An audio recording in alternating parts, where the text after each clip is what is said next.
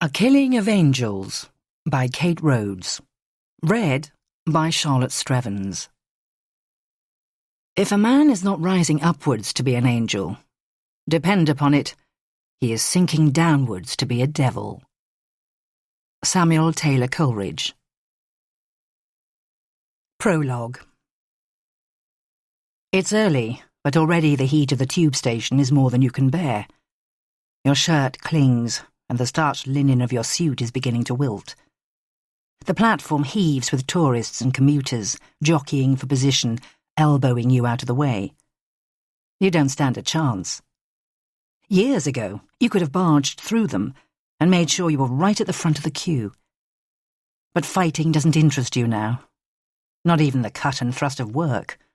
Watching the markets crest and fall, grabbing the best deals. It's hard to believe that you're standing here, shoulder to shoulder with the great unwashed. But your driver called in sick again, which means that you'll have to let him go, even though he's been with you 20 years. You dab the sweat from your forehead with a silk handkerchief. A young woman is jabbering to her friend, her mouth an ugly blur of crimson lipstick.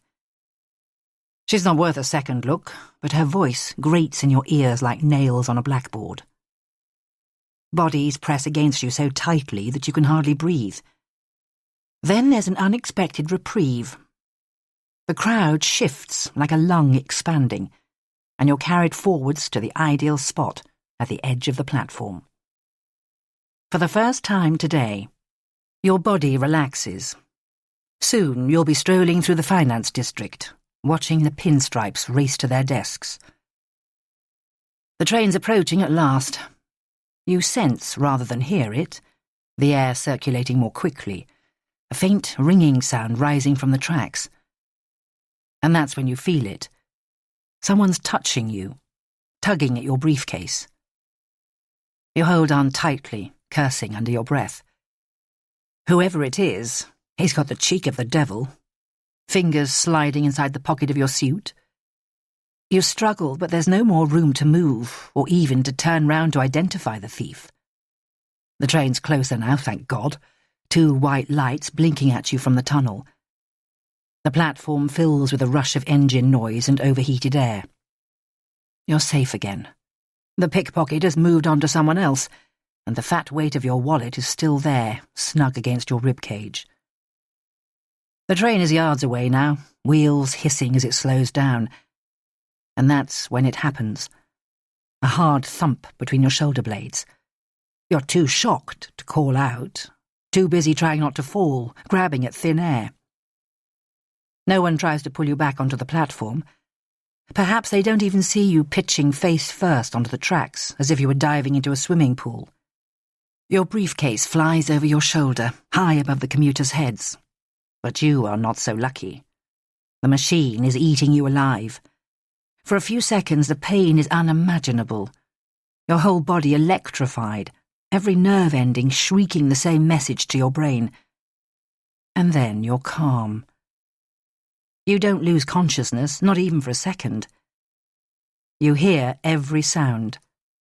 The brakes squealing, metal gasping against metal as the wheels grind past your eyes. Your face presses against cold stones, the taste of engine oil filling your mouth. Somehow you must have survived, landed safely between the tracks. Laughter rises in your throat. You twist your head, but it's impossible to move, the black underbelly of the train pressing down on you. There's a glint of pale metal a few yards away, and for a second it doesn't make sense. When your eyes blink open again, you see that it's your Rolex, still attached to your severed arm, sliced neatly at the shoulder. The fingers are twitching convulsively, grasping at something they can never have.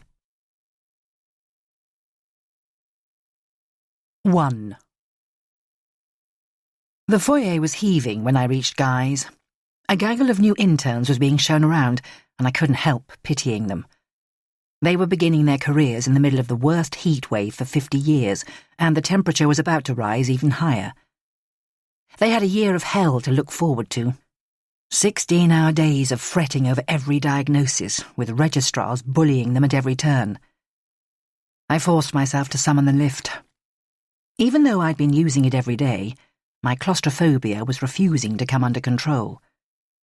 Jogging 24 flights of stairs to my department still seemed a far easier challenge.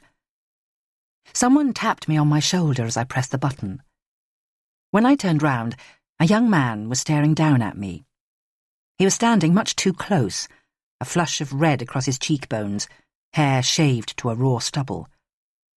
My mouth opened to say hello, but his name escaped me for a second. "You don't even know who I am." His breath smelled of cigarettes and last night's beer. "Oh, just a number to you, aren't I?" "Of course I know you, Darren." His probation officer had brought him to one of my anger management groups, and gradually he'd begun to join in, volunteering ideas without being asked. "You cancelled my group just like that!" His hands clapped together like a book closing, inches from my face. "No one even told me." "I'm sorry, you should have had a letter." "Who needs a letter? I haven't even got a fucking address." There was a mist of sweat on his forehead, eyes staring, as though he'd held me responsible for every bad thing he'd seen.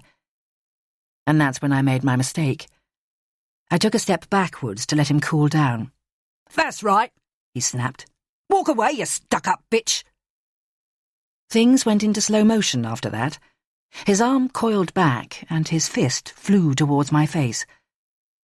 I dodged just in time, because the first punch landed on my shoulder, then another on my rib cage, knocking me to the ground. When I looked up again, 2 interns were holding his arms, but the fight had already drained out of him. He was pale with shock, like a child waiting to be punished. "Call the police!" one of the interns yelled at the receptionist. "No need.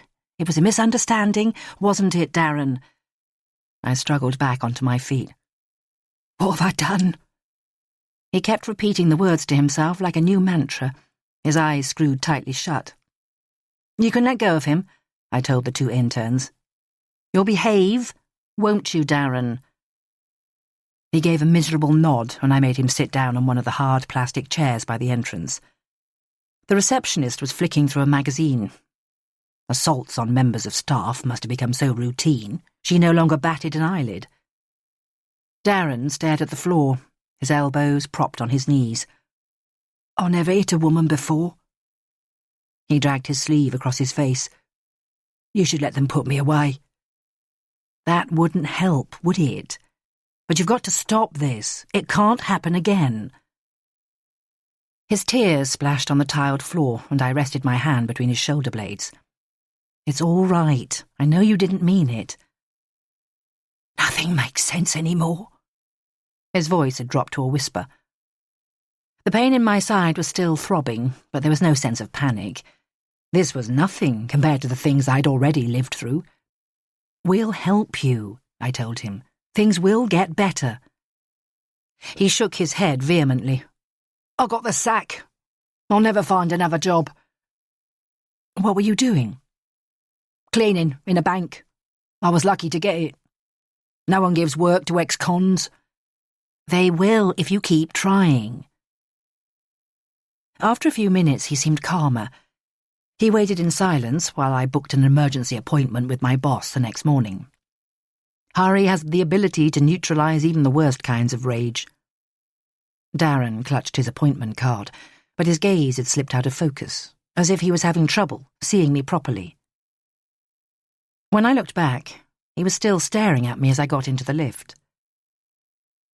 I wanted to pull up my shirt to inspect the damage, but a gang of nurses had pressed in behind me, chattering gaily to each other. It was my ribs that hurt most, a hot burst of pain every time I breathed, and there was no chance of going home.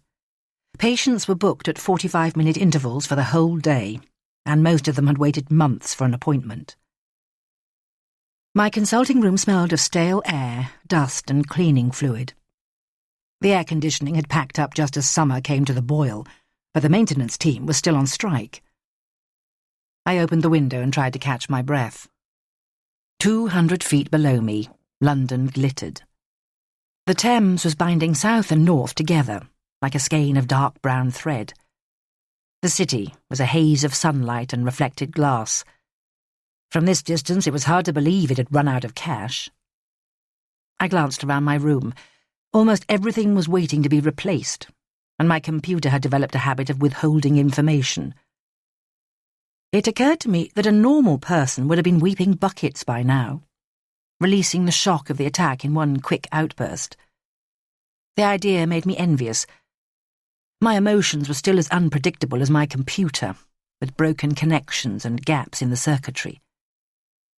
I gritted my teeth and got ready for the first appointment of the day. Harry appeared at 11 o'clock.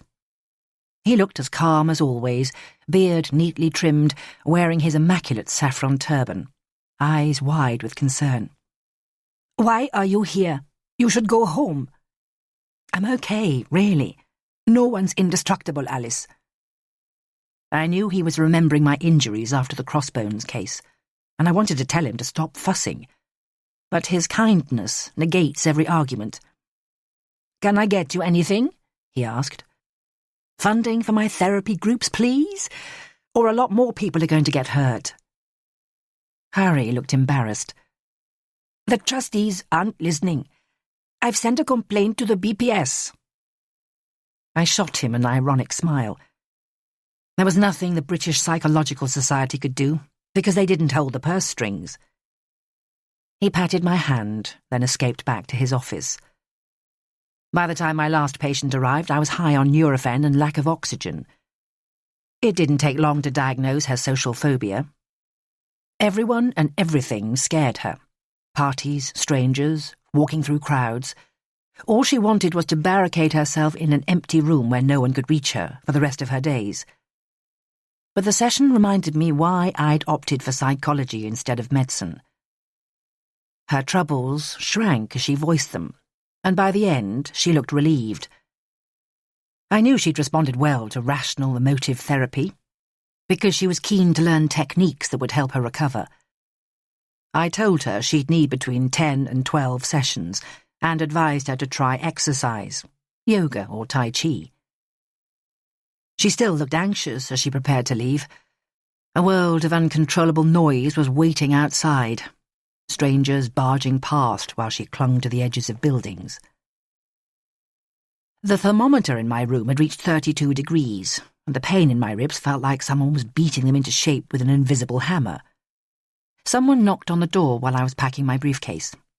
"Come in," I called. My visitor was vaguely familiar, tall and heavily built, like a rugby player gone to seed. His suit hung from his wide shoulders, as though a bigger man had loaned it to him for the afternoon. But it was his eyes that gave him away, bright and obsessive, determined not to miss a trick. "There's like a blast furnace in here, Alice." "It's never who I think it is," I gaped at him. The shape of his face had changed completely from a circle to an oval. "You've been going to the gym, DCI Burns." "Tell me about it."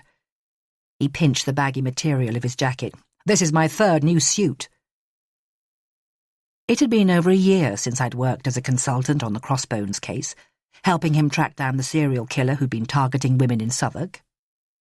Since then, he'd shrunk from the kind of huge man that children jeer at in the street to a couple of stone overweight, and his terrible inch-thick glasses had been replaced by the thin-framed kind that journalists wear.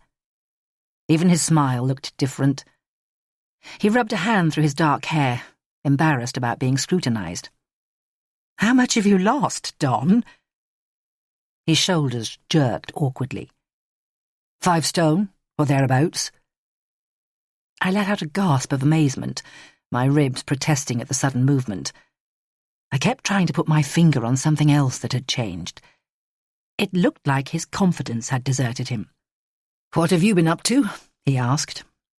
"Research, mainly."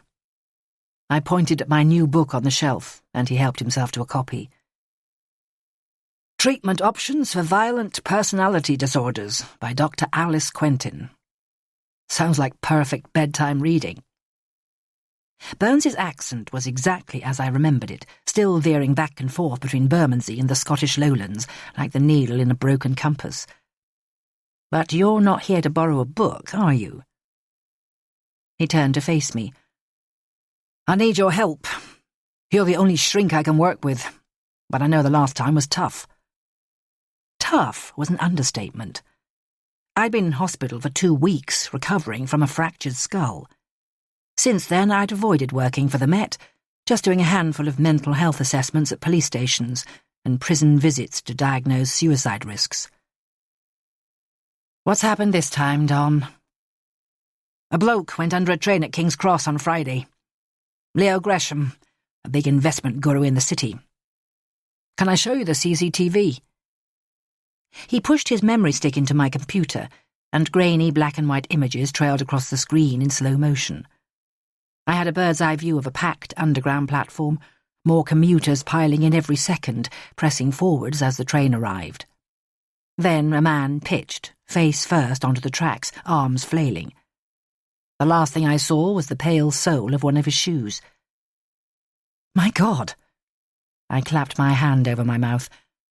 It was impossible to tell who'd pushed him, but a man in a dark top was standing behind Gresham, his hood low over his face. When I looked again, he'd already vanished. It's the driver I pity. Burns's sharp eyes observed me. I wouldn't fancy his nightmares. In spite of myself, I felt involved. You can't watch someone die like that without wanting to snatch them back onto the platform. Gresham lost an arm and both legs. He kept screaming that he was pushed, Burns said. He survived for hours in intensive care. I still don't see where I come in. I want you to work with me. All the evidence is going into Holmes too, in case he does it again. Aren't you jumping the gun? It's probably payback for a dodgy business deal, isn't it? I'm not taking any chances. Gresham worked for a bank called the Angel Group. We found this in his pocket. Burns handed me a postcard, wrapped in a clear plastic bag. It was a close-up of an angel's face. Apart from a bloodstain smeared across her forehead, her features were perfect. Her pale eyes gazed at me calmly, as though she knew I could still be saved. The writing on the back explained that she was an angel in green with a VL, painted by a pupil of Leonardo da Vinci's, hanging in the National Gallery.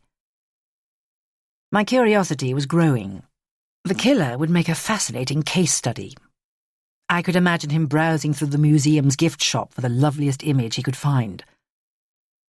One calling card doesn't make a serial killer. I passed it back to him. We found white feathers in his pocket too. The lab's checking them out. The strength of Burns's gaze was unsettling. It didn't let me forget all the times when he'd visited me in hospital. I used to wake in a panic and see him there in the half-dark, patient as a guard dog. He'd sit for hours by the window in my room without moving a muscle. It was hard to guess what had happened to him since then. His expression was so tense it looked as though he was hanging onto his nerve by a fingernail. Tell me the real reason you're here, I said. He shifted in his seat. They demoted me after Crossbones.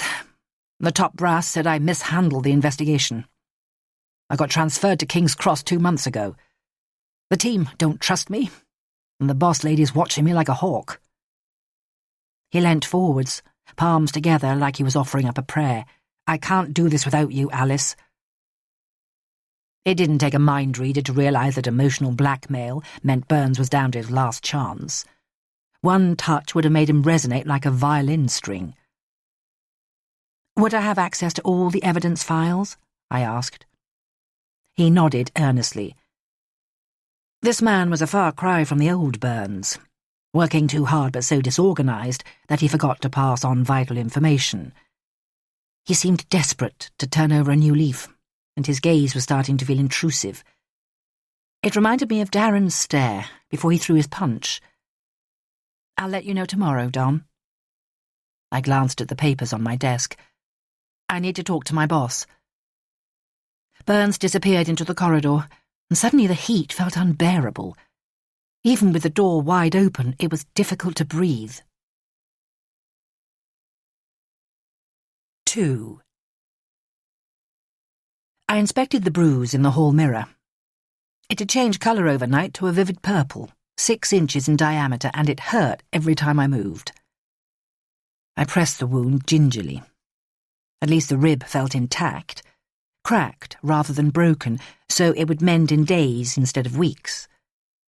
The mark on my shoulder was less spectacular, a dull midnight blue.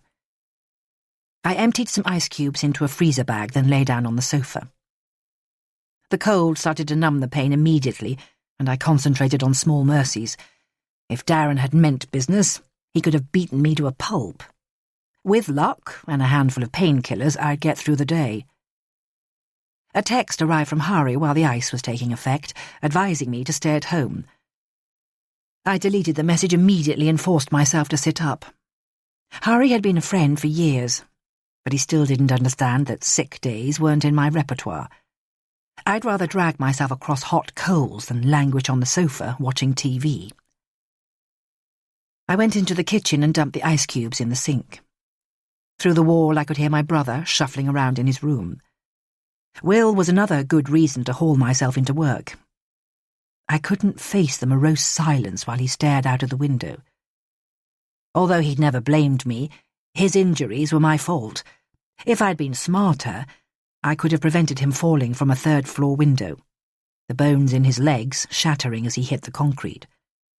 It wasn't surprising that the trauma had made his drug habit even harder to control. A huddle of patients was waiting outside the therapy room when I got to work. Some came from the probation service, and others had been referred by their GPs. But everyone was there for the same reason. They were struggling to keep a lid on their rage. When I broke the news that there would be no more sessions, their reactions varied from outrage to resignation. But it was the rest of the week's groups that worried me more. They'd already been cancelled. I wouldn't even get the chance to say goodbye. I took a walk round the quadrangle. Exercise has always been my preferred method for keeping rage under control. I hoped the stroll would clear my head, but the heat was already punishing. The hospital gardeners seemed to be sticking to the hosepipe ban because the roses were struggling to bloom, and the lawn was a parched brown, aching for a sign of rain. When I got back to the clinic, I asked one of the receptionists if Darren had kept his appointment. "He was a no-show, I'm afraid." She looked apologetic, as if she was the reason he'd stayed away. I was incandescent as I walked back to my office, ribs protesting with each step. Knowing Darren hadn't bothered to pitch up made me regret my decision. I should have let the police prosecute him for assault. It was a struggle to calm down in time for my next patient. By 6 o'clock the temperature was tropical, my cheese plant withering before my eyes.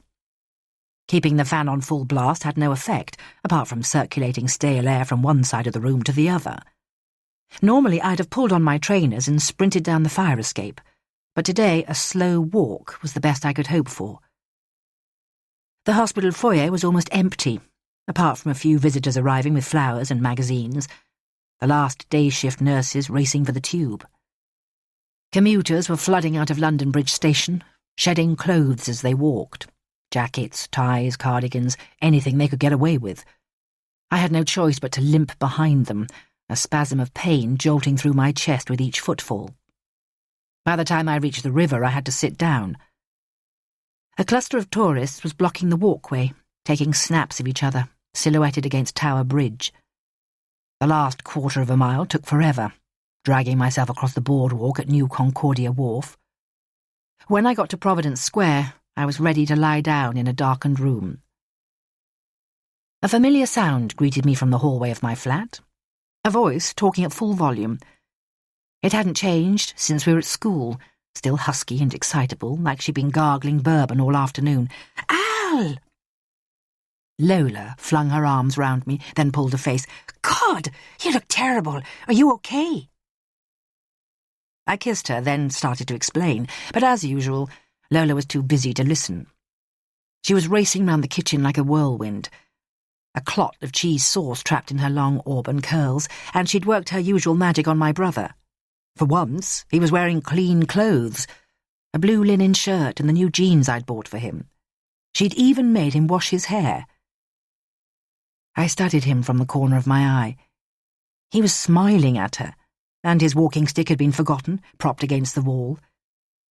I made a mental note to buy Lola a bunch of flowers. She always brought gifts to keep Will entertained. A DVD of the Motorcycle Diaries, ingredients for pizza, even a battered Monopoly set she'd found in an Oxfam shop. I left them to it and ran myself a bath. It was a relief to slip into the warm water, rinsing the last few days from my skin. After 20 minutes, the image of Darren lunging at me had almost soaked away. I rubbed arnica cream into my bruises, then headed back to the kitchen. Lola was scrubbing the sauce from her hair with a piece of paper towel. "Shit, Will, we forgot the garlic bread. Whack it in the microwave, my friend." The kitchen looked like a bomb site, the floor littered with grated cheese, but it was impossible to resent Lola. There was no denting her joie de vivre. "Voilà!" She pulled the pasta dish out of the oven in triumph. Will was enjoying every moment. Normally he skulked in his room, refusing everything except sandwiches. But tonight he was almost his old self. It was easy to remember the way he used to be, before the drugs took hold. His whole body was angled towards Lola while she spooned pasta onto his plate. "How's the show going?" he asked. Lola's green eyes widened. "The high kicks are killing me, and I'm the oldest girl in the chorus line." She glared down at her mile-long legs as if they'd failed her in some way. "Have you got a backup plan?" I asked. "Sort of. I'm working with a group of disabled kids in Hammersmith, helping them put on a talent contest. You should come over on Saturday, Al. You'd love it." Lola leant across and stole some bread from my brother's plate. "What have you been up to, Will?" "Nothing, really. But I've joined the Cloud Appreciation Society. It's this website about different types of cloud." His pale eyes flickered. "And the thing is, we should study them more, because of the messages." "How do you mean?" Lola looked mystified. "Each cloud holds a message.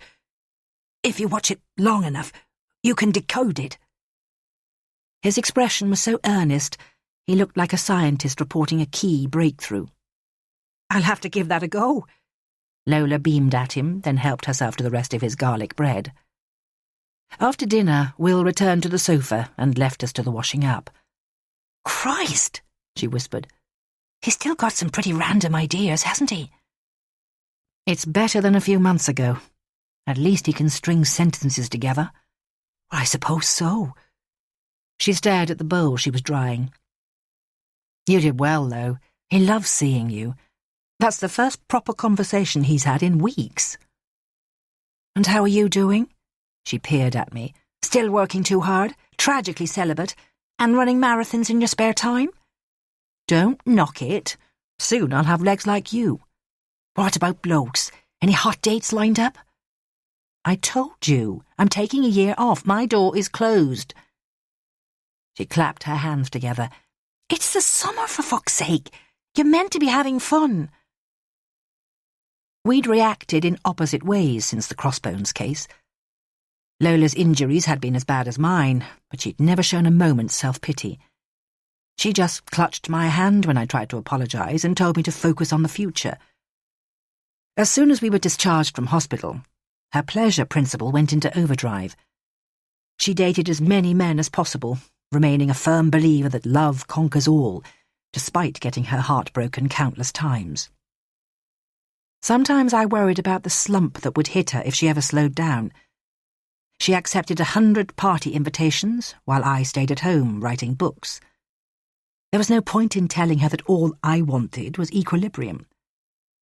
My nightmares came less often, but the idea of trusting someone was out of the question. "This is a smokescreen, Lo. You've met someone, haven't you?" Her grin widened. "Maybe. Maybe not." Lola spent the next 15 minutes nagging me to search for the ideal man, but I was so grateful for her help that I kept my mouth shut and nodded at appropriate intervals. Afterwards, she curled up beside Will on the sofa, giggling helplessly at a repeat of Rev. When I went to bed, I noticed the light flashing on the answer machine. The first message was from my mother. Her tone was so cool it sounded like she'd spent the afternoon inhaling dry ice. When I pressed the button again, Burns' tone was anxious. He was reminding me about my visit to the police station on Pancras Way, even though he'd already sent me an email. There was a long pause after he stopped speaking, as though he expected to be let down. I deleted the messages immediately, but it didn't help. I stared at the ceiling for a long time before I fell asleep. 3. A young police officer collected me from reception the next morning. She asked me to wait in the corridor until the senior team called me into the meeting room, because Leo Gresham's investigation was the last item on their agenda. I noticed that she seemed relieved to be staying outside, and when the door swung open, I understood why. The atmosphere was so tense, you could have tied it between two skyscrapers and used it for a tightrope. The woman at the head of the table was in her mid-50s, with deep lines etched across her forehead. Her face was free of makeup, framed by a shoulder-length frizz of grey curls. She didn't bother to crack a smile when she greeted me. "Thanks for coming, Dr. Quentin. I'm DSI Lorraine Brotherton." Her voice was a low monotone, as if she was determined not to say anything memorable. It took a while for everyone to introduce themselves, because there were at least a dozen people in the room. Pete Hancock, the senior crime scene officer, had thick black eyebrows which met in the middle, adding weight to his frown. A family liaison officer gave me a brief smile, and the man sitting beside Burns turned out to be his deputy, DS Steve Taylor. He had a wide, ingratiating grin, and he looked more like a football pundit than a copper, keeping himself in trim even though his glory days were over. His head was shaved to disguise his receding hairline, and he was sporting a deep suntan. He seemed to be hanging on Brotherton's every word. D.I. Burns thinks the death at King's Cross might be the first in a series. I'm no great believer in gut instinct, but he's right to take it seriously. He'll be running the operational side of the investigation. Her lips twitched as though she was trying not to laugh. You can give us your update now, Don. I was beginning to see why Burns had enlisted me. His deputy's body language spoke volumes. Arms folded across his chest, eyes glazed. He was using every trick in the book to show that he didn't give a monkey's what his new boss had to say, and the rest of the room was following suit.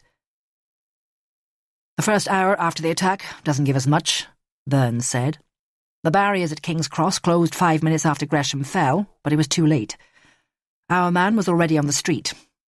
The CCTV caught him riding a bus all the way to Putney. These are our last images before he slips off our radar." The blurred pictures Burns passed round showed a man of average build, shoulders hunched as he stepped off the bus. His hood was so low over his face that it cast an impenetrable shadow, like the Grim Reaper in a pantomime.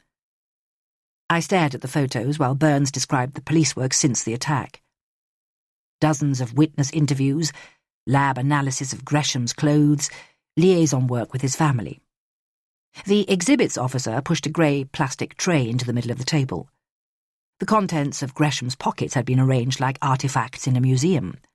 2 white feathers, the angel postcard, a smart leather wallet, and a wad of blood-spattered banknotes, the stains dried to an earthen brown. His Rolex had survived without a scratch, still keeping perfect time. Burns's talk confirmed my suspicion that he'd spent the past year transforming himself into someone else.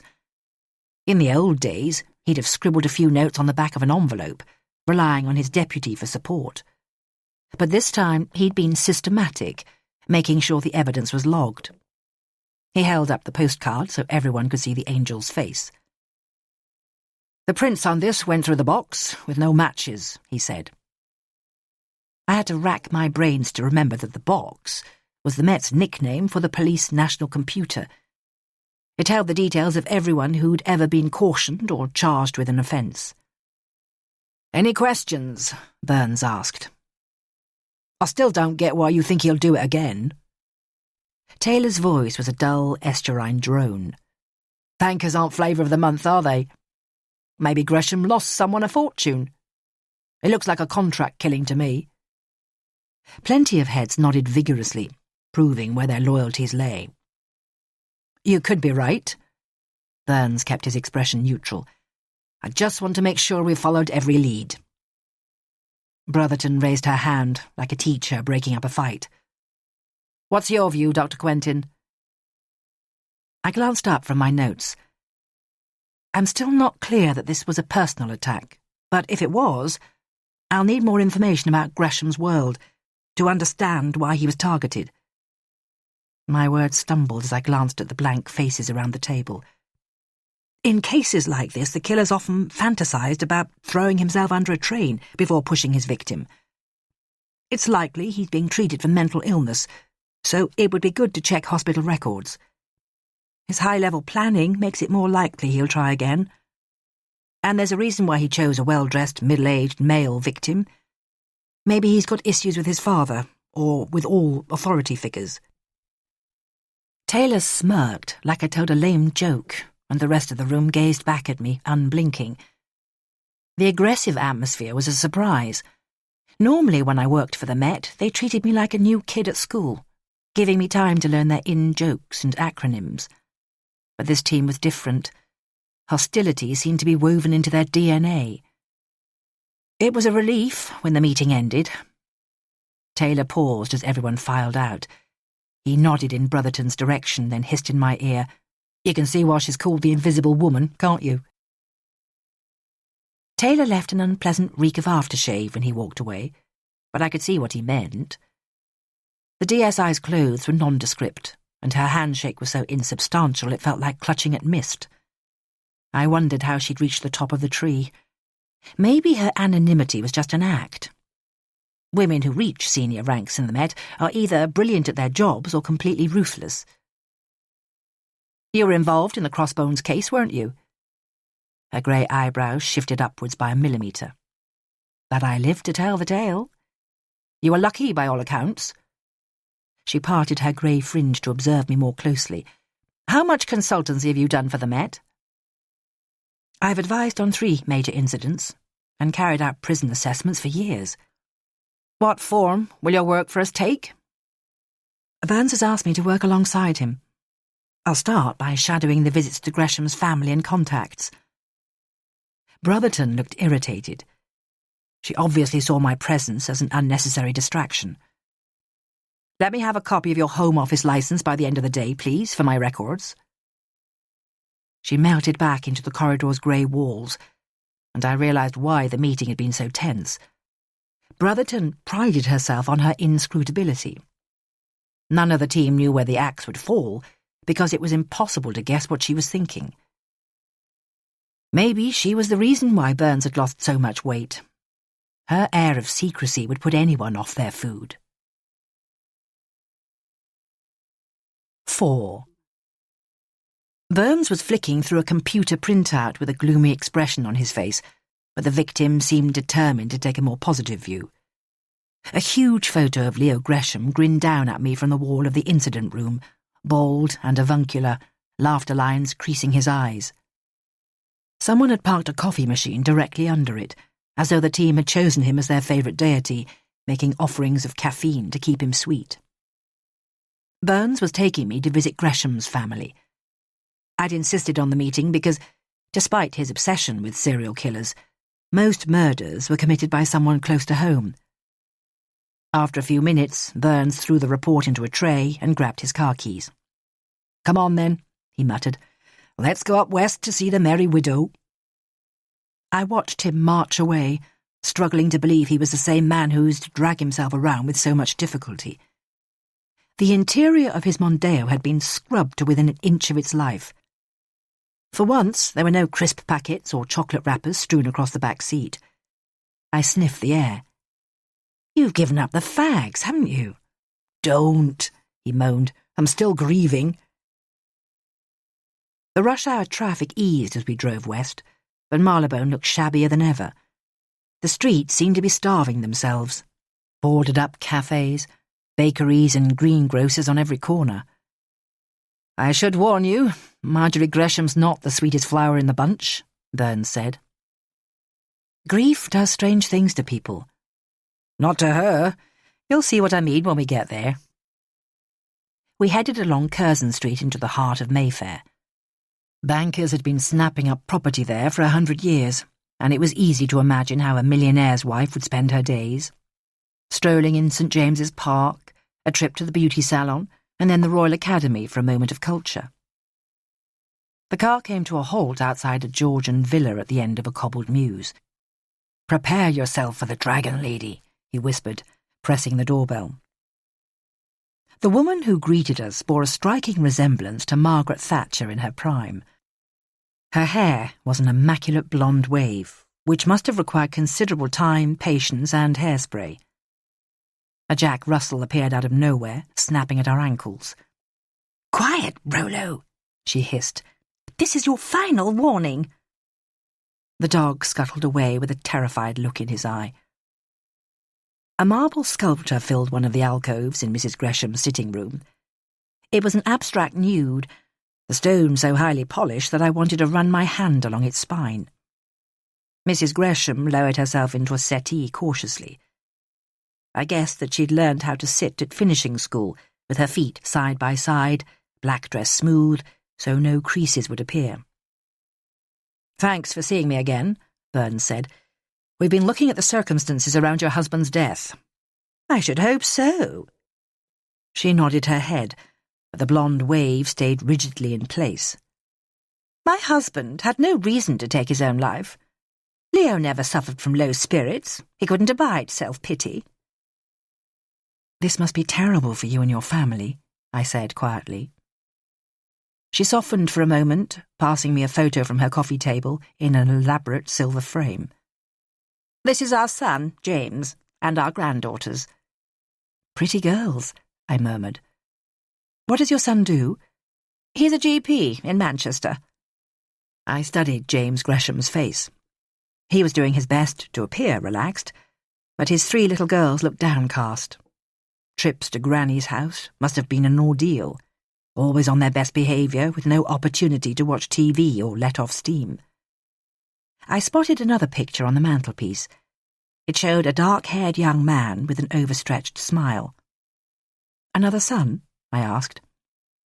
"That's Stephen Rayner, Leo's deputy at the bank." Her face brightened. "He's been with Leo for years. We're very fond of him." Her voice faltered as she caught herself referring to her husband in the present tense. An invitation card was propped beside the picture, the letters embossed in gold. It was advertising a gala for financiers on Friday evening. "We've been going to the annual dinner for as long as I can remember." She was still sitting bolt upright, as if she were aiming for a deportment prize. "Just a couple more questions, Mrs. Gresham," said Burns. "Do you know if your husband argued with anyone recently?" She gave him a withering look. "Of course he didn't. My husband advised banks all over the world on their investment policies. At the weekends, he gardened, and on Sundays he went to church. He didn't have a single enemy." Burns looked chastened. "He never fell out with anyone?" "Envy. That's what killed my husband, Inspector." She lifted her chin and stared at him. "Young people today want everything on a plate. They won't work, but they expect all of life's luxuries." "I'm not with you." He looked confused.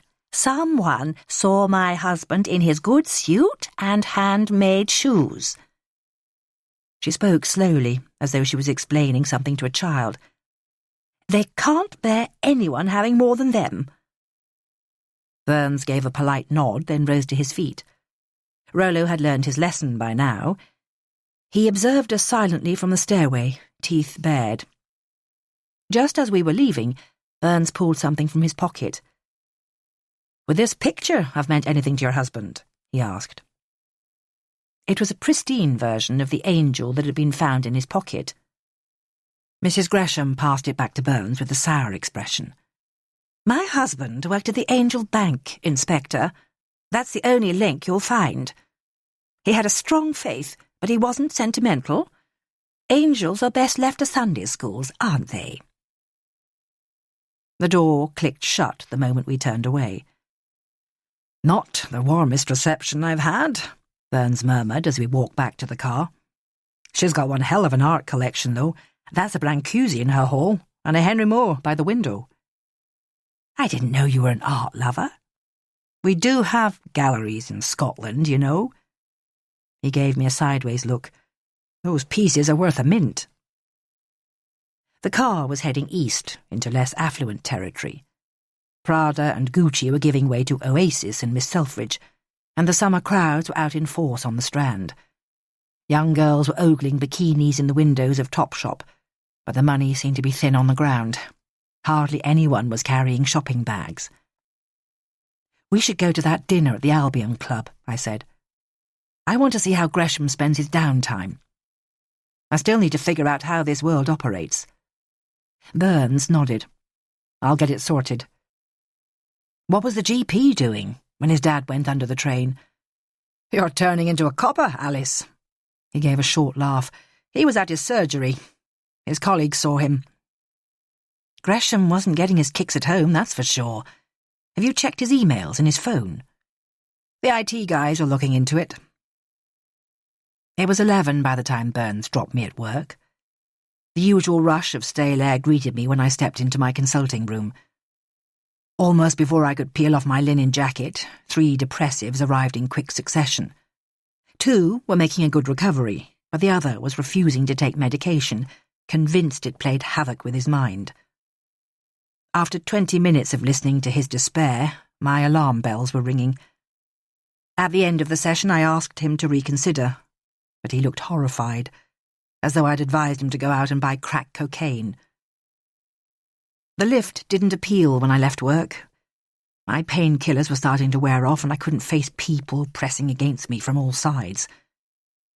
The air conditioning kept me artificially cool as I made my way down the 24 flights, but outside it must have been 40 degrees. A heat haze shimmered above the tarmac, the buildings across the street wavering like a mirage. The front door was hanging wide open when I reached the flat. I stood on the threshold and called Will's name, but there was no reply. The door was still intact. At least the burglars had done a tidy job of picking the lock. I forced myself to march from room to room, but nothing had been taken. My pulse had almost returned to normal when I got back to the kitchen, and I remembered Will telling me he was going to his NA meeting. He must have forgotten to shut the door, happy to let any passing opportunist rob us blind. I closed my eyes and tried to imagine him sitting in a group, repeating the Narcotics Anonymous mantra, "My name is Will, and I'm a drug addict." The picture refused to take shape, and when I opened my eyes again, my gaze fell on his VW van, hogging my parking space outside. Even though it was falling apart, he still saw it as a refuge. There was no point in nagging him to sell it before the council towed it away. Will came home just after I finished dinner, and I was primed to deliver my lecture on home security, but he seemed in no mood to listen. He was clutching a slip of paper, a broad smile plastered across his face. He hobbled straight past me into his room. My stern advice would have to wait for another day. An hour later I heard him humming to himself, a contented sound, like a child discovering a brand new toy. The scrap of orange paper lay on the hall table with his keys. It was an entrance pass to the Great Escape Festival, with a phone number scrawled on the back. God knows who the number belonged to. I had visions of hippies lying on Brighton Beach in a drug-addled haze. All the progress he'd made would vanish in the space of one weekend. My first instinct was to rip the ticket to shreds, but I forced myself to put it back. When I got back to the living room, I saw the pile of reports on the table, and I realised I'd forgotten to fax my licence to Lorraine Brotherton. For some reason, the thought cheered me up. It would be fascinating to see her reaction if someone stepped out of line. The shock might tear down her mantle of invisibility, just for a second or two. 5. By Thursday morning, confidentiality had become a thing of the past. The air conditioning still wasn't working, and I couldn't shut the door in case my patients collapsed from asphyxiation. I tried to concentrate on my case notes, But when I heard a sound in the corridor, Darren was standing there. An odd, prickling feeling travelled across the back of my neck. I don't know why he unnerved me so much. It wasn't just the fact that he'd attacked me. There was something unpredictable about his body language, as if he could implode at any minute. He was having trouble meeting my eye, shifting his weight from foot to foot. His shaved hair was beginning to grow back, a few millimetres of black stubble blurring the outline of his skull. My finger hovered over the panic button under my desk. "You're 2 days late, Darren. Dr. Chadder was expecting you on Tuesday." "It's you I need to see," he mumbled, "to say thanks for not dobbing me in. I owe you one." "The only thing you owe me is to stop using your fists." He stared back at me with an odd, fixed gaze. "You're different from the rest, aren't you?" "How do you mean?" "You did me a favour. I look after people like you." The smile had disappeared from Darren's face. He seemed to be growing more agitated, his mouth opening, then closing again, as if the power of speech was deserting him. I was about to press the panic button when he crossed the room.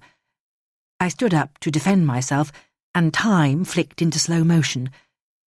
It felt like I had hours to study the spider's web tattoo spinning across his neck.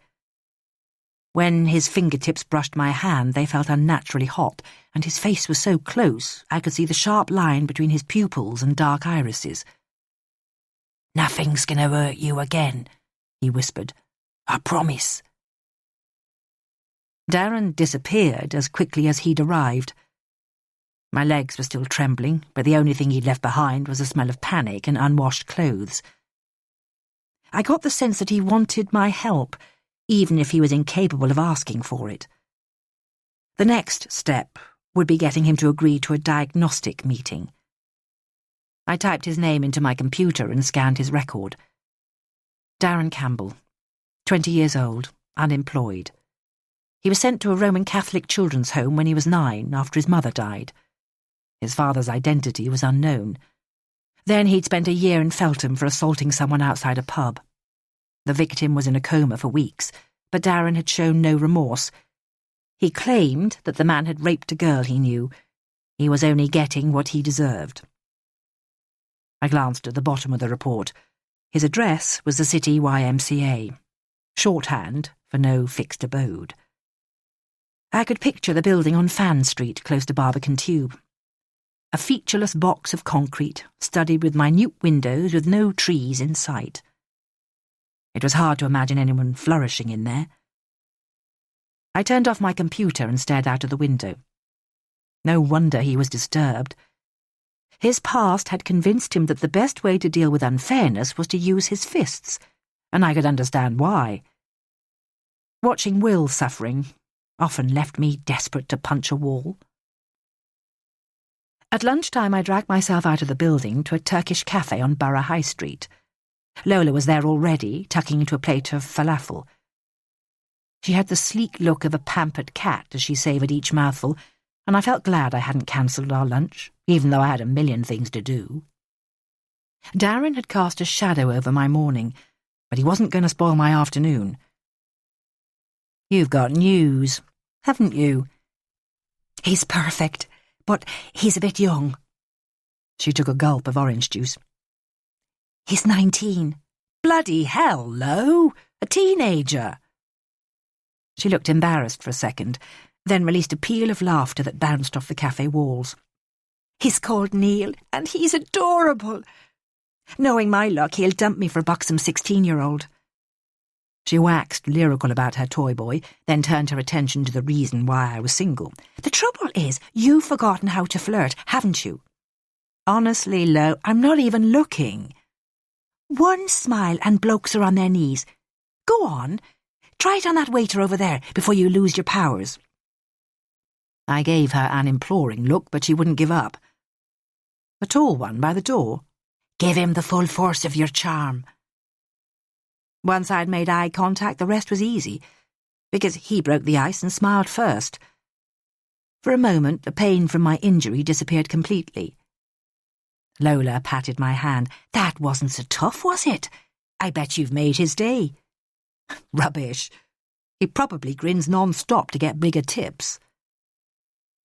She entertained me with details of her sex life while I sipped my bitter Turkish coffee. At least she was happy. She was radiating so much contentment it would have been churlish to rain on her parade. After half an hour, I grabbed my bag to go back to work. "Don't forget about Saturday, will you?" She eyed me expectantly. I couldn't remember what I'd agreed to. Of course not.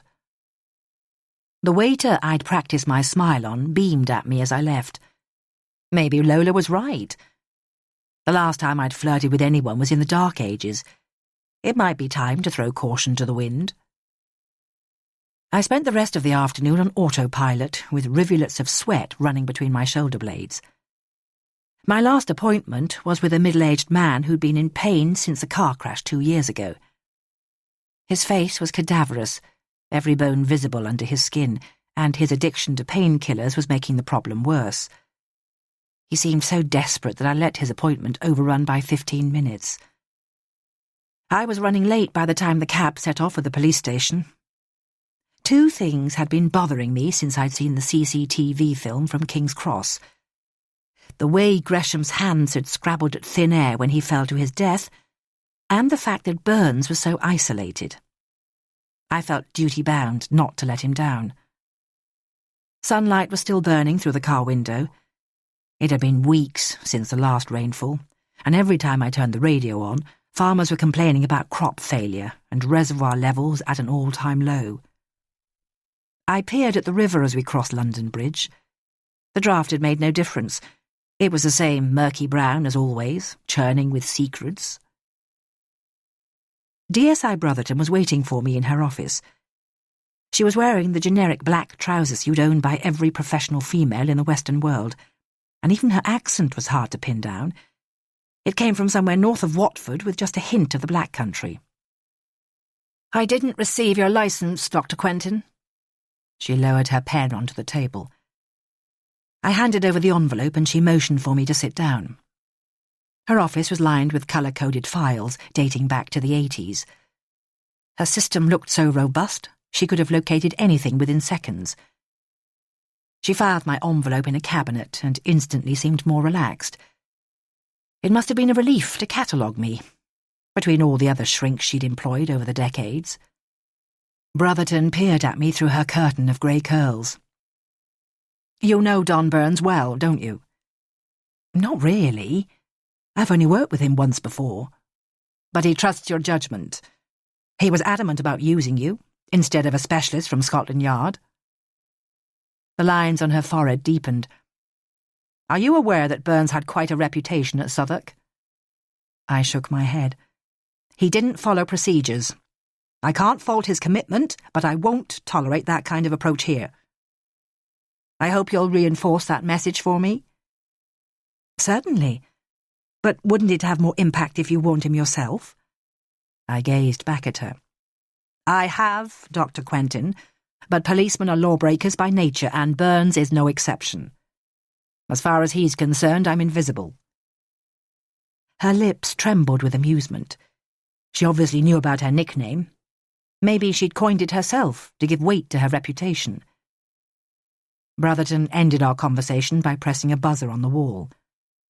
A young man arrived in seconds, and he marched me along the corridor as if I were guilty of a grievous offence. When I got to the incident room, Taylor was swaggering around like he owned it, his tie hanging loose around his throat. I logged onto the nearest computer and scanned the evidence files. They'd doubled since the day before, dozens of interviews flooding into the system. Gresham's colleagues, friends from his church and golf club, had all given their opinions. I read a couple of interview forms, but no one had reported a change in his behaviour. Taylor's sickly aftershave hit the back of my throat as soon as he sat down. "Are you looking for Burns?" he asked. I shook my head. "I'm updating my report." "Forgive me for saying this, but you don't look much like a shrink to me." His full-on eye contact was probably meant to be sexy. "I know. Growing a beard's a struggle for me." The joke sailed straight past him and he carried on staring. "You can always ask me for help," If anyone gives you a hard time, I'll deal with them. I'll keep that in mind. Have you got some new information for me, D.S. Taylor? He grinned, then lounged back in his chair. I have, as a matter of fact. Gresham's deputy, Stephen Rayner, was off work the day his boss died. You should have a word with him. Why? Because he's a liar.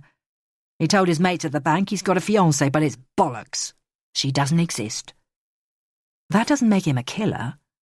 Plenty of people hate admitting they're single. He got cautioned for punching a colleague years ago. The bloke can't control himself. Taylor's expression hardened. He knows more than he's saying. I'd put money on it. Uncertainty didn't seem to feature in his emotional repertoire, so I didn't reply. I got the impression that trying to change Taylor's opinion should carry a health warning. It would be as risky as slipping your fingers between a pit bull's jaws. 6. Will was fast asleep on the sofa when I got back, oblivious to the sunlight flooding through the windows. I paused in the doorway to study him. At least he was beginning to look like my brother again, instead of a junkie who didn't care whether he took ketamine or crack. With my eyes half closed, he looked like the golden boy he'd been at 16. His hair was exactly the same, thick and unruly, the colour of damp straw. But his features had changed almost beyond recognition. His eyes had settled deeper into their sockets, and his cheekbones were sharp-edged, jutting from his face like the angles of a picture frame. I had to remind myself how much progress he'd made. 6 months ago the doctors thought his legs might never mend, but he was walking again and, if he chose to, he could follow a conversation from start to finish. It was hard to believe that he'd ever had a stellar career in finance. But when his bank heard about his bipolar disorder, they dropped him instantly, and none of his so-called friends had bothered to keep in contact. Their reaction had given me a biased view of financiers. I was convinced that most of them had hearts of stone. There were no messages on the answer machine in the hall, which always made me suspicious. Will often deleted them without telling me. Strangers whispering secrets seemed to be more than he could bear. I noticed the sound of water dripping when I walked towards the kitchen. The source was easy to find. The sink was overflowing, still loaded with last night's dishes. Will must have intended to wash up, then forgotten all about it. Luckily, most of the water had drained down the overflow, but a puddle had collected beside the fridge. I cursed loudly, then hunted for the mop. Will was still out for the count when I finished rescuing the floor, and the exertion had made my ribs ache. I stood by the bedroom mirror and pulled up my top. Half of my ribcage had become a rainbow, emanating from a black centre through shades of blue to mottled red at the edges. But at least the inflammation was going down, and it was easier to breathe. I lay on the bed with an ice pack over my sternum. When the phone woke me, I shivered. The cold had lowered my body temperature. You haven't forgotten about the bankers, do, have you? Burns sounded even more uptight than before. I'll be round in half an hour. Put your glad rags on, Alice. The Champagne Charlies will be out in force. I hunted through my wardrobe for something suitable, feeling curious about the evening ahead, because Gresham's world was new territory. I'd never stood in a room full of millionaires before. It was a behaviourist's dream, and it had to beat an evening of crappy takeaway food, watching my brother doze on the settee. I put on some lipstick and squeezed into my only cocktail dress. It was a relic from a summer wedding, pale green silk, tight enough to accentuate every curve. Blimey! Burns peered at me from the doorstep. You scrub up well. Cheers, Don. You've got a real way with words. He'd unearthed a dinner jacket from somewhere, his bow tie slightly off kilter. I resisted the urge to reach up and straighten it for him. His profile had come into focus since he'd lost weight, with a newly defined jawline. Mrs. Burns must have been thanking her lucky stars. Where is the Albion Club, anyway? I asked. St. James's Park. Burns's lip curled. It's the oldest gentlemen's club in town. You need serious cash to join, unless you're Prince Charles. It gives the banking boys a break from their wives. Women are barred most of the year." "You're kidding." He didn't seem to hear me. He was staring straight ahead as though the killer might step into the road at any moment. "Why are you so keen to go?" "Everyone from the banking world will be there. A lot of them must have known Gresham," I said. "They won't tell us anything. They'll think we're journalists, sniffing for a story." When I glanced at Burns, his face was tense with anxiety, and I made an instant diagnosis. His shyness must have been crippling as a child. These days he was doing a good job of hiding it, but gatherings of strangers clearly filled him with dread. The early evening traffic brought the car to a halt at Piccadilly Circus. Gangs of teenagers were chatting on the steps of the Eros statue, oblivious to the traffic fumes. When we finally pulled up on St. James's Square, a doorman rushed over to relieve Burns of his car keys, his jacket glittering with brocade. The Albion Club was a huge neoclassical eyesore. I spotted Richard Branson at the top of the stairs, a crowd of chinless wonders in tuxedos queuing behind him on a strip of red carpet. Several faces were instantly recognisable. Tory MPs, financial pundits, and the Governor of the Bank of England. In their shoes, I'd have felt vulnerable. Given the state of the economy, a few unhinged members of the population must dream about strafing them with a machine gun. "Not my cup of tea," Burns muttered. "Relax, Don. All you have to do is take a look around." The club's interior was even grander than its facade, the hallway lined with portraits of former members decked out in military regalia. Female guests were gathering in cliques, displaying the family heirlooms. Burns's eyes were fixed on the girl beside me. She was so encrusted with emeralds it was a wonder she could move. "It's rude to stare," I whispered. "Let's split up. We'll see more that way."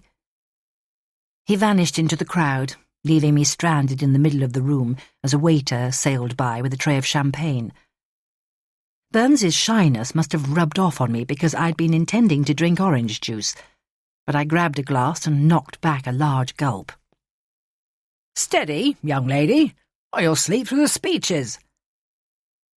The man peering down at me had a thin, expressive face. He was a little too tall, with curly chestnut-brown hair and freckled skin stretched tight across his cheekbones. It was his smile that brought the whole ensemble together, snaggle-toothed and sincere. His voice was interesting, too. It sounded permanently amused, and each word took ages to produce, as if his cheeks were packed with marbles. "Ever been to Albies before?" he asked. "Never," I replied. "Andrew Piernan." He held out a fragile, long-fingered hand. "Delighted to make your acquaintance." He leant closer to whisper in my ear, "This lot are harmless, and don't worry, you're easily the prettiest girl here." Piernan was an impressive gossip. He had the lowdown on almost every guest. "That guy's a shipping tycoon, between wives." He nodded at an elderly man with a pronounced stoop. "Rich as creases, and a rampant foot fetishist, by all accounts. If he asks for your shoe size, you're in luck." I couldn't help giggling. He kept up a brilliant running commentary for the next 20 minutes, as though it was his job to keep me amused. His pale brown eyes flickered across my face, making sure my smile was intact. It was hard to guess his age. His curls made him look like a child, but his mouth was bracketed by deep lines. He could have been anywhere between 30 and 45. On the other side of the room, I spotted a man circulating from guest to guest, patting backs and flirting with every woman he passed. He was one of those men who don't follow the usual rules, like George Clooney or Clint Eastwood. A combination of good looks and brash confidence meant that women were turning round for a better look, even though he must have been in his 60s. His grey hair was glossy with health, and he had the weather-beaten tan that comes from years of tropical holidays. "Who's that?" I asked. "Max Kingsmith, head of the Angel Bank, and eternally young. He's got a new baby, believe it or not. Tiernan was standing close enough for me to count his freckles. How can a bank call itself angelic? I asked. It was founded by a Quaker family. They use their profits to support the poor. And now you lot squander them on Lamborghinis. So young and yet so cynical. His smile widened. But don't blame me. I'm a con artist, not a money lender. Who do you con? He wafted a thin hand at the crowd. This lot, mainly. I've swindled millions out of them over the years. Good for you. They probably deserve it. Tiernan stared down at me. You're very forthright, aren't you? Blunt, you mean? His eyes were fixed on my mouth as though he was waiting for the next insult. I remembered Lola's advice about practicing my flirting skills. This man seemed like the ideal target, because he was confident enough to walk up to a complete stranger with nothing to recommend him except his Charlie Chaplin smile. But Burns was scowling on the other side of the room, and I felt a pang of guilt. He held up his wrist and tapped his watch urgently, reminding me to get on with the task in hand. Did you know Leo Gresham? I asked. Tiernan looked taken aback. Pretty well. Our paths crossed at events like these. I have to go to a lot of mind-numbing fundraisers. What about you? I shook my head. What was he like? Put it this way. The man certainly knew how to have a good time. He watched me drain my glass of champagne. Another? Better not. I'd hate to fall over before the food arrives. Tell me about yourself. He was observing me minutely.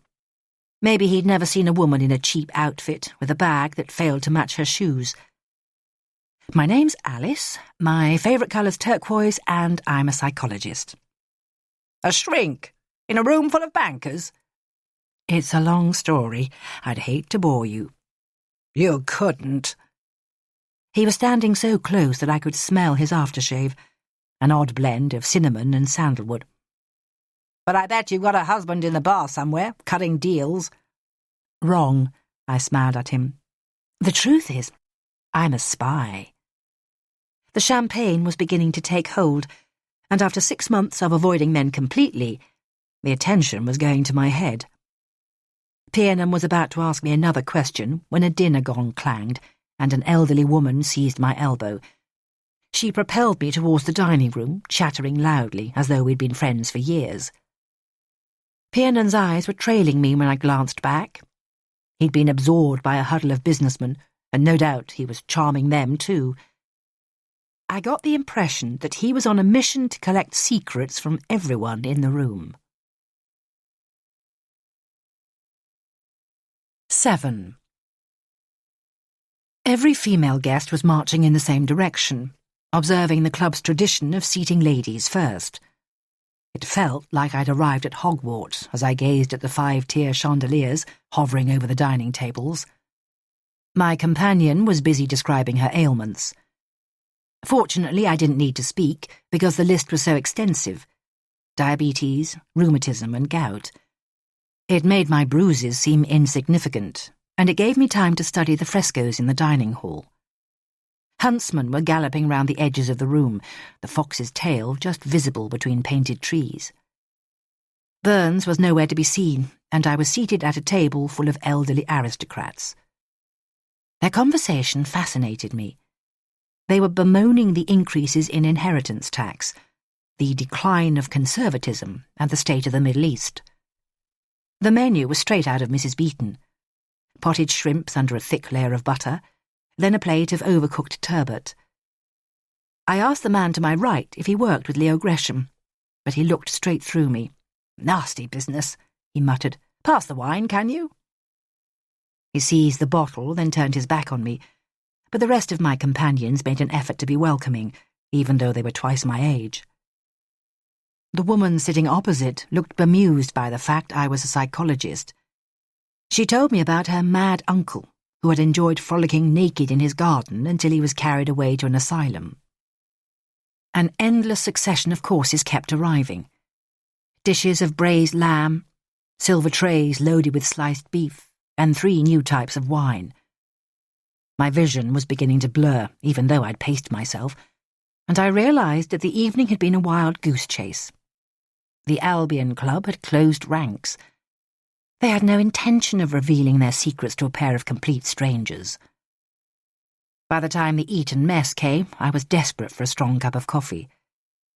It crossed my mind to rush outside and flag down the nearest taxi. People were on their feet, networking before the speeches began. Andrew Piernan materialised while I was planning my escape. "Fancy a tour of the building?" I smiled at him and stood up, head spinning with wine. He put out a hand to steady me, then asked how I planned to spend the weekend. I told him about my promise to visit Lola at the Riverside Theatre. He gave me a wide, uneven smile and started to lead me through the crowd. But before we could go anywhere, Burns came racing towards us, listening avidly to his mobile phone. "We need to leave, Alice," he insisted. I turned to Piernan. "It's work, I'm afraid. I'll have to skip the tour." "Another time, I hope."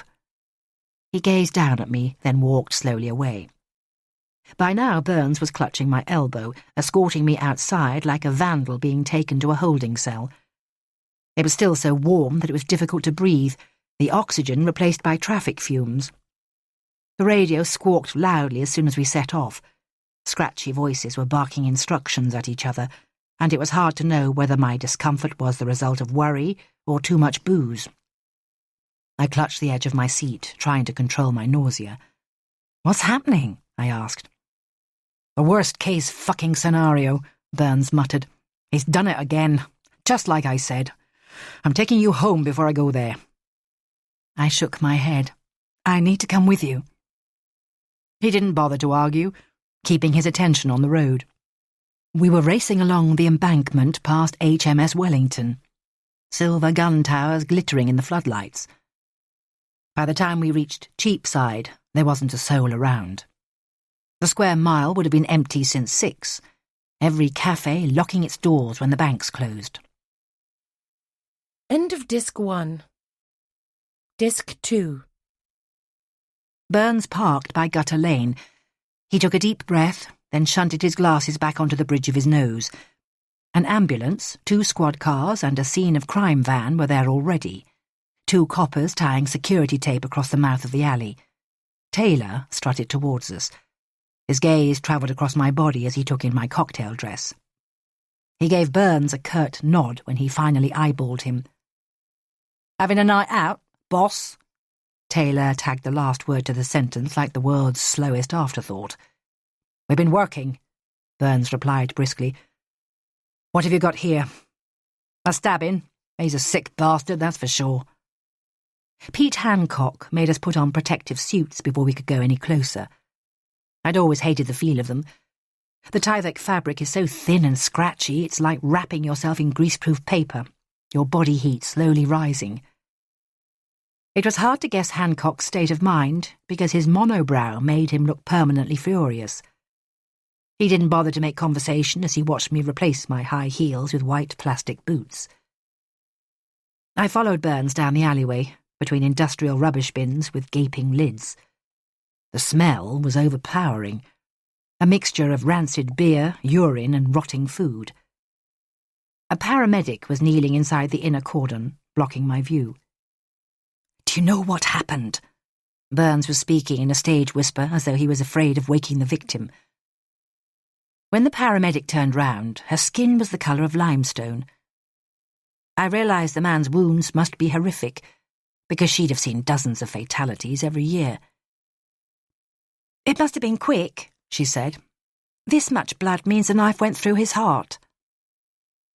She scuttled back to the safety of her ambulance, and I caught sight of the man's body for the first time.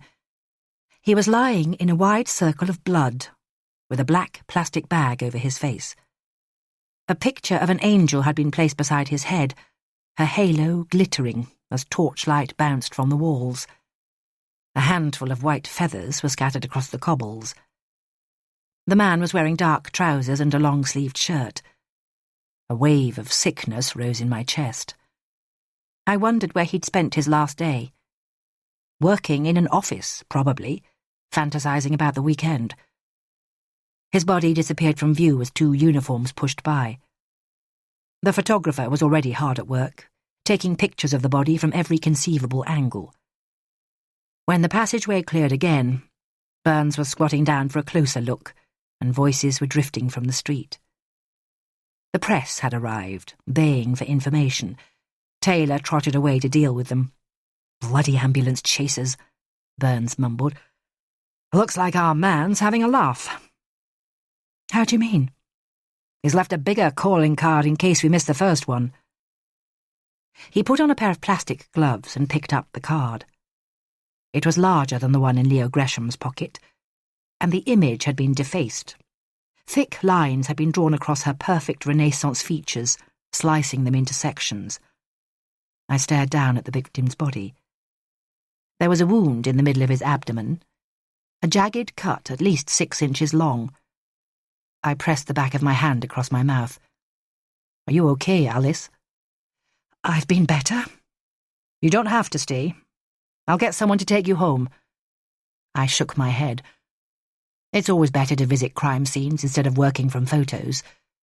Sometimes the killers escaped less than an hour before, and the details are so fresh, you're breathing the same air. You can inhale information that a photo could never give you.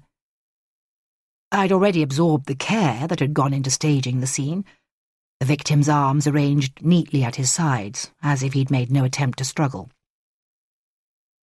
The pathologist arrived a few minutes later, a stout, middle-aged woman with a cheerful manner, determined not to let the horrors of her job ruin her evening. I waited outside the cordon with Burns to let her get on with it. By the time we returned, she was removing the bag from the victim's head so the photographer could take pictures. She eased the plastic bag slowly, as though she was reluctant to cause more pain, and I forced myself to carry on looking. The man's face had been cut to pieces. His cheek had been sliced so savagely there was a hole beside his ear, exposing his teeth. A flap of skin lolled against his collarbone. The wounds on his forehead were so deep that the white bone of his skull was exposed. A hot rush of nausea surged in the back of my throat. I made it through the cordon and stumbled a few more yards before retching behind a wheelie bin. At least Burns was polite enough not to comment when I tottered back down the alley. I could have found a taxi, but I was too tired to refuse when Taylor offered me a lift home. My legs were starting to feel unsteady. Corpses have always unsettled me.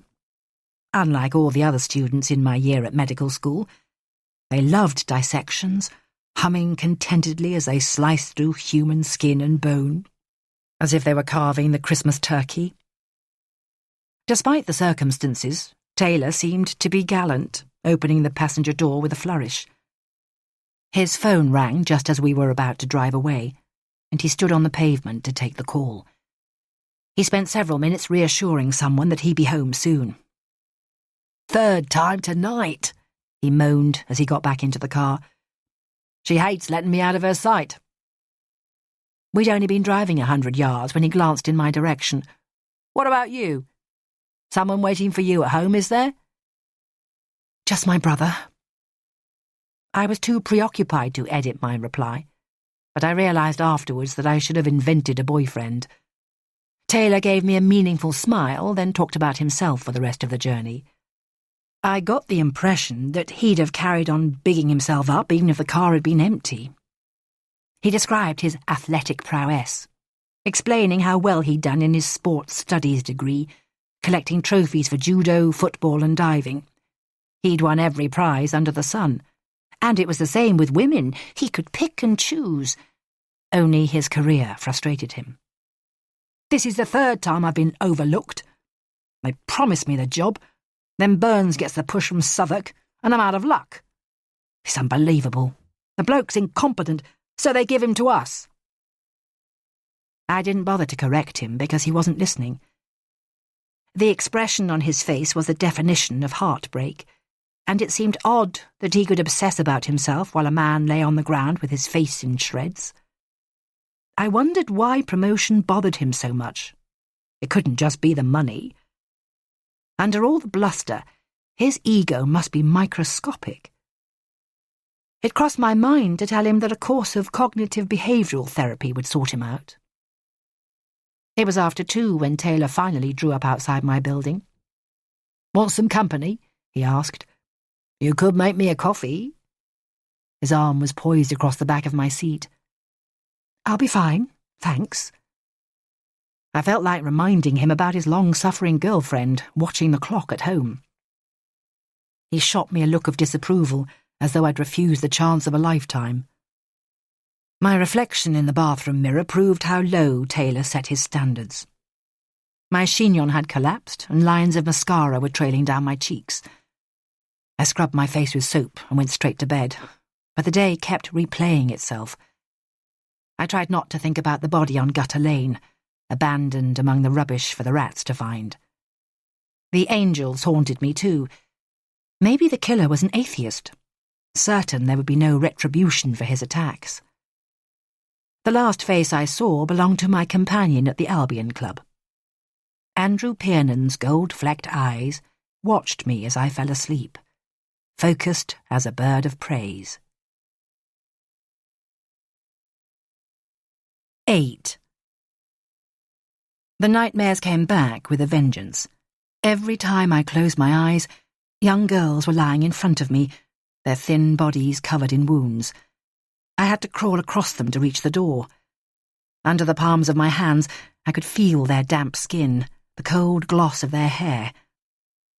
I woke up with an aching jaw, as though I'd spent the night gasping for air, and I knew I couldn't stay indoors. I would have to go running. Exercise is my only addiction, and I suppose I was bound to have one, because my family tree's littered with cravings. Will's need for stimulants, my father's alcoholism, my mother's love of control. Maybe I got off lightly. At least running's less harmful than gin or cigarettes or heroin, and it's the perfect antidote to thought. Whenever I want to indulge in a spot of avoidance, I reach for my trainers and let my worries drain through the soles of my feet. I knew it was a crazy idea to run with a soft tissue injury, but it felt like I had no choice. A spasm of pain travelled across my chest with each footfall, but I had no intention of slowing down. Tower Bridge was almost empty when I crossed the river. It was already so hot that the air tasted like it had been burned, a sour tang of petrol and smoke filling my mouth wherever I swallowed. 6 cabin cruisers were tethered by the entrance to St. Catherine docks, mooring ropes stretched tight enough to snap. I ran north, skirting the edge of the city. Rows of brownstone buildings were minding their own business, windows shuttered like closed eyes. When I reached Cornhill, there was a cordon across the road, a cluster of police vans parked in the distance.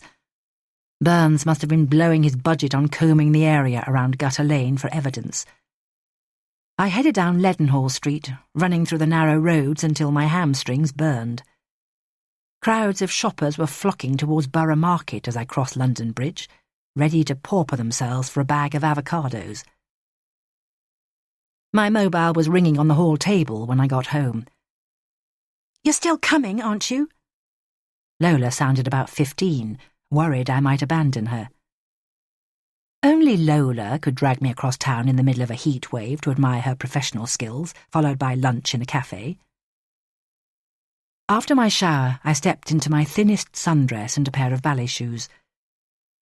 The journey took even longer than I'd expected because of a signal failure at Paddington. But London Underground's security team had been hard at work since Leo Gresham's death. Posters were displayed on every platform, advising people to stand clear of the yellow line and report suspicious behaviour. People were keeping their backs to the wall, eyeing the crowd for potential murderers. I glanced down at the headline in The Independent: "Another murder in the city." One of last night's journalists had managed to get details of the attack on Gutter Lane.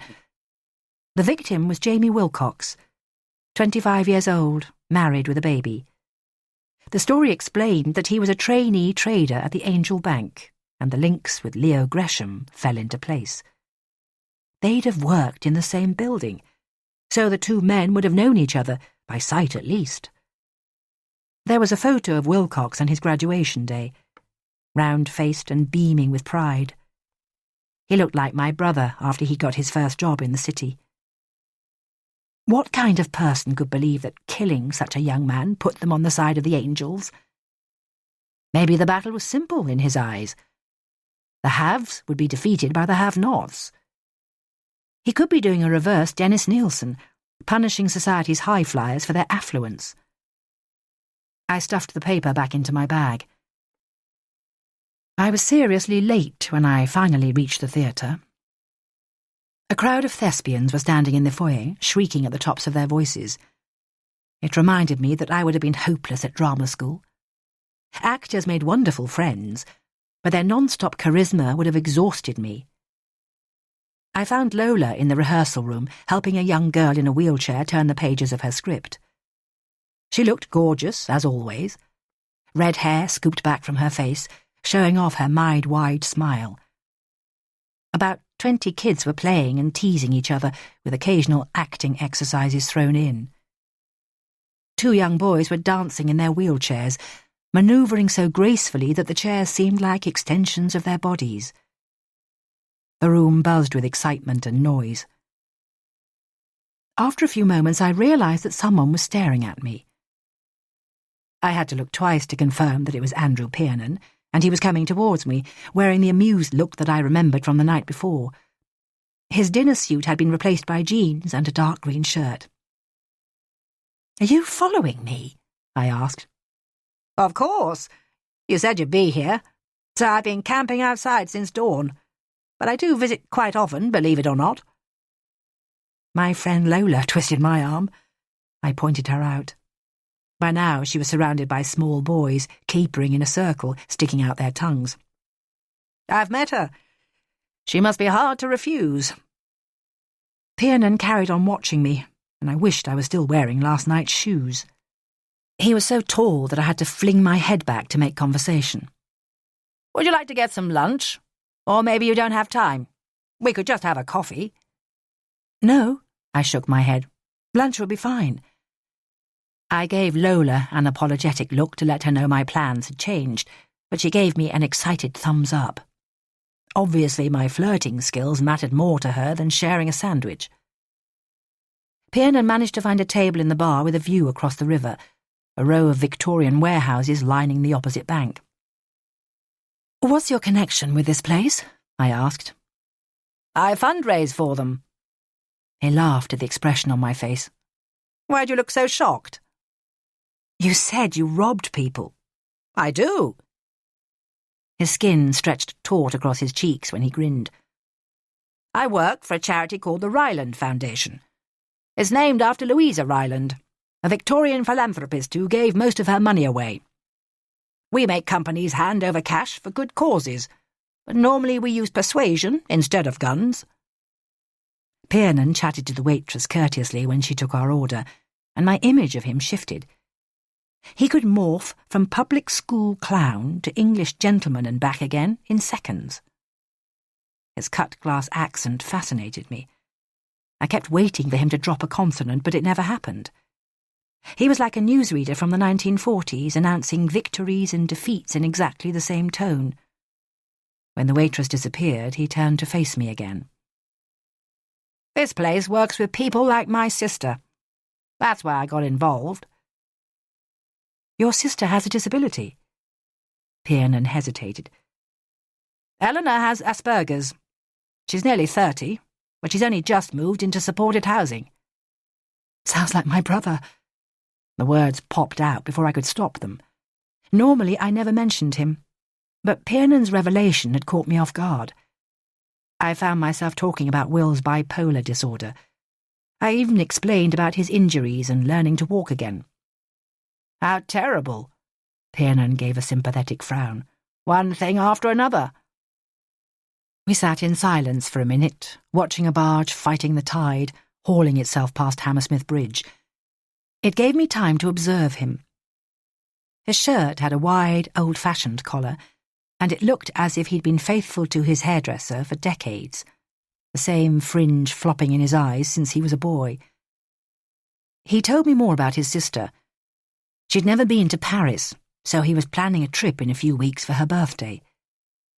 His face grew animated as he talked about the hotel and a walk he'd planned through Montmartre. He seemed comfortable talking about anyone except himself. "Are you a forensic psychologist?" he asked. I nodded reluctantly. "I'm licensed for it, but I prefer helping people while they're still alive." "Isn't there a morbid fascination?" He stifled a laugh. "Putting all those twisted villains behind bars?" "Sometimes it puts you off humankind altogether." "I'd love to hear more about it sometime. I wanted to study psychology, but I ended up doing finance instead. A big mistake, probably." His eyes were a calm golden brown as they observed me, and something twitched at the base of my stomach, like a string loosening. I rose to my feet in a hurry. "I should go. It was good to bump into you again." I made my getaway before he could reply. The journey home was like descending into the jaws of hell. There was no sign of ventilation, not so much as a whisper of breeze, and I couldn't avoid thinking about Andrew Piernan. He'd given me no reason to run away, apart from the fact that I was starting to fancy him. There was no point in leading him on when there was nothing to offer. I was coping better than before, but I was still running on empty. The train burrowed under the belly of the city, jolting past Edgware Road, Baker Street and King's Cross, spitting people out and inhaling them again at every stop. The woman opposite me looked like an exotic flower. She was wearing a brightly patterned dress, but she was wilting in the heat, makeup trickling down her face. It was a relief to emerge into cleaner air. My phone vibrated in my pocket, but I ignored it. Lola would be calling already, ravenous for gossip. All I wanted was to take a siesta, but a familiar car was parked by the entrance to my building, and by now it was too late to run away. My mother was sitting in the kitchen, her jacket neatly folded on her lap with a horrified expression on her face. Clearly she'd used her key to let herself in, then spent the last half hour staring at the pile of dirty laundry waiting to be loaded into the washing machine. It was a typical piece of miscommunication. We'd been making an effort to meet more regularly, yet we always managed to wrong-foot each other. When I kissed her, she smelled the same as always, a mixture of coffee, eau de cologne, and rage. "I didn't know you were coming, Mum." "Of course you did, darling. I left 4 messages. You should have called my mobile." I cursed Will without moving my lips. He must have deleted the messages and forgotten to tell me. I glanced at my mother's clothes. She was wearing a crisp blue dress, a string of pearls nestling on her collarbone. Somehow she'd survived the journey from Blackheath in 40-degree heat without a single hair shifting out of place. "I haven't seen Will today. Have you phoned him?" I asked. "You know he never answers my calls." I sat beside her and tried Lola's smiling trick. "We could go somewhere by ourselves, if you like." "Shouldn't you freshen up?" "It's the weekend. I'm allowed to be scruffy." She sighed, then gazed out of the window. "He's still got that death-trap van. I think he's scared to let it go." "Why?" My mother's voice was shrill with exasperation. "He sleeps in it sometimes, when he's stressed." "You shouldn't allow it, Alice." Her grey eyes darkened by several shades. "He's 36 years old, Mum. I'm not his keeper." When we finally got outside, the walk along the river calmed her, and she told me about the holiday she was taking in Crete, with a friend from the library. It sounded like an endless slog around Minoan ruins, but it would suit her perfectly. It was hard to imagine my mother relaxing on a sun lounger, listening to the sea. She talked about her voluntary work too, 1 day a week for help the homeless, answering the phone. Maybe it appeased her guilt. Will had lived in his van for 8 years, but she'd never even offered him her spare room. "I visited your father's grave on Monday." "Did you?" I was too stunned to offer an appropriate reply. Months had gone by since the last time she'd mentioned him. "That rose bush I planted is doing well? It'll need pruning soon. I nodded. My father had never shown the slightest interest in gardening, unless she nagged him to mow the lawn. He was too busy getting pissed in the garage. My mother seemed to be on the verge of explaining something, but we arrived at the Design Museum before she could speak. We bought our tickets and stepped into a fantasy world. The exhibition was called Child's Play. Hundreds of Barbie dolls were trapped in a vat of transparent resin. Some of them had arms raised, swimming frantically for the surface. "Ridiculous," my mother snorted. "What on earth is that supposed to mean?" I thought for a moment. That childhood memories are fixed, maybe? They can't be changed? My mother's frown deepened. She marched from one exhibit to the next, hardly glancing at the huge city made of Lego, suspended upside down from the ceiling. Afterwards, I bought her an iced tea, but the museum had reinstated her bad mood. At least she found something to admire on the way back. Hanging baskets blossomed from every lamp-post, filled with lobelia and trailing geraniums. "Gorgeous," she murmured. She'd saved her first smile of the day for a floral display. There was still no sign of Will when we got back, so she smoothed her hair in the hall mirror and prepared to leave. She kissed the air directly beside my cheek, then stepped back to study my face. "You look shattered, darling. Haven't you been sleeping?" I gritted my teeth. The urge to tell her to fuck off was overwhelming. "I'm fine, Mum, honestly." From the kitchen window, I watched her return to her car. Her walk was the same as always, light-footed as a ballet dancer. She could have been 40, not 60, completely carefree. 9. Burns was hard at work when I found him on Monday morning. His office was half the size of his old one at Southwark, as though the architecture had shrunk to match his stature. He was scribbling notes in the policy book. No doubt Brotherton had been breathing down his neck to keep it up to date. When he looked up from the pages, he studied me intently. "Are you all right?" he asked. "Of course I am. Why?" "I should have taken you home. You didn't need to see all that firsthand." I could guess what he was thinking. He felt guilty for exposing me to yet another corpse. People handled me with kid gloves all the time when I got out of hospital. Friends spoke in whispers and took me to see romances instead of thrillers at the cinema. The whole world seemed determined to smother me in tissue paper. "It helps me to be there, Don. You know that." I smiled at him. "I'd like to see someone who can give me some background on the cards he's leaving." "An expert on angels? There can't be many of those around." I pulled a folder out of my bag. "I've updated my report for you. I'll get Steve. You can give us the headlines." I rolled my eyes at him. "If you must." Burns suppressed a smile, then disappeared. When Taylor arrived, he looked sulky, like a child disappointed by his birthday presents. Maybe it rankled that his new boss had been right about Gresham's death being the first in a series, or he was still smarting from my rejection. He checked his watch pointedly as I listed the points in my report. The MO hasn't changed. He's still killing men and leaving the same signature. But this time there was no spontaneity. Everything was stage-managed with meticulous detail. Even the name of the street reinforces the message, Gutter Lane. An angel couldn't fall any lower. If a killer mutilates his victim's face that violently, it normally means he knows them. And he covered the wounds afterwards with the plastic hood. Maybe that's because he's ashamed. He couldn't bear to look at what he'd done. I think it's someone who's linked closely to the Angel Bank or still has a job there. He's obsessed by the moral status of the place. He could have good reason. Burns peered at me over the top of his glasses. Their lawyers are stonewalling. We can't get access to their records. Who knows what kind of deals they're doing? My gaze drifted to the window as I tried to concentrate. He's got to be a type A psychopath.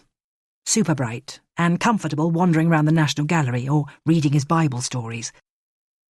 the images he leaves are some of the highest examples of Western art. He wants us to know how cultured he is. And he charmed his victim into following him down a dark alley in the middle of the night, which makes me even more sure that Wilcox knew him. Taylor gave an exaggerated yawn, as if my theories were a lullaby. I handed him a copy of my report and he marched out without saying goodbye. Burns looked apologetic. Sorry about that. He's short on sleep. And manners. I wondered how Taylor's girlfriend coped with his ego problem while Burns got ready to leave. He stood by his desk, patting the pockets of his jacket. What have I done with my phone? He muttered. I spotted it under a pile of forms and handed it to him.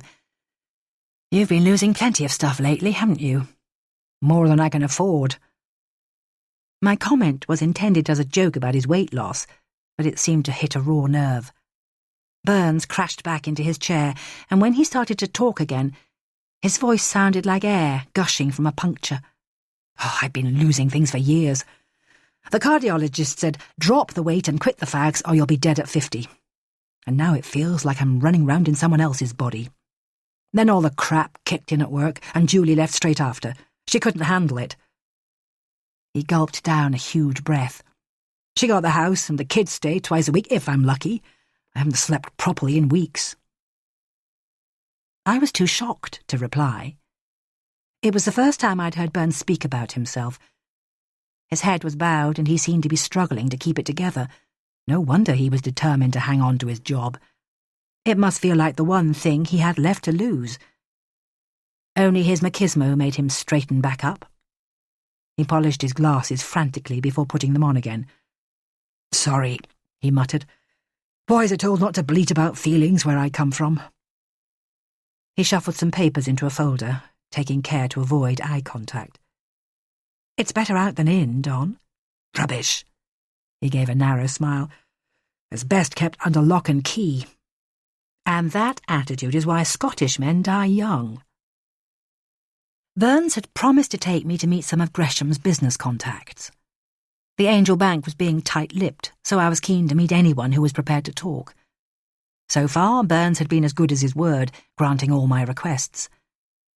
I got the sense that he appreciated the company, because his colleagues had left him isolated. For the time being, he was treating me like an honorary cop. The arrangement suited me, partly because I needed to know more about the world the victims inhabited, but also because I was worried about him. I watched him square his shoulders as we crossed the car park. His voice sounded calmer once he started driving. I saw the lad's widow from Gutter Lane. She's in bits. Wilcox had only been at the Angel Bank for a few months. Now she's stuck in a high-rise on Commercial Road with a 1-year-old kid, 20 grand's worth of debt and a view of the railway. Did you know what Wilcox was doing on Friday night? Burns's obsessive frown was back in place. He went to the counting house after work, but the place was so rammed, the bar staff didn't see who was with him. The pathologist says there's no sign he tried to fight his attacker, but we'll have to wait for the PM. Is there any news on Gresham? The results came back from the UV test on his jacket. There was a trace of saliva on the back, but there's no DNA match on the database. I glanced across at him. Last time I saw Taylor, he had a bee in his bonnet about Gresham's deputy. Stephen Rayner. Forget about it. Taylor's like a dog with a bone when he thinks he's onto something. We've got no evidence he's involved. Does he have an alibi? Burns shook his head. He says he was at home on his own both nights. OK, he's a loner, but he's clean as a whistle. He got cautioned for punching someone in a pub fight when he was a youngster, but since then he's done an MA in finance and worked his way up the ladder. He's not serial killer material, is he? I wanted to argue, but Burns was too morose for conversation as the car headed west. In less than 20 minutes we were passing through the neighbourhoods with solid gold postcodes. Do all bankers live in Mayfair? I asked. Looks like it, the lucky buggers. Nicole Morgan's place is out of this world. She does PR for the Angel Bank. The name rang a bell for some reason. Whoever Morgan was, she couldn't be short of a penny. Her home was a minute's walk from the designer shops on Bond Street, protected by a line of fir trees. A flash of turquoise glittered as we drove through the security gates. It was still so airless, I was fantasizing about stripping off and diving into her pool. The house was an estate agent's dream, with rows of gleaming sash windows and a fuchsia-pink front door. When Nicole Morgan appeared, I did a double-take. I recognized her from breakfast TV. She had a regular slot advising women how to run their lives. According to her, it was possible to make cupcakes, have a great career, and still find time to get your nails done. Her hair fell across her shoulders in immaculate dark brown waves, and she was wearing a 50s-style summer dress, perfect for her hourglass figure. She treated Burns to a lingering smile, but her gaze was laser-sharp. I didn't even appear on her radar. Clearly she had no time for other people's minions. "Come through." She sashayed along the hallway to a conservatory lined with olive trees in granite pots. Her garden was so vast that no boundaries were visible. 2 small boys were playing on the lawn with their nanny, and I wondered how frequently they got to see their mother. Morgan pressed a buzzer and then turned to us. "I'm afraid I haven't got long. A film crew's coming in half an hour." A man in black trousers and crisp white shirt arrived with a jug of coffee. He struck me as the wrong physical type for a manservant, stocky and wide-shouldered as a bodybuilder. His expression was aloof, as if taking orders irked him, and it was obvious that he had the hots for his boss. His gaze stayed glued to her as he unloaded the cups and saucers onto the table. "Thank you, Liam," Morgan simpered. "But could I have green tea, please?" The butler gave her an adoring look, then marched away. "Leo Gresham was a close friend of yours, was he, Mrs. Morgan?" Burns asked. She widened her eyes, lips pouting.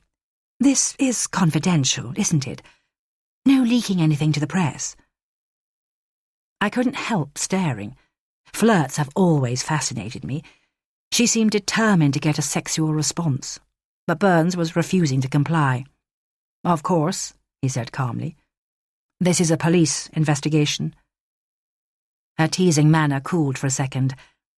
"I've known Leo forever. His house is a stone's throw from here. He made a pass at me donkey's years ago, but he was a complete gentleman when I turned him down. We've worked together for 5 years at the Angel Group. He was head of investments, and they're PR clients of mine. I can't imagine who'd want to hurt him." Her hands fluttered, demonstrating her expensive manicure. "The bank let a few people go last year, but that's no reason to kill someone, is it?" "Only if you've got a family to feed," Burns mumbled. "Could anyone in particular be holding a grudge?" "One of Leo's girlfriends, I suppose. He had plenty of admirers," she giggled. "His wife didn't have a clue. I'd have been wondering about all his business trips." "How do you know what he was up to?" Burns asked. "He told me he kept a laptop at work, so he could arrange things without Marjorie finding out." The butler arrived with Morgan's tea. "That took a while, Liam. I thought you'd forgotten me." "Can't get the staff," Burns said as the man hurried away. "Oh, he doesn't work for me, at least not anymore. Liam was my personal trainer, but now he's my husband." Burns's neutral expression didn't flicker, but I wondered what he was thinking. Maybe he hadn't met many men who lived in thrall to their wives. "Time's up, I'm afraid." Morgan looked regretful. Perhaps flirting with a gruff policeman was more fun than a film crew invading her home. "I'm glad you stopped by, Inspector. Leo was an old charmer. I still can't believe it." There was a quaver in Morgan's voice, and I thought her emotions might be defeating her, but her eye makeup stayed intact. Evidently it would take more than the death of a close friend to reduce her to tears. Burns looked stunned when we reached the car. "The poor sod, running round like a slave whenever she rings her little bell." "Maybe he enjoys it," I replied. "He's passive and she's active. The ideal match." "She's right about the bank's ex-employees, though. Plenty of them must be nursing grievances. Burns nodded. The bank is still stalling on handing over their employment records. If it carries on like this, we'll need soccer to get involved. Who is soccer? The serious organised crime agency commonly known as the Heavy Mob. They can open any door they like if there's enough evidence. When I closed the car door, Burns pulled away in a hurry, like he was performing an acceleration test for Top Gear. His emotional outburst at the station already seemed as unlikely as something I'd witnessed in a dream. 10. Bet Davis was glaring at me like I'd stolen her one chance of happiness. She was dressed in a lavish, bright red ball gown, screaming abuse into her fiancé's face. It was a relief to mute the sound when the phone rang. I recognised Lola's giggle immediately. "I saw you flirting in the cafe, you reprobate." "It's called having a conversation, Lo. Grown-ups do it all the time." "My arse. When are you seeing him again?"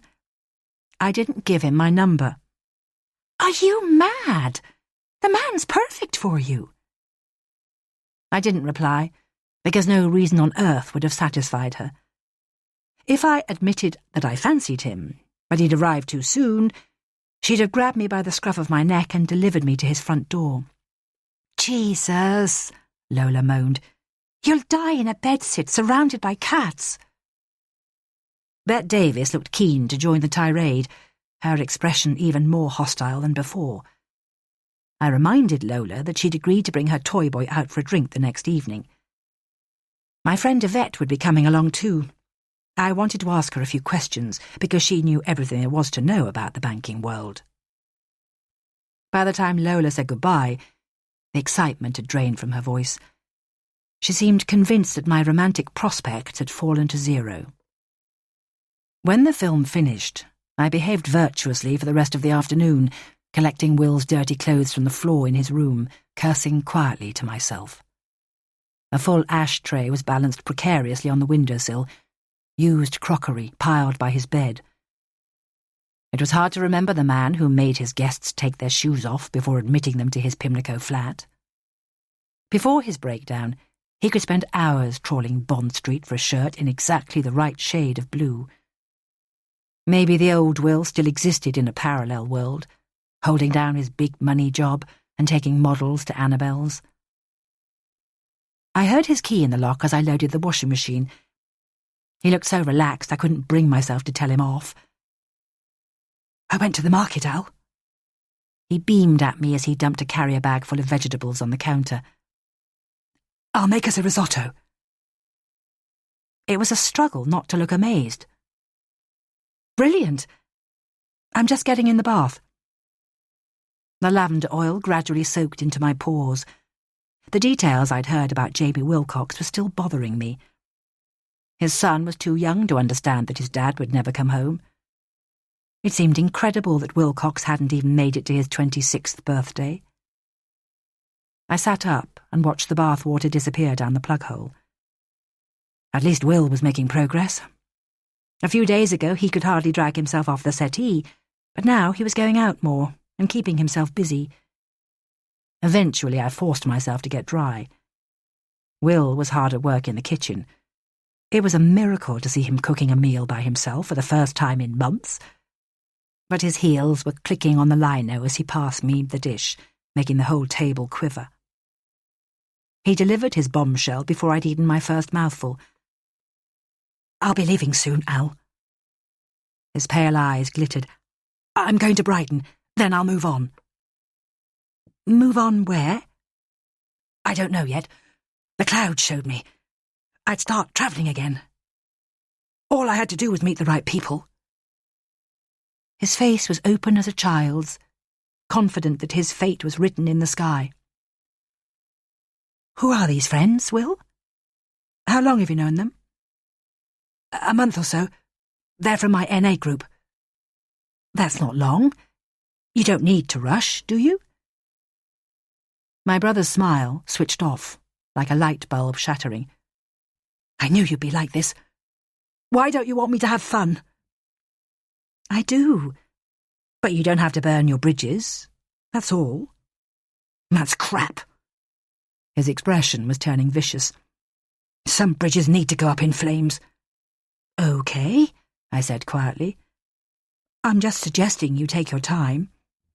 Stop controlling me, Al! His voice had risen to a shout.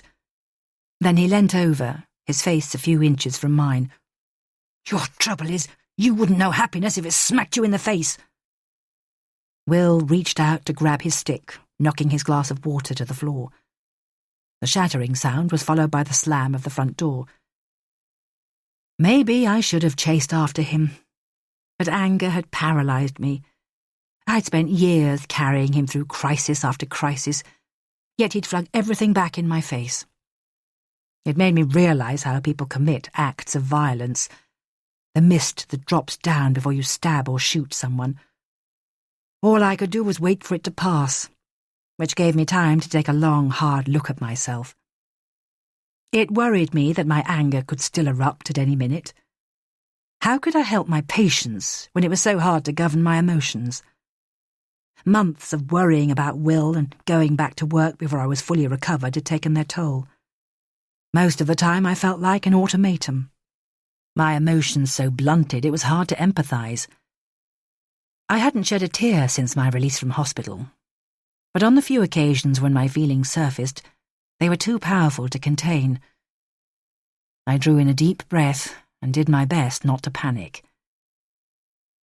The evening sun was still glowing, but it felt like the walls of the flat were closing in on me, so I hauled my bike downstairs without thinking of a destination.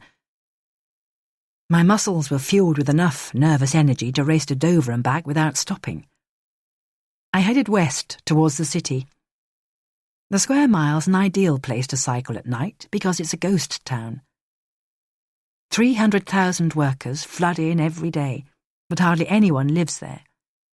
Streets lined with banks and insurance offices hold their breath until the rush hour starts, their lifeblood pumping again.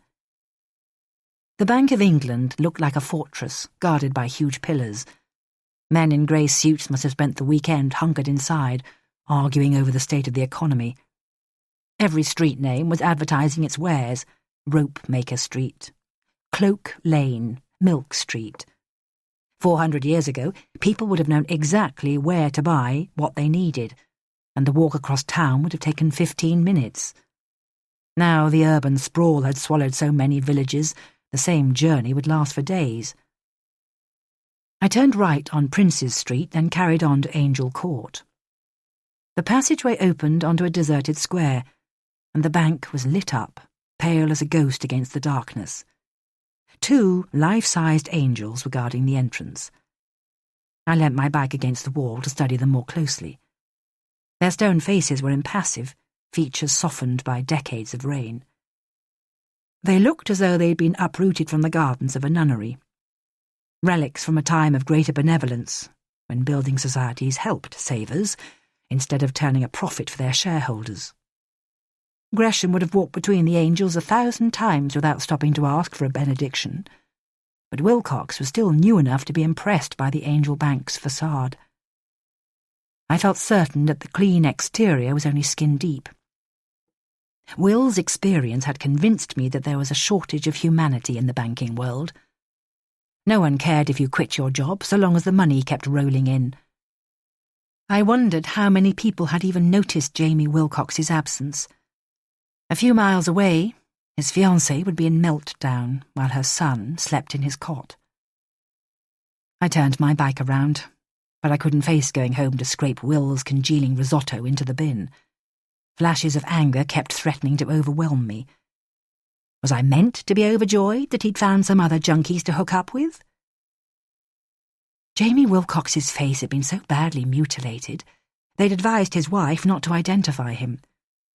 His future had been stolen from him, yet Will seemed happy to abandon his in a single weekend. I set off again, standing on my pedals, racing in circles through the empty streets. 11. Dr. Paul Gillick looked nothing like an expert on angels. I'd been expecting a thin-faced ascetic with a pageboy haircut, but he was a dead ringer for Santa Claus. He must have been close to 70, with a thick white beard and a gentle smile. His office was in the basement at the National Gallery, but it had a celestial atmosphere, with hundreds of cherubim and seraphim covering the wall by his desk. Their round eyes fixed on me as I sat down. A committed atheist would have lasted 30 seconds before running screaming from the room. "I need a crash course on angels, please," I said. He smiled at me. "How much do you already know?" "Very little, I'm afraid." He folded his hands across his ample stomach. "They're a bit weighted down with social meaning, unfortunately. We call people angelic when they're pure and unselfish. But in mythology, they're a mixed bunch." Dr. Gillick glanced at me, as though he was afraid of dashing my hopes. "There's a hierarchy of 9 different kinds of angel. It goes all the way from the lowest hand servants up to the archangels, like Michael and Gabriel, and that's where the problem starts." "The problem?" "According to the Bible, God defeated one of the archangels in a battle, and he was banished from heaven, taking a third of the angels with him. He and his followers became the fallen third." "You're talking about Satan?" Dr. Gillick smiled. "I prefer to think of him as a former angel." "But the rest are sent to do good, aren't they?" He shook his head. "Not always. You've heard of avenging angels, haven't you? They can start fires, release clouds of locusts on unbelievers, hand out all sorts of terrible punishments. They wreak havoc, basically." Dr. Gillick looked apologetic, as if he were accountable for the angels' poor behaviour. "Why would a killer be obsessed with them?" He stared into the distance, fingers buried in his beard. "Because no human can win a fight against an angel. You could say they're the original superheroes." "Like Batman and Superman?" "Exactly. They can fly, but they can pass as ordinary mortals, and they punish wrongdoers." I handed Gillick the images that had been left at the crime scenes, and he peered down at them. "At least he's got taste," he murmured to himself. "An angel in green was painted by a pupil of Leonardo's. Renaissance beauty doesn't get much lovelier, does it?" He shifted his attention to the second picture and frowned. "Now, this is a different style altogether. It's a close-up of an angel's face from a bigger painting by Guercino, done more than a century later." He showed me an illustration in a book on his desk. The picture was of 2 angels looking down at the dead Christ. One of them was gazing at his wounds as if she was trying to make sense of his death, but the other was inconsolable, eyes hidden by his bunched hands. "You can feel their despair, can't you?" Gillick glanced up at me. I stared down at the 2 pictures the killer had left behind. The angel in green was an image of submission, head bowed over her violin, playing music to please her God. But the angels who stood beside Christ's body seemed far more human. They looked like servants dressed in rough clothes, with their sleeves rolled up, weeping for their dead master. I kept trying to analyse what the painting told me about the mindset of the killer. He'd chosen an image of devotion, then one of grief. Maybe he'd been a loyal servant, but he'd been let down. Everything he believed in had been stripped away. Gillick helped me for a while longer, running through a whistle-stop tour of religious iconography. I was about to thank him and leave when he rose from his chair. "Let me show you something by Spinello before you go," he said. I followed him up 4 flights of stairs, and a painting of a battle scene stopped me in my tracks. A gang of angels was terrorising a crowd, daggers and spears raised above their heads. Black wings protruded from their shoulders, but the most disturbing thing was the ethereal calmness on their faces as they slaughtered their victims. At any minute it looked as if they might fly out of the canvas and hack us to death. "That's the avenging angels, casting Lucifer's followers from heaven." Gillick's Santa Claus smile slipped from his face. "Enough to give you nightmares, aren't they?" Angels buzzed around my head while my bus headed south. Their perfect, expressionless faces floated in front of me, and it was easy to see why an intellectual killer could become obsessed.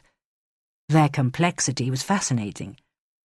They were capable of the most extreme forms of violence, yet they could show mercy and tenderness. Maybe the killer saw himself in the same role, handing out rough justice to every sinner who crossed his path, but treating his family with angelic kindness. My mind switched back to humans as soon as I reached Guy's. One of the clinic's receptionists beckoned me to her desk, with a sour expression on her face. She informed me that a patient of mine had been causing havoc. He'd demanded to see me, and when she told him I was unavailable, he'd yelled abuse into her face. Was it Darren Campbell? That's the one. She looked disapproving, as if I were a parent who let my kids riot in public. If he comes back, can you book him a diagnostic with Dr. Chadder, please? She pressed her lips together as if she were sucking a boiled sweet, then carried on tapping notes into her computer. My consulting room felt like a sauna. I threw open the window, then sat down to check my email. Harry had copied an incident report to the trustees, recording Darren's assault. Concrete proof that cancelling the anger management groups had been a mistake. I was tempted to rush up to the executive suite to show them my bruises. The phone rang at lunchtime while I was fiddling with the air conditioning unit, and Burns launched straight into the middle of a conversation. Jamie Wilcox's toxicology results came back, he said. There was enough rohypnol in his system to kill a horse. It interested me that the killer had given him a lethal dose of the date-rape drug before the attack. It would have rendered Wilcox unconscious. Perhaps he was too squeamish to watch his victims suffer. And the bank finally handed over Gresham's laptop. They seem to think it'll keep us off their backs. Burns gave a low whistle. Seeing is believing. Orgies, cocaine, mistresses. No wonder he didn't want the missus finding it.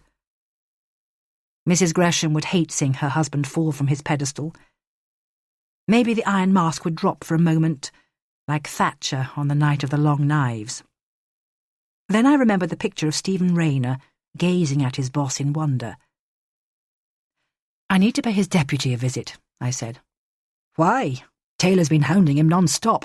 We'll get sued at this rate. Humour me, Don. He worked alongside Gresham for years. I need to know if he saw changes in his state of mind. He grumbled reluctantly. How was the angel bloke? Interesting. They're a lot more vicious than I realised. Our man probably thinks he's on a holy crusade. Oh, fantastic, Burns groaned. The God Squad are always the worst. I walked to London Bridge Station when work finished, and Leo Gresham came to mind as I stood on the platform. I closed my eyes and pictured him falling, his shoulder hitting the cold metal of the track, a few seconds of terror before the agony began. By the time I opened my eyes again, my train had vanished. Who in their right mind would think that showing so little mercy gave them moral authority? It had to be someone who was in excruciating pain themselves. When the next train arrived, I steadied my nerves and climbed on board. My mood had improved by the time I reached Bank. The pavements had been absorbing heat all day, and now they were releasing it like a network of giant radiators. Crowds of girls had swapped their suits for tiny backless dresses, chattering as they sauntered down the street. Yvette was waiting for me outside the counting house. Her appearance hadn't changed since she left her job as human resources manager at Guy's to earn 3 times as much in the city. Her fashion sense was still outrageous. She was wearing a shocking pink dress, her hair braided in cornrows to show off her high cheekbones. She gave me a hug and kissed me on both cheeks. "Do we have to go in there?" she asked. "The place'll be heaving with idiots." I nodded. "It's a work thing. I'm studying their behaviour." "You never give up, do you?" She grinned at me and rolled her eyes. I glanced at the pub's exterior. It was showing off its history as a Victorian building society with a row of arched windows and an austere granite facade. The entire banking fraternity seemed to be holding a meeting inside, a mass of pinstriped backs gathered by the bar. "Look and learn, Al," Yvette whispered.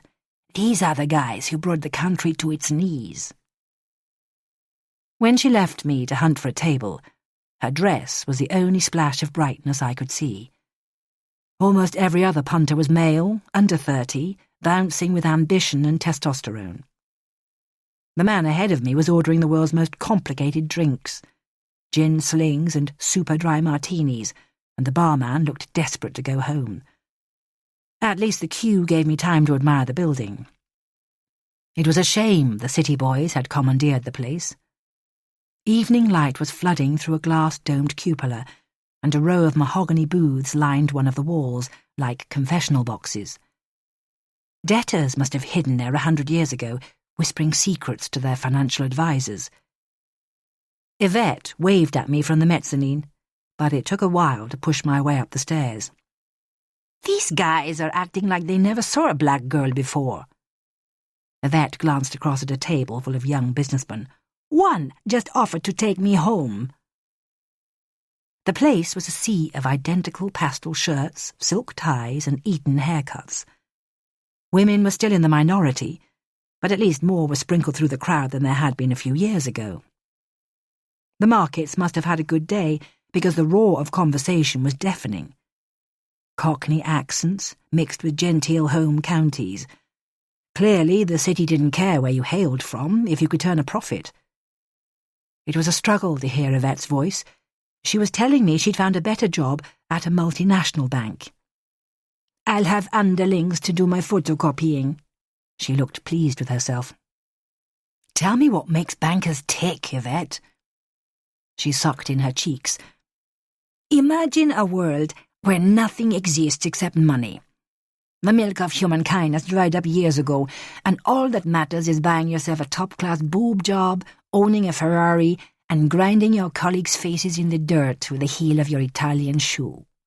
Every man, woman, and child who visits the city ends up getting corrupted, including me. I've been spending money like water." The clichés are all true, then.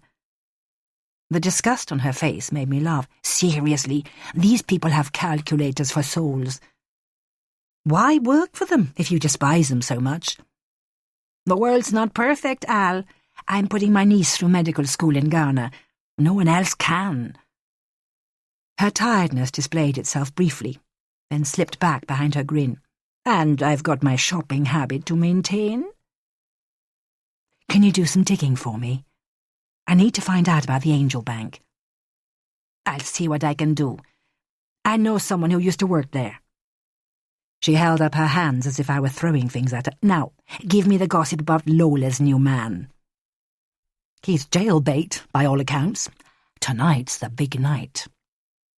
Yvette was busy scanning the crowd on the floor below. "Bloody hell! She's a lucky, lucky girl." I caught sight of Lola's flame-red hair immediately. The young boy standing beside her had borrowed his face from a Greek statue, with full lips and wide blue eyes, blonde curls spilling across his forehead.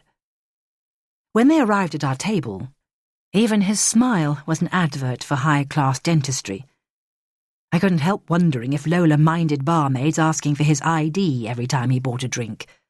But Neil turned out to be good company, and he could handle being teased. He told us that he was studying music and acting at the Guildhall. He'd met Lola 2 months ago at a party, and no, the age gap didn't bother him one iota. "No one mentioned it," Yvette protested. He hooted with laughter. "But you were dying to, weren't you? It's the elephant in the room." I could see why Lola had chosen him. Star quality exuded from every pore, but it wouldn't have worked for me.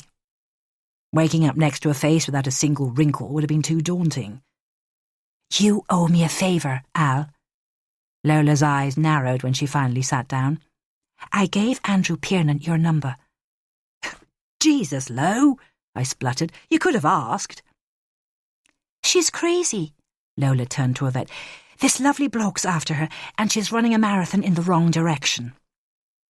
Yvette rubbed her hands together. "Send him my way. I'm auditioning for husband number 2. The rest of the evening turned out to be the best fun I'd had all year. After a few drinks, our mental ages descended rapidly until we were telling embarrassing stories about each other to keep Neil amused. The place was beginning to empty when I saw a young girl loading glasses onto a tray at the end of the bar. I knew Burns would be outraged, but I couldn't resist the temptation. She carried on working when I approached her. "I know it's a long shot," I said, "but do you remember this bloke?" She peered at my photo of Jamie Wilcox. Thick lines of coal were blurring her eyes, and she was wearing a shapeless black dress. She must have made a strategic decision to hide her attractiveness to stop punters hitting on her. "He's the one that died, isn't he?" She had a faint Eastern European accent. "That's right, he was here on Friday." She looked around anxiously. Her boss probably sacked waitresses who fraternized too much. "He came in about 6, with some friends. They left him to finish his drink." "And you remember him?" She blushed. "He was polite, not like the rest. This blonde girl was all over him for a while, then she left." "Is that unusual?" "Not really. Plenty of girls coming here looking for business." She glanced at me. "He left a few minutes after her. The strange thing is, he was staggering, but he'd only had a few beers." A red-faced man strutted over and snapped his fingers inches from the girl's face. "Another round, love, quick as you can." The girl's face tensed as she served him, and I didn't blame her. The punter's endless rudeness was enough to grind anyone down. When I thanked her and dropped a £10 note on her tray, her face lit up. No doubt the city slickers forgot to tip her, even though she was on minimum wage. At midnight I poured myself into a taxi, navigating unsteadily up the stairs to my flat. My bedroom tipped from side to side, and the ceiling lamp swung around my head in uneven circles. "Oh, I'm too old for this," I groaned. Sleep was out of the question because my brother came back soon after me. I could hear his voice, loud and excitable, burbling through the wall. It sounded like he was having a party in his room, 4 or 5 different voices all talking at once, with an occasional screech of high-pitched laughter. God knows what they were chatting about in the middle of the night. Cloud systems, drugs, or the Great Escape. I felt like barging into his room and telling his hangers-on to get out. Anger fizzed inside my chest like a chemical experiment. Who would feed him if he took to the streets again? And what would happen when winter came? I pictured him huddled under a blanket as snow fell. Then I stuck my fingers in my ears and did my best to pass out. 12. To say that I felt the worse for wear in the morning is an understatement. The shower was deafening, and standing up felt like hauling my body through quicksand. The heat was unforgiving when I got outside, sunlight reflecting from every surface, making my head pound. Burns had left a mysterious phone message asking me to visit one of Gresham's secret haunts. The invitation was too intriguing to refuse, but the rush-hour traffic turned my journey through the Chelsea heartlands into a nightmare. Crowds of women were racing into Mulberry as if their lives depended on locating the perfect holdall. They looked like members of the same family, complexions glowing from expensive facials with identical honey-coloured hair. It reminded me that my trip to the salon was long overdue. Burns had reached Knightsbridge before me. His car was parked outside an elegant townhouse on Raphael Street, and he was checking his phone messages. It was clear that Gresham's secret acquaintance was prosperous. The building was at the centre of London's swankiest postcodes, a 2-minute stroll from Hyde Park. "Late night?" Burns inspected me over the top of his glasses. "Don't ask. Who are we seeing?" "Gresham's favourite girl, Poppy Beckwith. He sent her hundreds of emails." He gave a wry smile. "I've dealt with her before. Her family are loaded. Much he fell out with them. She's been on the game since she left school." I felt curious as I followed Burns to the door. Whoever lived there was paying their concierge handsomely because every inch of paintwork gleamed. We climbed to the top floor, and the woman who greeted us was tall and slim, a swathe of black hair almost reaching her waist. She had one of those delicate, symmetrical faces that photographs perfectly from any angle. You could have hung her upside down for days, and she'd still have looked beautiful. She ignored Burns, but shook my hand as if she were offering a partial truce. "This is the worst time to call. I'm just on my way out." Her voice was the product of elocution lessons or a good public school roughened by years of cigarettes. She was wearing a dark pink silk dress, held together by a narrow cord. Her whole outfit looked in danger of falling to the ground at any second. I stood by the window of her living room. The view stretched past the boats drifting on the Serpentine all the way to Hyde Park Corner. By the time I turned round, Beckwith had perched on a red chaise longue, keeping a watchful eye on Burns. Footsteps pounded across the floor in the adjoining room, and her shoulders twitched. She was so jumpy that I realised smoking was just one of her addictions. I couldn't help pitying her. Despite all her luxuries, she seemed to be suffering as badly as the girls who touted for business in the pubs on Marylebone Road. "How's life been treating you, Poppy?" Burns asked. "Brilliantly, thanks. Recessions don't touch me." I glanced around the room. It was too glitzy for me, but I could see that it had style.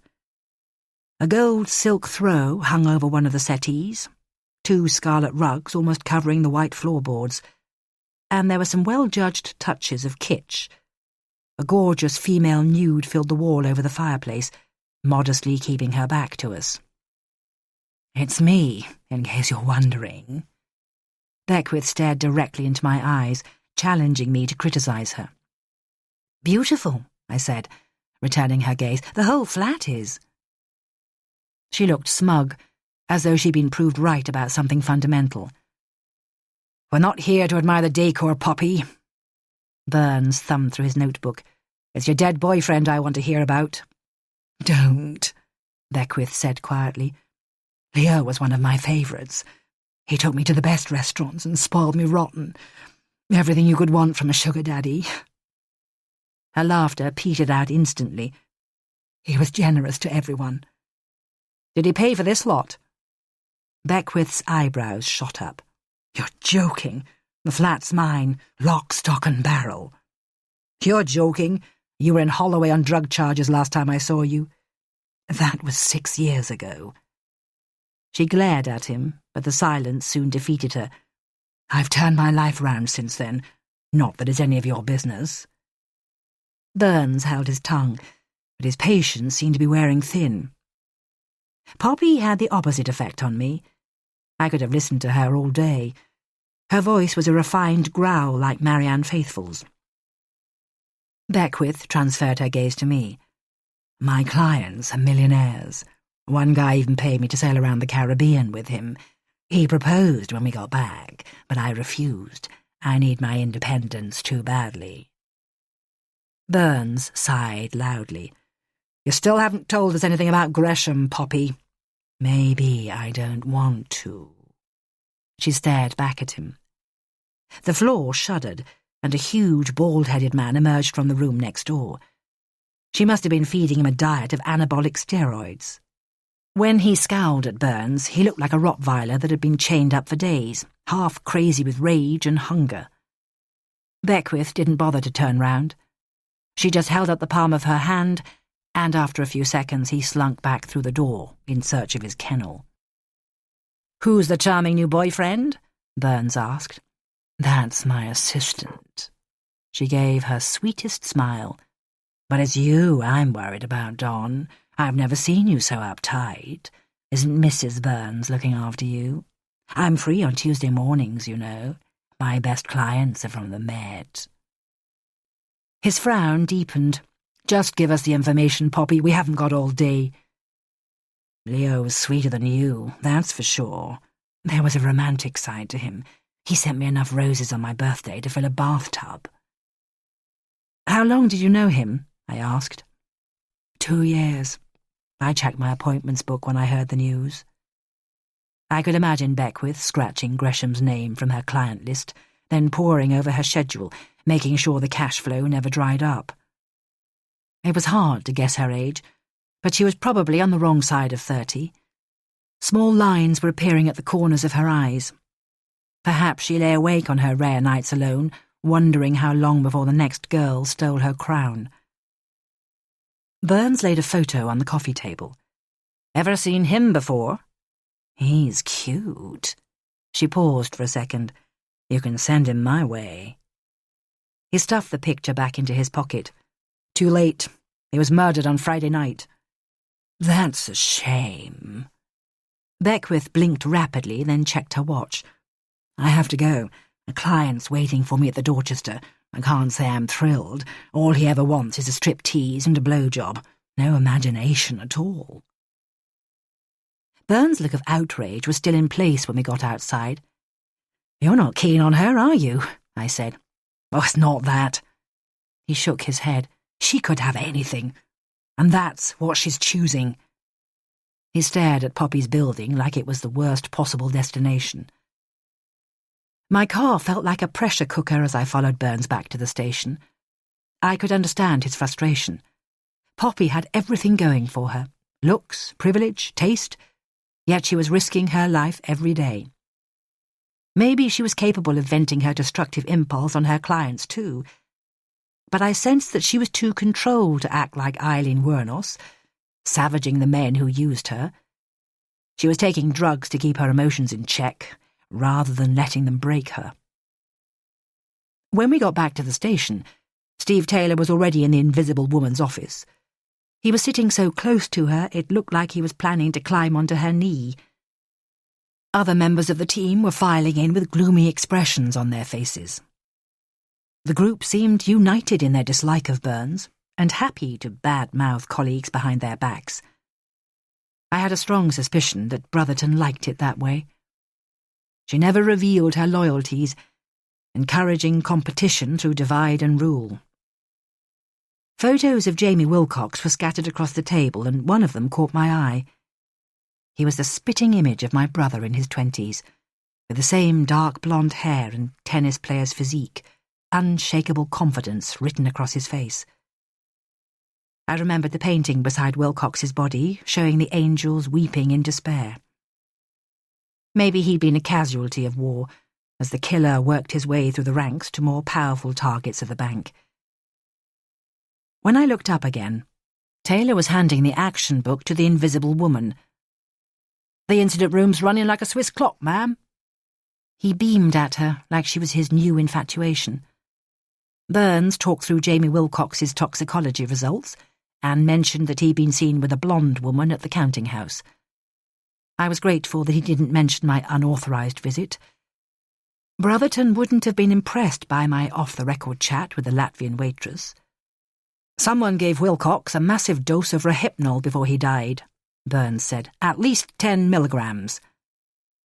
Taylor's mouth dropped open.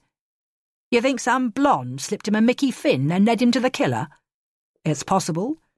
So far, the only link between Gresham and Wilcox is the Angel Bank, but they're not cooperating. Their lawyers have delayed access to their records on the ground of confidentiality, but we've had a tip-off from an anonymous caller. She said they've been breaking trading laws for years. Soccer are interviewing them today." Brotherton's cool eyes observed him as he spoke. It was impossible to tell whether she was taking sides in Taylor's campaign, but the conflict seemed to be weighing on Burns. He walked with me to the exit without saying a word. "I'm sure this is personal," I said. "If someone wanted to destroy the bank's reputation, they wouldn't be killing people. They'd be writing letters to the Financial Services Authority. It's someone who hates the place so much they want to lock everyone inside, then burn the place down." Burns looked morose as he squinted into the sun. "How long do you reckon this heat can keep up?" I asked. "God knows. Give me a bit of sleet any day." He gave me a half-hearted smile as he said goodbye. My consulting room was close to boiling point that afternoon. One session ended abruptly because a patient passed out from heat exhaustion. I had to ask a nurse to help me lift her into the corridor and wait for her to come round. My mobile buzzed in my pocket just as I was packing up for the day. It was a voicemail that I hadn't received because my phone had been switched off. I recognised Andrew Piernan's charming, upper-class drawl immediately. He was inviting me to dinner the next evening. There was a slight tremor in his voice, and I couldn't decide what to do. He was great company, but the idea of a date sent a surge of panic through my nervous system. I should have called him immediately and said no, but I decided to give myself some thinking time. Until I'd come up with an answer, my only option was to lie low and pretend his message had never reached me.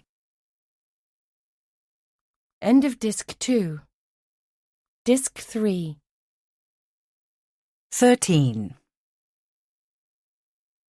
I phoned Piernan from a French cafe on Tooley Street the next morning. Almost every table was full of couples eating croissant and drinking café au lait.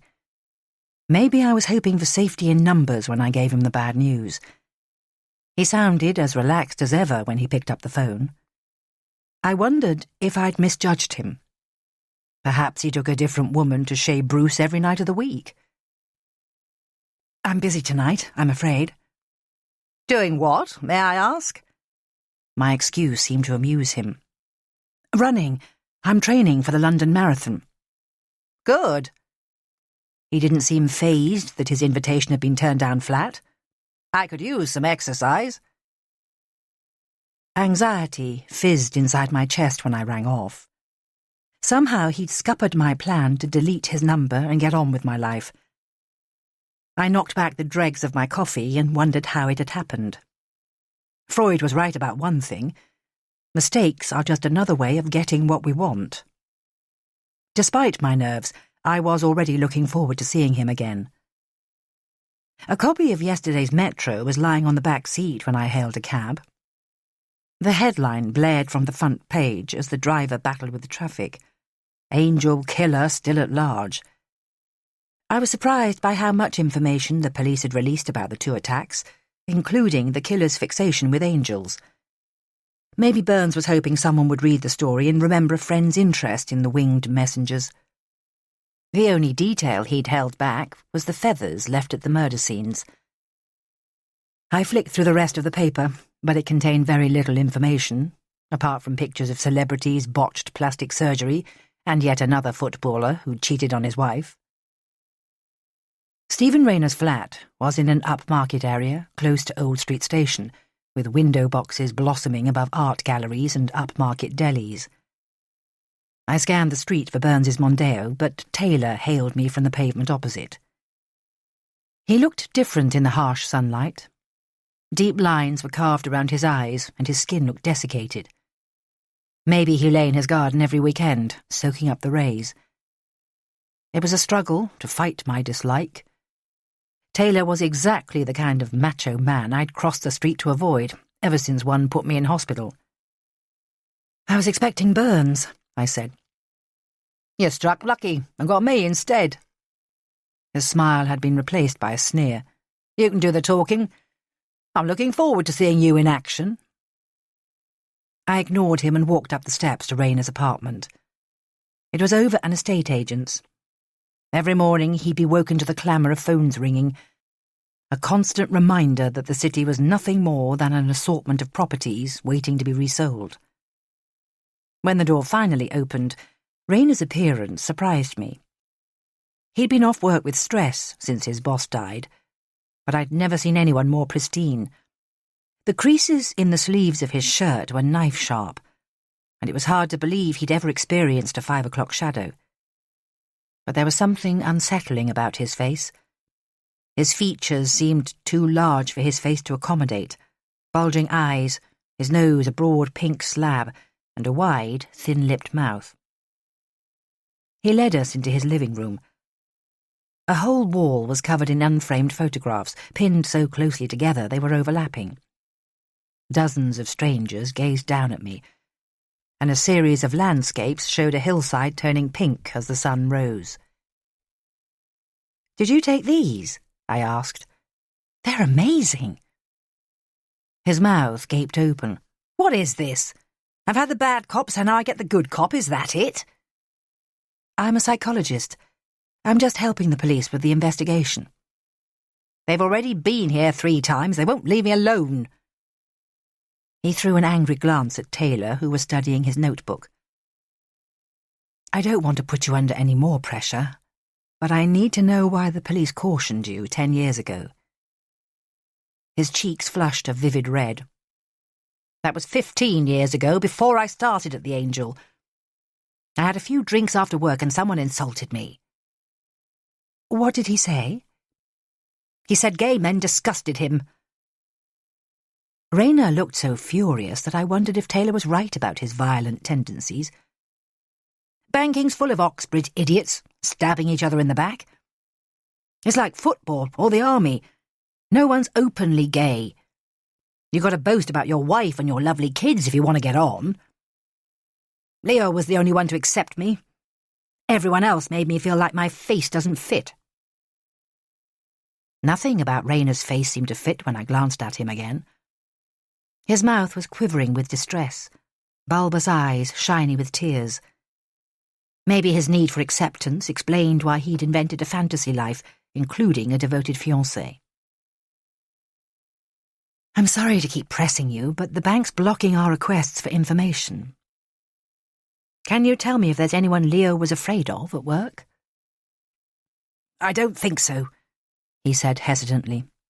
"Except the boss, of course. Even Leo tried not to get on the wrong side of him." "Max Kingsmith." I remembered the svelte, grey-haired man, schmoozing people at the Albion Club. He nodded. "Even the directors have to watch their step. His temper's unbelievable. Leo was one of the few people who could handle him." "I can see how much you miss Leo," I said.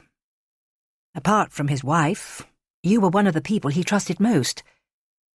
Can you think of anyone else the police should be talking to?" His face crumpled, and I got the sense that he was holding something back, either too cautious or too afraid to explain. His body language had been tense since we arrived, and he was struggling to meet my eye. The long pauses between statements made me sure he was plucking up courage to share something. I glanced again at the wall of photos. Some had obviously been taken in the local parks. He'd captured every detail: flowers, statues, old men asleep on benches, even the rubbish littering the grass. But it was the portraits that interested me. Most people's faces showed surprise or anger, as though he'd stolen their images without seeking permission. Rayner's voyeurism interested me, but his personality struck me as too passive for violence. When I looked at him again, he was doing his best to pull himself together. "There's one person you should see," he said. "Lawrence Fairfield knows everything about the Angel. That's why they got rid of him." Out of the corner of my eye, I saw Taylor scribbling the name in his book. I waited for Rayner to explain, but he was still too distressed to speak. On the way out, I noticed a Nikon lying on the hall table, a set of lenses lined up beside it. Maybe he harboured fantasies about escaping from banking and joining the photo team at the National Geographic. Taylor's swagger was less pronounced when we got outside. Rayner's homosexuality seemed to have scrambled his brain temporarily.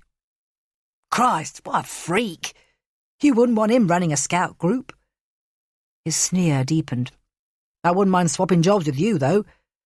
All you have to do is ask questions, then let us do the dirty work." He strutted back to his car without offering me a lift. There was no doubt in my mind that his aggression posed more of a threat to the general public than the man I'd interviewed. I thought about Stephen Rayner as I reached Leicester Square. Few people would take 2 weeks off work when their boss died, no matter how close they'd been. He was doing his best to present an immaculate image to the world, but he was near to breaking point. It seemed hard to believe that a gay man could still feel intimidated in the 21st century.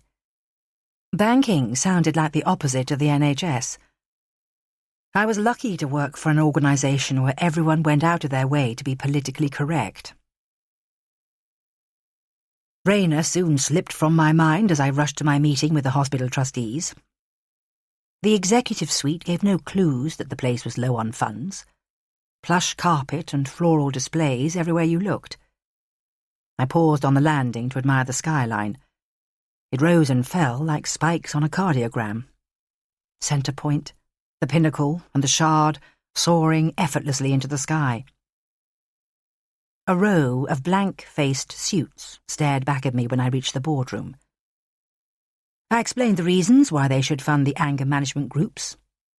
Follow-up studies showed a reduction in domestic violence, and ex-prisoners were 50% less likely to reoffend. No one batted an eyelid, and the chief executive marched me to the door as soon as I'd finished. "Thank you, Dr. Quentin. You're very passionate about your cause." He didn't bother to crack a smile as he nodded goodbye. I was seething when I got outside. My time would have been spent more usefully shrieking into a paper bag. I forced myself through the afternoon's duties with gritted teeth. At 5 o'clock, I put on my running gear and sprinted down the fire escape. When I reached the ground floor, I was glad I'd taken the stairs because Darren was hanging around by the lifts. His jeans and T-shirt looked so crumpled he must have been wearing them for days, but it was his body language that worried me, alert and watchful as a guardsman, and I knew he was waiting for me. Maybe no one else had given him the benefit of the doubt. I should have run back upstairs and told Harry about his vigil, but the idea exhausted me. I've always resisted giving in to paranoia about my safety, so I jogged towards the station without looking back. Commuters were packed into the tube compartment like fish in a dragnet. When I finally reached the escalator at Warren Street, everyone was staring upwards expectantly, longing for a glimpse of the sky. My heart lifted as I reached Regent's Park and started to jog. It's my favourite of all London's parks, so big that it's a world in itself, with enough attractions to keep you entertained for weeks. A boating lake, a mosque, a theatre, cafes. It even has its own zoo, with cages full of sad-eyed orangutans. Perhaps Stephen Rayner was a regular visitor, taking photos to keep his stress at bay. It was easy to spot other would-be marathon runners. The punishing heat hadn't broken their training schedule, and they'd invested in the best trainers they could afford. The woman in front of me was setting a brisk pace, so I followed her, admiring the mansions on Cumberland Terrace. They must have been built 200 years ago for the landed gentry. It was hard to imagine who owned them now. Only oligarchs and supermodels would have the right cash flow. Andrew Piernan was sitting on a bench beside Clarence Gate, wearing a dark blue tracksuit, and he fell into step without saying a word, thin shoulders rising and falling steadily. I felt guilty for assuming that he never took exercise. He looked completely at ease, and he had the right physique for distance running, wiry and long-limbed, no excess weight to carry. "You've done this before, haven't you?" I asked. "Couple of times a week. Not here, though. I run in the city." He nodded at my backpack. "Let me carry that." I shook my head. "I'm fine, thanks." "Of course. You're Superwoman. How could I forget?" I gave him an old-fashioned look, and we ran on in silence. The fact that he was relaxed enough to tease me meant I didn't have to worry. It didn't matter that my ponytail had collapsed, and patches of sweat were soaking through my T-shirt, while he ran effortlessly. "Want to go faster for the last mile?" I asked. Sprinting at the end of each run was one of my strategies for improving my speed. He smiled back at me, then cut left along the broad walk. People were relaxing on the grass, a young couple sitting under a chestnut tree, giving each other mouth-to-mouth resuscitation. Piernan was sprinting so fast that my wounded ribs ached and my lungs heaved with effort. The late afternoon sun was still dazzling when we reached the cafe. "You're quick," he grinned at me. "You'll do that marathon in no time." "If I survive," I gasped. I left him queuing for drinks while I splashed cold water across the back of my neck in the toilets. When I blotted my face with a paper towel, I noticed that I looked surprised. The shock of discovering that Piernan could outpace me was still registering.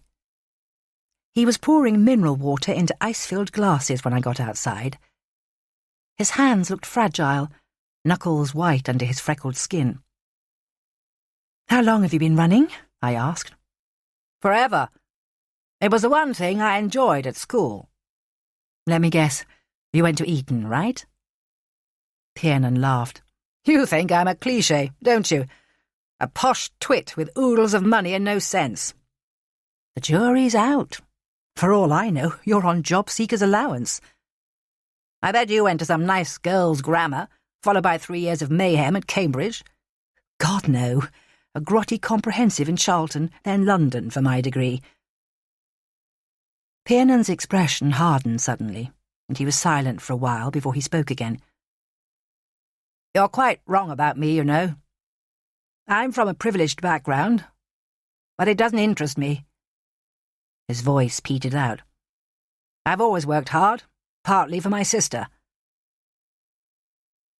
The attendants were collecting the last fares of the day on the boating lake, and Piernan still looked angry, the muscles tight around his mouth. It was a trait I recognized in myself, rage bubbling out of nowhere, requiring constant effort to keep it in check.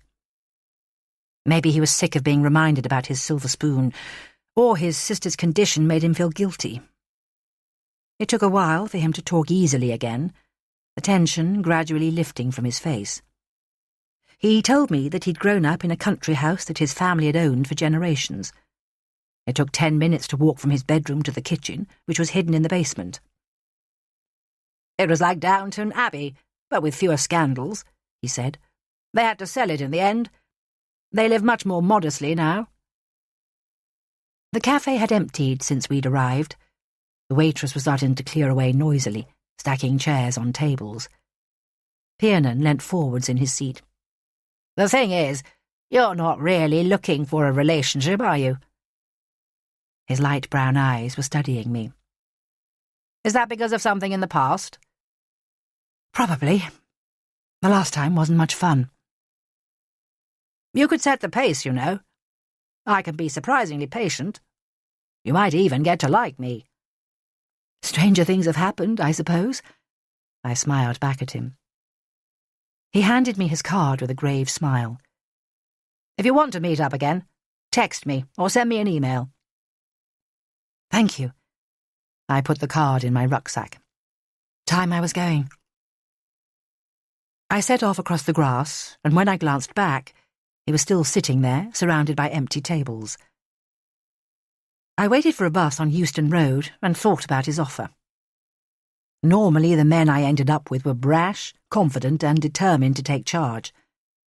Piernan had been shrewd to offer me the driving seat, because it made me keen to see him again.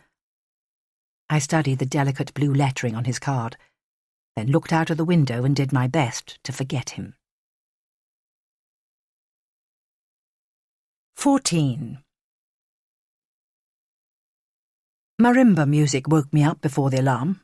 I thought I'd woken up in Havana until I remembered I'd changed my ringtone. I hauled myself upright and rubbed the sleep from my eyes. It was 6:30, and a man's voice was babbling too fast to make sense. It took me a while to realise that it was Steve Taylor. "I hope I'm not disturbing your beauty sleep." I could picture him leering into his phone. There was a buzz of voices, then a door slamming somewhere nearby. "Brotherton wants you at the hospital. Quick as you can." I let out a string of curses, then got dressed and jogged to my car.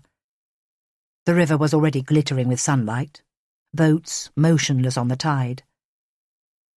Going to work so early felt unnatural, like the start of a nightmare, but the press had beaten me to it. A crowd of journalists and photographers were loitering by the entrance doors, clutching cameras and cigarettes. I picked up my pace when I saw Dean Simons. He was a freelance hack who touted nonsense to the tabloids, and he'd made my life hell after the Crossbones case, doorstepping me for weeks, begging for an interview. It had taken 2 solicitors' letters to make him slink back into the shadows, but he'd exacted his revenge. He wrote a story that was full of fabricated quotes, insinuating that I'd been so broken by my ordeal that I'd never work again. I'd decided not to sue, but the sight of him still made my skin crawl. He looked the same as ever. An overweight, red-faced 50-year-old with dirty grey hair trying to hide his beer belly inside a tight leather jacket. A look of excitement crossed his face when he saw me, like he'd spotted a long-lost friend. "I'm still waiting for that exclusive, Alice. Come and chat on the way out." A chorus of shutters snapped at me as I hurried past. When I found Burns, he was standing outside Marshall Ward, looking sheepish, as though he regretted getting me involved. "Nicole Morgan was attacked last night," he explained. "Brotherton wanted you here before the press briefing." "What happened?" "She went to a meeting at one of the banks. He attacked her by her car." Burns was leading me up the stairs, pacing so fast I could hardly keep up. "And it's definitely our man?" He stopped to pass me a crumpled piece of A4 wrapped in an evidence bag. The garish colours looked like an image from a stained glass window. It was a different type of angel this time, downloaded from the internet, a crude contrast to the serene Renaissance faces from the previous attacks. I stared at the image in surprise. "He's changed his signature," I said. "No feathers this time either. A car frightened him off before he could finish her. Nicole can't tell us much else. He got her from behind." The changes to the killer's signature were beginning to make me wonder whether Morgan's attacker had been a copycat. I used my pass key to unlock an office nearby, and he followed me inside. "Was it a knife attack?" I asked. Burns pulled some Polaroid photos from his pocket, reluctantly, and handed them to me. I studied each one, then closed my eyes. Nicole Morgan's attacker had gone for maximum damage. The first concern would be her kids. They would need counselling to help them accept the change. It looked as if a plastic surgeon had made a series of catastrophic errors. A knife wound had extended her mouth by several inches, but the left side of her face had taken the brunt of it. It was sliced cleanly in two, so badly lacerated that the flesh had collapsed.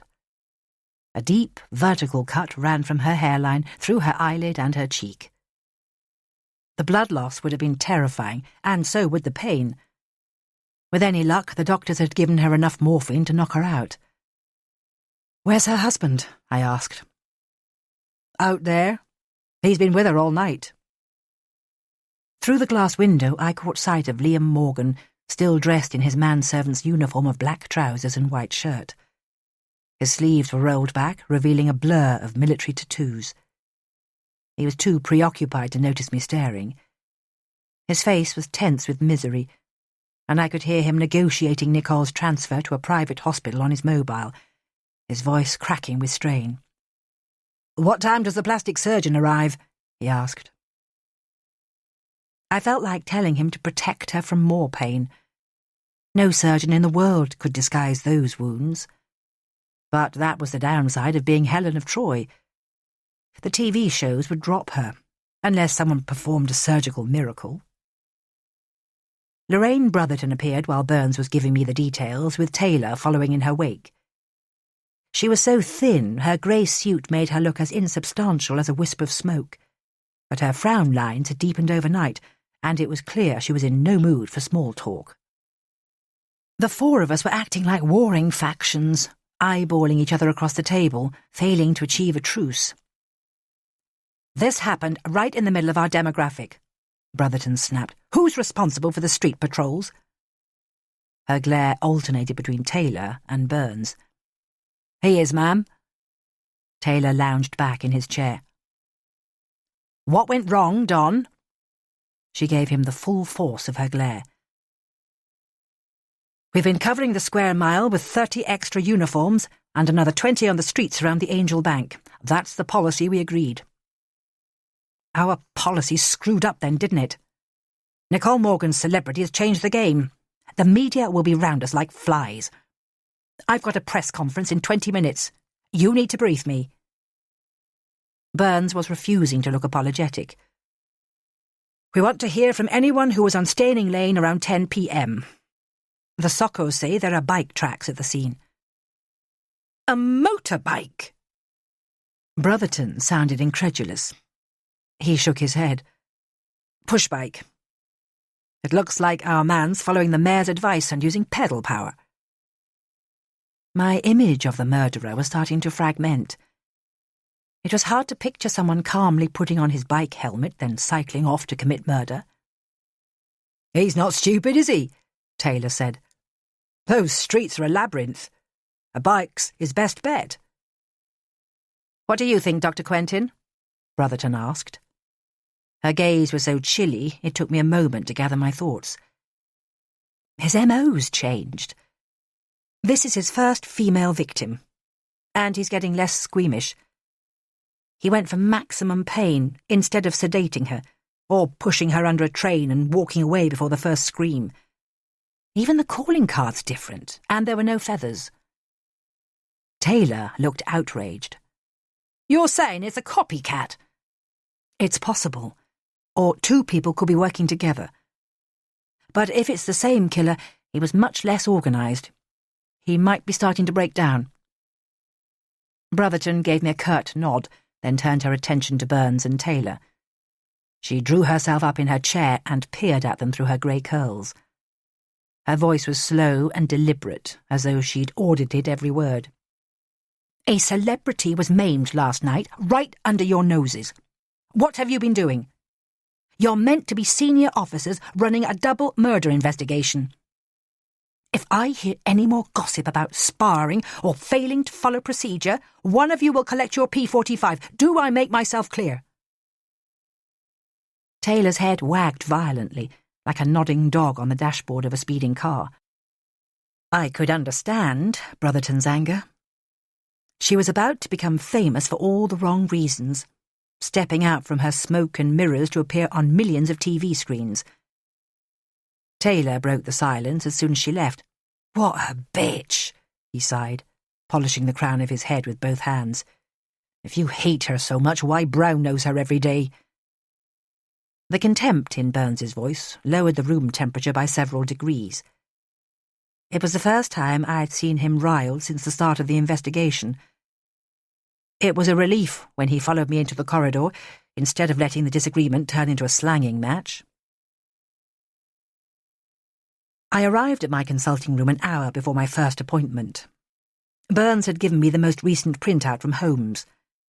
It was several inches thick, with dozens of pages of workflow analysis and evidence management to skim through before I reached the dynamic reasoning report, which was frustratingly brief. The system had picked up just one parallel, to a serial killing case in Brixton over a decade ago, but the attacker was already behind bars. I grabbed a highlighter and got to work. The killer's motivation must be hidden somewhere inside the ream of paper, and keeping busy would help me forget what I'd seen. But Nicole Morgan's wounds came back to haunt me when I put down my pen. The plastic surgeon had an impossible job to perform. He'd need a yard of surgical twine to mend her heart-shaped face. 15. A surprise was waiting for me when I turned on my computer. I was already feeling queasy from lack of sleep, and the first email I opened didn't help. It was from Darren, and the message consisted of just 5 words. You can rely on me. My heart twitched uncomfortably in my chest. The font size was huge, each letter at least an inch tall, the equivalent of standing in front of me, screaming at the top of his voice. It crossed my mind to harangue the receptionists, but I knew it wasn't their fault. There were 6 websites where he could have found my work email address. I looked up the details for Darren's YMCA and left a voicemail asking the manager to contact me. His probation officer wasn't answering her phone either. I wrestled with the window, gasping for fresh air. A helicopter was hovering over the tip of the Shard, giving its passengers the perfect photo opportunity. I felt like beckoning them to land on the hospital roof. Maybe a tour of the building's failing resources would give them an attack of philanthropy. The day went by too quickly, with hardly any intervals between patients. At 5:30 I went looking for Harry, hoping to share my worries about Darren, but his secretary said he was meeting the trustees, so I locked my office door and set off. The street was crammed with stationary cars, drivers revving their engines impatiently. The air felt sticky with heat and bad humour. My brother was shuffling around in his room when I got back. Normally I would have made him a cup of tea, but we hadn't spoken since he'd slammed out of the flat. I went into the bathroom and turned the shower to full blast. The jet of water was strong enough to hurt. It felt like a masseur was standing behind me, pummeling the tension from my muscles. Will was frozen in the middle of his room when I came out, clutching a handful of CDs. "You look busy," I said. "I'm packing some of my stuff." He made no attempt to return my smile. I wanted to tell him to forget about leaving and wait until he was well, but I bit my tongue. "Do you need a hand?" He looked at me in surprise. "You can do the books if you want." It was a struggle to pick my way between piles of clothes, newspapers, and dirty coffee cups. I found a cardboard box and scooped a handful of paperbacks from the shelf. Will was standing completely still, gazing around the room. "I should get rid of all this crap. It's only weighing me down." He held my gaze, waiting for me to protest. "We're going to Brighton in my friend's car. There won't be any room for it anyway." "Where does your friend live?" I stacked more books into the box, lining up the spines. "Whitecross Street," he said. "He's there now, waiting for me." He turned on his heel and disappeared out of the front door. I stood there clutching his copy of the Rough Guide to Mexico. Whitecross Street was a place I always avoided at night. A bleak row of council flats, every ground-floor window protected by a metal grille. The tenants must have grown tired of bricks being hurled into their living rooms. I could have sat down in the middle of Will's debris and howled, but I made myself stick on a CD, and the music worked wonders. It's hard to feel miserable with Bill Withers belting out Lovely Day at full volume. I spent an hour doing therapeutic cleaning, scouring the sink to within an inch of its life. By the time I'd finished, the kitchen was immaculate and I was starving. I melted some butter in a pan and fried 3 eggs, sandwiching them between doorsteps of white bread loaded with ketchup. All the fat and cholesterol I'd consumed had given me an unexpected surge of energy, and my mood was beginning to lift, so I texted Piernan before I got cold feet, asking if he was free the next evening. He replied immediately, inviting me to a private view. I put on some lipstick, then lugged my bike downstairs to meet Lola, feeling oddly pleased with myself. It took 10 minutes to cycle along Tooley Street, the air still solid with heat and exhaust fumes. Lola was waiting outside the Market Porter, sipping a glass of Pimm's. Her friend Craig was standing beside her, 2 inches of dark roots visible in his long blonde hair. He blinked at me through layers of expertly applied mascara. Lola went to drama school with Craig, sharing flats and misadventures. He made a living as a cabaret performer, and his relationship with Lola was like a chemical experiment. It either burned with adoration or fizzled into despair. When we went inside, the Greek god was setting up microphones on a small stage. "I didn't know Neil was in a band. What are they called?" I asked. "The Jack Pescod Trio," Lola beamed. "They're heavenly." She was right about the music. Normally I'm allergic to jazz, but this was in a different league.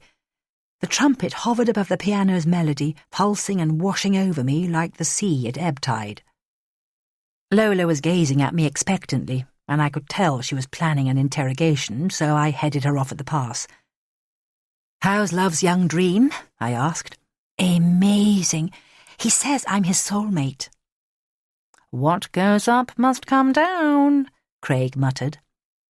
"Cynicism's so unattractive, darling," Lola rebuked him. "Don't yield to it. The rest of us call it realism, sweetie."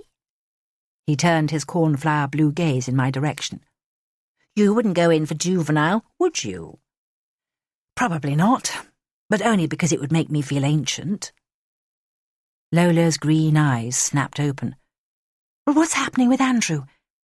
I think he's adorable. He's got that posh charm, like Hugh Grant in Notting Hill." "Don't get your hopes up, Lo. It's too soon after the last disaster." "But you're seeing him again, aren't you?" She ploughed on. "Tomorrow." The subject of romance was finally dropped because Yvette had arrived. She poured herself into a skin-tight orange dress, and I saw a man by the bar do a complete 360-degree turn to watch her sashay through the crowd. When she reached our table, she pulled a piece of paper from her bag. "There you go," she said. "The salaries of every employee at the Angel Bank." "Who stole this for you?" "I shouldn't tell you." Yvette seemed to be relishing her Matahari moment. "My friend Vanessa took a risk getting it. I've no idea how they're paying those wages in a recession." Craig and Lola were still bickering about relationships while I stared at the figures. The traders' bonuses were eye-watering. Even the lowest payout was enough to buy a penthouse suite in my building. Yvette peered over my shoulder. "They're fighting for the biggest prizes in the city. I wouldn't want to be around on bonus advisory day." "Too much machismo?" "Worse than that. They'd be tearing each other limb from limb." The smile slipped from her face. "You should let it drop, Al." "In case I end up in a concrete shroud." "Vanessa says she'll talk to you, but I think you're crazy. It could get both of you in trouble." "You're serious, aren't you?" "Too right I am. When there's that much cash at stake, people don't play by the rules." I shook my head. "It's a personal vendetta, not some mafia-style corporate feud." Yvette looked unconvinced. It took her half an hour and 2 large gin and tonics to calm her down before I could say goodbye. My pulse was racing from the cycle ride when I got home, so I switched on the TV. I had to blink twice before my eyes accepted that the woman standing on the hospital steps was Lorraine Brotherton. She was surrounded by a sea of reporters with dozens of microphones aimed at her, and she'd transformed herself for the cameras. Her grey hair had been swept back, and she was wearing lipstick and eye makeup. She looked more than capable of keeping Taylor in his place, explaining that dozens of extra officers were working round the clock on the Angel case. The camera panned across mounds of flowers and cards propped against the hospital gates, wishing Nicole Morgan a speedy recovery. But when Brotherton reappeared, she was working too hard to convey her message. She tried to explain that the situation was under control, but she was staring at the camera without blinking, as though a gunman was forcing her to read a statement she didn't believe. 16. I felt a pang of envy as I walked to work on Saturday. A woman was sunbathing on a bench, legs stretched in front of her, taking in the view. In an ideal world, I'd be the one watching the river ebb downstream, but there was no wriggling out of it. A skeleton team had to keep the department open each weekend to deal with emergencies. When I reached Great Maze Pond, the media circus was still camped in front of the hospital, so I skirted round Newcomen Street to the back entrance, keen to avoid another clash with Dean Simons. I thought about Nicole Morgan as I climbed the stairs.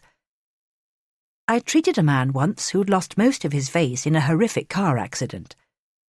It was months before he could confront a mirror, and it would be even harder for someone like Nicole, a recognised beauty whose looks had helped her become a celebrity. I spent the day catching up on the paperwork I'd neglected since the investigation began. The thermometer in my room was edging past 30 degrees by the time I escaped, and I stood under the air-conditioning vent in the stairwell, letting cold air chill the back of my neck. By the time I'd jogged down 4 flights, I was picking up speed. But when the next corner came, I had to slam on the brakes because an obstacle was blocking my way. Darren was sitting in the middle of the stairs. It crossed my mind to vault over him and keep running. All I could hear was the echo of my own breathing. No one would disturb us because the fire exit was only used by a few renegade nurses, desperate for a fag. I glanced over my shoulder, but the concrete stairs looked unforgiving. Darren seemed more confused than last time. The hood of his grey top was half covering his face, and his lips were moving constantly without producing a sound. "I want you to do something for me, Darren. Come up to the clinic. I'll fix another appointment for you with Dr. Chadder." His gaze shifted back into focus, as if he was waking from a long sleep. "It's you I need to see, not him." His hands jittered across the concrete, and I knew he was losing control. "This way," I said quietly. "Follow me." I started to walk back up the stairs, ignoring my impulse to run, and Darren trailed behind me. When I glanced back, his expression was flickering between anger and fear. Maybe they were the only feelings he could access, his emotional range even narrower than mine. I tried to suppress my anxiety, because I knew it would prevent me helping him. He seemed calmer by the time we reached my floor, standing quietly by the reception desk when I handed him his appointment card. "Promise you won't miss it this time." He nodded his head, but wouldn't meet my eye. "You can go home now, Darren." He took a long time to leave. Maybe that was because he had no home to go to, just a room at the YMCA, shared with a dozen strangers. My heartbeat gradually steadied itself, but the urge to fly had deserted me. When I opened the door to the fire exit for the second time, I took each flight at a steady pace. Someone had left a newspaper on a bench in the quadrangle. "Hottest July on record," the front page announced. The picture showed hundreds of people frolicking in the grubby waters of the Serpentine like it was the Côte d'Azur. By the time I reached the river, the idea of ripping off my clothes and diving in seemed appealing. I leant on the railing and watched the tide roll past. The shore was an expanse of black silt, littered with broken glass and McDonald's wrappers. No doubt dozens of poisons were lurking there. Weil's disease, salmonella, maybe even a touch of hepatitis B. I sat at a table outside Brown's and ordered an orange juice loaded with ice. When I opened the paper, another headline caught my eye. "Nicole Morgan in savage attack." Morgan's friends in PR had rallied to her rescue.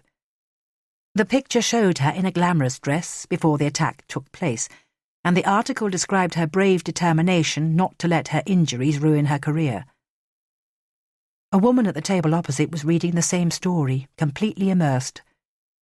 There was a tense expression on her face, as though she'd discovered her name was next on the angel killer's list. I reached for my phone and called Piernan. "Not you, pestering me again?"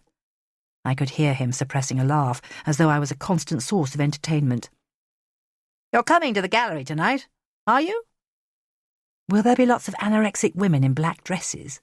"Of course. It's a private view. What do you expect?" "I'll wear something colourful then." "Good for you. It's the weekend. Let's go crazy and break the rules." I finished my drink and sauntered home, but by 8 o'clock my anxiety levels were rising and a headache was pulsing behind my left eye. I kept trying to convince myself it wasn't a date, just a trip to an art gallery with a new friend, but it didn't work. The mirror in my bedroom showed a scrawny woman in a yellow dress in dire need of a holiday. I pinned my hair into a chignon and forced myself out the front door. The bus delivered me to Cork Street, 1/4 of an hour late. I used to love browsing through the galleries when I first moved into town. They seemed like the height of sophistication. I was convinced that all of the city's beautiful people inhabited the narrow gap between Bond Street and Soho, spending their days shopping for exquisite clothes on South Molton Street. I saw them differently these days. They were still beautiful, and they haunted the same bars, but they didn't intimidate me anymore. By now, the Bruton Gallery was heaving with patrons. The men looked well-fed and prosperous, but the women were taking tiny sips from their wine glasses, monitoring each calorie. Piernan was already there, studying his catalogue, linen suit hanging from his slim frame. He looked relieved to see me, and for a second I thought he might kiss my cheek, but he drew back at the last minute. He was standing so close I could see the flecks of gold round his pupils. "What's your verdict on the paintings?" I asked. "I haven't got a clue, to be honest. I only brought you here to impress you with my highbrow interests." "Except you're not interested, are you?" His curly hair fell across his forehead as he grinned. "I made them do a charity auction recently, so I had to show willing." An elderly man bustled over with his hand outstretched, and it was clear from his manner that he was the owner. A pink handkerchief lolled from his top pocket like an extra tongue. "You must be the famous Alice. I've heard all about you." When he finally released my hand, he gave Piernan a knowing smile, then turned away to flatter someone else. Piernan looked embarrassed. "Shall we take a look around, so you can see the extent of my ignorance?" I admired a brightly coloured butterfly trapped in a small frame, but a throng had gathered by a line of prints on the opposite wall. Rows of dollars were lying side by side, picked out in neon pink and green. "They're all the same," I commented. "Are they Warhols?" He checked his catalogue and nodded. "You won't believe what they're worth." "How much?" "A few 100,000 each." "That's obscene." My headache stepped up a gear. The wine must have gone to my head, because normally I don't make judgments about how people choose to spend their money. "Is something wrong, Alice?" Piernan asked. I turned to him. "Where do I start? There's no money for my anger management groups. Kids in this city are getting rickets from malnourishment, and bankers help no one but themselves. It's unbelievable that people are blowing that much on a piece of paper." Piernan gaped at me.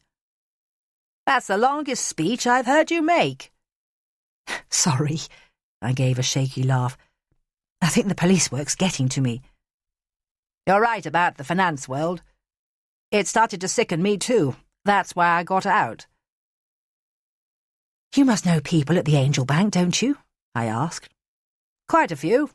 I worked there 3 years ago, selling bonds." "You didn't tell me?" Piernan shrugged his shoulders. "I had friends there, but it made me decide to do something different with my life." He looked so uncomfortable that I realised he was only giving me a fraction of the story. "It's a conspiracy of silence," I said. "There's something wrong with the culture there. It's driven someone over the edge." His eyebrows shot up. "It must have changed since my day. It was competitive, but people weren't slitting each other's throats." I wanted to ask more questions, but he steered the conversation to lighter subjects, and after a few minutes he went to get us more wine. Discomfort was still bubbling in my chest. Maybe it was because it was so easy to imagine sleeping with him after months of waking up alone, because he was so flattering and funny. But what would happen in the morning? The trapped feeling would come back, and I'd wake up gasping for breath. The people around me were starting to blur around the edges, and Piernan had been cornered by the gallery owner on the far side of the room. The woman beside me was trying to persuade her husband to buy a pair of prints for their living room. The expression on her face was petulant, like a child demanding more pocket money. "One's enough," he replied firmly. "They could go down as well as up." His mouth twisted into an ugly line as he fought to win the argument. Everywhere I looked, people were poring over their catalogues, doing mental sums. Things got easier when Piernan came back. We found a quiet corner, and he was so entertaining it was easy to ignore the frenzy of consumption in the background. The owner was rushing around, sticking red dots onto frames. Piernan asked me about the cuts at work. Then he entertained me with stories about a pompous acquaintance of his who managed to upset everyone he knew. Time passed so quickly that it was midnight by the time I checked my watch. "When are we meeting again?" He gazed down at me. "Can I call you?" "Of course." His mouth twitched with amusement. "After you've checked your hectic schedule." He flagged down a cab for me, and I was about to say goodbye when he passed something through the open window. "For you, Alice, a token of my esteem." His madcap grin was the last thing I saw as the car pulled away. When I lifted the brown paper, my breath caught in my throat. The butterfly I'd admired was trapped inside the package. Its wings were a gorgeous, vivid turquoise, and Andy Warhol's signature was scribbled in the corner of the frame.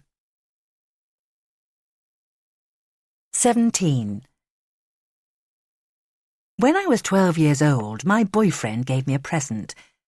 It was Duran Duran's newest album, and I wanted it with all my heart, but I handed it straight back.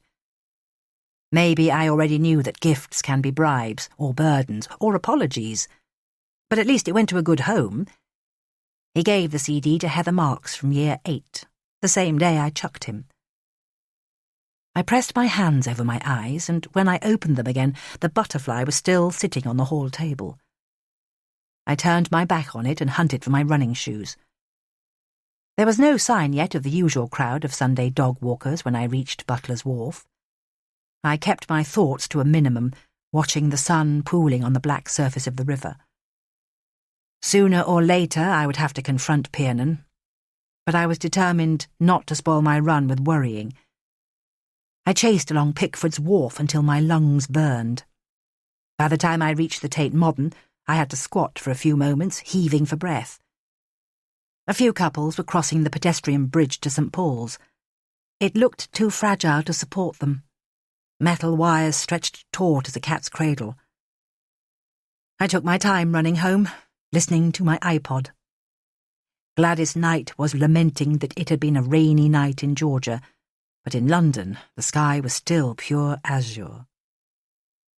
The weather seemed to be stuck in a permanent loop, every morning just as irritatingly perfect as the one before. Will was in his bedroom when I got back, hurling CDs into a bin bag. The plastic cases shattered loudly as they hit the floor. "What are you doing?" I asked. "Clearing this lot." He carried on destroying his music collection without bothering to look up. "I'm taking my junk down to the bins." "Right." I tried to speak calmly. "Are you keeping anything?" "Just the stuff I need." He pointed at a small pile of belongings. All I could see was a pair of canvas shoes, a yellow T-shirt with Club Ibiza printed on it, his wallet and a bar of soap and his passport. "Is that all?" "The rest's too heavy to carry." "Okay," I replied calmly. "Do you want some coffee?" "I'll take another load down first." I waited until the door clicked shut, then ran back into his room to hunt for his laptop and the speaker that had cost him a fortune. They were in a tea crate, heaving with photo albums and his entire vinyl collection. It was the records that upset me most. 10 years ago, I'd stood beside him, scouring the stalls at Greenwich Market for vintage David Bowie. I crammed armfuls of his belongings under my bed and in my wardrobe, hoping he wouldn't notice. When I looked out of the window, he was standing on the pavement, calmly abandoning everything he owned. The huge communal bin was already half full of clothes, books, and the wooden sculptures he'd shipped back from Bali.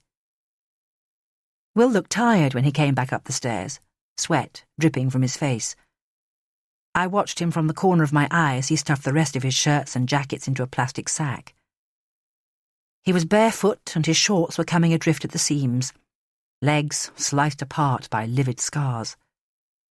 Once the bag was full, he wrenched his T-shirt over his head, used it to wipe his face, then dropped it into the sack. Maybe I should have tried to stop him, but there was no point. He would only yell at me if I got in his way. It was impossible to imagine myself in his place. I'd have fought tooth and nail to rescue my photos and letters if the flat went up in flames. It was a relief when the doorbell rang. It was bound to be Lola arriving for her weekend coffee. With any luck, she could perform her usual magic and calm Will down. But when I opened the door, my mother was standing there, wearing her favourite outraged expression and a dark green dress without a single crease. "Didn't you get my messages? I must have left half a dozen." You should have called my mobile, Mum. She pursed her mouth, unwilling to concede the point. I was about to advise her to jump straight back into her lemon-scented Nissan, but it was too late. She barged past me just as Will emerged from his room. At least I had a ringside seat for the showdown. My brother had avoided her for the last 6 months. Maybe he listened to my phone messages to find out when she would visit, giving himself time to escape. He was clutching a bin bag against his chest. My mother eyed his bare torso and dirty feet with distaste. "There you are, William." Her voice was cool enough to refreeze the polar seas. "What on earth are you doing?" "Nothing," he mumbled. "Just clearing out my stuff." Her expression softened. "Well, that's good, isn't it? Always best to be neat and tidy. Let's see how you're doing."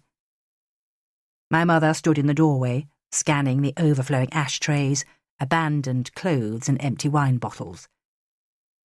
She let her mouth hang open for a few seconds, too stunned to speak.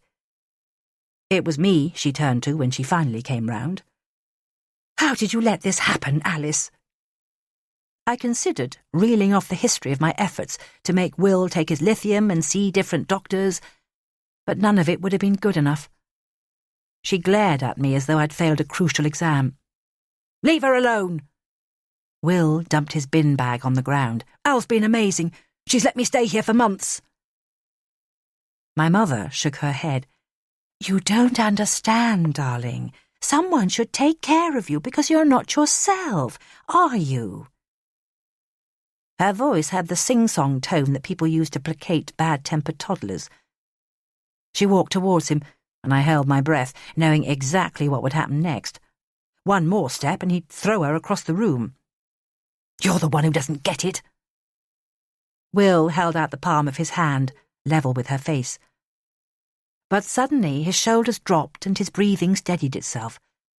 "Look through the window, Mum," he said calmly. "What can you see?" "Very little," she snapped. "A few buildings and your dreadful van." "You're not looking hard enough." He pointed at the only cloud in the sky, so thin it was almost invisible. "What about that?" "For goodness sake," my mother complained. "This is ridiculous." "If you've got any sense, you'll watch that cloud until you understand what it means." He backed away and, after a few seconds, the front door slammed shut. I don't know whether my mother took his advice because I went into the kitchen to give her a minute alone. When I glanced out of the window, Will was hobbling along the pavement, empty-handed. He would draw plenty of curious stares as he limped through the streets, barefoot and half-naked, covered in scars. It's possible that my mother shed a tear because she disappeared into the bathroom. By the time she came out again, she'd powdered her nose and fixed the damage to her eye makeup. I poured some coffee and noticed that the usual look of disapproval was missing from her face. Her expression was completely blank. "It doesn't make sense," she murmured. "Everything I did was to protect you both." "I know, Mum." I gritted my teeth, trying not to remember the sound of my father's footsteps when he rampaged through the house, looking for someone to hurt. That was the closest I'd come to forgiveness. But afterwards she pretended nothing had happened. She told me about her holiday plans, drank one more Americano, and for the first time in years actually made contact with my cheek when she kissed me goodbye. From the window I watched her gleaming silver car edge past Will's van, wondering why I never told her anything about my life. Maybe the world wouldn't end if I opened up to her occasionally. I stared down at my brother's belongings in the bin, tempted to add the Warhol butterfly to the pile. Part of me envied his ability to scrap everything and start again, no matter how crazy it seemed. My mother used a similar tactic. She battened down the hatches and kept the past rigidly under control. I would have loved to wipe my recent history, but neither technique appealed to me. 18. It takes a strong constitution to give a speech to a room full of coppers. I dressed carefully for the event, in trousers and a high-necked top, in spite of the heat.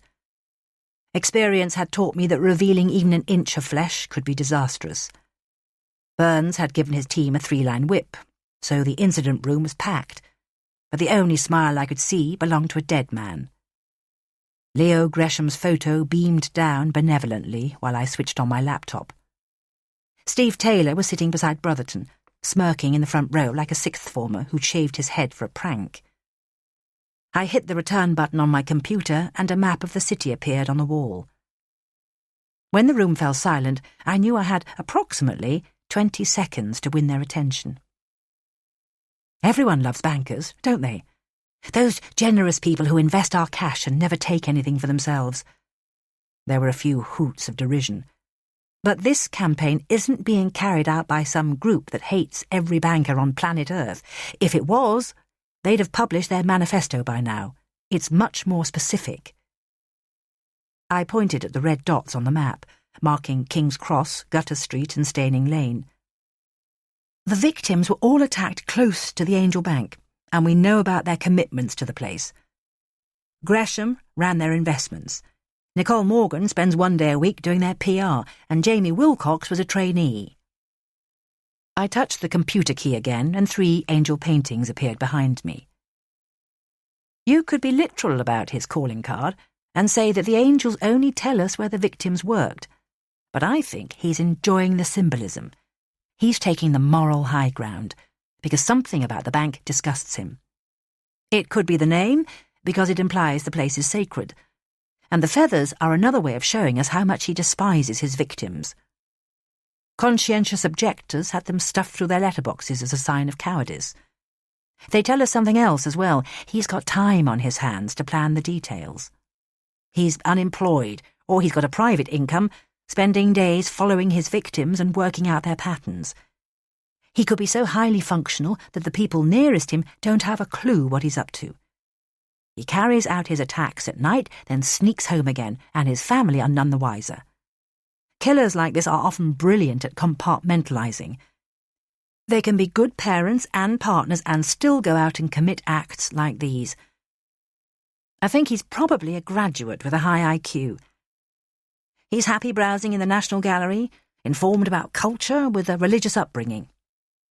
It's likely he's been treated for a mental illness, and he may have made suicide attempts. Some old-timers were refusing to meet my eye, but most of the room seemed to be listening, some new recruits diligently scribbling notes. You'll get copies of my report today, but one thing we have to keep in mind is that the MO and the signature in Nicole Morgan's attack were different from the first 2. That's rare. Serial killers normally get more violent with each attack, but the MO hardly ever changes. Nicole was his first female victim. He was less decisive, and he left a new calling card. That suggests you could be looking for a copycat. There were some grunts of disgust from the back of the room, then a ripple of heads shaking. Both attackers know about pain. When the attacks are this violent, the killer's normally getting even for his own trauma, sexual abuse, or the kind of mental suffering that makes people kill themselves. The main difference is that the killer tries to avoid watching his victim's pain, but the copycat wanted to see Nicole Morgan in agony. I paused to scan the room. Any questions before I let you get on? A young man put up his hand. Under the strip lights, his skin was a raw, glistening red. That's just guesswork, isn't it? What makes your guess better than mine? Taylor's smirk grew even more pronounced. It didn't take a Nobel Prize to work out who'd planted the question. I smiled at the young man before giving my reply. Psychology's not a precise science, we all know that, but it's based on the evidence you give me. Every report you put through the system adds to my profile. For example, you interviewed dozens of commuters at King's Cross. 5 of them saw Leo Gresham's killer walking away, and their descriptions help explain his mindset. He walked decisively, pushing through the crowd, and he never looked back. He had no desire to gloat or to hear Gresham's screams, but he wasn't afraid. His actions were planned and clinical. He'd probably visualised every stage of the attack. Those 5 interviews form a composite picture, don't they? I held the young man's gaze, then smiled again. I've worked on 3 major incidents so far, and I keep getting asked back, so I must be doing something right. He looked deflated. Maybe he'd been expecting some verbal sparring to inflate his standing in front of his mates. There were no more questions. Either the team was too stunned by the idea of the angel killer roaming the streets with a copycat trailing him, or they were tired of listening to my psychological jargon. Most of them looked relieved when Burns got to his feet and started passing out orders, even though there were no definite leads. He took command of the room easily. His stature helped, and his deep voice bouncing off the walls. He explained that the Serious Organised Crime Agency had applied for a licence to seize the bank's records. The managers must have seen the writing on the wall, because they had agreed to provide lists of past and present employees. It was 10 o'clock by the time we got into Burns's car to go to the Angel Bank. His scowl indicated that their endless stonewalling was starting to get to him. "I want you to figure them out for me, Alice. I need to know what they're hiding. So far they haven't given an inch." "I'll do my best," I replied. Burns gave me more details about Leo Gresham's secret lifestyle on the way. It sounded like one long jamboree of expensive hotels, champagne and escorts. Jamie Wilcox had been his direct opposite. He'd done heroic amounts of overtime in a warehouse while he studied to support his wife and son. There was still no news about the mystery blonde at the counting house. 6 prostitutes worked the place, but none would admit to meeting Wilcox on the night he died. I told Burns about my visit to Rayner's flat, but he didn't react. Maybe he'd grown so tired of Taylor's obsession that he was sick of hearing about him. The traffic was getting worse, and Burns was too focused on the road to make conversation, so I sat back and watched the city drift by. A heat haze was already floating above the pavement as we reached the financial district. Businessmen were striding to their next meetings as if the fate of the world economy rested on their shoulders.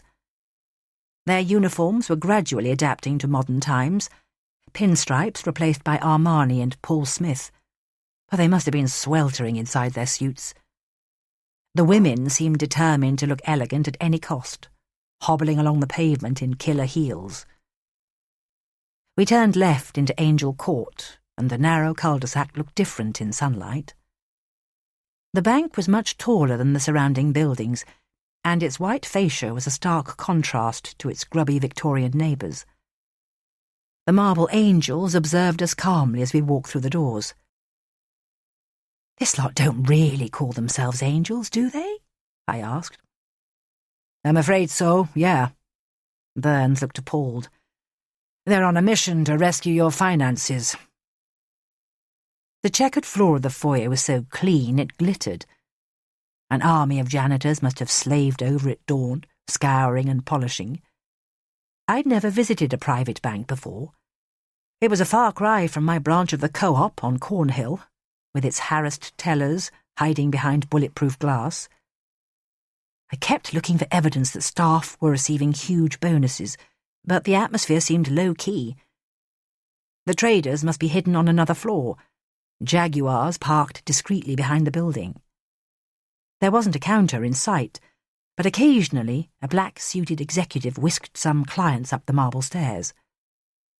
Burns was speaking to a young woman who looked like she was enjoying the most riveting conversation of her life. I thumbed through a brochure. It claimed that the Angel Bank enjoyed a golden reputation. It was one of the oldest banks in London, and a percentage of its profits went to charities.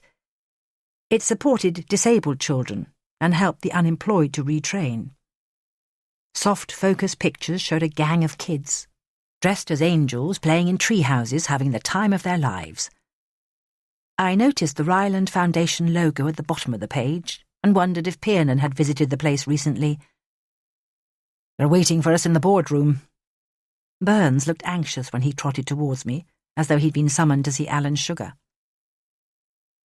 2 men were sitting at the end of an oval table, chairs so close together their heads were almost touching. I recognised one of them immediately from the Albion Club. Max Kingsmith's tan had grown even darker. Maybe he'd just returned from a holiday in Barbados, or he'd spent the morning playing golf. Up close, it was clear that he was trying too hard to maintain his good looks. He was in his 60s, but his smile was too flawless to be real. "You didn't say you were bringing an assistant, Inspector." Kingsmith appraised me carefully, like an item of furniture waiting to be auctioned. "Dr. Quentin's helping us with the investigation," Burns explained. Kingsmith's smouldering glance was obviously meant to send my pulse into a racing gallop. "Forgive me, Dr. Quentin. We're more security-conscious than normal, as you can imagine." He was doing his best impersonation of George Clooney, but his accent was resolutely British. His eyes were hard to categorise, hovering somewhere between grey and green. It seemed odd that his confidence was undamaged by Soccer's investigation. He looked determined not to appear cowed. The other man stood up to introduce himself. "Henrik Freiberg," he said quietly. "It's good of you to come." Freiberg was polite and apologetic, with the sloped shoulders of a man who spent too long at his desk. His grey hair was in need of a cut, and he was wearing heavy tortoiseshell glasses. His suit was so old-fashioned that he looked more like a history teacher than a banker. The two men gazed expectantly at Burns while he made his request. "We still need access to all of your client records." Kingsmith looked exasperated. "We've given you details of every single member of staff.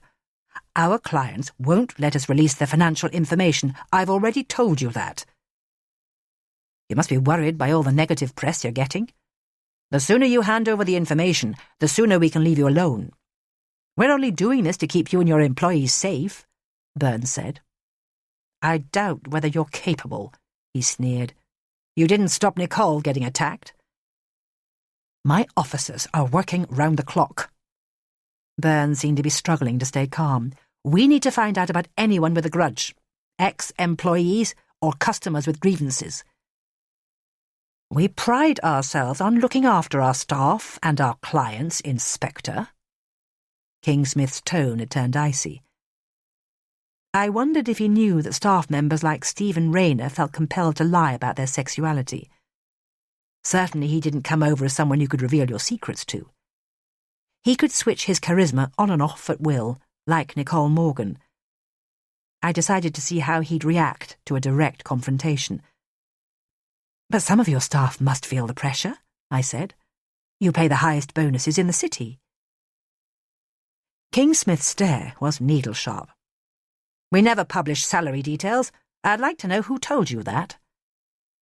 I gave him a pleasant smile, which seemed to disarm him. When the discussion continued, he vented his aggression on Burns instead, until Freiberg placed a restraining hand on his forearm. "These people are trying to help, Max." Freiberg reminded me of a prefect confronting the school's worst bully. I glanced around the boardroom while Burns tried to persuade Kingsmith to open his records. The bank's Quaker founders gazed down from oil paintings on the walls, dressed in black frock coats, expecting us to part with vast sums of money.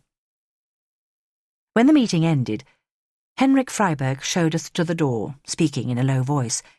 "You'll have to forgive Max. He's got a new baby. He doesn't need any more stress." I smiled at him as I said goodbye. Maybe Kingsmith's wife was the reason for his Peter Pan complex. He was trapped in a cycle of marrying young, childbearing women to hold back the clock. That didn't help much, did it? Burns came to a halt on the pavement. Let's hope Lawrence Fairfield gives him the real picture tomorrow. What did you make of them? The top man's a classic case of narcissistic personality disorder. He's vain, you mean? I shook my head.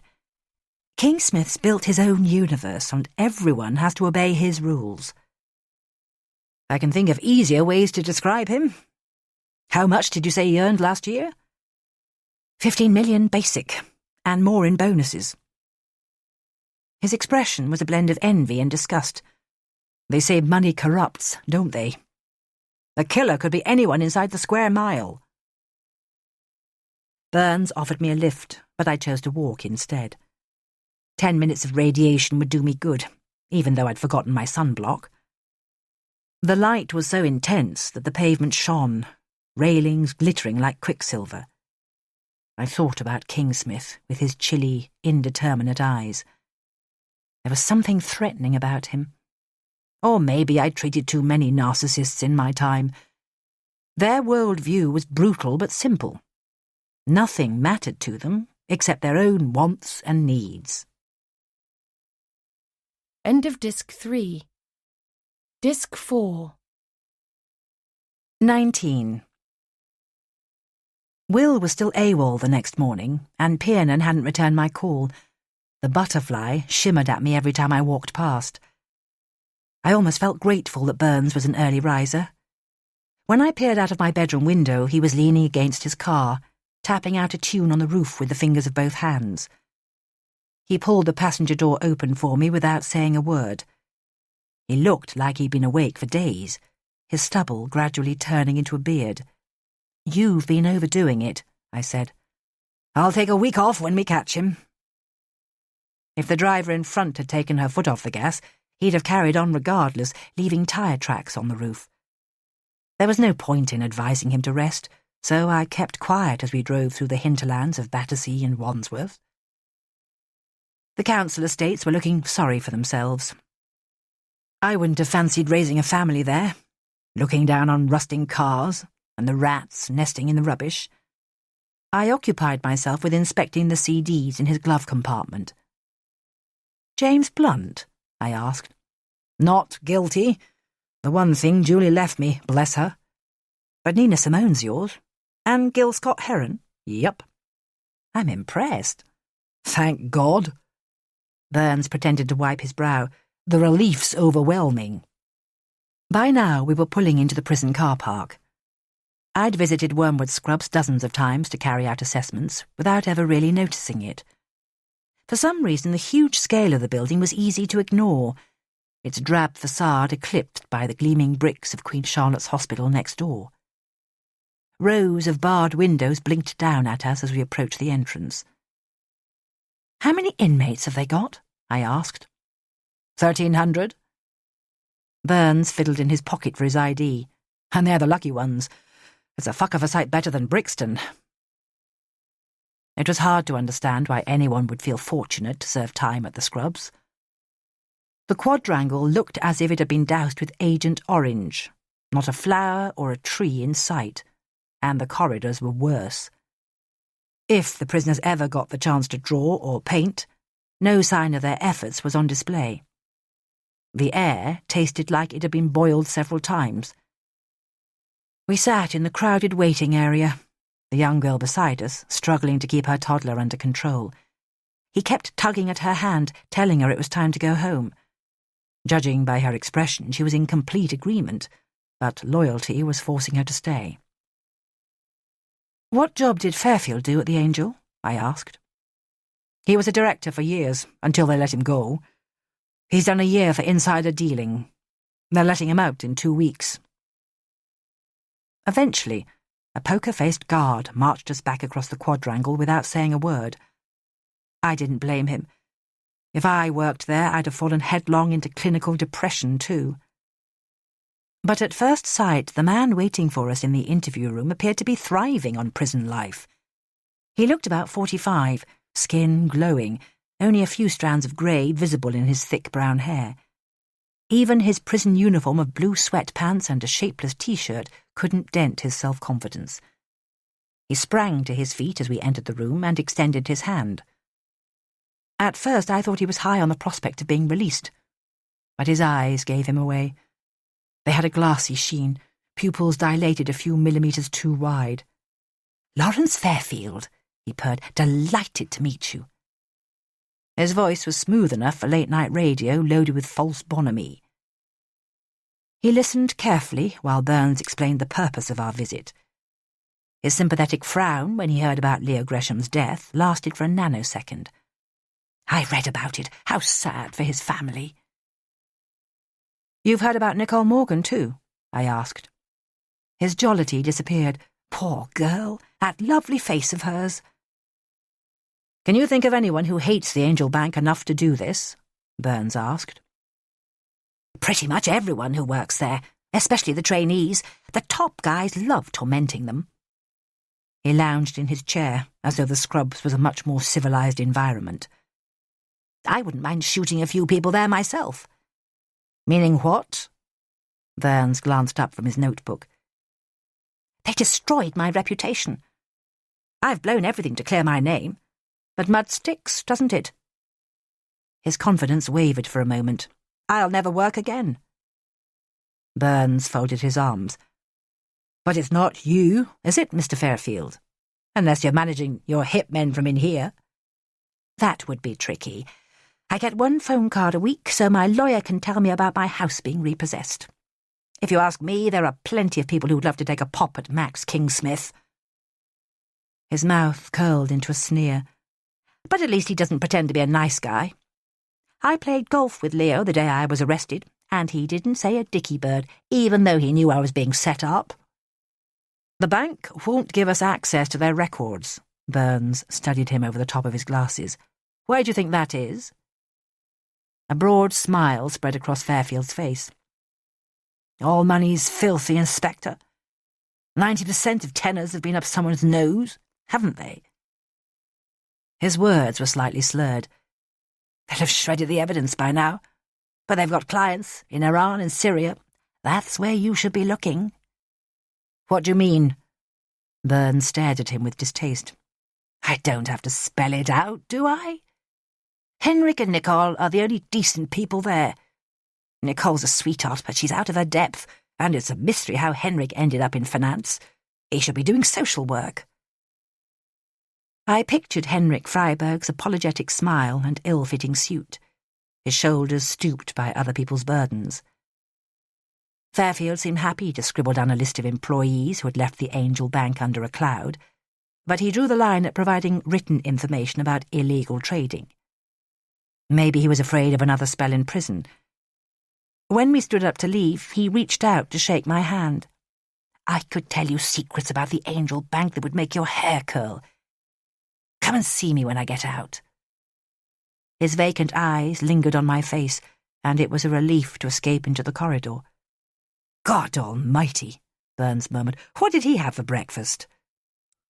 Cannabis resin, probably. Or a couple of lorazepam. He shook his head. That's prison for you. They go in clean as a whistle and come out grubby as fuck. Thinking about Fairfield's drug habit made me remember Jamie Wilcox, his blood loaded with Rohypnol when he died. The anaesthetic had been the killer's one gesture of mercy. I stared at the wall ahead, gathering my thoughts. There's no way this is political, I murmured.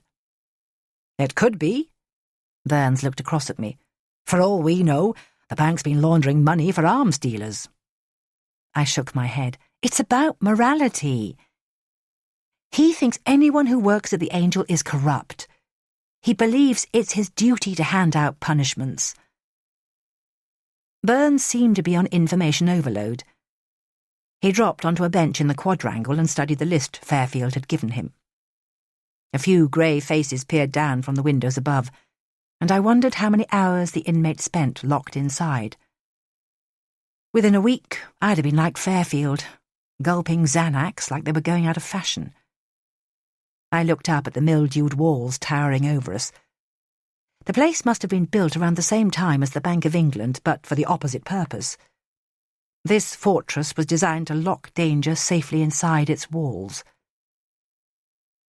Someone's trying to dismantle the Angel Bank's kingdom piece by piece, I said. Burns polished his glasses on his sleeve. You think that's how they see it?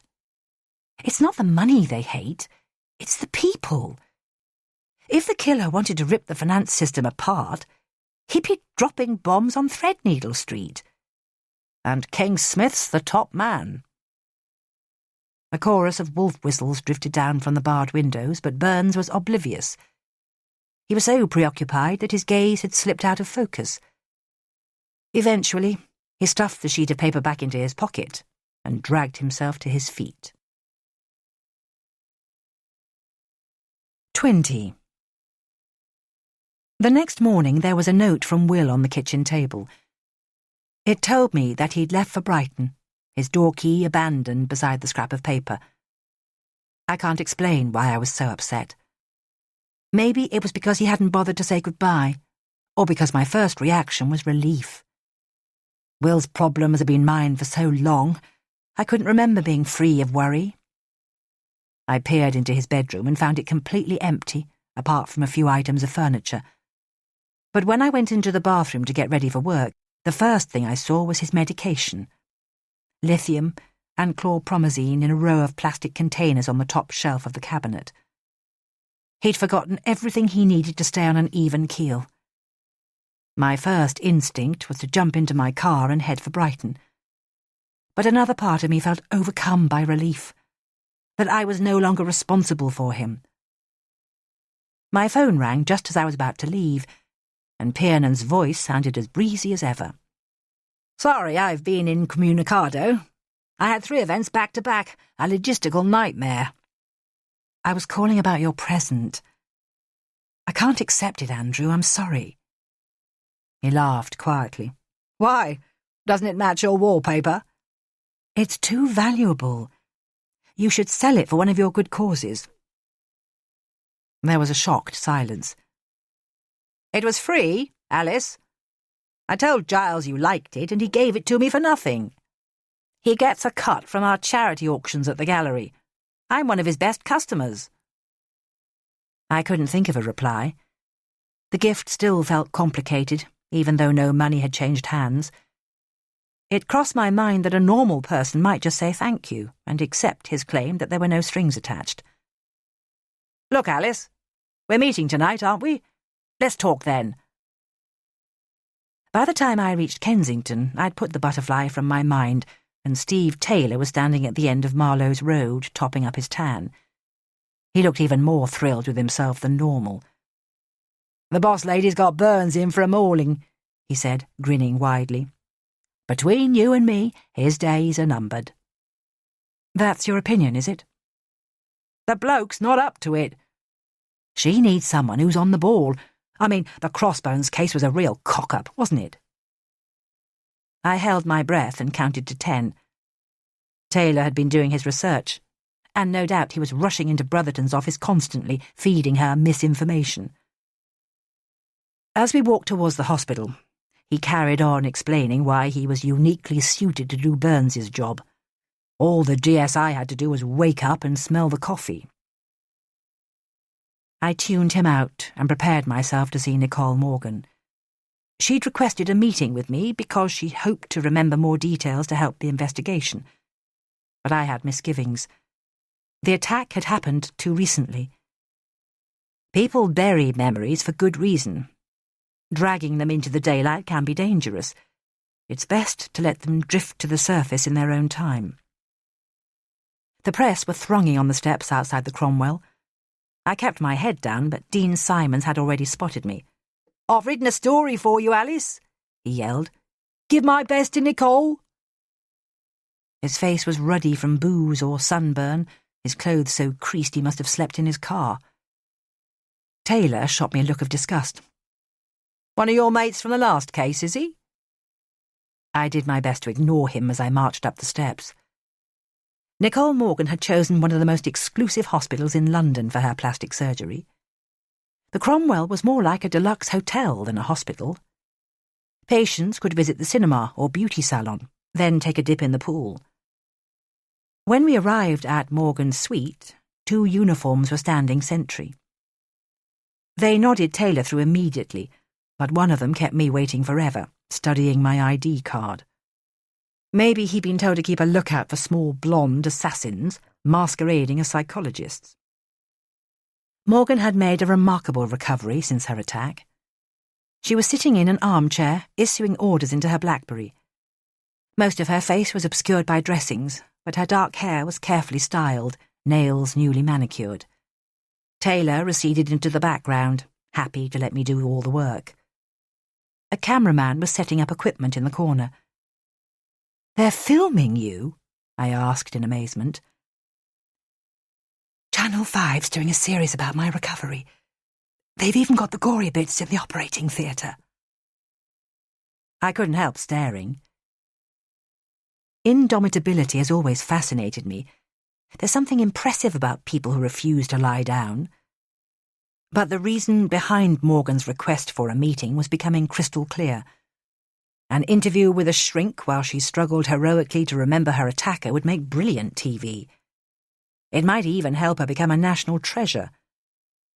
I noticed that her speech was still shallow and rasping, her voice box bruised from the attack. I'm afraid the camera has to go. Morgan looked outraged. Why? Viewers can't miss this. It's part of my story. You'll need privacy if you want to remember who attacked you. Of course I do. Her one visible eye flashed at me. The cameraman argued long and hard before finally agreeing to leave. Morgan's behaviour changed instantly. Her radiance faded by 50%, like swapping a flashlight for a low-energy light bulb, but at least she was still willing to talk. The angel killer's got to be an insider, she told me. You think so? Of course. The bandages shifted around her throat when she nodded. Jobs in finance are like gold dust. There are dozens of people out there nursing grudges, and I bet Leo trod on some heads to get to the top.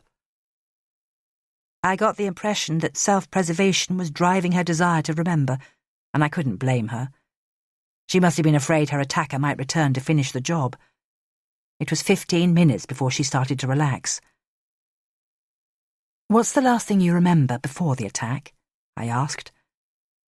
Talking to Liam on my phone.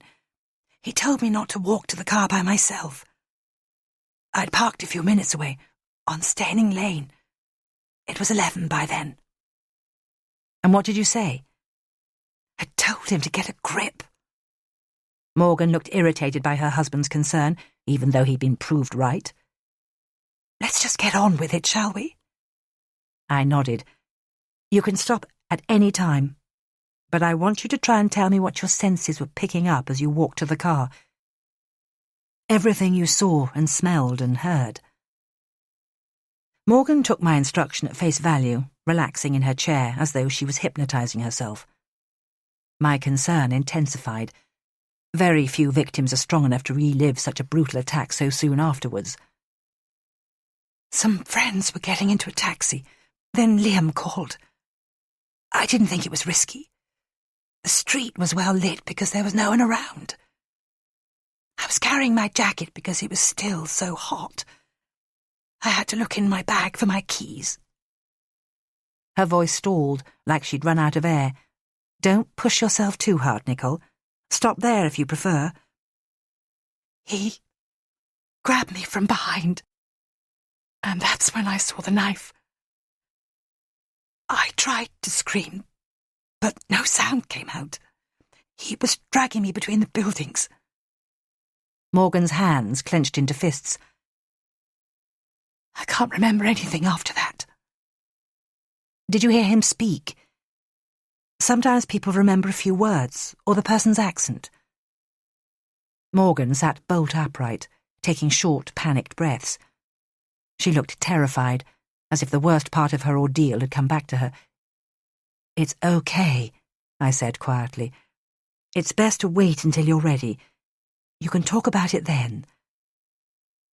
Morgan's husband appeared with a huge gift-wrapped package as we got up to leave. His face wore the overstretched smile people always adopt when calamity strikes. It's a combination of shock and the need to convince everyone that you're coping.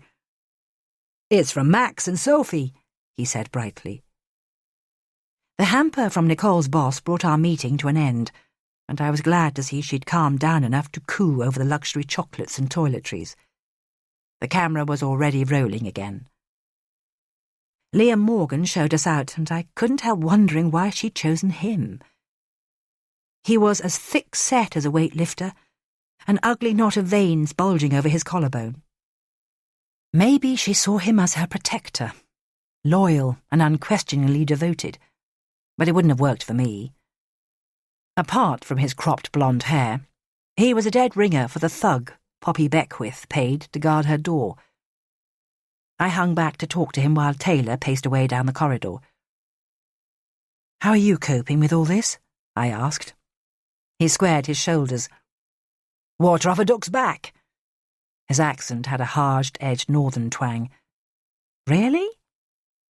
It was hard to tell whether he was being ironic, but the alarm bells in my head were as loud as klaxons. 12 years in the army? This doesn't even compare." "But it's different when it's someone you love, isn't it?" "Nicole's a fighter. She'll come up smiling." His hard-man mask didn't even twitch. I made a mental note to call Burns as soon as I got back to my office. If he wasn't investigating Liam Morgan already, then he should be. Either Morgan was completely desensitized or still in shock. He didn't seem to care that it would be a year, at least, before his wife could manage even the ghost of a smile. 21. A miracle happened the next day. The trustees did a U-turn and agreed to fund my anger management groups for the next 2 years. Hari was peering into his filing cabinet when I burst into his office. He looked unruffled, as always, as though he'd spent the last hour meditating. I wanted to fling my arms round him, but it would have disturbed his perfect calm. "How did you manage it?" I asked. "They couldn't care less when I saw them." "It's a mystery. Those guys never justify anything." Hari's slow smile gradually opened to its fullest extent. "How are you doing? I haven't seen you all week." "Pretty good, except I've got an unwelcome admirer." He gazed back at me. "A touch of the Clarembos. It's probably just a slamming case of loneliness." "We're talking about Darren Campbell, the one who hit you." "That's him. Have you called his probation officer?" "She hasn't got back to me yet. I've booked you to do a diagnostic. Can you tell me how it goes?" "Of course." Hari's calm eyes assessed me. He seemed to be fighting his temptation to offer me advice. The air conditioning unit had finally been fixed, but it had developed an ominous rattle. I was so elated that I ignored it, even though the noise loudened to a full-blown scream. By the time I left, it sounded like the brass section of an orchestra was tuning up in the room next door. It felt wonderful to escape the cacophony, but I stepped outside into a solid wall of heat. My bus slogged west through Kensington Gore, giving me time to admire the architecture. The Regency villas in Holland Park looked glorious in the warm evening light, dripping with wedding cake stucco. I didn't know why I was so excited about seeing Piernan again. Maybe it was the fact that he came from a secret world. I'd grown up in the dull, middle-class suburbs, while he'd been raised by a nanny on a country estate. His childhood sounded like a series of upstairs-downstairs. Or perhaps it was much simpler than that. I couldn't stop thinking about him. I walked from the bus stop to a garden square in Notting Hill, and a tall, well-dressed man was waiting under a London plane tree, grinning at me. I had to blink several times before I realised that it was Andrew. "You look amazing," he said as I walked towards him. That's an overstatement. My outfit was incredibly simple. A black, sleeveless dress, high heels, and my favourite silver jewellery. "I was worried about you on Friday. You didn't seem yourself." "The private view made me a bit queasy, that's all. I can't believe anyone could blow $500,000 on a piece of paper." I glanced around the square. The houses were perfectly conserved, with glossy black railings marking out their empires. "Is this where you live?" "God, no. I'd need a fatter bank balance. It's Max Kingsmith's birthday party. It's a bit of a duty call. Do you mind if we pop in, just for an hour?" I was so surprised that it took me a moment to remember that he'd worked at the Angel. I wondered what kind of welcome I'd receive from his old boss. Burns wouldn't approve, but it was the ideal opportunity to look behind the scenes of the Angel Bank's empire. The party was already in full swing. The Kingsmith's house was large enough to occupy almost an entire side of the square, and clusters of people were hanging around in the hallway, clutching glasses of punch. It made me realise how small the banking world must be. Most of the guests from the Albion Club were there, including the girl who'd been weighed down by emeralds. She'd swapped them for a diamond pendant tonight, large enough to bring a tear to Elizabeth Taylor's eye. A tall, dark-haired woman was striding along the hall towards us. Her baby was clinging to her shoulder, but she managed to greet us warmly, even though the child was yelling at the top of her voice. Max Kingsmith was surrounded by admirers, lapping up the adulation like an ageing film star. His face tensed when he saw me, then transformed into a lingering smile. His wife was still waiting by my side. "Can I get you a drink?" she asked. "My name's Sophie, by the way." I smiled at her. "I'd love one, please." I followed her through the crowd, and when I looked back, Andrew had been trapped by a red-faced man with a loud, overbearing voice.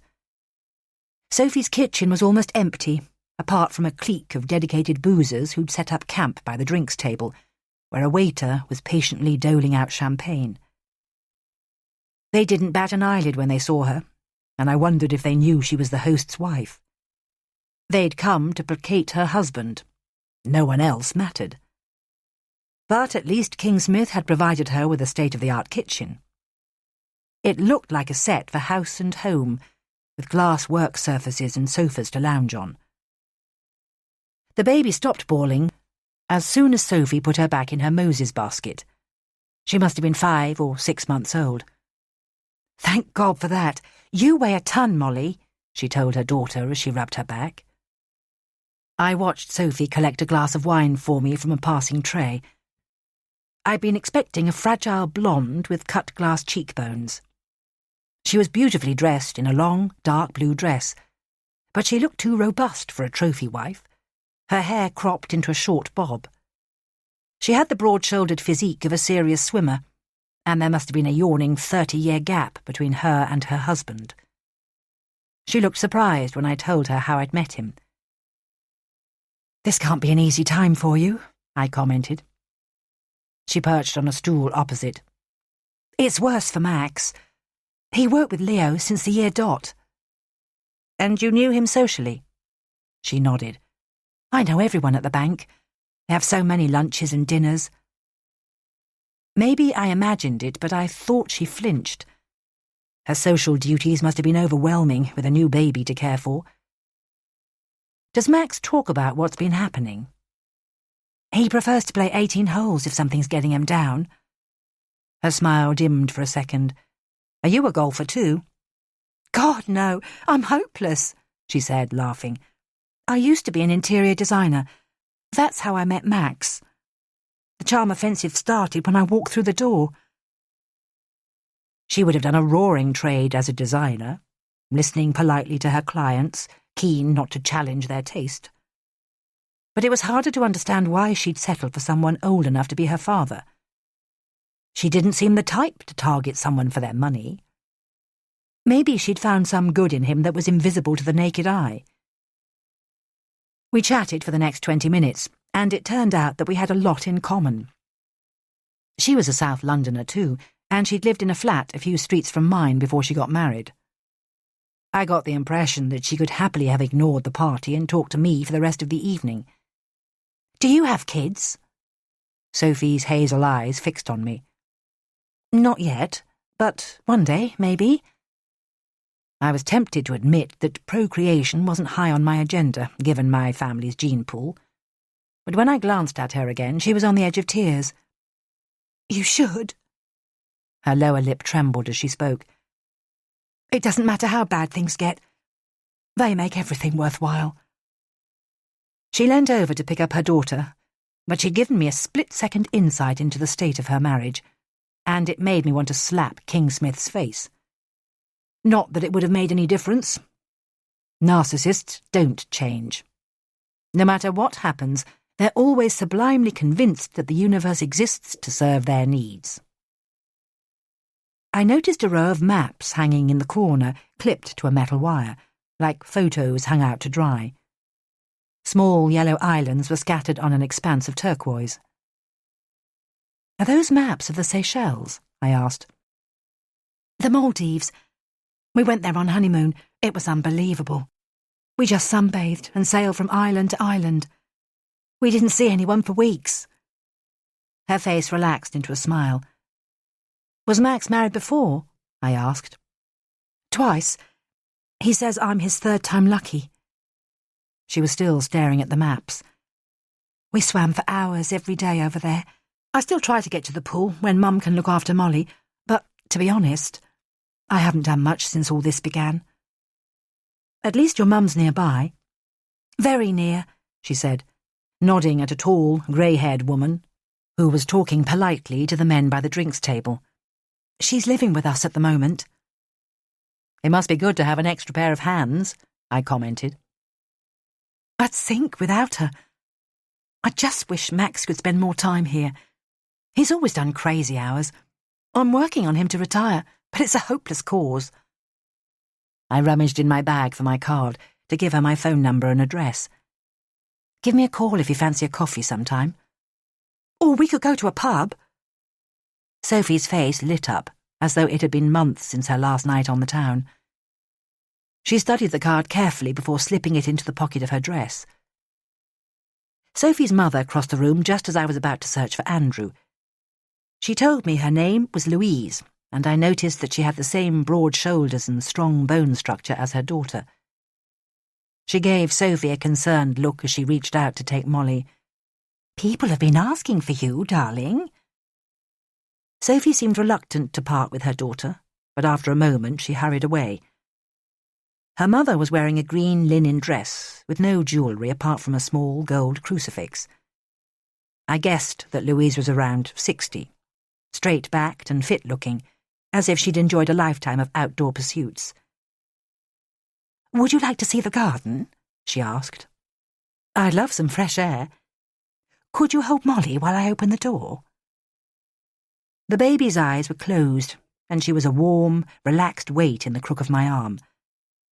Her dark eyelashes fluttered against her cheek, as if she was in the middle of a dream. I held my breath as I carried her across the lawn to a wooden bench. "I'm not used to all this commotion," Louise said. "I just retired to Cornwall when Molly was born." "You must miss the sea." She nodded vigorously. "I miss the countryside too, but I can't leave." "You're staying indefinitely?" "Sophie wants me here till the end of the year. She spends too much time on her own." A cloud of anger passed across her face. I was surprised that she let her dislike for her son-in-law surface in front of a complete stranger. Her anger must be bubbling so powerfully she couldn't suppress it. And I didn't blame her. She'd have seen her daughter's distress every day, while Kingsmith carried on with his business, ignoring his wife's needs. I chatted with Louise for a while longer, and she told me that she'd bought her cottage in St. Ives 5 years ago, but her husband had died before they could move in. I got the sense that she disliked London intensely, but her sense of duty made it impossible to leave. She gave me the same hesitant smile as her daughter when I finally left her to look for Andrew. The volume of the music had grown louder, and girls were dancing in the hall, Pims slopping from their glasses onto the parquet floor. Kingsmith was flirting with a well-preserved woman in a plunging red dress, but he turned in my direction when he spotted me. "I hope my wife's been looking after you, Dr. Quentin," he said. "She introduced me to Molly." He brushed the comment aside. "Working with the police must be tiresome, mustn't it? They're a complete waste of time. I've had to get a license so we can use our own security." Kingsmith was standing uncomfortably close, and I felt like telling him that the police would be more effective if he gave them the information he was hiding. But he'd already changed the topic, and my suspicions were confirmed. The only narrative that interested him was his own. He launched into his life story. 4 years at Oxford, a decade on Wall Street, then back to the small world of the UK to run the Angel Bank. There was something oddly mesmerising about him, despite his egotism. The colour of his eyes was impossible to judge. They changed from grey to green at 5-minute intervals according to his mood. I was so busy studying them that I didn't notice Sophie approaching until it was too late. She was watching us, and I felt mortified. She must have been sick of women gazing into her husband's eyes. I took a rapid step backwards, and it was a relief when Andrew appeared, with the red-faced man still chattering in his ear. He exhaled loudly when we got outside. "Oh, sorry about that. It would have been rude not to show my face." "Their marriage is rocky, isn't it?" "Really?" He looked at me in surprise. "I hoped Max might finally be settling down." "I doubt it. His wife's drafted her mum in for support." 5 minutes in a crowded room, and you've psychoanalyzed everyone." He grinned at me, then glanced at his watch. "Have you eaten yet?" We ended up at Le Pont de la Tour. Tiernan rested his feet on the railing, completely at ease, and I decided to tackle him about the butterfly. "You shouldn't have given it to me, you know." "I told you, it didn't cost a thing." "That's not the point." He turned to study me. "Don't tell me you're one of those people who never accept anything just in case it turns out to be a bribe." I drew in a sharp breath. "Something like that, maybe." "I'm not trying to buy you, Alice. You'll have to trust me on that, won't you?" A flash of anger passed across his face. It reminded me of the rage I'd seen in Regent's Park. He must have learned to conceal his temper years ago, so hardly anyone would know it existed. It was a few minutes before he could talk freely again. He told me about the fundraisers he'd organised, a charity lunch, a dinner and an auction of promises. I couldn't help wondering what he was avoiding by working so hard. When I told him that the funding for my therapy groups had been extended, he looked pleased but not surprised. Maybe financial miracles happen to him all the time. He poured me another glass of wine after we'd eaten, and something he'd said at the Albion Club came back to me. "Tell me what it was like, working at the Angel Bank," I said. He shook his head. "You're an enigma, Alice." "I don't mean to be." "I know. That makes it easier to bear." He looked out across the river. "I'm just research for you, aren't I?" "Not at all. I just wondered how you found it." "I hated it, to be honest. But I didn't fall out with anyone. The Angel Bank's still my biggest donor. The place suited Gresham perfectly. He loved what money could buy, and he had a limitless appetite for pleasure, a true hedonist. Max Kingsmith looks on me as a friend, but he's got a vicious reputation. He can break anyone who crosses him." I wanted to ask more questions, but it was clear Andrew had nothing else to say on the matter, so I stopped probing, and his good humour soon returned. He told a couple of unrepeatable stories about a politician and 3 female secretaries from his campaign office, which made me laugh so much I could hardly breathe. I asked for the bill and paid my half, then got up to leave. It surprised me that he rose to his feet too. When I looked down, his fingers had closed around my hand. He leant across the table and kissed me hard on the mouth. I was so startled that I kissed him back. Afterwards, I stared at him in amazement. "Sorry, that was flagrant rule-breaking, wasn't it?" He gave me an apologetic grin. "Blame it on the lateness of the hour." He offered to walk me home, but I made an excuse and hurried back along the boardwalk. It was hard to decide whether the churning feeling in my stomach was excitement or terror. I stopped by Cherry Garden Pier to catch my breath. The tide was going out at an alarming rate, exposing miles of black riverbed, thick with carrier bags and styrofoam cups. The river was a useless hiding place. Everything the city abandoned came back to haunt it on the next tide.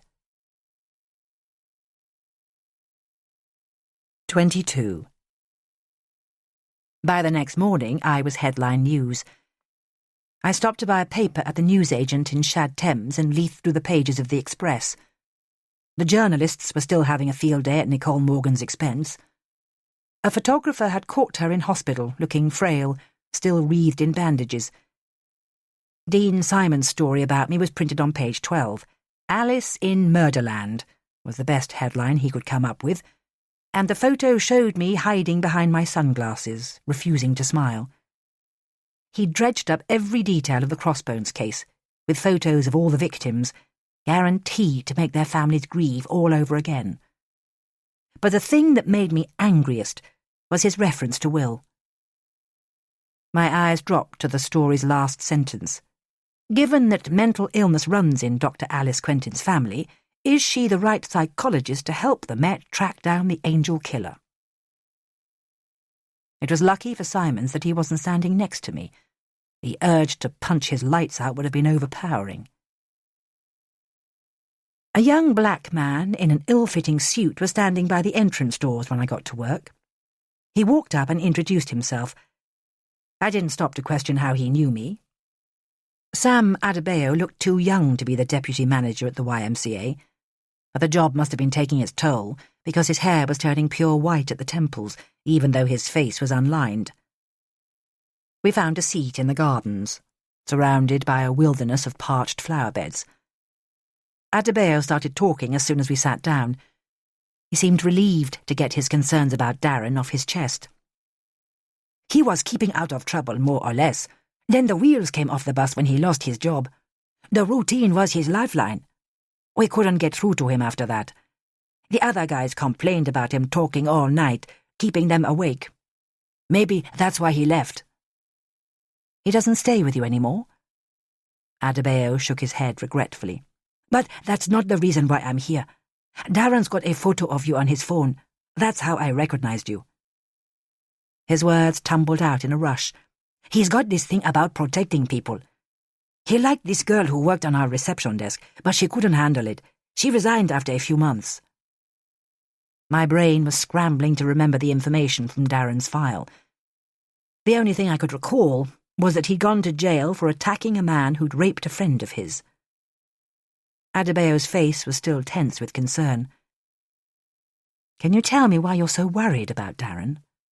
This is a big city, Dr. Quentin. His eyes lingered on my face. He's a genuine lost soul. I think he'll contact you again.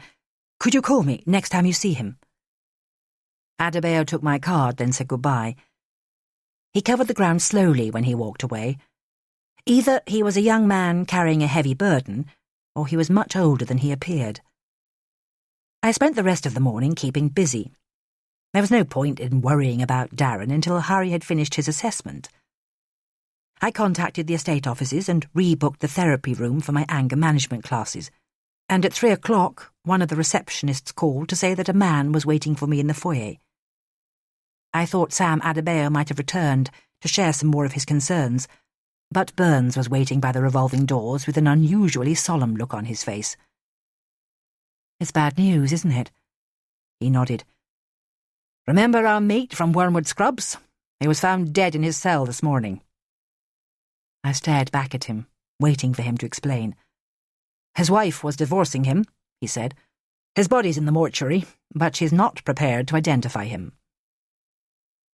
Burns's skin had developed a greyish tinge. It was clear that he wanted me along for moral support, and I didn't have the heart to refuse. If no one from work was prepared to accompany him, his isolation was even worse than I'd realised. The perfect end to a summer afternoon, I sighed. Normally, I avoided going anywhere near the mortuary because it gives me the creeps. There's a secretive look about its shuttered windows, permanently closed to protect the dead from prying eyes. Sometimes there are a dozen bodies waiting for burial, and more in the cold room.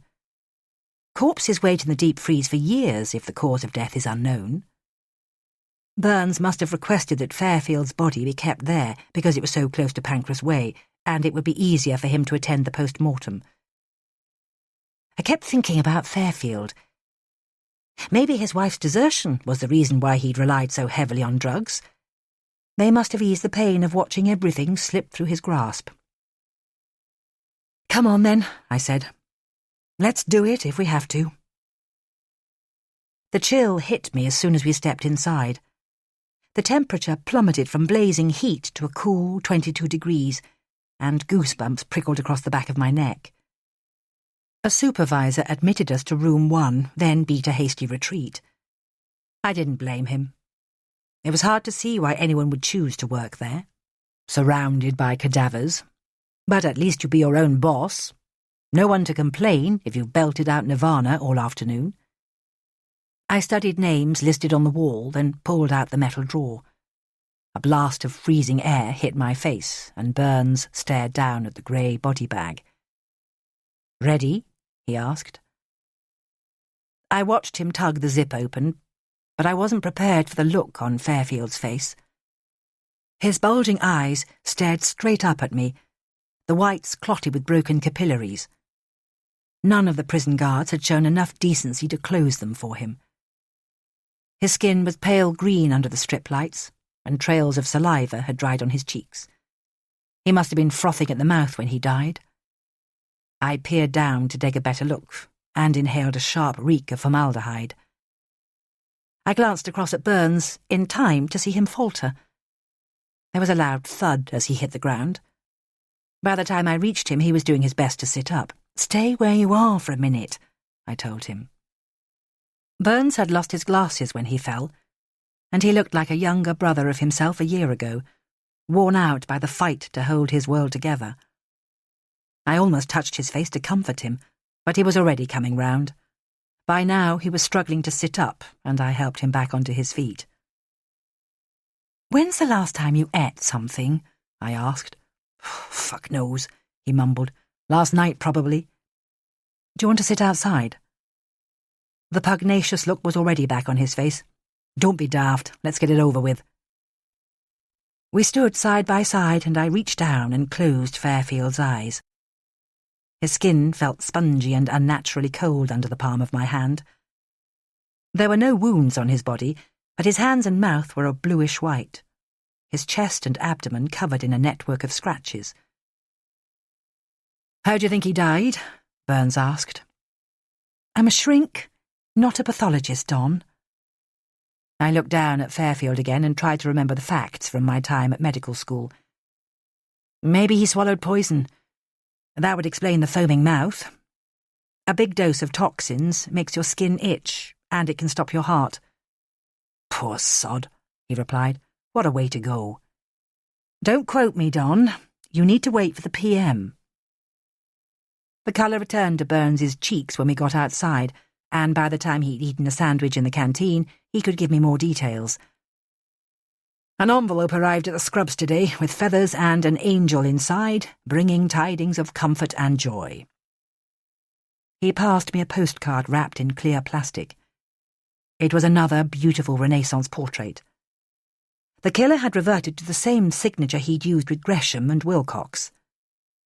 The Archangel looked like a superhero, tall and muscular, dressed in a flowing blue robe. A small boy gazed up at him adoringly, as though he'd just been rescued. Someone had drawn a red vertical line through the angel's throat, tracking the poison's journey from his mouth to his gullet. The information printed on the back told me it was Perugino's painting of the Archangel Raphael with Tobias, painted around 1500. Well, that's the clearest message yet, isn't it? He's not claiming to be an angel. He's showing us how he punishes sinners. Burns' expression was even bleaker when I handed it back to him. "Something else is bothering you, isn't it?" I asked. His gaze stayed fixed on the ground. "Taylor's told Brotherton I'm losing my grip." "Like he could do better. What does she say?" "Nothing, so far. She's biding her time." I parted company with Burns by the hospital gates and watched him slope off. It was hard to guess how he'd spend his evening. Maybe he'd watch Scotland play the All Blacks, cheering for his home team. But I knew he was more likely to carry on working, forgetting to eat a proper meal. I left work early to go to the meeting Yvette had arranged. At least it helped me forget about Lawrence Fairfield, lying in his freezer compartment in the mortuary. He must have been telling the truth about carrying a secret the angel killer wouldn't let him reveal. I hurried north against the flow of commuters escaping from brokers' offices. The heat was even more intense than before. It had been gathering strength all day, soaking into every brick and paving slab. Crossing London Bridge was like entering another world. The architecture grew more grandiose, and the brass door surrounds looked like they'd been hammered out of gold. I checked the address Yvette had given me. The bank was like a smaller version of the Lloyd's building. Ventilation ducts ran across the walls, and a glass lift compartment dangled from the roof at a crazy angle. Huge screens in the foyer were reporting trade on the Nikkei, Dow Jones and FTSE. A row of clocks announced the time in Tokyo and New York. When I asked for Vanessa Harris, the receptionist gave me directions to her office. I called the lift, but it plummeted to the ground at such supersonic speed that I opted for the stairs instead. Vanessa Harris's office was empty, apart from a desk, 2 computers and a phone. Her expression was uncompromising, and I got the sense that she didn't suffer fools gladly. She must have been around 40, wearing a smart blue dress. Her brown hair so neat it looked like an advert for straightening irons. Her makeup was the kind that Lola describes as war paint. Thick foundation, a shade darker than her skin, and a slick of red lipstick. "You know I can't say much, don't you? I signed a gagging order after the tribunal." Harris's tense body language suggesting she was regretting her decision to meet me. "This is between us, I promise." Harris stared at me for an uncomfortably long time, but her need to talk about the Angel Bank must have outweighed her fear of getting sued. "I was too green to know better," she said. "God knows how I stuck it for 10 years. The culture was all about public humiliation. They get through stuff quicker than anywhere else. Why do people stay?" She looked at me like I was born yesterday. "The bonuses are incredible. But the hours are crazy, and anyone who misses a key target gets fired the same day." "What was it like for women?" When she bit her lip, a smear of crimson appeared on her teeth. "That's why I blew the whistle. The bosses were disgusting. They interviewed girls who applied for internships over dinner. They had to use every trick in the book to get on the ladder." It was clear from Harris's expression that she wasn't prepared to describe the tricks they'd turned, and I felt a pang of sympathy. Her tough times at the Angel Bank explained her severe clothes and the layers of makeup she hid behind. "Did you hear anything about insider dealing or money laundering?" Harris's glossy lips sealed themselves. She must have been worrying about writs being thrown at her because she brought the meeting to an abrupt end. She offered to walk me to the exit, but she came to a halt beside a wall of glass. I could see down to a packed room with only a handful of women sprinkled through the crowd. "That's our trading floor," she said. "They've got 20 minutes till the FTSE closes, and some of them are up shit creek." It was like watching an opera with the sound turned down. The expressions on the traders' faces were either tragic or comical, with no gradations in between. Most had phones clamped to their ears and were gesticulating wildly. People were racing across the room, checking the red and green figures that flashed across an electronic board. I caught a whiff of sweat and testosterone, but it must have been my imagination. The glass was 2 inches thick. "What's happening?" I asked. "If they haven't sold enough stocks by close of play, they'll lose part of their bonus, and if it carries on, they're fired." Harris looked riveted, as though she was watching gladiators in combat. She prized her eyes away to glance at me. "The Angel's twice as bad. Fights break out on the trading floor." Harris turned away abruptly as though she'd witnessed enough human desperation for one day. I thanked her, then said goodbye. By the time I set off, my mind was playing tricks on me. The river path was emptier than usual. People must have been staying indoors until the cool of the evening. For some reason I felt sure I was being followed. Footsteps were pacing behind me, but there was no one there, except a woman taking snaps of the river. It was a relief to reach my flat. But when I was getting ready for bed, I heard footsteps again, moving across the landing.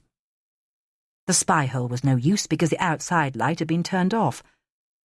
For all I knew, some angel-loving maniac was standing in the dark, waiting for me to open the door. I made an effort to steady myself. It crossed my mind to call Andrew, but I didn't want to come over as a neurotic idiot, fretting about noises in the dark. It reminded me of the weeks after my stay in hospital, when every sound made me jump out of my skin, and there was no way I was going back there. I collected a glass of water and forced myself to go to bed. 23. Hari came looking for me in the canteen on Friday afternoon. I'd escaped from my office for an iced tea, but even from a distance I could see it was bad news. My boss's range of facial expressions is quite limited. Most of the time he wears his beatific smile, but when calamity strikes, it's replaced by a mask of absolute calm. He lowered himself cautiously onto the chair next to me. "I just saw Darren Campbell," he said. "I wanted to bring him in straight away, but he ran off before I got the chance. He's got indicators for psychosis." "Such as?" "Schizoid symptoms, mainly. Delusions and auditory hallucinations. Some signs of florid paranoia, too." "Great," I muttered. "And it's me he's following around." He studied me thoughtfully. "We need to get him in overnight for a full assessment and sort out his meds. I'll call his probation officer." Hari left me staring into my empty glass. It was several minutes before I could persuade myself to go back upstairs and prepare for my next appointment. It was at this point that I decided not to be afraid. It was a trick I'd learned in my hospital bed. Every time a wave of anxiety hit me, I trained myself to override it. My fellow shrinks would have lectured me about the dangers of repression, but at least it put me back in control. A point-blank refusal to give in to my fears helped my recovery. I found myself thinking about Poppy Beckwith when a sex addict came to see me that afternoon. She looked nothing like Poppy, middle-aged and overweight, with unkempt hair and an anxious, nicotine-stained smile. Sex was just one of her addictions, alongside whiskey and cannabis, but it was the one that scared her most. It sent her into bars, alone late at night, and it forced her to sleep with her best friend's husband. Every man she met was a potential conquest, but sex never satisfied her. It just deepened her self-disgust. It made me wonder how women like Poppy cope with the strain of using their bodies to service other people's addictions. No wonder so many sex workers numbed themselves with drugs and booze. I'd be guzzling gin like it was going out of fashion if I had to sleep with dozens of punters every week. Fallen angels flitted around my head for the rest of the afternoon. It seemed an odd coincidence that Poppy's flat was on Raphael Street, the name of the archangel that had been sent to Lawrence Fairfield on the day he died. At 5 o'clock, I got ready to leave. My pigeonhole was heaving with mail, so I grabbed the wad of letters and stuffed them into my briefcase. I tried to call Burns, but his phone was engaged, so I set off for Knightsbridge without his permission.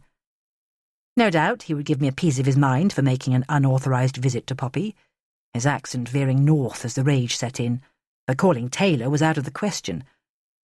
Another dose of his verbal machismo was more than I could stand. I was still convinced that the attacks on the Angel Bank were personal. Maybe Gresham had used Poppy as his confidant, and with the right kind of persuasion she'd open up to me. The killer might even be one of her clients. I decided against taking the tube. It would have been like diving into a frying pan.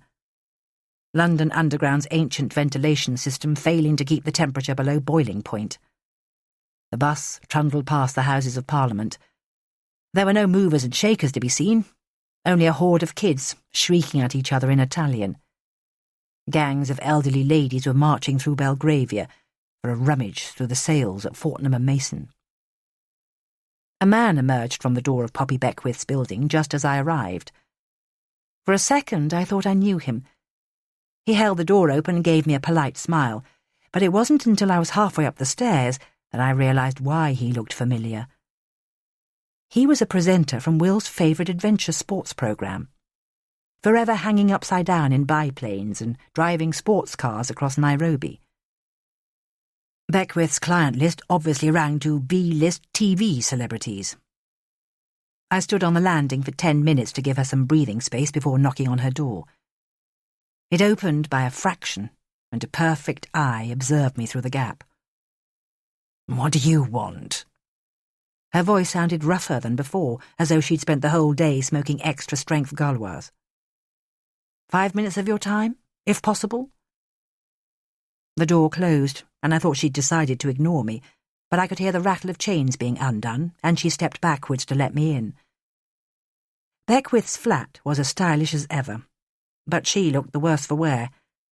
She had stepped straight out of the shower into a pair of denim shorts and a T-shirt with a hole in the shoulder, her hair gathered in an untidy braid. Without her layers of expertly applied makeup, she was pale as a ghost. There was no sign of her heavyweight minder. She must have let him off his leash for the afternoon.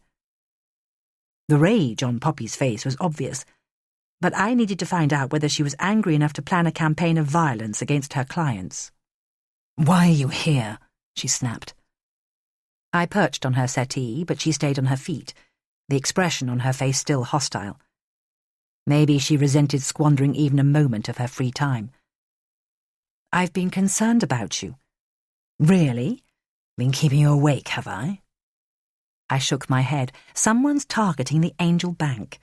They're killing people who work there, and you're too close for comfort, aren't you?" At least I caught her interest. She lit a cigarette and waited for me to finish.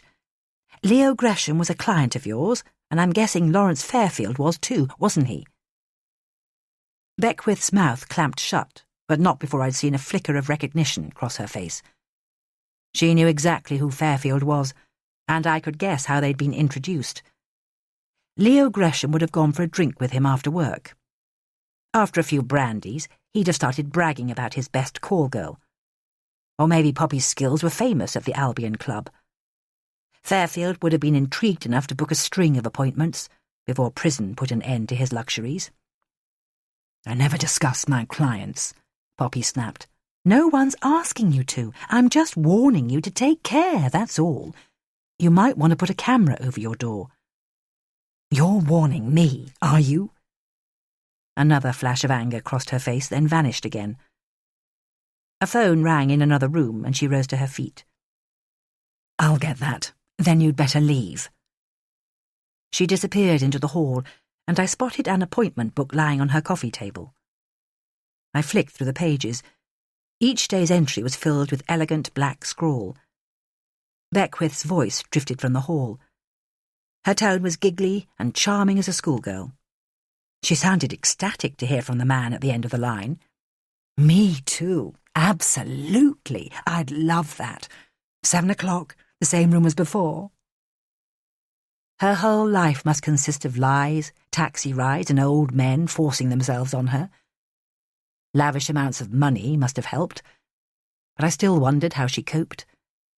The fact that she could charge thousands was a reminder of the city's corruption. Compared to her clients' bonuses, her fees were a drop in the ocean. I heard her say goodbye, but as soon as she put the phone down, it rang again. She cursed loudly before greeting her next client in the same saccharine tone. It gave me the chance to open one of the doors leading from the living room. When I glanced inside, it didn't look like a typical call girl's boudoir. There was nothing tawdry about it. The walls glowed in warm terracotta. Dozens of cushions scattered across the bed.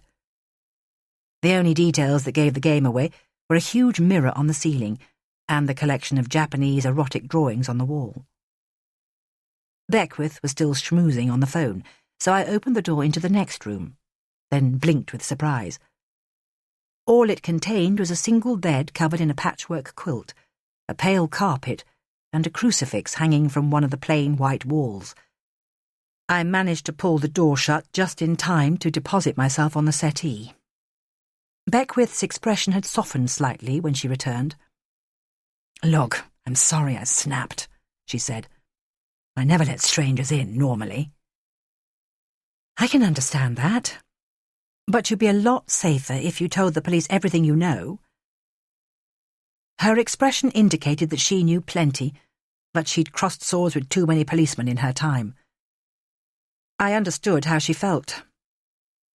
Coppers have a list of unrepeatable words for sex workers who indulge in drugs, and she must have been called every one of them. Her tough exterior was cracking when she spoke again, her voice little more than a whisper. Leo was different the last time I saw him. He hardly ever mentioned work, but he said there was a problem at the bank, something that could blow it sky high. Did he give any details? She shook her head. He was scared, but he wouldn't tell me. Tiny lines were appearing beside her eyes, and I couldn't help feeling sorry for her. In my job, it didn't matter how quickly I aged, but she would have to invest in Botox before her next birthday to keep her clients happy. When we reached the landing, I turned to say goodbye, and she looked too delicate to hurt anyone. I was beginning to think that my trip across town had been pointless. Take care of yourself, I said. Her hand grazed my arm for a split second. People are doing that for me. It's your own back you should be worrying about. The chain on her door clicked abruptly into place, and my discomfort grew. Poppy had slept with 2 of the victims, but she didn't seem afraid. Either she didn't realise that proximity could be dangerous, or she knew what was going on. I kept running through the facts, but they refused to slot into place. I gazed out of the bus window and thought about the contrast between Beckwith's 2 bedrooms. The small, sparsely decorated room probably reminded her of the rehab centres she'd visited. Empty and tranquil enough to calm the mind. Or it could have been a throwback to a Catholic childhood. Either way, it would have suited a nun perfectly. I punched the redial button on my phone to get Burns's number, but the call was patched through to Taylor instead. Burns said he'd get me Poppy Beckwith's file, I said. His voice was an irritable whine. No problem. We've only got a triple murder investigation to worry about. I need to see it on Monday. He grumbled something inaudible, then hung up, and my sympathy for Burns doubled.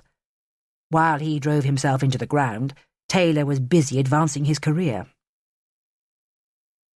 I took a portion of chicken jalfrezi from the freezer when I got home and slammed it in the microwave.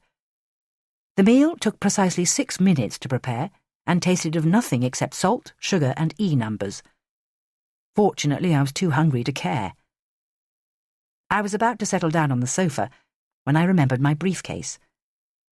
I forced myself back onto my feet and emptied it onto the floor. Most of the letters could be thrown away immediately. Invitations to conferences, flyers from medical journals, and a thick wad of circulars from drug companies. The last letter had a typed address label, and, when I opened it, a postcard dropped into my lap. I stared at it for a few seconds. There was something wrong with the image. The angel's perfect oval face observed me calmly, unwilling to take sides. But when I looked more closely, there was a reason for her vacant stare. Someone had attacked her face with a needle. There were white spaces where her eyes should have been. You bastard, I muttered. The killer had discovered where I worked, and he'd sent me the same Leonardo image of an angel in green that he'd put in Gresham's pocket. The message was obvious. He knew exactly where to find me.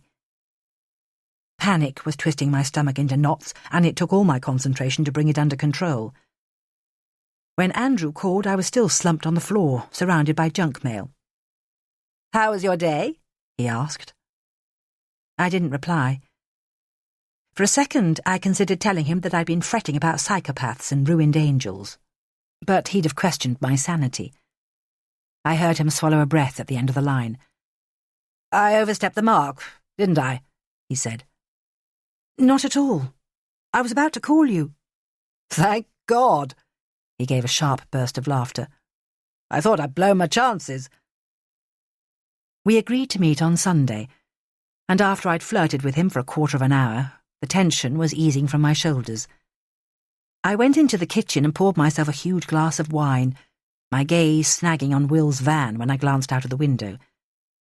It looked as dilapidated as ever, circles of rust blossoming across the bonnet.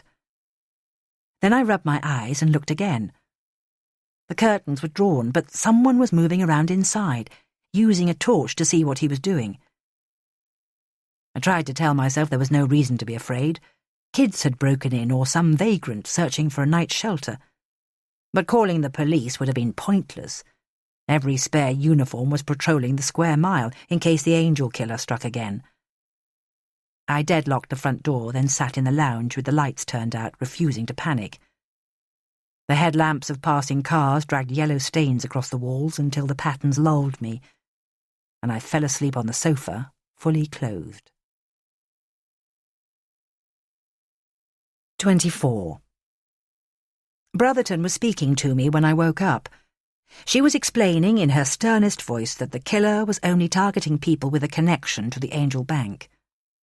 I rubbed my eyes and glanced round the room, but she was nowhere to be seen. The clock radio had switched itself on, and the invisible woman's tone was even more urgent. But it's important not to take risks. If you have to visit the square mile at night, we're advising you not to travel alone. I felt like telling her to save her breath. Hysteria had infected the city days ago. The tabloid stories were getting more lurid every day. The angel killer was being compared to Jack the Ripper, stealthy and impossible to track down. They'd even provided maps, because the Ripper's Whitechapel territory was less than a mile from the angel killer's favourite streets. The papers were milking the anti-bank feeling that had grown even stronger since the last scandal, when yet another rogue trader had wiped billions off the footsie. Many journalists seemed unconcerned that bankers were being killed. Their stories implied that they were getting the retribution they deserved. I switched off the radio as the forecaster announced that the weather system was changing. High pressure was bringing cyclones and freak storms. I paused beside Will's van when I left the flat, peering through a gap between the curtains. There was no one inside when I slid back the door. Nothing had been taken. My brother must have forgotten to lock it, because the door hadn't been tampered with and his sleeping bag was still rolled up on the bunk. Maybe I'd been imagining things. It could have been exhaustion, or a trick of the light. The tarmac scorched through the soles of my sandals as I began my walk. Outside the Tower of London, a beefeater was welcoming a group of Saturday visitors. Inside that thick scarlet coat, his temperature must have been stratospheric. By St. Paul's the heat was punishing, and I sat down on a bench in the square. Pigeons were strutting across the pavements like they owned the place, and the cathedral was basking in sunlight, an expanse of irreproachable white stone. I shaded my eyes to study its outline. It looked eternal, capable of withstanding whatever life threw at it. Earthquakes, bombs, millions of visitors desecrating it every year. A new thought occurred to me as I admired it. Churches were the best place to go if you wanted to enjoy the company of angels. I felt increasingly suspicious that two attackers were at work. I visualized a pair of men sitting together on a hard pew, discussing the paintings on the walls. The second man had even downloaded an image from a stained glass window to leave by Nicole Morgan's body. I watched some tourists perched on the cathedral steps, writing postcards home, knowing I should tell Burns about the angel I'd received, with its lacerated eyes, but the threat would become real the moment I told him. I forced myself back onto my feet, and a slight breeze skimmed across the river, doing its best to keep me cool. It was after 11 by the time I reached the Millennium Bridge. I checked my reflection in a restaurant window. There'd been no time to blow-dry my hair, but at least my dark red dress and sandals matched, and my makeup was still intact. The riverside was packed with families, enjoying cakes and artisan bread from the Italian cafes. My mother was sitting at a table outside a coffee shop, opaque sunglasses shielding her eyes. She didn't smile when I leant down to kiss her cheek. "Why didn't you tell me you were running late, Alice?" I felt like pointing out that she could have used the spare minutes for people-watching, or browsing through her copy of the Times. But there was no point. Punctuality is my mother's main obsession. She always reported for work at the library at 3 minutes to 9, even when my father was beating her black and blue. By the time our carrot cake arrived, she'd defrosted enough to make small talk. She told me about her trip to Crete, producing a brochure from her handbag. This is the villa we've booked. I studied the photos of a restored olive mill clinging to the side of a mountain. It seemed ridiculously large for two retirees to rattle around in, and when I glanced at the bottom of the page, a set of numbers made me blink rapidly. My mother's 2-week holiday was costing over £4,000. "And what have you been up to?" she asked. I considered admitting that I was helping the police investigate the killing spree that was filling the front pages. "Training," I said. "The marathon's in April. I've been getting fit." My mother put down her fork. Behind her sunglasses, it was impossible to tell whether she was shocked or impressed. "Is that wise? No wonder you look so drained." "I feel great, Mum. You're imagining things." She took a sip of tea, then closed her mouth firmly, like a final judgment. The expression on her face was sour enough to curdle milk, but I took a deep breath and went for it. "Will's moved out, Mum." My mother finally removed her sunglasses, revealing her pale grey stare. "Who's looking after him?" "No one. He wants to take care of himself." "Don't use that tone with me, Alice." "I'm not using a tone." I managed to keep my voice steady. "Will left a week ago. He's back on the road. I've called him every day, but he doesn't pick up." She tutted loudly. "Professionals should be looking after him. I told you that months ago." "There's no way Will's going into a home." "Some of those places are ideal. They're in the countryside. He could take exercise. You should have taken him to see one." "You're not in a good position to lecture me, Mum. You never had Will to stay, not even for a week." She replaced her sunglasses, and the sun glinted from the lenses, almost blinding me. After a long silence, I steered the conversation back onto safer territory. In between tiny mouthfuls of cake, she told me how disappointing Top Girls had been, and that Pilates was reducing her back pain. At 1 o'clock, she kissed the air beside my cheek and set off for the station at a smart pace. No doubt we were equally relieved to say goodbye. The air was even hotter by the time I got back to Tower Bridge. I kept trying to follow the advice I gave patients with traumatic memories. Limit the amount of conscious time you spend remembering the event, then divert your mind onto something else. I'd given my mother 20 minutes of undivided attention, but I was still struggling to get her out of my head. I got an unpleasant surprise when I reached Providence Square. Darren was sitting on the grass opposite my building with his hood back, enjoying the afternoon sun. For a few seconds it felt like my feet had been welded to the concrete. I couldn't believe he had the audacity to wait outside my building in broad daylight and, in retrospect, I did exactly the wrong thing. Every psychology textbook tells you to avoid direct contact. Stalkers are so desperate for attention that even the most negative conversation will be read as an invitation. But my common sense had evaporated. Knowing that he'd been following me made me so angry that I marched straight up to him without considering Hari's warning. He rose to his feet when he saw me, and I tried to bring my voice under control. "You shouldn't be here, Darren. You know that, don't you?" He frowned and shook his head vigorously. "I can't leave you on your own. Anything could happen." His stare was the most unnerving thing. I'd seen that fixed, obsessive look on patients' faces before, but it had rarely been directed at me until now. He'd have completed any task I gave him. If I'd asked him to skydive from the tip of the Shard, he'd have followed through without stopping to find a parachute. But his emotions were so out of control they could flip into violence at any minute. "Listen to me, Darren. You need to come to the clinic at 9 on Monday to see Dr. Chadder. But you have to leave now or I'll call the police." I stood there with my hands on my hips like an irate fishwife.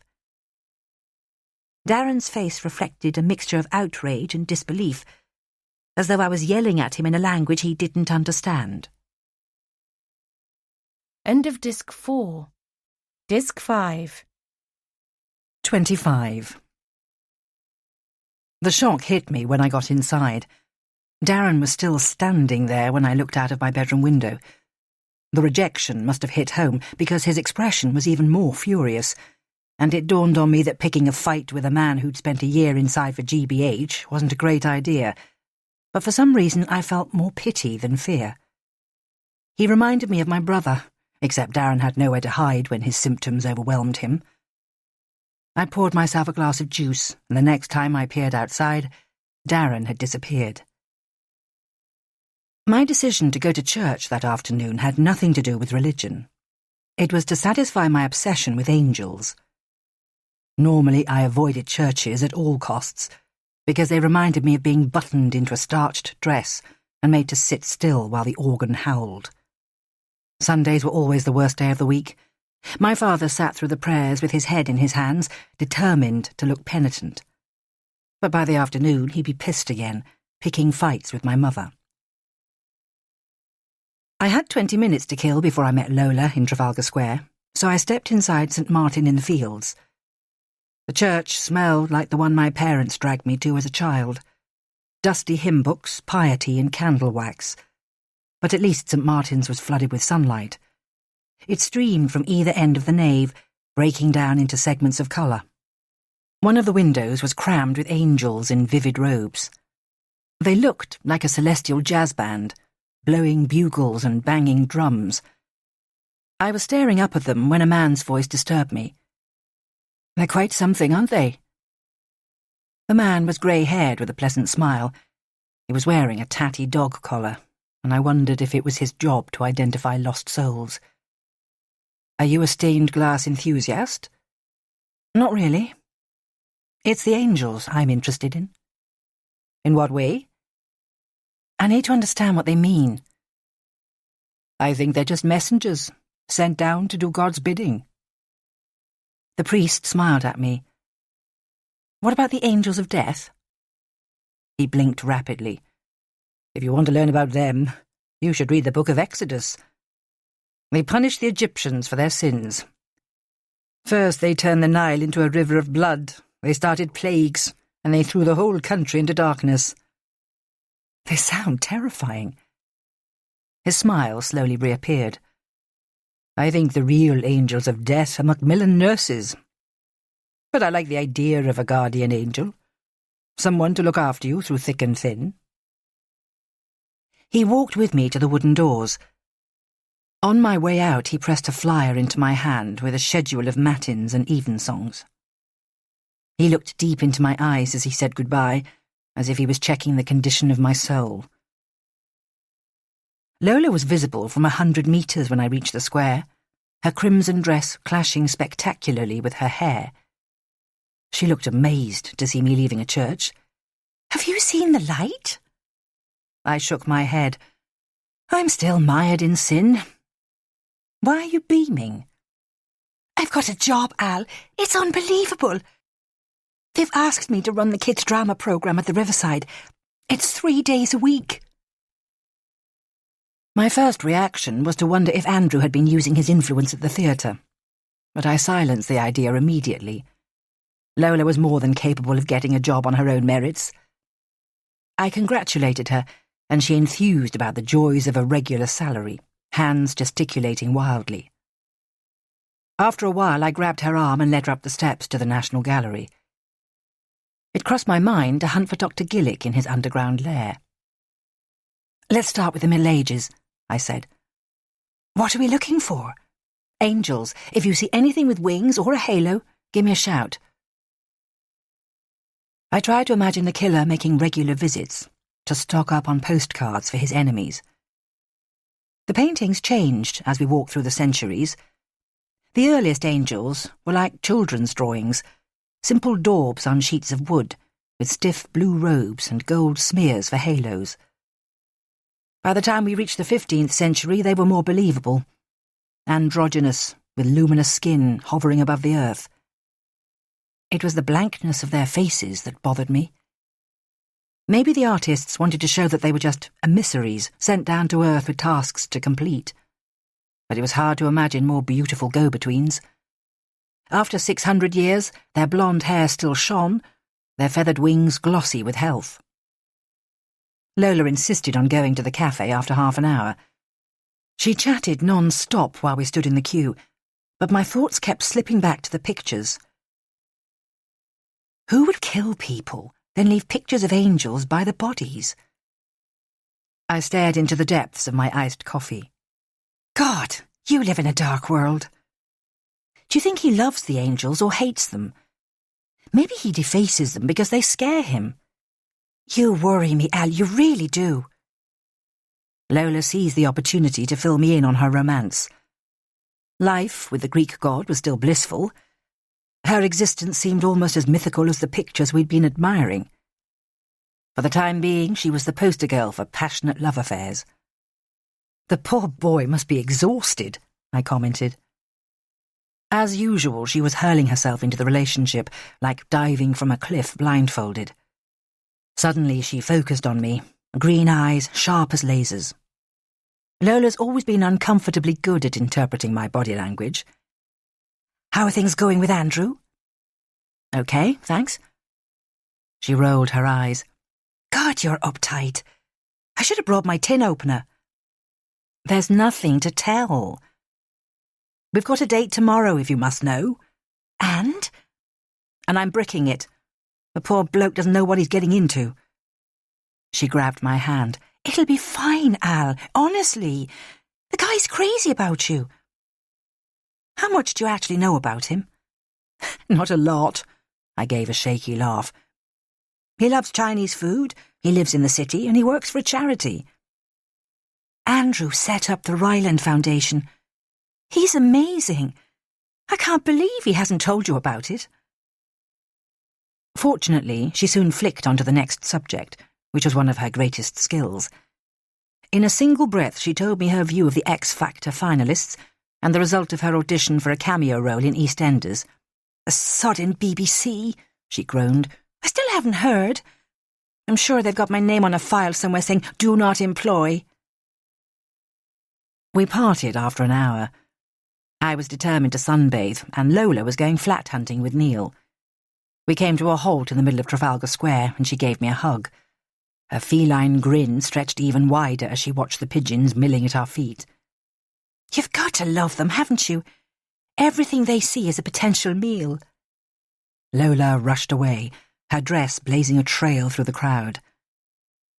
The next few hours were idyllic. I lay on the grass, drowsing in Southwark Park, then strolled home, determined not to notice any unwelcome admirers. My body felt so heavy and relaxed that I fell asleep on the sofa with the radio on. But something woke me just after midnight. I thought the weather had broken at last, claps of thunder detonating outside my window. But someone was kicking the front door so hard that the hinges threatened to break at any minute. My heart thumped painfully against my ribs. By the time I reached the door, the landing was empty. When I peered through the spy hole, my neighbour was standing there looking furious. I didn't blame her.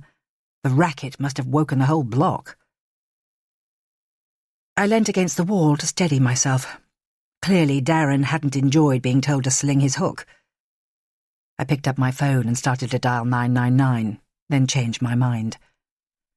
Someone kicking my door wasn't a good enough reason to call emergency services. Darren would be riding a night bus through the suburbs by the time they arrived. I was too wired to go to bed, so I switched on the TV. An action film was playing, but it didn't help my state of mind. The hero had 8 minutes to save the world, even though time kept rewinding. I knew I should turn it off, but it was oddly mesmerizing. The man couldn't help himself. He kept boarding the same train again and again, waiting for it to explode. 26. Sunday was anything but a day of rest. I phoned my brother twice, but there was no reply, and thinking about my date with Andrew made my heart jitter in my chest, like I'd knocked back 3 double espressos. I ran to Limehouse and back at top speed, but even that didn't help. By the afternoon, I was losing patience with myself. Andrew's gift was still sitting where I'd left it, on the hall table. I hung it on a hook in my brother's bedroom. The butterfly made an eye-catching splash of colour against the pale wall, and it made the room feel less empty. All that Will had left behind was a smell of tobacco and a low-level buzz of worry that grew louder when I was tired. I arrived at Leicester Square a few minutes early, but at least it gave me time to watch the crowds queuing outside the cinemas. An evening in the dark would be a welcome break from perpetual sunshine, watching other people's stories flicker across the screen. But Andrew didn't look like someone who planned to hide indoors when I spotted him on the other side of the road. He gave an exuberant wave as he rushed towards me. When he leant down to kiss my cheek, I caught a tang of the sandalwood aftershave I remembered from the Albion Club. "Where are we going?" I asked. Andrew grinned at me. "You're in charge, remember?" "I'm starving, but I never remember restaurants' names." "I know somewhere good. It's 10 minutes by taxi." I've always loved black cabs. They seemed impossibly glamorous when I moved in from the suburbs. I felt like Audrey Hepburn every time I climbed into one. The Covent Garden streets were packed with couples. Young girls in tiny floral dresses were clinging to their boyfriends, arms woven around their waists. Andrew was studying me intently as the cab headed towards the city. It came to a halt on Queen Victoria Street, and I realised we were a stone's throw from the spot where Jamie Wilcox's body had been found on Gutter Lane. The taxi had delivered us right to the heart of the Angel Killer's territory. "This is an odd place for a restaurant," I commented. Andrew smiled. "I come here all the time. My place is just round the corner." We walked towards an imposing building with a polished silver door. The lift was the kind I always avoid, with clear glass doors, forcing you to watch the floors tick by.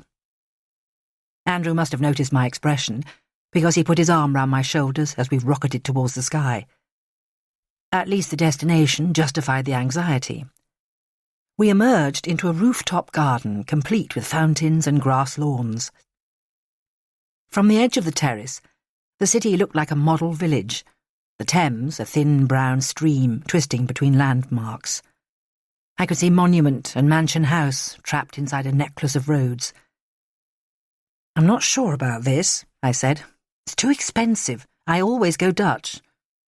"Treat me next time," he shrugged nonchalantly. Almost every table was full, diners sheltering from the evening sun under white parasols. Handbags were slung across the backs of chairs like pennants to demonstrate that their owners had taste as well as money. Prada and Gucci in every colour of the rainbow. People were taking forever to consume their hors d'oeuvres, arranged like gemstones on their plates. Andrew sat beside me on a sofa while we waited for our drinks. His clothes were more relaxed than normal. He was wearing a grey t-shirt over a white t-shirt and black linen trousers. His 5 o'clock shadow had softened the outline of his face. "You're inspecting me, Alice?" "I'm just checking you're presentable. Otherwise I'd have to go home." "And am I?" "You'll do, I suppose." He spent the next half hour teasing me while we waited for a table. He admitted pumping Lola for information when she gave him my number. "She said you were the smartest girl in school, and I should call you because it was donkey's years since you'd been on a date." "You're lying. There's no way she'd say that." He laughed at me. "I made the last bit up." The maitre d' led us to our table at the edge of the terrace. Lights were coming on across the city, silver chains marking the outline of the river. Andrew asked what I'd been doing at work, listening intently when I told him about receiving the angel card. "It sounds terrifying," he said. "I had no idea you worked so closely with the Met." "It's been too close for comfort lately. Tell me what you've been up to. I need distraction." He'd organised a lunch meeting with the chief executive of Marks & Spencer. If things went well, the company planned to donate millions to save the children. And he'd found time to drive over to Richmond to visit his sister in her new flat. "The staff are amazing," he said. "Someone helped her paint her room, and they're even teaching her how to cook." I shook my head. "My brother knows how to make a meal. It's every other social skill he's forgotten." Andrew seemed too interested in watching me to concentrate on eating. Maybe he was as nervous as I was, because he ordered a second bottle of wine before our entrees arrived. "Can I ask you a personal question?" I said. "Go on then, if you must." "What made you switch from banking to working for charities?" The smile dropped from his face. "It was the waste. Money leaked through the floorboards. No one cared how much got spilled. It started to keep me awake." "You sound like my friend Yvette. She's not mad about bankers either." "Who is? Now it's my turn to ask you something personal." "I'm not great at all that." "Tell me about your last relationship." I choked on my mouthful of wine. "You're joking." He grinned at me. "I'll give you my full romantic history if you give me yours." "Go on then. You first." "It's not very impressive, I'm afraid. Some hopeless infatuations at school, one amazing girl in my 20s. My 30s were hopeless because I worked too hard. And here I am, 41, regretting my misspent youth." "What happened to the amazing girl?" "Don't try and wriggle, Alice. It's your turn." I took a slug of wine. "One physiotherapist, a tango instructor, and a surgeon I should have hung on to. I'd rather not talk about the last one. He doesn't deserve the airtime." He laughed at me. "That's all you're prepared to say?" I concentrated on my salad. "I'm not drunk enough." "But did you master the art of tango?" Andrew had a habit of making me laugh, then throwing in a serious question when I least expected it. By the time we'd finished dessert, he'd discovered far more than I'd intended to reveal. He picked up our bottle of wine and I followed him across the terrace. We chose 2 deck chairs with a view to the east. By now the sky was dark blue, and I could see past the glitter of Canary Wharf to the shipyards at Tilbury. "Where do you live?" I asked. "A stone's throw from here. I'll show you tonight, if you like." "You won't?" I shook my head. He grinned. "Just as well, probably. I've only been there a few months. It's crying out for some TLC." "Go on then. Where is it?" "Why should I say if you won't come with me?" His eyes studied the outline of my mouth. "To impress me with your posh address." When I turned to him, his face was so close that I noticed his eyes were a mix of amber, gold, and brown. I leant across and kissed him. There was a mixture of pleasure and discomfort on his face when I drew back. "You're killing me, Alice." "Sorry. There are worse ways to go." We sat together talking until the restaurant closed, then he walked me back downstairs. The street was deserted as he pulled me into a doorway and kissed me again. "You're not making this easy." His hands closed round my waist. "You better go home, or I'll end up ravishing you in an alley." I was tempted to go with him, but I knew it was too soon. He was already walking away from me into the angel killer's territory, and I felt like winding the window down to warn him to take care. But the taxi had set off, and my head was spinning so badly I couldn't guess what direction we were following. 27. Dean Simons must have spent the weekend camping outside the police station. His grey hair was more dishevelled than ever, eyes red from booze or lack of sleep. It crossed my mind to harangue him for invading my privacy, but he would only misquote me, so I ignored him and marched up the steps. One of the photographers lunged in my direction, his flashbulbs blinding me as I passed. The media frenzy must have been fueling the angel killer's sense of power. While stories about him dominated the front pages, he'd believe the whole city was in his grip. Lorraine Brotherton was already sitting at the head of the table in her office when I arrived for the senior team briefing.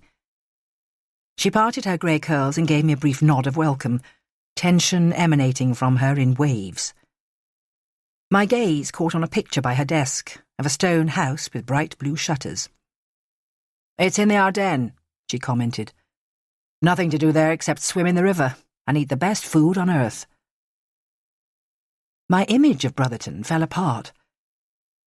Maybe her persona changed when she crossed the channel, her suitcase crammed with gaudy sundresses. Her guard slipped back into place as soon as the investigation team arrived. She became chilly and remote again in the blink of an eye, and the atmosphere in the room was even worse than our last meeting, the air loaded with frustration and pent-up adrenaline. Taylor was the only person smiling, as Pete Hancock described the progress on Fairfield's crime scene. Every staff member and prisoner on B Wing at the Scrubs had been DNA screened and fingerprinted, and a guard suspended for supplying drugs. He was refusing to say where he'd bought the poison that killed Fairfield. The batch of tablets had looked perfectly innocent. Fairfield probably thought he was taking Xanax to help him sleep when he swallowed his lethal dose of rat poison. Burns was fighting hard to disprove Taylor's claim that he was a liability. He handed out an overview report of events since Gresham died with a summary of evidence for Wilcox's murder, the attack on Nicole Morgan, and Fairfield's poisoning. His reporting style was still terse and monosyllabic, as if the idea of lapsing into bullshit terrified him, but Brotherton nodded her approval. She drew the line at congratulating him, but at least she looked impressed. Steve Taylor seemed desperate to get in on the act. His bald head gleamed under the overhead light as he described his immaculate command of the incident room. The team seemed to be listening carefully when I ran through my profile, or maybe they were just too tired to argue. No one interrupted when I explained that the hallmarks from the 3 killings were still consistent with a Category A psychopath, acting out a vendetta against the Angel Bank for personal or religious reasons. Burns had spent days following my advice, getting his officers to trawl through medical records for patients with a history of mental illness and violence, but progress had been slow. So far, none of the interviewees was a credible suspect. I was still convinced that the assault on Nicole Morgan had been carried out by someone who knew her, a former colleague or an obsessive fan, because the MO and signature were significantly different from the 3 fatal attacks. When I mentioned the idea of a copycat again, Taylor muttered something inaudible. Clearly he was still convinced that a single culprit had carried out all the attacks. I produced the angel card from my bag and passed it to the exhibits officer. This came to my work address on Friday. Snap! Burns blinked at me in surprise. He put another card down on the table, and on an ordinary day I'd have commented on the beauty of the painting. It was a pre-Raphaelite archangel with a lily in his hand. I remembered it from my talk with Dr. Gillick. "You're at the top of his pile," I said. "He's given you the most powerful archangel ever.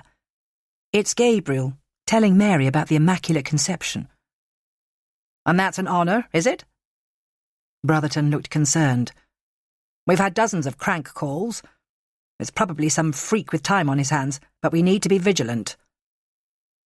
She kept Burns and Taylor back after everyone else had left the room. "A quick reminder, gentlemen. I'm monitoring your work very closely. I'll be reviewing your roles after this investigation, so keep your policy and action books up to date. I don't want to hear about any more cock-ups."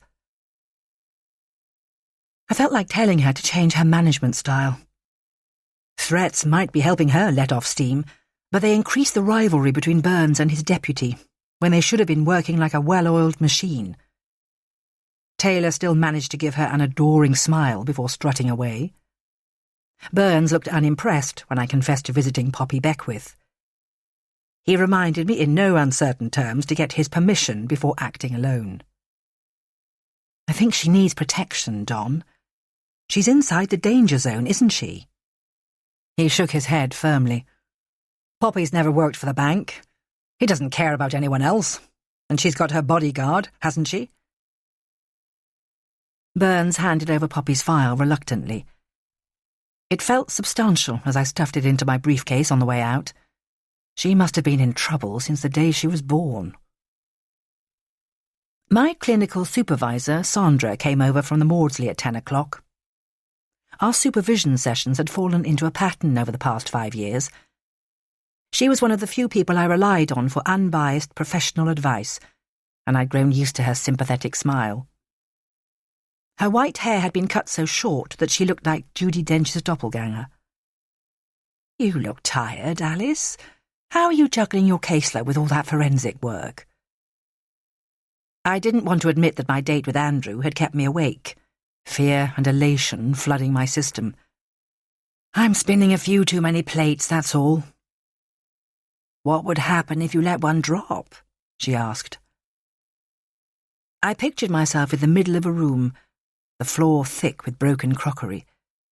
I took a deep breath, but didn't reply. Listen, Alice, I've seen people burn out, and it's not pretty. Keep doing everything for everyone, and they'll just keep piling more onto you. Sandra touched my wrist. Her touch was gentle but firm, as though she was taking my pulse. How are things at home? Better, thanks. It crossed my mind to confess that I was still adjusting to the space Will had left, getting used to the echoes. Did you hear I'm taking early retirement? They finally agreed to let me go. It felt like a body blow, but I managed to congratulate her, and she told me about the Indonesian cruise she was planning. It was difficult to imagine someone else taking her place. The rest of the day was a blur of heat and conversations. Patients arrived, unburdened themselves, and left, until I felt like a collection service, waiting for them to hand over their parcels full of woes. I made a conscious effort to leave their stories behind when I set off for my run. I decided to aim for pace instead of distance. If people could run marathons in the tropics, I could manage a few miles at top speed, even in 40 degrees heat. Every muscle was screaming for a reprieve by the time I reached Cherry Garden Pier, the sun scorching my face. I stretched my arms over my head and gasped in some oxygen. Thank God I was doing the marathon, not a 100-metre sprint. The training would have killed me. I stood by the railing and watched a man fishing from the end of the pier, line bobbing with the tide. I couldn't believe anything edible survived in such murky water.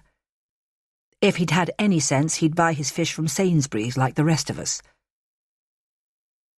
I was so desperate to dive into the shower when I got back into my building that I didn't notice anything unusual as I scrabbled for my keys. It was only when I heard footsteps that I turned around. Someone was standing there, almost hidden by shadows. I flicked on the landing light, and Andrew stepped towards me.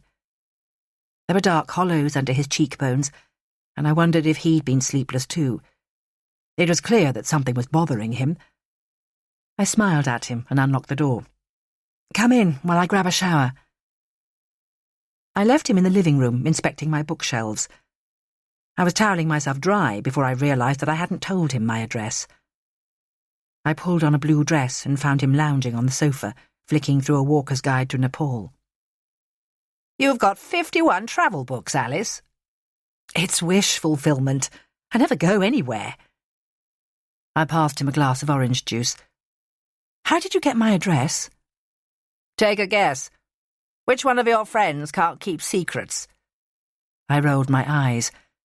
If Attila the Hun had asked for my number, Lola would have passed it straight over. Andrew carried on watching me expectantly.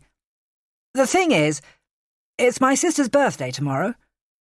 And you're going to Paris, just for a few days. I was hoping you'd come with us. I had to explain that my work couldn't be cancelled. If Brotherton knew I'd absconded to Paris, she'd have struck me off instantly. Andrew looked crestfallen, and when I met his eye, I realised I'd stopped seeing him clearly. All I could see was his irrepressible smile. It took an act of will to stop myself touching him. Tell me about your last relationship, Alice, he said quietly. A band of panic tightened round my chest. Why are you asking? You should get it out of your system. Go on. Give me the whole story. His hand was resting on my shoulder. I told him as much as I could, and, to his credit, he didn't flinch, even when I told him about the women who'd died. The violence didn't seem to affect him. He listened without interrupting, as if everything I said was easy to believe. And when I finished, he didn't break eye contact. He just reached out and pushed a strand of hair back from my forehead. The gesture almost undid me. It was so gentle that I hardly felt his fingers glance across my skin, and when I leant over to kiss him, I meant business. I'd forgotten we were supposed to be taking it slow. Andrew gave an agonised laugh when the phone rang in the hall. Burns was talking so fast it sounded like he'd swallowed a mouthful of helium. "I can't hear you. Slow down, Don." "We've caught him, Alice. He's here at the station." "You've got immaculate timing." "Unbelievable, isn't it?" Voices were rising to a shout, as if he were standing in a jubilant football crowd. "I can't talk now. Just get down here, quick as you can." A look of disbelief passed across Andrew's face after I told him the killer had been arrested. He stumbled to his feet blindly when I asked for a lift to the station. 28. "This is my life story," Andrew said as we left the flat. "The girl who's seducing me always runs for the hills." "Not by choice. I'd rather switch off the phone and keep you here." It was after midnight by the time we got into his car. I was too distracted to notice what make it was, but it felt luxurious. It smelled of brand new leather and air freshener, as though he'd just collected it from the showroom. Andrew told me about his trip to Paris as he drove. He and Eleanor were leaving first thing next morning on the Eurostar, and she was overflowing with excitement. If the trip went well, he'd take her on a longer break later in the year. "When are you coming back?" I asked as he pulled up outside the station. "Wednesday night. I'll see you then, won't I?" "If you're lucky." I gave him a hasty kiss, then ran up the steps. For once, there were no journalists in sight. The incident room was pulsing with energy, and a young policewoman barged past, holding her coffee aloft like she was carrying the Olympic flame. Clusters of detectives were hanging around in groups, a mixture of relief and exhaustion on their faces. Burns must have been high on adrenaline, because he looked fresh as a daisy, even though he'd been at the station for 16 hours. He led me towards the interview rooms. When he told me the name of the man they were holding, I came to a halt in the middle of the corridor. "Liam Morgan's been arrested for the Angel killings." "Not yet, but he's got himself a lawyer." I stared back at him.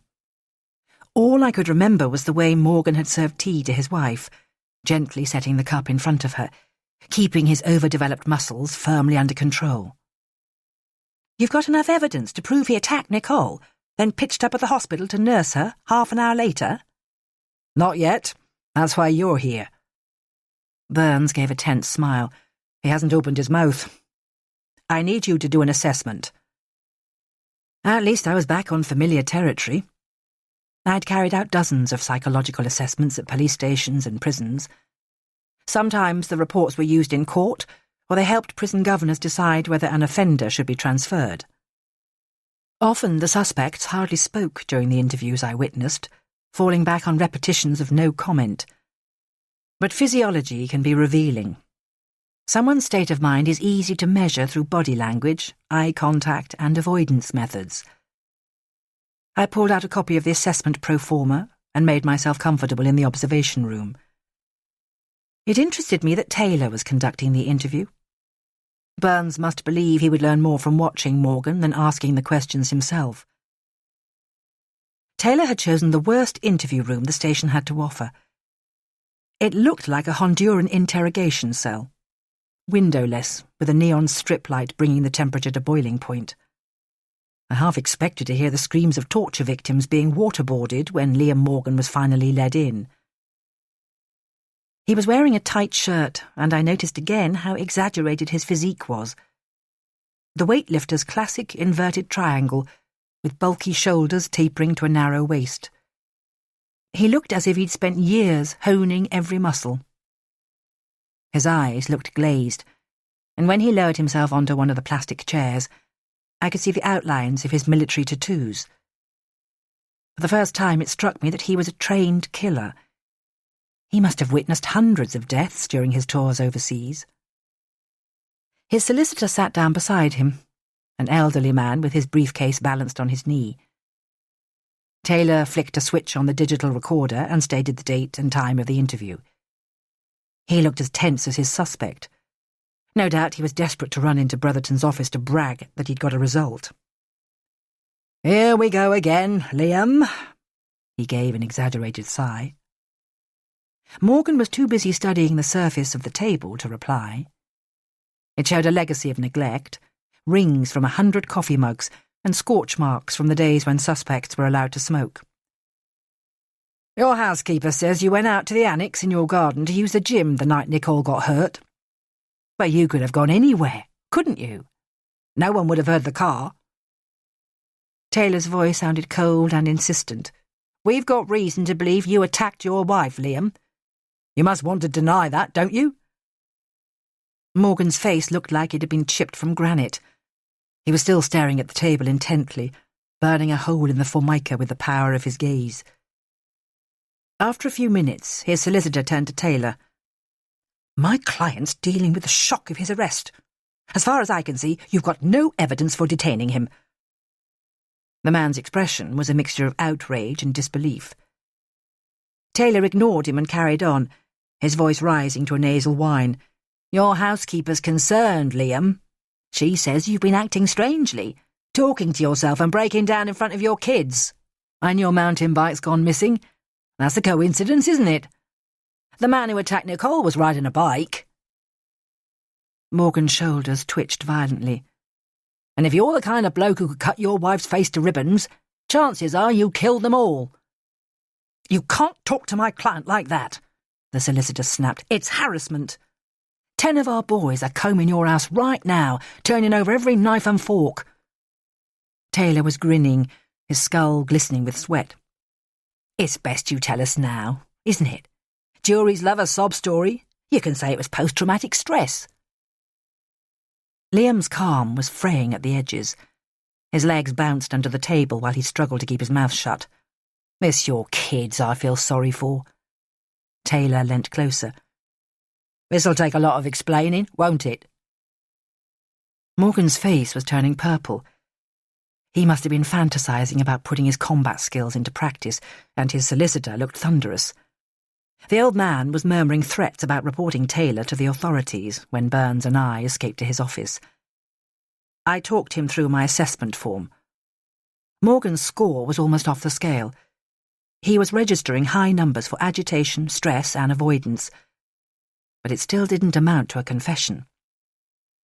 "Going on his body language, he attacked her, but it hasn't registered yet," I said.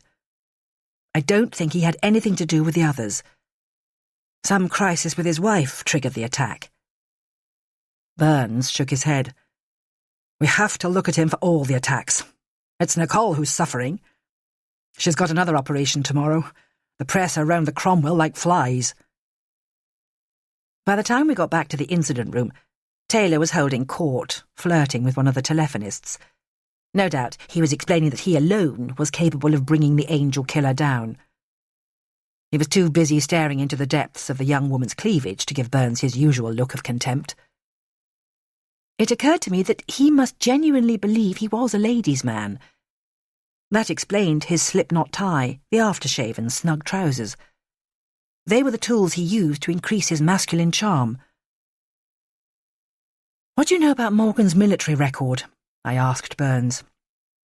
10 years in the Royal Yorkshires. The bloke's a decorated war hero. He's got a gong for carrying an injured mate across a minefield in Afghanistan. He's been out 6 years. And he's still brutalised." He massaged the back of his neck.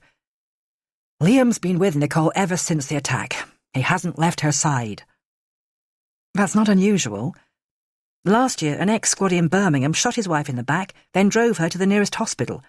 He was inconsolable. But it doesn't explain why he killed the other 3, does it?" "That's because he didn't. I'm sure this is domestic." His expression was neutral. Taylor might be convinced that the hunt was over, but Burns seemed to be struggling to make up his mind. As the squad car drove me home, my mind kept drifting back to Liam Morgan.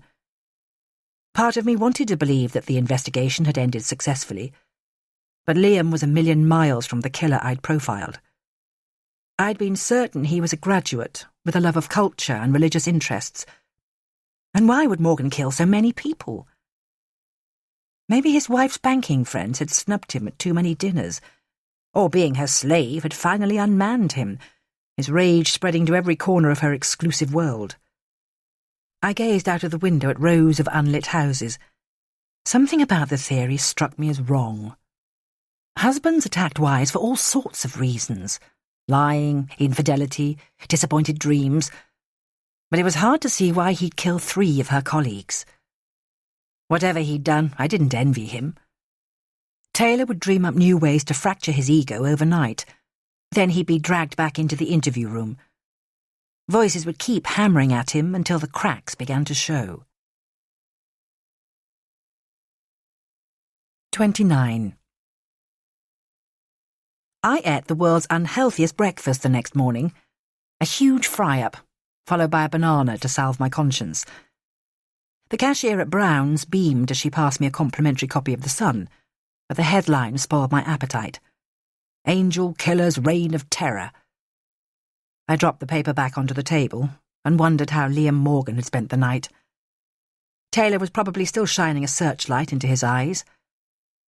The police hadn't released details of his arrest yet, in case it added to the feeding frenzy around Nicole. I watched the businessman racing along the riverside, dressed for another day of sub-Saharan heat. By now, Andrew and his sister would be halfway to Paris. I felt like chucking my briefcase in the river and jumping on the next train. The manila folder in front of me was covered in greasy fingerprints.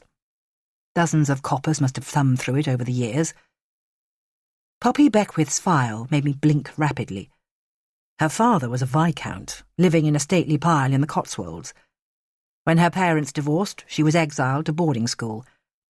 An incident involving a Bunsen burner, petrol, and minor damage to the science block got her expelled at 16. Her early 20s were a nightmare. Pills, booze, soliciting in public toilets, and a 10-month stretch in Holloway. It was miraculous that Beckwith had fought her way back to the top of the pile, with a flat in Knightsbridge and a list of millionaire clients. Her perfect face floated in front of me. The idea that the killer was connected to her was still refusing to go away, even though Burns didn't agree. The killer could be one of her clients, just like Gresham and Fairfield, unable to cope with sharing her. Once he found out where her most regular clients worked, the Angel Bank had become his target. I closed my eyes and tried to conjure him. He seemed to be revelling in details. It must have given him so much satisfaction to taunt the police by sending a postcard to a man he'd already poisoned. I wondered if Max Kingsmith knew that another of his associates had died. Even the sheer walls of Wormwood Scrubs had failed to protect Lawrence Fairfield. But Sophie was the one I felt sorry for. She'd be on the receiving end of her husband's rage. Darren was perched on the railings, peering into the sun when I reached the hospital. I watched him from the side of the building, trying to decide what to do. His expression reminded me of the boys who always waited by the school gates, lovesick but trying to disguise it, longing for a glimpse of their favourite sixth former. My stomach twisted as I phoned the emergency mental health team.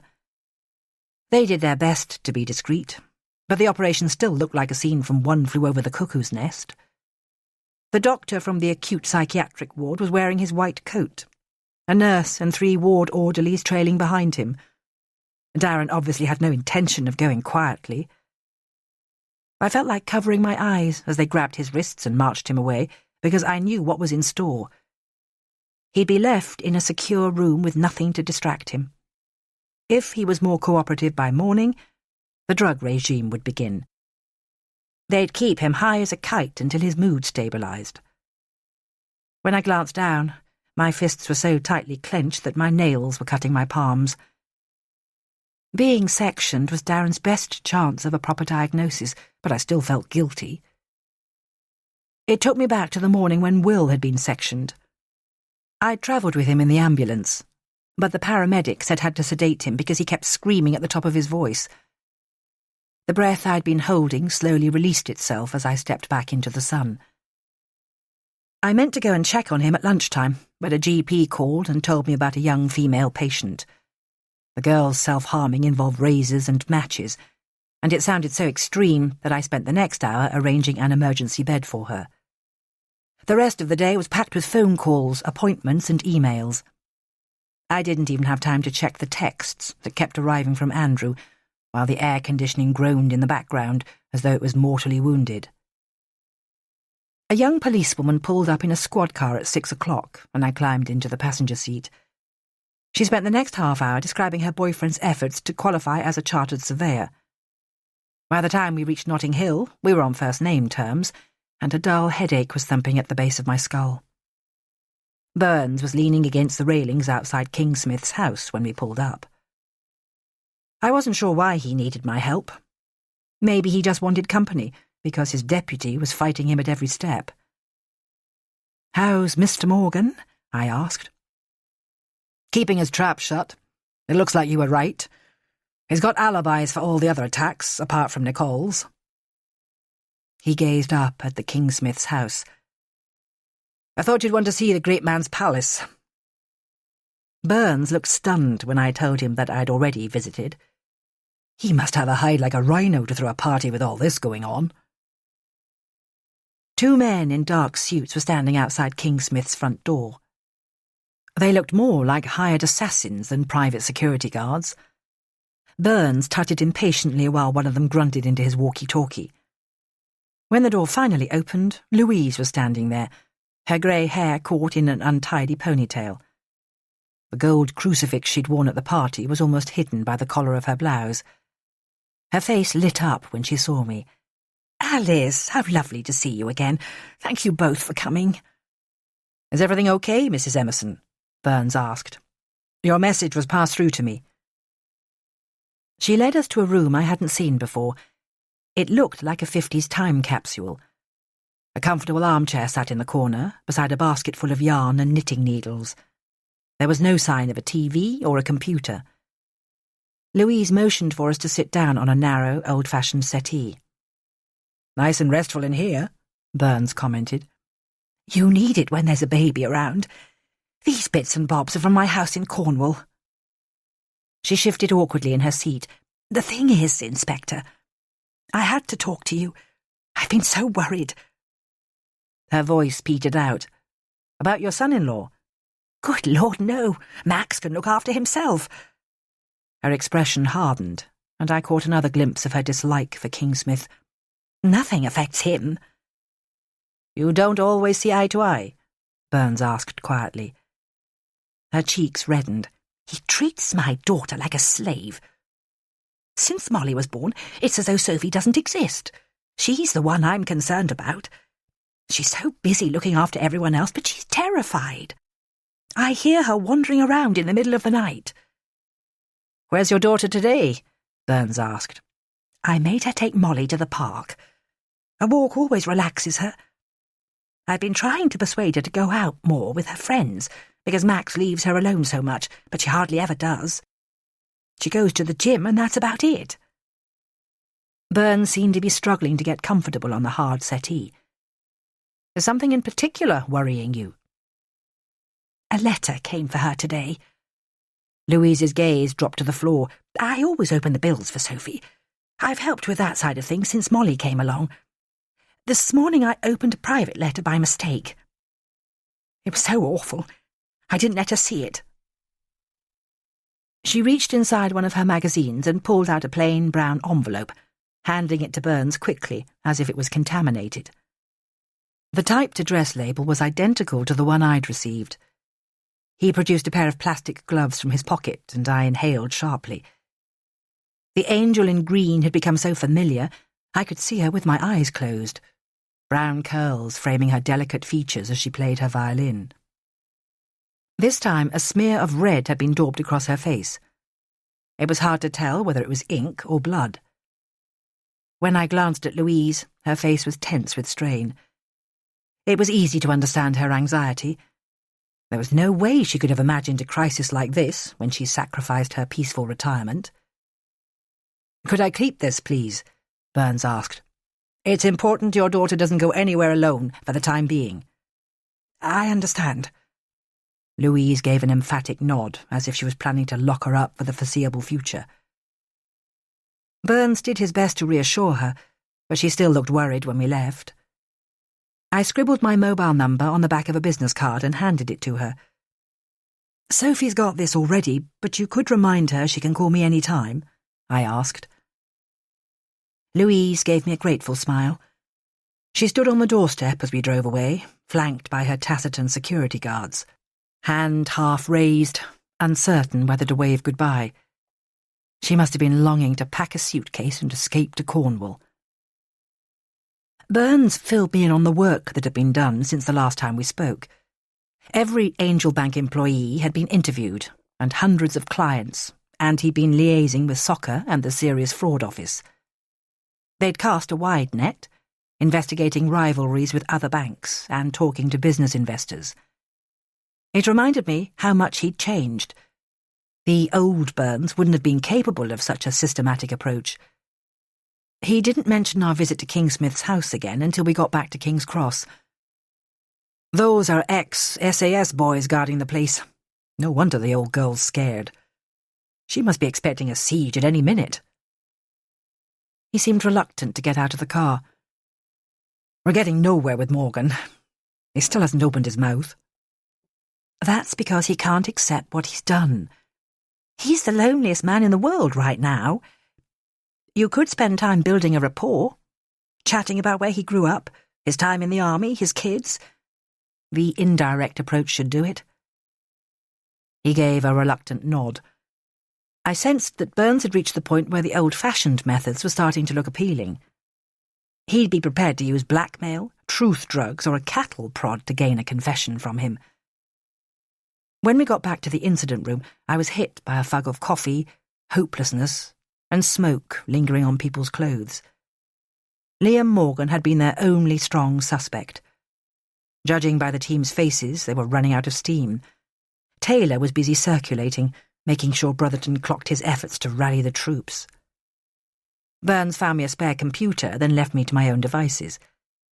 I logged onto the Holmes system while people raced past my desk. The room was in frantic motion. At least a dozen telephonists were answering calls from members of the public, each caller certain that they knew the identity of the angel killer. Their expressions were jaded. They must have spent hours listening to unlikely fantasies. On the other side of the room, huge photos of the victims gazed down at the flurry of activity. My phone buzzed loudly as I started my work. It was another text from Andrew. He'd sent a string of photos since the morning, one of his sister outside Notre Dame, the pair of them boating down the Seine, and the last of himself, standing in bright sunlight outside a cafe. I was still smiling when my phone vibrated in my hand, and my brother's name appeared in the window. I stepped into the corridor to speak to him. "Hello, sunshine." His reply never came. I couldn't even hear him breathing, and I was afraid he was in trouble, unable to tell me what was wrong. I forced myself not to panic. The most likely reason was that he'd tripped the redial button by mistake. "Will? Are you there?" All I could hear was a fizz of static, so faint that it sounded like it was being beamed from another planet. I slipped my phone back into my pocket and returned to my seat. Will was so far out of reach there was no point in worrying. I took a deep breath and started picking through the evidence files, lit up in red, flashing across the screen. 30. I'd been concerned about Darren since I'd seen him being frog-marched into the psychiatric unit, but he must have calmed down overnight because he'd been moved to a standard room beside Robinson Ward. The nurse I spoke to looked under the weather. The skin on his face had broken out in a sore-looking rash. "We had to give him a mega-dose of risperidone last night," he admitted. "And he's coping with that, is he?" "We had no choice. The lad was bouncing off the walls. The head psych wants to see him later." I didn't envy him his job. Acute mental illness has always been the sharp end of nursing. It's a wonder they don't end up in straitjackets themselves. I looked through the observation hatch into Darren's room. He was lying in bed, staring groggily at the TV, barely able to keep his eyes open. I've always hated risperidone. It slams a lid on the symptoms of paranoia, but they come back immediately when the patient stops taking it. The side effects are no fun either. Slurred speech, migraines and renal failure. I glanced at my watch and decided to come back when the head psych had done his rounds. I'd planned to use the afternoon to work on my paper for the BPS conference, but by 2 o'clock I was starting to wilt. The air conditioner had developed such a racking consumptive cough. It sounded in need of a course of penicillin. I picked up the phone and called Burns. "Making progress?" I asked. "Morgan's about to let rip. Can you get over here?" "I'm on my way." Taylor was the first person I saw at the station. His smug grin was absent for once. Maybe he was aggrieved because his new boss's sideways approach had worked miracles. Morgan had begun to talk the instant his aggressive questioning stopped, but the strain had taken its toll on Burns. He was talking in the controlled monotone of someone using all his energy to keep calm. "I don't want anyone standing up in court saying he was coerced. I need a full assessment, Alice." He didn't even register my nod of agreement, but I already knew my report had to be 100% accurate. I would have to testify to every sentence if the case went to court, and Morgan pleaded diminished responsibility. The tabloids would go into meltdown if he was found guilty. It was clear that Morgan was at cracking point when he reached the interview room. His skin was paler than before, tan bleached to a dull indoor pallor. His solicitor was so gaunt he looked as if he'd been on a sympathetic hunger strike. The moment Burns's finger hit the recorder, Morgan started talking. His voice was a dry whisper at first, as though silence had weakened it. "She'd been seeing someone right under my nose," he muttered. "She laughed in my face when I found out." "Who's the bloke?" Burns looked sympathetic. "Fuck knows. She didn't deny it, though. She said I was cramping her style." Morgan's mouth gagged in disgust. "That's unbelievable. How did you take it?" "I lost it with her, I suppose." His shoulders jerked upwards in an involuntary spasm. Burns's voice dropped a level, as if they were friends trading secrets in a pub. "It'll go in your favour that you're opening up. And it sounds like you had your reasons. Just take us through it, step by step." "I read about the pictures he leaves. I couldn't get them out of my head." Morgan's voice was faltering. All the words he'd swallowed over the past few days seemed to be sticking in his throat. "So you made it look like the angel killer did it?" Morgan was too busy studying the backs of his hands to reply. "It's okay to take your time," Burns said quietly. "Can you tell me where you left your bike, Liam?" He cleared his throat. "Clerkenwell." "Are you ready to explain what happened?" He gave a miserable nod. "She kept struggling. I only wanted to give her a scare." "Did you carry out the attack, Liam? I need a yes or a no for the recorder." There was a long pause. "It was to teach her a lesson, that's all." "A lesson?" Burns's tone hardened suddenly. "It was a bit more than that, wasn't it? You left her in shreds. She almost lost an eye." I caught a glimpse of Morgan's relief. It passed from his face in an instant, like a cloud lifting. Destroying his wife's beauty was a price worth paying. It had given him so much pleasure, a 10-year stretch would feel worthwhile.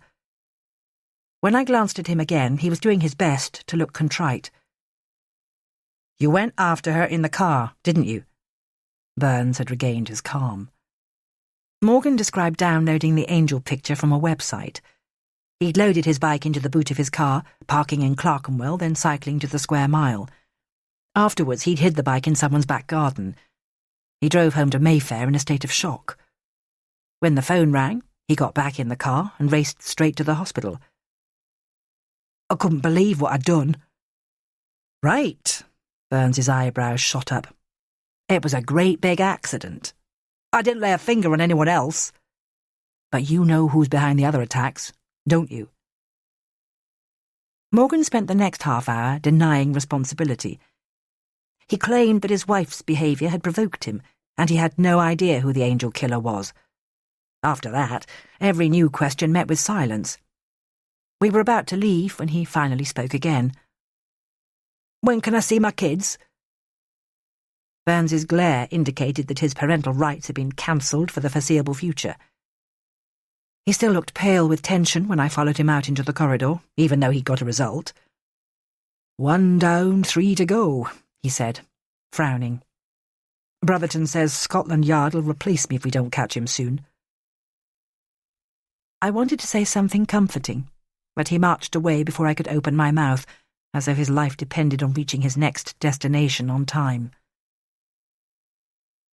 The heat was still breathtaking when I got outside, and the bus dropped me by Butler's Wharf. I found a chair in the shade and ordered a lime soda. A tour boat was drifting on the tide, and the angel killer was still out there, on the loose. I couldn't stop thinking about Liam Morgan and all the other men who maimed their wives. I'd carried out an assessment once on a man who'd thrown acid in his girlfriend's eyes. He was pleading temporary insanity, but I'd never met anyone more rational in my life. He'd worn exactly the same look of mock regret that I'd seen on Morgan's face. All I wanted when I got home was a long bath and a night in front of the TV.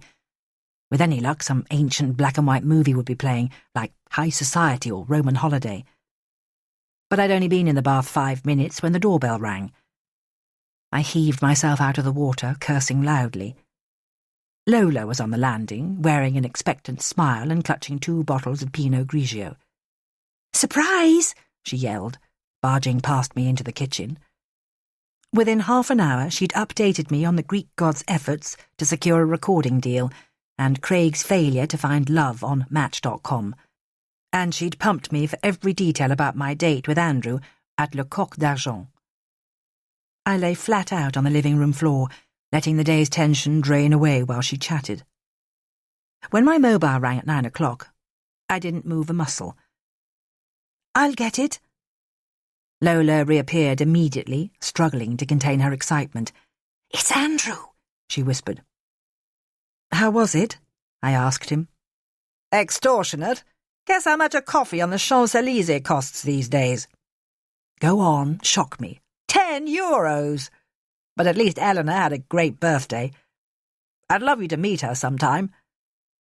There was a thunderous noise in the background, like he was standing beside a motorway.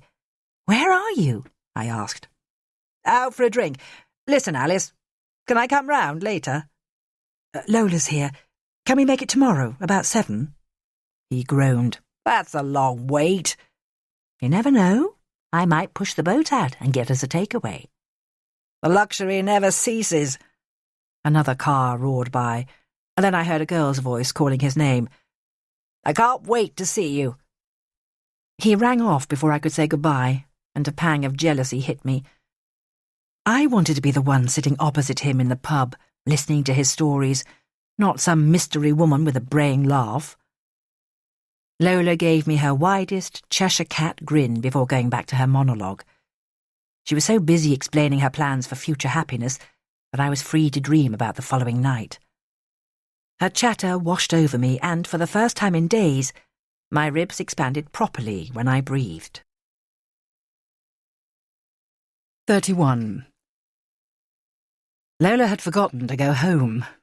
She was elegantly draped across the bed in Will's room. I switched on the coffee machine, went back into my room, and flicked through my wardrobe. There was nothing remotely seductive for my date with Andrew. He'd have to put up with a sundress and my usual black cotton underwear. But with any luck, he wouldn't complain after waiting so long. Lola picked up on my state of mind straight away. Her smile was glued in place as she ploughed through an enormous bowl of muesli. At least my nerves provided her with some early morning entertainment. The sky was the usual relentless blue when I set off, but the weather seemed to be turning. The air hung in front of me like a smoke screen, muggy and hard to breathe. Andrew kept appearing in my thoughts. It was easy to imagine waking up with his arm around my shoulders. The idea felt surprisingly comfortable. I was still fantasizing when Harry stopped me by the hospital gates. He was beautifully turned out, as usual, wearing a well-cut suit and his permanent smile. "You look happy, Alice. Is it the sunshine?" "That must be it." "Got time to visit our Mr. Campbell? I want to see how he's doing." "Isn't it too early?" Harry's calm gaze assessed me. I need to check how he responds to you. Don't worry, I'll be there too. Nothing can happen. I followed him across the quadrangle reluctantly. An elderly man was banging his head against the wall at 3-second intervals when we arrived at Robinson Ward. There was a look of grim satisfaction on his face, as though the impact was knocking his thoughts into shape much more effectively than his medicine. 2 ward orderlies were struggling to coax him into a wheelchair. A blissed-out smile crossed Darren's face when he saw me. He was sitting up in bed with his hands gripped tightly together, as if he was clasping something precious. He didn't even register Harry's presence. "I knew you'd come," he whispered. "How are you feeling, young man?" Harry asked. "It's all making sense now." Darren's gaze was still glued to my face. "Can I leave here soon?" "Not for a while. You'll need an assessment first. How much do you remember about the last few weeks?" "Everything." He stared straight back at me. "You were following me, Darren. Do you remember that?" "This for you, not me." His words were slurred by the risperidone, but his tone was resolute. "That's what you think, is it?" "One day you'll understand." His dark eyes blinked in slow motion. Then he tapped his temple with his index finger. "I've got second sight. My mum had it too. Someone needs to take care of you." Harry's smile had faded by the time we left Darren's room. "It's not looking good," I said. "I wouldn't say that." He rubbed his beard thoughtfully. "He's calmer than before." "It's acute phase schizophrenia, isn't it?" "Too early to say. I'll do the verbal fluency and stress tests with him later." Harry glanced at me. "Relax, Alice. We've got him on a Section 2 order. He is not going anywhere for 28 days. We went straight into the case conference. Harry and the head psych discussed Darren's treatment, and I tried to remind myself of the statistics. Fewer than 3% of paranoid schizophrenics commit acts of violence. I treated dozens of patients with the condition over the years, and most of them held down jobs and relationships, just like the rest of us. But I couldn't help remembering a patient from the Maudsley when I was doing my training. He refused to take his medication, and his delusions grew worse, until he believed that government spies were plotting to assassinate him. He'd stabbed a girl on the underground, convinced she was sending telepathic signals, ordering him to kill himself. I made myself tune back into the discussion. The head psych was planning to keep Darren hospitalized until his delusions were under control. I had a month at least before he was back on the streets. There was no time to think about Andrew or to check the texts that kept arriving. My phone was on silent, but it buzzed steadily in my pocket throughout the day. I saw 3 new referrals and scrambled to complete my paperwork between appointments, determined not to take anything home. The phone on my desk rang at 6 o'clock, just as I was switching off my computer. It was a surprise to hear Lorraine Brotherton's voice sounding calm and businesslike. "Do you know where Lombard Street is, Dr. Quentin? I'd appreciate an hour of your time." I put the phone down in a state of irritation. There was bound to be something routine, and I was beginning to regret letting Burns press-gang me into getting involved. The investigation had stalled since they'd arrested Liam Morgan, and the visit would make me late for Andrew. I left a message on his phone as I trotted down the fire escape. He had back-to-back meetings that afternoon, but hopefully he'd check his voicemail before he set off.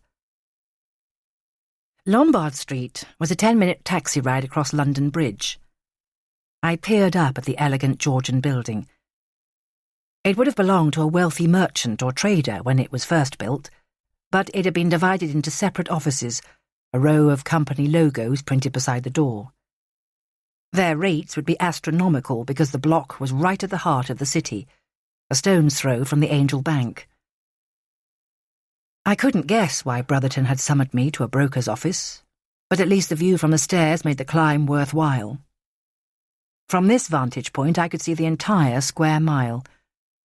The Bank of England was basking in late afternoon sunshine, secure in the knowledge that it was impregnable.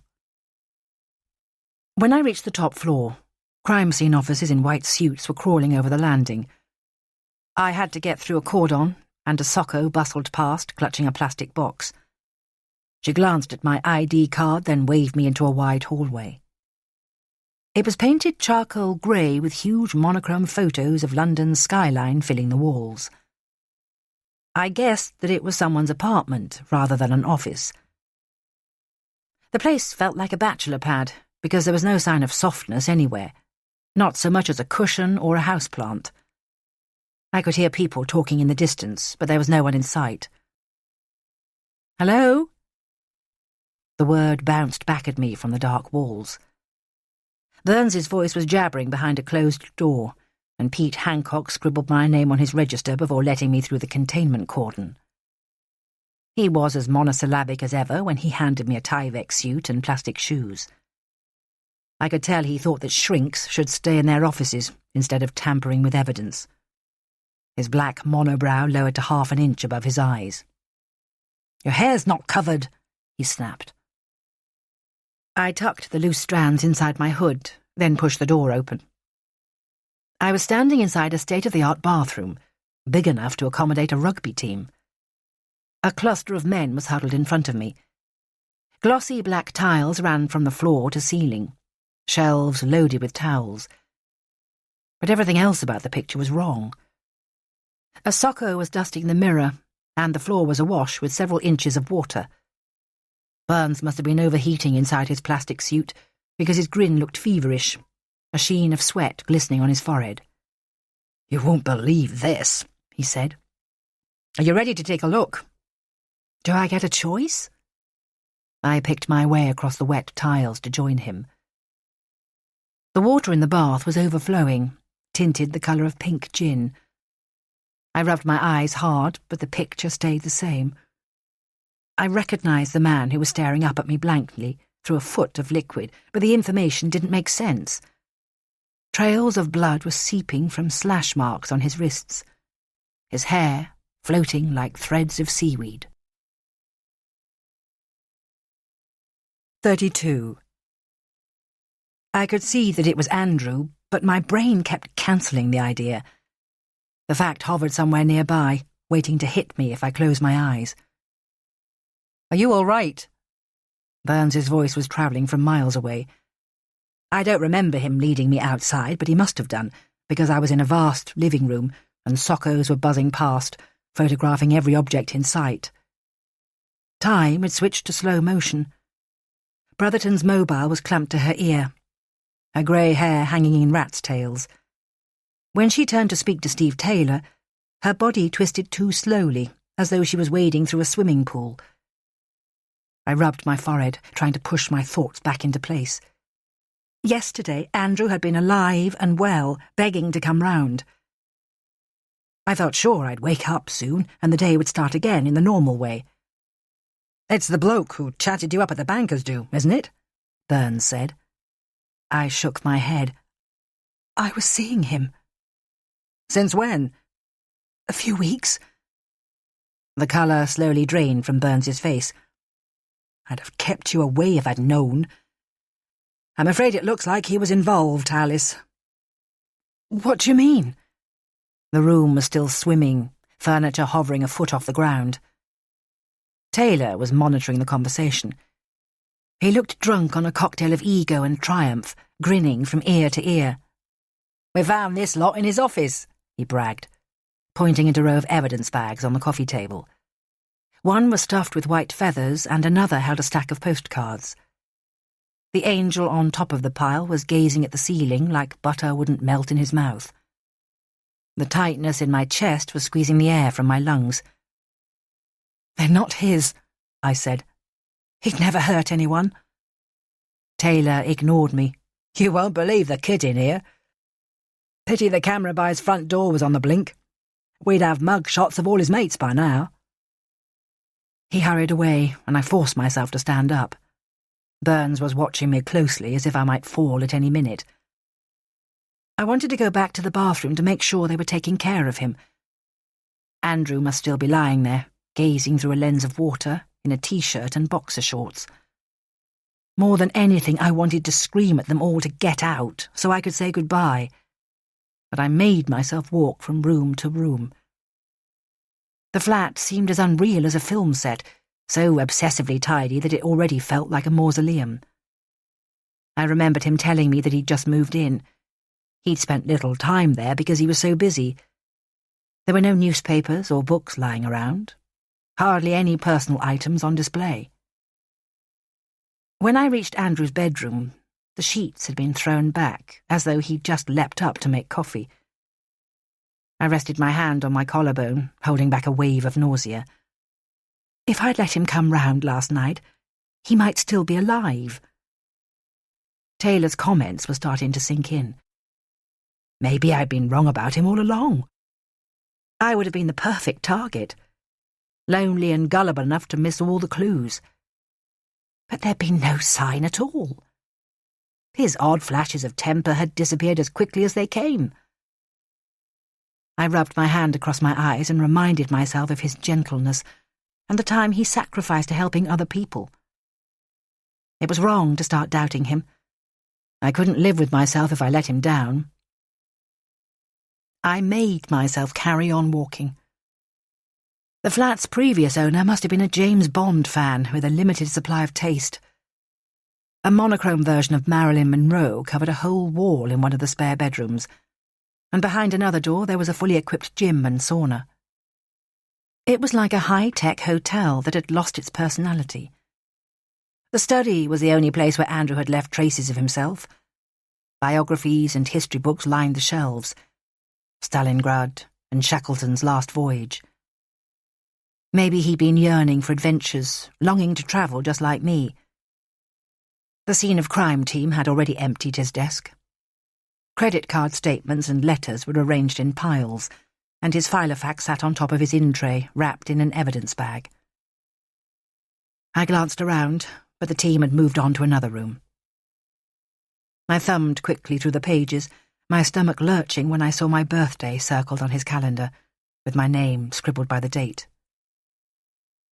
I don't know what I was hoping for, but I fumbled to the back and found his parents' address, staring at it until it lodged in my memory. End of Disc 5. Disc 6. Taylor ambushed me in the kitchen, gazing at me like a lost cause. How well did you know him? We went out a few times, that's all. Did he tell you he worked at the Angel Bank? Of course. But it was years ago. Who waits that long to get even? The contempt on Taylor's face was turning to disgust. You don't get it, do you? He was working with Morgan. He couldn't have killed Wilcox, because you and Burns saw him at the Albion Club, but he knew Gresham and Fairfield. Maybe they got him fired.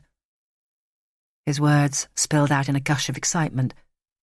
Tiernan heard Morgan had been caught. He knew it wouldn't be long before we knocked on his door, so he topped himself instead of facing the music. I glared at him. There's no way Andrew killed himself, or anyone else. He left it all here for us to find, and guess what? There's a pint of Rohypnol in his bathroom cabinet.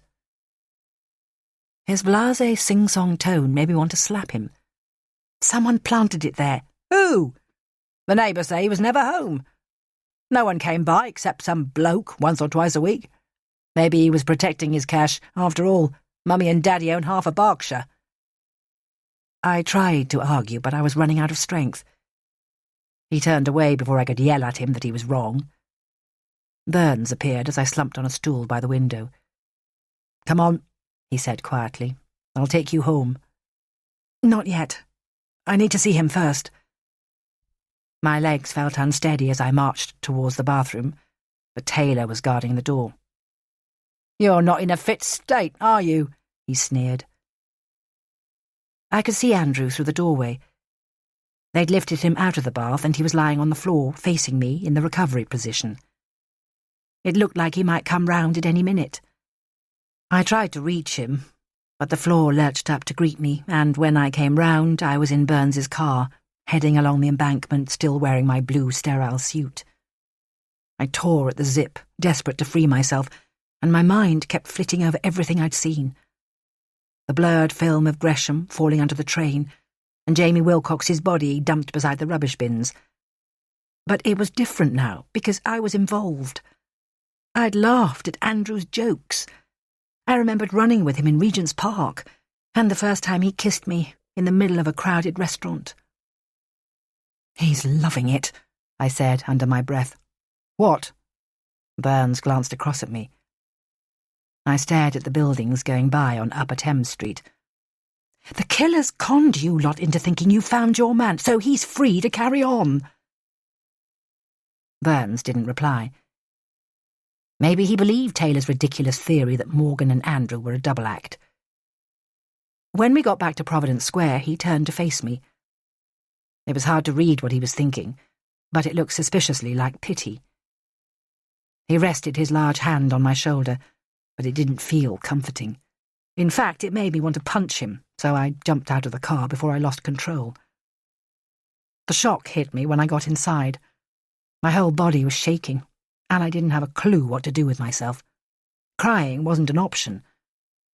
When I looked out of the window, the sky was a bleached, unnatural white, and my eyes were so dry that my corneas itched when I blinked. I tried to call Lola, but there was no answer. A new text had arrived on my phone. When I opened it, the message was from my mother. Her villa was even more luxurious than the pictures in the brochure. She was having the time of her life. 33. It was impossible to sleep. Every time my eyes closed, I was swimming in shallow water, trying not to look down because the seabed was thick with corpses, hair waving like the tendrils of anemones. When the alarm went off, I considered calling in sick, because a numb feeling of shock was still lodged under my breastbone. But there was no way I could face staying by myself at home. I bumped into a delivery man on the landing. The bouquet he was carrying was so large that he staggered slightly as he heaved it onto the kitchen table. Even at the best of times, I've never been a fan of florists' bouquets. There's something disturbing about watching dozens of perfect blooms slowly dying in front of your eyes. There was no card in the box, but my heart raced as I looked at the docket. Andrew's name was printed at the bottom in thick black type. He must have placed the order as soon as he got back from Paris. My first impulse was to lug the flowers out onto the landing so I wouldn't have to look at them, but I sealed the door behind me and set off for work. It was difficult to think straight as I walked down Tanner Street. Taylor might be convinced that Andrew had masterminded the attacks, then committed suicide, but his diary was full of events and meetings. I could still hear his voice saying that he couldn't wait to see me. Misshapen windows stared down from the apartment blocks, and everything my gaze fell on looked wrong. The street looked like a picture game of spot the mistakes. I realized as soon as I got to work that I was a liability because I'd stopped listening. Normally, it's easy to tune out distractions and give my whole attention to each patient as they tell me their stories, noticing the symptoms that hide in the pauses between words. But today I was missing whole sentences. I carried on nodding and asking questions, but nothing registered. I sat in Hari's office and told him what had happened. He made small, sympathetic grimaces as I spoke, then invited me to stay with him and Theo. I thanked him, but explained that I needed some time alone. "I'll tell HR you're on compassionate leave," he said. "Call me tonight and let me know you're okay." Hari stood in my office and watched me pack my briefcase. I got a strong feeling that he wanted to escort me from the building, and I didn't blame him. He had a duty of care, and I was in no fit state to make a diagnosis. Journalists had already gathered when I reached Pancras Way. They must have got wind of Andrew's death, and now they were desperate for a scoop. Maybe Taylor had been leaking vile rumours, saying that the angel killer had been found dead in his bath. They were jostling each other, prepared to trample over their colleagues to get the shot. I put on my dark glasses and turned up my collar. In an ideal world, I'd have hurled a smoke bomb and watched them scatter. Dean Simons came scuttling over the instant he saw me. "How's it going, Alice?" His forehead was dripping with sweat. "Made any progress?" "Leave me alone," I snarled. He leered at me. "Is the stress getting to you again? You should jack the job in, shouldn't you? Let someone more qualified have a go." I elbowed past him and ran up the steps. But when I reached the incident room, I knew I'd stepped out of the frying pan into the fire. Taylor's toxic grin was even more unpleasant than the journalist's. "I've brought Stephen Rayner in. We're about to interview him," he said. "He got caught on CCTV outside Piernan's building the night he died. Looks like he was Piernan's buddy, not Morgan. He's not playing ball, though. I think he prefers the feminine touch." Taylor swaggered along the corridor beside me, the contempt in his voice increasing with each stride. He glanced around to check there were no witnesses. "You're a laughing-stock. Do you realise that?" he hissed. "You give us all that pathetic psychobabble, then it turns out you're shagging the main man." By now I was aching to wrap a crowbar round his head, but Burns emerged before I could follow through. His level gaze seemed to be measuring my state of mind. I stared back at him. "You realise there's no way Andrew killed himself, don't you? People don't forward plan when they're about to commit suicide. His diary was full for the rest of the year." Burns gave a slow shake of his head. "Stay in the observation room, Alice. Fill out a report form, if you feel up to it. We'll talk after the interview." He closed the door before I could argue. I watched Taylor and Burns preparing themselves through the observation window. 2 meters of clear space between their chairs showed that no truce was in sight. The next person to enter the room was Rayner's lawyer. She was a pretty Asian woman, and she was wearing a shocked expression. The state of Rayner's face explained why. His jaw was so swollen he could hardly speak. A string of bruises littered across his neck. I felt like leaving immediately. Taylor's arrest methods must include attacking people in their own homes. But I knew my only hope of helping Andrew was to remain professional and keep my wits about me. I fumbled in my bag for a pen. "We've lodged a complaint," the lawyer snapped. Taylor folded his arms. "You resisted arrest, Stephen. It took 2 officers to pin you down." "That's not my understanding." The lawyer frowned her disapproval. When he began to speak, Rayner's sentences were so full of gaps he seemed to be struggling to breathe. "You lot haven't given me any peace since Leo died. It was getting to me. That's why I went to Andrew's. I wanted to talk to a friend. I told you. He was out when I got there. He didn't pick up his phone." "Trying to decide who to shove under the next train, were you?" Taylor scowled. "We know you don't mind a bit of violence." Rayner stared back at him, his arms resting at his sides, body language unusually controlled. "I just wanted to do something normal. That's all." "Did Piernan let you in, Stephen?" Burns's deep voice was a relief after Taylor's aggressive whine. "I rang the bell, but no one answered." "Rubbish," Taylor sneered. "The CCTV on the street caught you at 10:05 p.m, then again at 10:31 p.m. You had plenty of time to chuck him in the bath, then dump the feathers and postcards on his desk. Your fingerprints are everywhere. They're even on his kettle. Make yourself a cuppa afterwards, did you?" "Slow down, Steve." Burns leant over and looked him in the eye.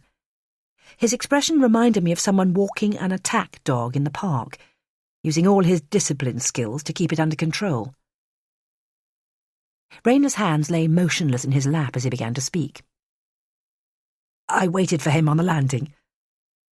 I've known Andrew since he worked at the bank. We meet up for a few beers most weeks." My pen hovered above the page. It made perfect sense. Andrew would have taken pity on Rayner's isolation. Maybe he was grateful for someone to wind down with on his few evenings at home.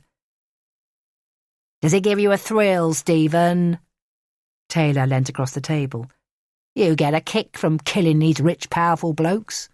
Is that where the photos come in? Do you take a few snaps after to excite yourself?" Burns gave him a warning look, then hissed a caution that was too quiet to hear. When Rayner spoke again, his voice was trembling, odd pauses separating his words. "I've told you, I've got nothing to hide. I went to see my friend, that's all. I don't know why he was killed. It was so terrible. First Leo, then Andrew." It was hard to tell whether Rayner was crying because his shoulders were heaving, but he wasn't making a sound. By the time Burns found me, I felt calm for the first time since Andrew's death. "It's not him, Don. But it's obvious he's lying about something. All the signs are there." Burns sat opposite me, huge shoulders braced for an outlandish theory. "I could see it in his body language," I said. "What do you mean?" "When someone lies, they stop making gestures. They're so busy concentrating on building the lie, their hands stop moving. Often they don't gesticulate at all, even when they're accused. Didn't you see how frozen he was? And the stress patterns in his speech were out of sync. Long pauses and periods of babbling. His eye contact was too strong, trying to convince you he's telling the truth." "You're not making sense." Burns rested his hands on the back of his neck, as though his head was too heavy to support. "It can't be him. Andrew went out for a drink with someone. He wasn't there when Rayner called round. But he knows something. He's trying to hide it, and he's cracking under the strain.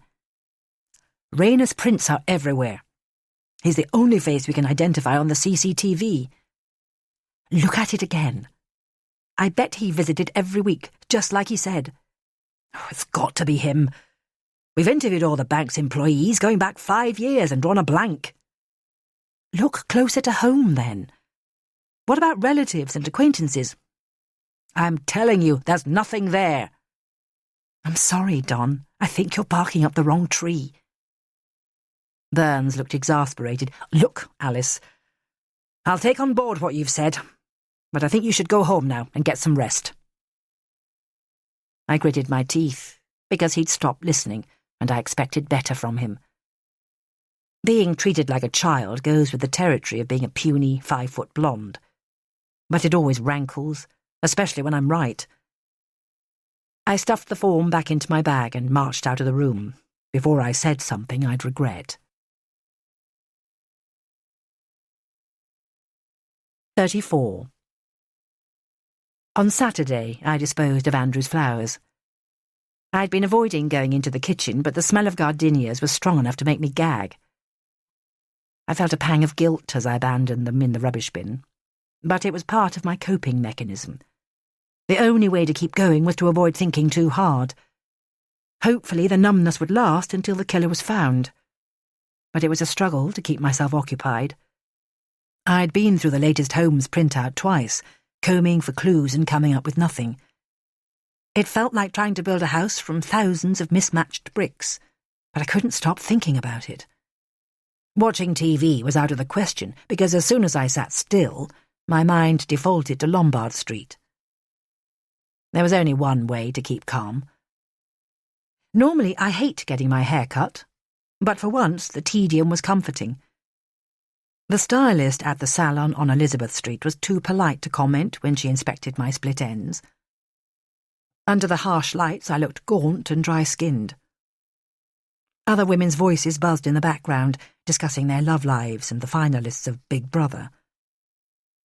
I emerged with shiny, expensive-looking hair and a vacuum where my thoughts should have been.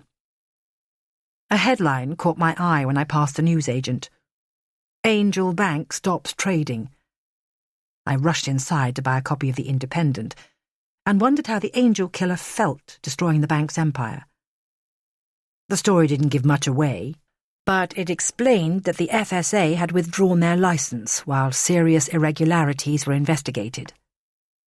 The bank's golden reputation would be badly tarnished if it ever reopened. For some reason, Henrik Freiberg came to mind. He'd coped with his boss's egotism for years. At least now he'd be liberated. I considered stopping at a coffee shop on the way home, but I couldn't face a crowd of people enjoying themselves. I caught sight of myself in the hall mirror that afternoon. My hair skimmed my shoulders, and for once I looked presentable. Andrew was standing behind me, wearing a smile of approval, but he'd vanished by the time I turned round. I don't know how long I stood there with my hand pressed over my mouth. By the evening, I'd run out of displacement activities. I'd scrubbed the bathroom floor, dusted the bookshelves, and annihilated every germ in the flat. When the phone rang, I was sitting on the floor in my bedroom, unable to move. The woman at the end of the line sounded delirious. My brain was working so slowly that it took a while to realise it was Lola, babbling with excitement. "I got the part! The theatre's letting me do 3 episodes of EastEnders. They've given me my own storyline." I managed to congratulate her, but my tone must have lacked conviction. "What's wrong, sweetheart?" "Can I come round, Lo?" "Of course you can. I'll be waiting for you." I can never fool Lola about my state of mind. She notices if my voice is even a fraction off key. Normally, she flings her arms around me, but when she opened the door to her bedsit on Borough Road, she just stood there with her hands motionless at her sides. I followed her into the tiny flat and collapsed on the sofa. When I told her what had happened, her eyes widened in disbelief. She held on to my hand while I told her the details, studying my face for danger signs. "I can't believe it," she whispered. "Who's sick enough to do something like that?" She made me a cup of tea when I glanced around her studio. I could see why she was flat hunting. It was 12 feet square, with an all-night off-licence doing a roaring trade downstairs. She fell asleep every night to a lullaby of winos arguing about overpriced beer. But at least the rent was cheap. An actor friend had lent it to her while he worked in New York. He'd plastered the mildewed walls with posters for West End shows. The cast of Matilda beamed down from the chimney breast, wearing showbiz smiles as if life was one long miracle. Lola passed her hand in front of my face, as though she was checking my vision. "You're not really here, are you?" "How do you mean?" "You're in a bubble. I bet you haven't even cried." I shook my head. Maybe it was my inability to let go that set Lola off. But once she started, there was no stopping her. She can weep for Britain at the best of times. My only option was to put my arm round her shoulders and wait for her to stop. After a while, she began to rally, but her eyes were 2 shades darker than before, and her light bulb smile had fizzled out. "It's you who should be blubbing, not me," she gulped. "I have to keep going. I've got to find out who it is." "I'll help you, Al. Just tell me what to do." She did everything in her power to persuade me to stay, but I couldn't face any more talk about Andrew or dealing with her distress as well as mine. It was dark by the time I set off, but I ignored the cabs revving on Borough Road. A taxi ride would have reminded me too much of my last journey with Andrew. People were knocking back last orders from the pubs below Tower Bridge. I paused by the railings to watch a disco boat full of pensioners heading for Greenwich, the Bee Gees screeching their hearts out. The hectic falsetto of Night Fever was trailing a few beats by the time it reached the shore. My determination was finally making a comeback as I drew level with the Design Museum. Maybe the fresh air helped, but I realised that grieving had to wait until I'd tracked down Andrew's killer. In the morning, I would go through the evidence files again to make sure I hadn't missed anything. A crowd of people was hanging around by China Wharf, but their noise dropped away as I followed the boardwalk, then the path emptied. The only thing on my mind was going to bed and hiding under the covers. Maybe I was too numb to recognise the signs when I took a shortcut through the car park. I didn't hear a thing, not so much as a footstep. But suddenly, my vision failed. My hands were scratching at thin air, and there was nothing in front of me except a mile of blackness. 35. Someone had pulled a hood over my face. Every time I tried to breathe, plastic filled my mouth, making me gag. Shock paralysed me for a few seconds, but I knew I had to fight or I'd end up with a face like Jamie Wilcox's, another corpse for Burns to find. My heels were dragging along the pavement as he pulled me backwards. I lashed out, elbows thudding against his ribcage. It must have caught him by surprise because he released one of his hands and the plastic flapped loose around my throat. I still couldn't see anything, but at least I could breathe. I flicked my leg back with all my strength. The heel of my sandal must have hit his shin bone because he gave a high-pitched yelp of pain. Then my mouth was stifled again before I had time to scream. A door creaked a few metres away and I was thrown forwards onto the ground, footsteps drumming past me towards the river. My eyes took a while to adjust to the orange street light when I ripped the bag from my face. An old man was peering down at me through thick bifocal lenses, his irises milky with untreated cataracts. Air poured from my lungs in ragged gasps, and for a few seconds I felt completely calm. Nothing cancels self-pity quicker than fighting for your life. "You okay, love? I bet you tripped on that bloody step, didn't you? I'll keep telling them to put a light out here." "Did you see someone running away?" "I only came out for a fag, dear." The old man looked confused. "I didn't see a thing." I wanted to tell him that his nicotine craving had probably saved my life, but he was already tottering away to enjoy his cigarette. I raised myself to a sitting position. Luckily, I'd landed on the grass rather than the pavement. There would be no evidence of my encounter, not so much as a bruise.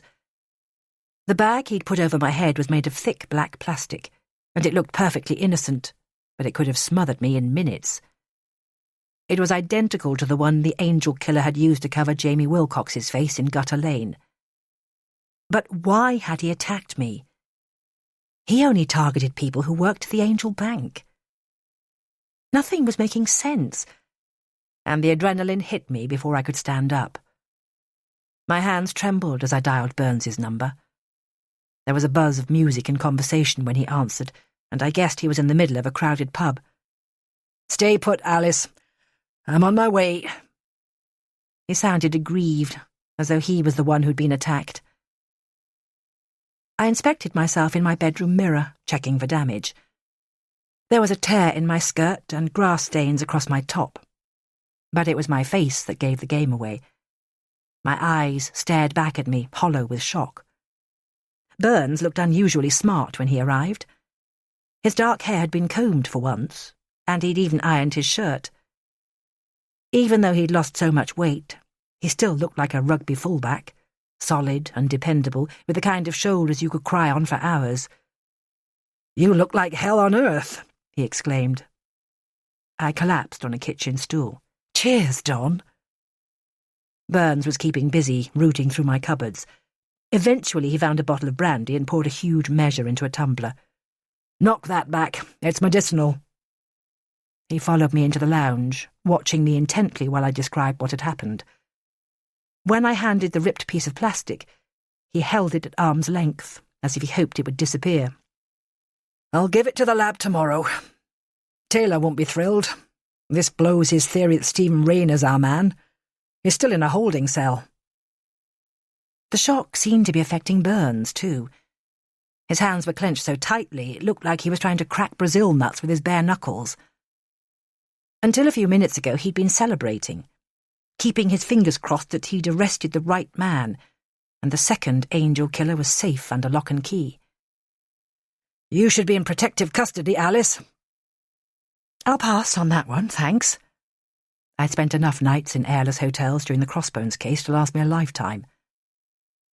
"Why didn't he just sling you over his shoulder?" Burns murmured. "He was strong enough. If the old man hadn't come along, I wouldn't have stood a prayer." When I glanced at him again, I noticed that his 5 o'clock shadow had disappeared. "Where were you tonight, anyway?" Out with a colleague. Someone from work invited me for a meal. A look of embarrassment crossed Burns's face, and I felt a flicker of guilt. He'd probably been out on his first date since his divorce. It took him a moment to snap back into professional mode. Right, you can't stay here by yourself. I'll sleep on the settee. Don't be ridiculous. I've got good locks on my door. I don't need a bodyguard. I'm staying, Alice. His colossal shoulders were squared for a fight, and I realised there was no point in arguing. It would take a bulldozer to shift him, so I scurried away to make up the spare bed. I didn't get much sleep that night, and neither did Burns. I could hear the bed creaking in Will's room as he tossed and turned, but I still couldn't work out why I'd been targeted. So far, he'd only chosen men who worked at the Angel Bank. Maybe my relationship with Andrew had angered him, or he'd begun to focus on the investigation team. It was dawn before I managed to drift off, and when I opened my eyes, Burns was standing in the doorway clutching a mug of tea. He dumped it on my bedside table and made a swift exit. It felt as though I'd woken up in the wrong body. The muscles across my shoulders were tight enough to burst. I must have strained them, fighting to get away. Taking a shower helped, the jets of water scouring me awake. I stepped into some shorts and a t-shirt. You're never going for a run? Burns gaped at me. Someone attacked you, for God's sake. I wheeled round to face him. Hiding in here like a frightened rabbit won't help, will it? Christ! It's like negotiating with Darth Vader. He held up his hands like I was throwing things at him. He ignored me and carried on brewing the coffee. He made toast and scrambled eggs, and my image of him started to crumble. A few years ago, he'd existed on junk food, munching king-sized McBreakfasts in his car. "What are you doing today?" he asked. "I'm taking my boys to Hyde Park. Come with us if you like." Thanks, but I think I'll just take it easy. For some reason, I couldn't tell him about the visit I was planning. Fair enough. He glanced down at his empty plate. Don't stay on your own tonight, though. I'll get surveillance here tomorrow morning. Burns was gone before I could thank him. I checked my mobile before setting off for my run. A message from Harry had arrived the previous night, just after 10 p.m. Normally his voice was soporific, but this time he sounded strained. "Call me when you get this, Alice. I'm afraid there's some bad news." He took a long breath. "Darren's gone missing from the ward." 36. The sky was a blank sheet of light as I crossed the bridge. By Shadwell Pier, the Sunday strollers had disappeared, and the towers of Canary Wharf were filling the horizon. Heat haze made the building shiver, no longer attached securely to the ground, and the endorphins flooding my system were as effective as anaesthetic. Maybe the angel killer had nothing to do with my attack. Darren had made his way to my building, fresh from Robinson Ward, outraged by my lack of interest. But why would he use a plastic hood, just like the angel killer? I felt sure he was more likely to rant about his fantasies than hurt me again. I'd seen his horrified expression after he punched me, as though he'd witnessed a stranger knocking a woman to the ground. I slowed to a jog by Wapping Station, choking on mouthfuls of overheated air. After my shower, I tapped the postcode I'd memorised from Piernan's Filofax into my sat-nav and let the GPS take control. When I arrived in Richmond, the mansion was so huge that I checked the postcode again, but it was definitely the right address. I parked my car and looked down at the cattle grazing on Petersham Meadows, the river winding east towards Westminster. I remembered Andrew saying that his parents had sold the ancestral home. If this was their idea of downsizing, their estate must have been the size of a small town. The house had too many windows to count, and an imposing flight of steps leading to the door. I was beginning to get cold feet when an old man strode towards me. The skin on the back of my neck contracted because the likeness was so unsettling, Andrew had come to life again, but the clock had spun forward by 30 years, the red tones in his hair replaced by grey. "Are you looking for someone?" he asked. "I was a friend of your son's." The man blinked rapidly as he held out his hand. "Come inside. It would do my wife good to see someone." I glanced at the portraits in the hallway. The faces sprang from the same gene pool, framed by white 18th century collars, and, judging by their expressions, they objected to strangers invading their territory. Piernan's father paused by a set of wooden doors and whispered to me, "Miriam can see you, but I'm afraid she's not herself." The woman sitting in an armchair by the window seemed too young to be Piernan's mother. Her head was bowed over a photo album, but when she raised her face to me, it was childlike, almost free of lines. The thing I noticed first was her expression. I'd seen that combination of rage and disbelief before. The stories the police had told her must have been terrifying. She closed the album and looked at me expectantly, and I told her how sorry I was about Andrew's death. "People have been staying away," she murmured. Her eyes were like her son's, pale brown and inquisitive. "I wanted to ask you a question. I thought you might know who Andrew was with on the night he died." "It's too late for questions," she snapped. The anger on her face was quickly replaced by distress. "I'm sorry. It's just that talking about it seems so pointless. Neither of us can face telling his sister." Her mouth twitched uncontrollably. "Andrew worked so hard. He didn't notice everything he was missing." "He didn't like putting himself first, did he?" Her eyes suddenly blinked back into focus. "Were you his girlfriend?" "We just started seeing each other." "The psychologist?" "Of course. He told us about you." Miriam's face brightened. "Would you like to see some photos?" I leafed through the pages of her album. They showed Andrew at football matches, acting in a school play, sitting in a treehouse with his sister. He looked the same in every shot, lanky and full of mischief, thin fingers hiding his uneven smile. When I glanced at Miriam, her head had fallen again, tears dropping into her hands.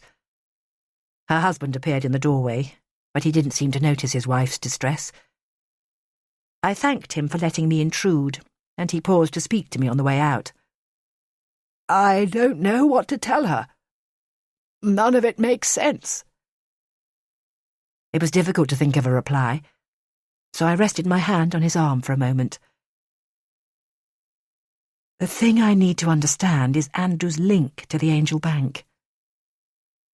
He seemed agitated when he spoke again. "They were his biggest benefactor.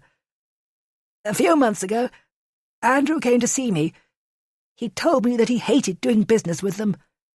He wanted to cut his losses and walk away." "How did you respond?" "I told him not to be a fool. The charity needed as much help as it could get." His voice quavered. "I wish I'd told him to follow his heart. Maybe he'd still be alive." "I'm sure it's not your fault." The old man's eyes were brimming. "You'll come and see us again, won't you?" "Of course I will." He was still standing at the top of the steps as I drove off. All I could hope was that Burns and Taylor didn't release any information. The couple would break into 1,000 pieces if they knew their son was a suspect for the Angel killings. I parked on a side road when I reached the centre of Richmond. The village looked like a parallel world where nothing ever went wrong. Cricketers were playing on the green in immaculate whites, and throngs of locals were sunning themselves outside the pubs. But the idyllic setting couldn't remove my worries. I was wondering why Andrew had never found a partner. Dozens of eligible girls must have pursued him. It would have taken a strong will to keep turning them down. A woman drifted past, a brood of perfect blonde-haired children trailing behind her. The family looked like an illustration from country life. If the locals knew I was sitting there, contemplating murder and destruction, they'd have chased me out of the neighbourhood. 37. Yvette had gone up in the world since she worked at Guy's.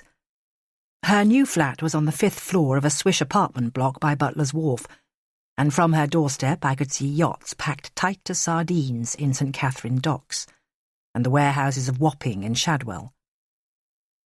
When she threw open her door, she looked fabulous, as usual. She was wearing a bright red dress, and she seemed to be modelling herself on the old-school divas, like Shirley Bassey and Diana Ross. She hugged me so tightly that my bruised ribs twinged. Then she led me into her living room, and we collapsed on armchairs overlooking the river. I was hoping she wouldn't ask about Andrew, but it's not Yvette's style to beat about the bush. "Tell me about him," she said. "I don't think I can. Not yet, anyway. You poor soul." The look on her face was a combination of sympathy and fear. "Do you still think it's to do with the Angel Bank?" I nodded. "Someone's obsessed by the place. Your friend Vanessa said the Angel was hell on earth when she worked there. It's even worse now. Vanessa told me how they select their juniors." Yvette pulled a face. "One year, the interns were 100% female, like Hollywood in the good old days. If you did okay on the casting couch, the job was yours." It sounds like the Dark Ages. I remembered Vanessa Harris hinting that women had been exploited. Clearly, the Angel Bank was a lousy place to work for female employees as well as gay men. The only person having fun was the straight white male who called the shots. Yvette did her best to distract me. She made me dinner and told jokes about her attitude to bankers. According to her, every yard of the square mile was morally bankrupt. "You're not their biggest fan, are you?" "Put it this way, not many of them go to church. Our paradigms are unlikely to collide." I did my best to smile. "Lucky you've got strong convictions, or some hedge fund manager would have seduced you by now." By 10 o'clock I was exhausted, and Yvette led me to her spare room. She seemed embarrassed when she opened the door. Evidence of her love-hate relationship with money was scattered everywhere. Dresses in garish colours were draped across chairs, the carpet knee-deep in Jimmy Choo and Manolo Blahnik shoes. It took a long time to clear enough space to crawl under the sheets. But in the morning I woke up convinced that Andrew was still alive, until I saw the shoeboxes stacked beside the bed, and the facts flooded back into my mind. I got up immediately and wrote a note to Yvette. I called in at Guy's to see if there was any news about Darren. The junior doctor on Robinson Ward looked embarrassed as she led me to his empty room. "We checked on him every 15 minutes, but he broke the window lock," she said. When I peered outside, it was clear how easy his escape route had been. All he'd had to do was drop 10 feet onto the grass below, then run through the gates onto Newcomen Street. "Let's hope they pick him up soon." The doctor glanced at me. He was saying some pretty disturbed stuff about being on a special mission. He kept ranting about guns and knives. The discussion failed to reassure me. I had to remind myself that Darren was just a distressed young man with mental health problems. He was unlikely to return with an AK-47 strapped to his back.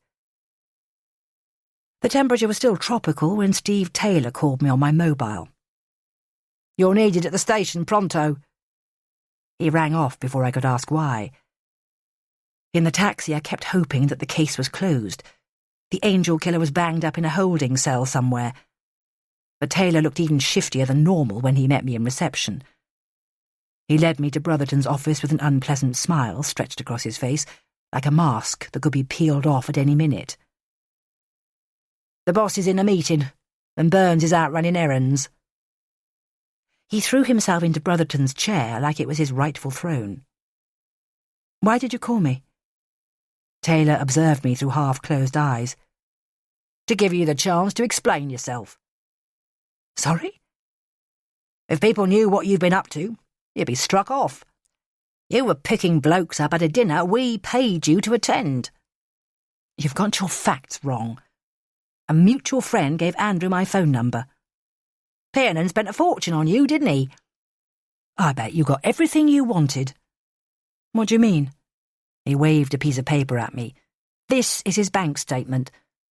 He gave 100 grand to Guy's for starters. Then he spent 12 grand at the Bruton Gallery. And those flowers he sent you cost 200 quid. I didn't argue, too busy trying to make sense of it. Andrew must have paid for my therapy groups to continue, insisting that his donations stay anonymous. And he'd lied about the butterfly print being a free gift to save embarrassment. The experience was beginning to feel unreal. Taylor must have spent days plotting how to get rid of me, to leave Burns without an ally. You've been running rings round poor old Don, haven't you? Taylor's tone was loaded with fake pity. He's put a hole in our budget while you went after a rich boyfriend. You better tell me exactly what happened. In the end, I gave him the dates when I'd met Andrew just to get him off my back, and he made an elaborate show of recording them on an evidence form. Lola's workshop, running in Regent's Park, the private view, and dinners we'd shared. I didn't tell him about Andrew's late-night visit to my flat because I had no desire to make his day. He studied the list ponderously. All these dates, but you never suspected a thing? Aren't you meant to be the big expert on human behaviour? I've already told you, Andrew wasn't involved. So it's a coincidence that the attacks have stopped, even though there's a shed-load of evidence at his place. Burns told us about your little adventure, by the way. You've only got yourself to blame. Muggers are bound to have a go if you wander around by yourself at night. I ignored him. It'll happen again. The bank's fallen apart, but that won't satisfy him. He hates people, not the business itself. Taylor lay back in his chair, hands relaxed on the armrests. One more thing, for the record. His gaze travelled from my legs to my chest. Was your relationship with Piernan sexual? I stood up so fast that my chair bounced off the wall. There are therapy groups for men like you. Brotherton won't be thrilled when she hears all this. The look on his face was triumphant. You should jump before you're pushed. I gave the door a cathartic slam as I left. The discussion had made me so angry I felt like smashing something. It was easy to see why kids threw bricks at shop windows, for the shattering noise and the river of glass flooding across the pavement. I decided to walk home to try to calm down. The temperature was still warm enough to raise a sweat as I reached Victoria Embankment. A sign was inviting tourists to visit HMS President, but she didn't look welcoming. Her hull was the lacklustre grey of a whale's skin, exposed too long to the air. When I reached Broken Wharf, it was clear that the area had repaired itself years ago. The river path was lined with wine bars, and the men sunning themselves were wearing such smart suits that business must have been booming. I was about to call Burns while I queued for a drink, but my phone rang before I could find his name in my contacts list. My brother's name appeared in the window. You again, sunshine? What you up to? When he finally replied, his words were strung out like beads on a necklace. It's amazing down here. You don't need to worry about me. Well, that's good to hear. A tight knot of distress was forming in my stomach. Will sounded as lost as I felt. I seemed to have lost my ability to protect people, even myself. Take a look at the clouds, Al. You should be careful. There's something weird happening in the sky. I wanted to ask more questions, but his voice was breaking up, and then the line went dead. I collected my iced tea, and for some reason I felt obliged to follow his instruction. I scanned the horizon carefully, pivoting on the spot, but there wasn't a cloud in sight. All I could see was a plane flying overhead, its white vapour trail slicing the sky neatly in two. 38. The air had stopped circulating. It hung motionless above the river, and even the barges looked lethargic, drifting slowly with the tide. The police were in the same position, changing direction with every new current, never making any headway. I sat down on a bench and tried to imagine what would happen if the angel killer wasn't found. More people would die. Taylor would crow about his boss's failures, and Burns would lose his job. I scanned the pages of my profile report. It was covered in scribbled notes and splashes of highlighter, but it still wasn't helping.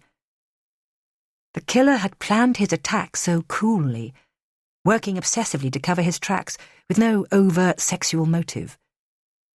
His obsession was with all the staff, past and present, who worked at the Angel Bank. It seemed like anyone who signed their employment contract was on his hit list. My mind raced as I stared at my notes. I felt certain of just two things. Stephen Rayner had been concealing something during his interview, and Poppy Beckwith was implicated in some way.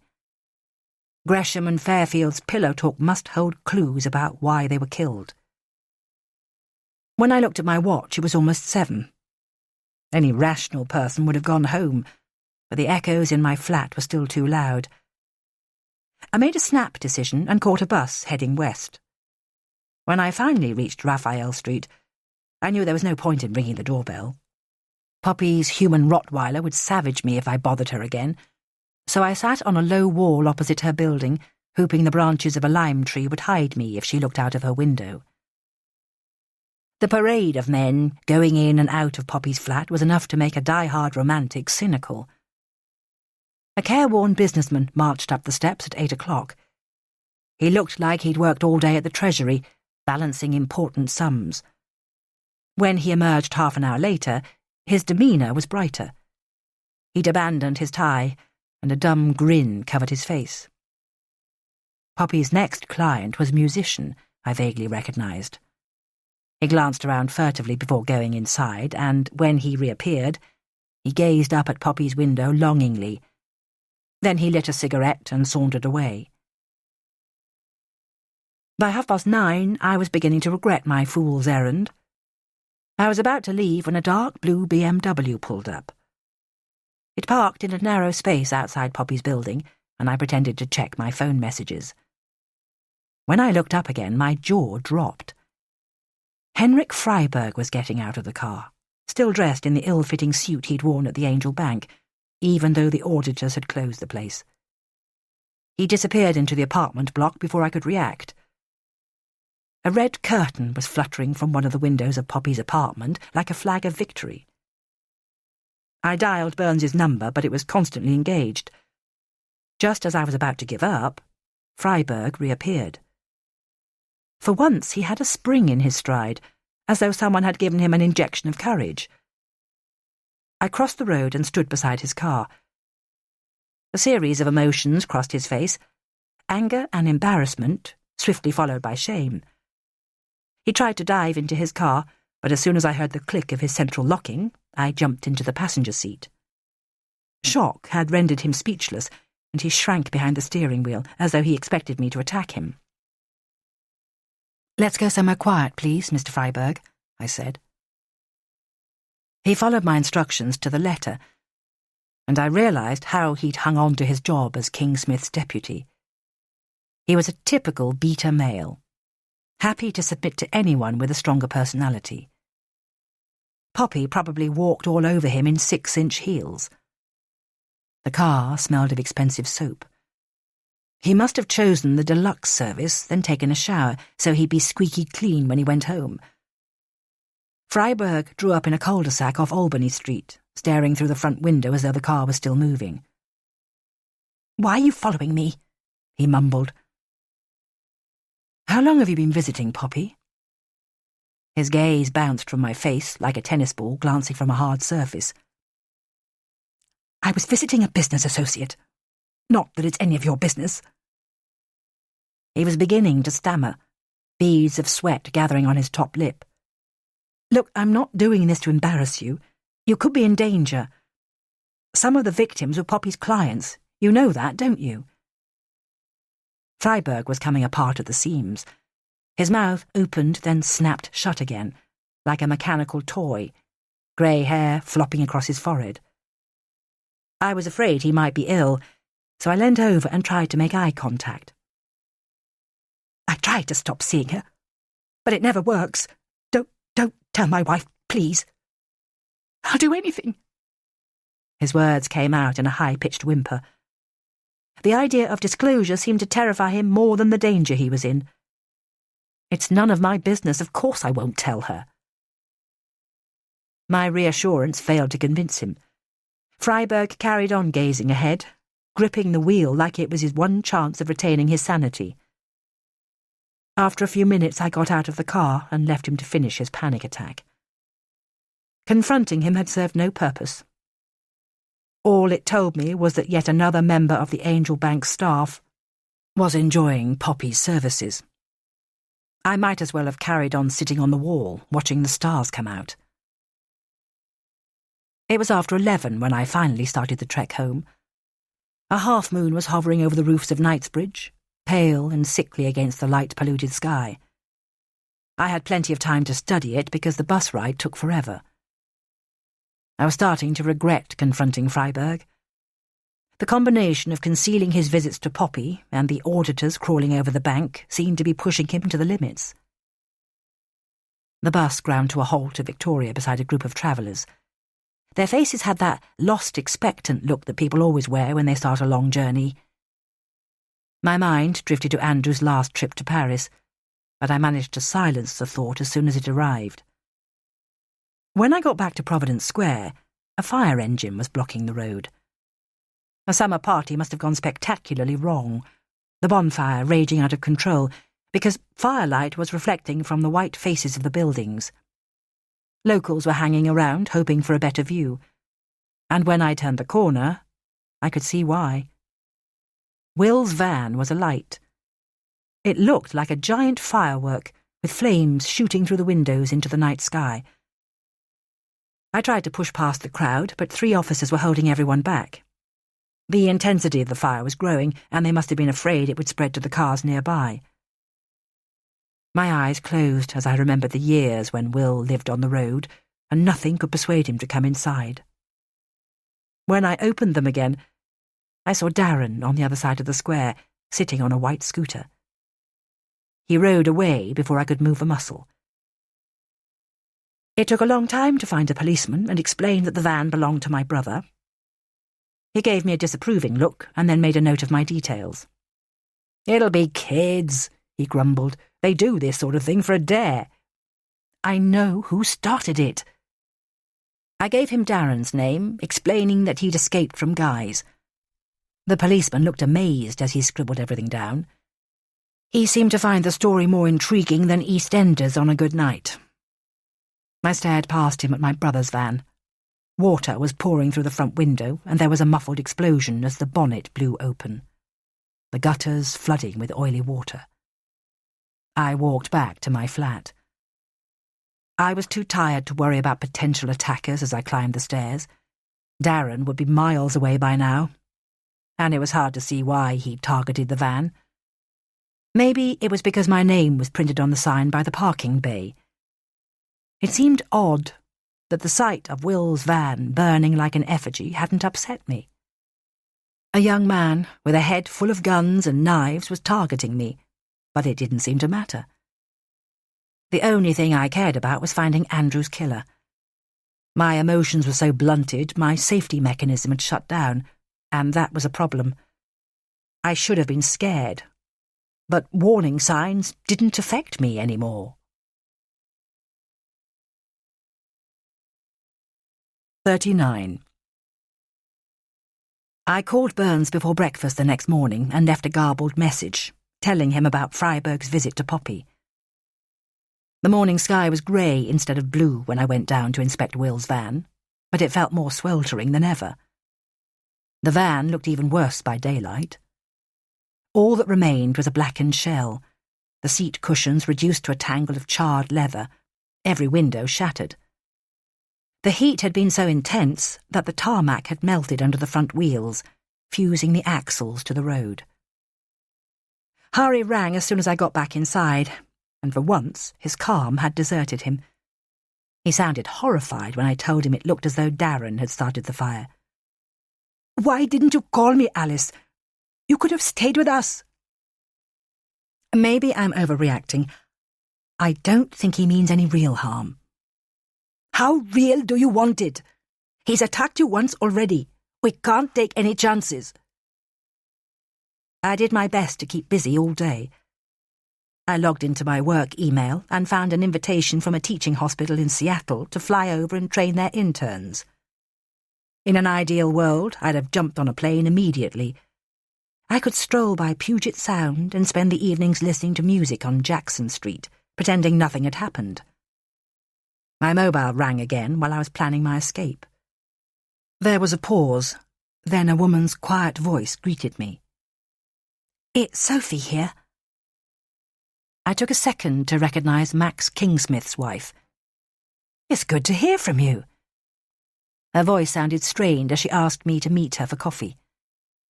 "I could come to your house," I offered. "Actually, I'm climbing the walls. I'd rather get out." I suggested meeting in Covent Garden, and there was a quake in her voice as she said goodbye. It sounded like her anxiety levels were hitting the roof. So many of her husband's colleagues had died, everyone must have started to look like a potential culprit. The rain clouds were darker when I left home that evening, scudding in rows across the sky. People were clutching umbrellas as I caught the bus at Tower Bridge, and a spatter of raindrops hurled themselves against the glass, then disappeared. A gang of women in leotards were queuing outside a dance studio on Floral Street when I reached Covent Garden, and I felt like joining them. An hour of high-impact aerobics would be the ideal way to burn off some stress. Sophie gave me the awkward smile I remembered from our first meeting, and it struck me again that she didn't tick the boxes for a millionaire's partner. She was attractive, but she wasn't calling attention to herself. As far as I could tell, she was wearing no makeup, apart from a dab of transparent lip gloss. Only her diamond earrings gave her away. She could have exchanged them for an Alfa Romeo. We'd been walking several minutes before I noticed a man in a dark shirt trailing us along Betterton Street. "Is he yours?" I asked. "He's worse than a Labrador." She gave an embarrassed nod. "He even follows me to the loo." The man loitered outside the Poetry Cafe as we ordered our drinks. Every time I looked over my shoulder, he was peering through the door, but it was hard to believe the place was dangerous. Most of the tables were occupied by young men with foppish haircuts, scribbling verse in their notebooks, while photos of Rupert Brooke gazed down approvingly. "The police told us about Andy Pearson." Sophie's voice faltered. "I didn't know him that well, but I admired him. He was someone with a conscience."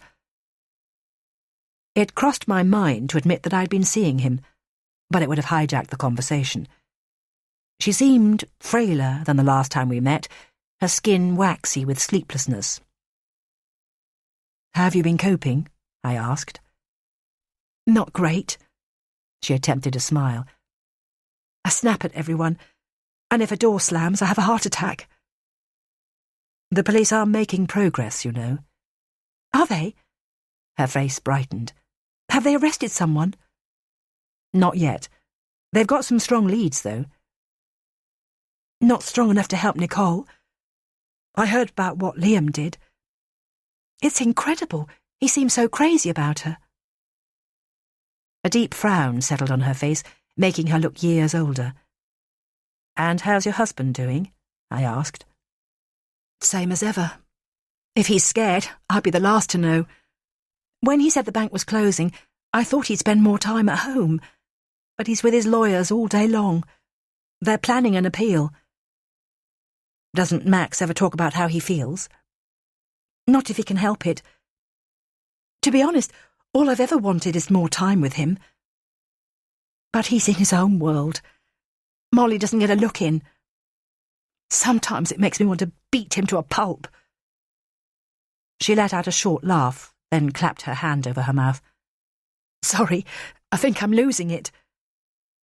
"I'd be more worried if you were calm. But at least you can talk to your mum if it gets too much." "She's been amazing." "How does she get on with Max?" "Mum says I should leave him." She gulped down a breath. "She thinks I deserve better. She's wrong, of course. He's not always like this. He's just under so much pressure." Sophie's anxious gaze settled on my face. "And what about you? You live with someone, don't you?" I shook my head. "Work keeps me pretty busy." "No time to relax?" She gave me a sympathetic look. "It's the same for me. I haven't even been swimming. The friends I go with are from the bank. The police have told us all to stay indoors." Sophie and I talked for another hour. Her statements kept circling back to her husband. She told me more about how their relationship began. At first, she turned him down, worried by the age gap, but he wouldn't take no for an answer, bombarding her with letters and phone calls until she finally crumbled. She hinted at the conflicts between them, then fell into an awkward silence. I felt like telling her about his method for recruiting female executives, but I managed to keep my mouth shut. We were about to leave when she glanced across at me. "Sometimes I wish I didn't care about him so much, if that makes sense." "Of course it does. It makes everyone feel vulnerable." "It's Molly I'm scared for, not me." When I looked at her again, her eyes were round with fear. "You'll be okay. Your Labrador's keeping an eye on you." I nodded at her security guard, still stationed by the window. "Call me any time, won't you?" Sophie hugged me impulsively when we got outside. Her bodyguard was stifling a yawn. The poor man must have been longing for something dangerous to happen to brighten up his day. I watched them walk back to the tube, ignoring each other, like a couple after an almighty row. I took my time walking through Soho. It's always been one of my favourite neighbourhoods, hemmed in by smart shopping streets, but determined to stay disreputable. Old men were hanging around outside lap-dancing clubs, adult bookshops, and massage parlours concealed by smoked glass windows.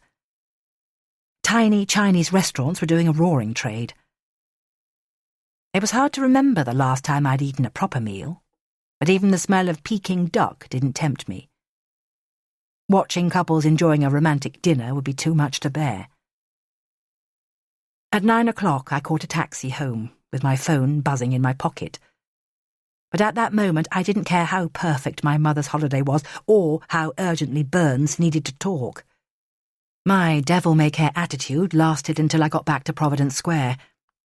I forced myself to march up the stairs. I was beginning to feel relieved until a sound came from the living room. My feet had fused themselves to the floorboards, even though I knew I should be running. Someone had got there before me, and he was standing a few meters away on the other side of the door. 40. "What are you doing, Al?" Lola stumbled into the hall, rubbing her eyes. I was brandishing a wine bottle to cosh over the intruder's head. "I thought you were a burglar. Why didn't you turn the lights on in there?" "I fell asleep on the sofa. You didn't answer your phone. I've been worrying about you." I didn't have the heart to explain that sympathy wouldn't help. If anyone tried to look after me, I'd come apart at the seams. I went into the kitchen to make us some tea, but my hands were shaking and milk slopped across the counter.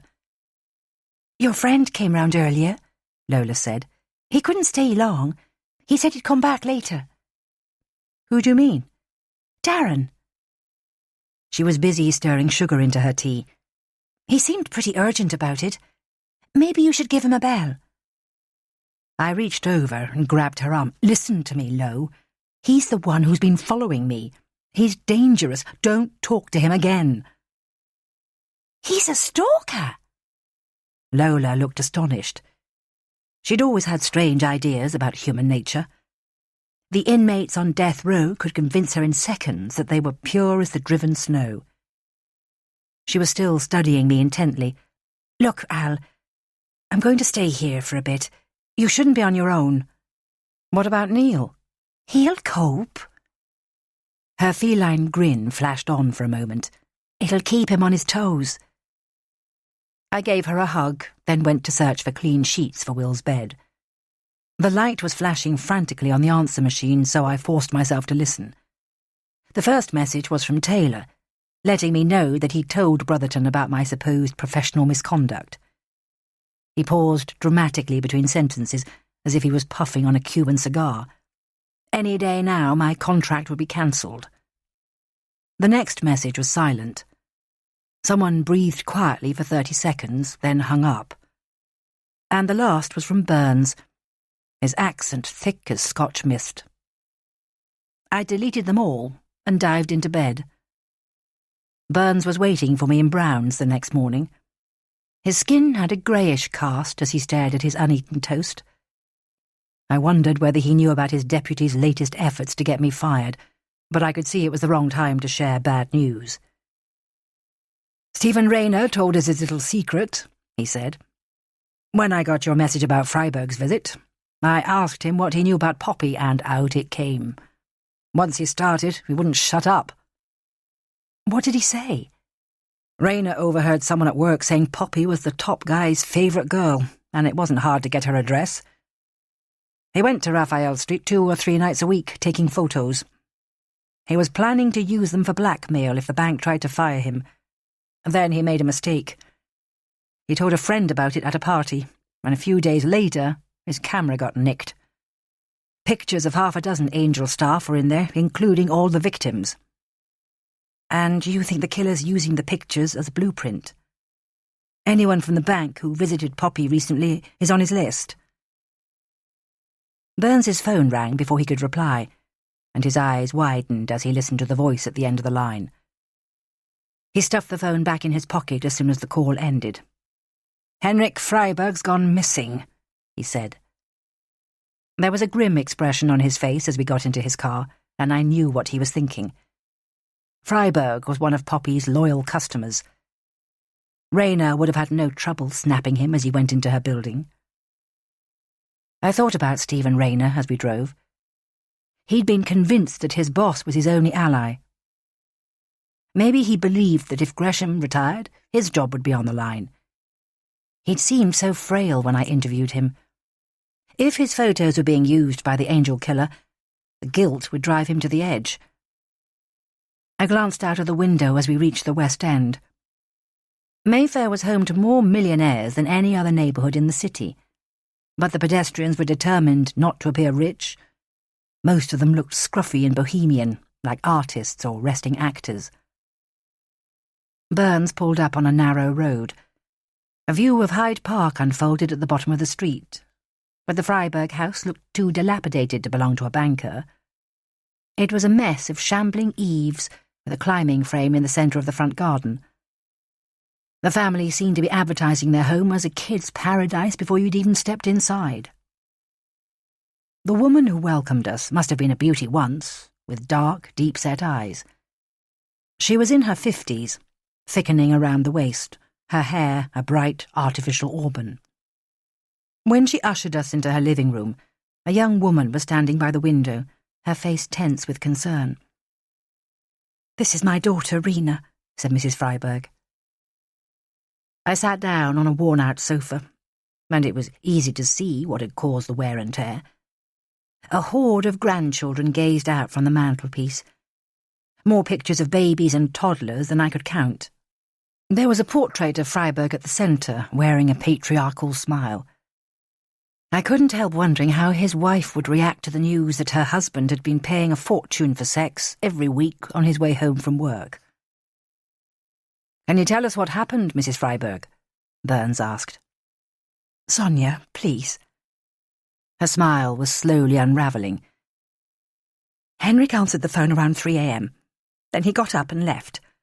I thought it must be one of the kids, but they're all fine." Rena was holding her mother's hand tightly, as though she was in danger of floating away.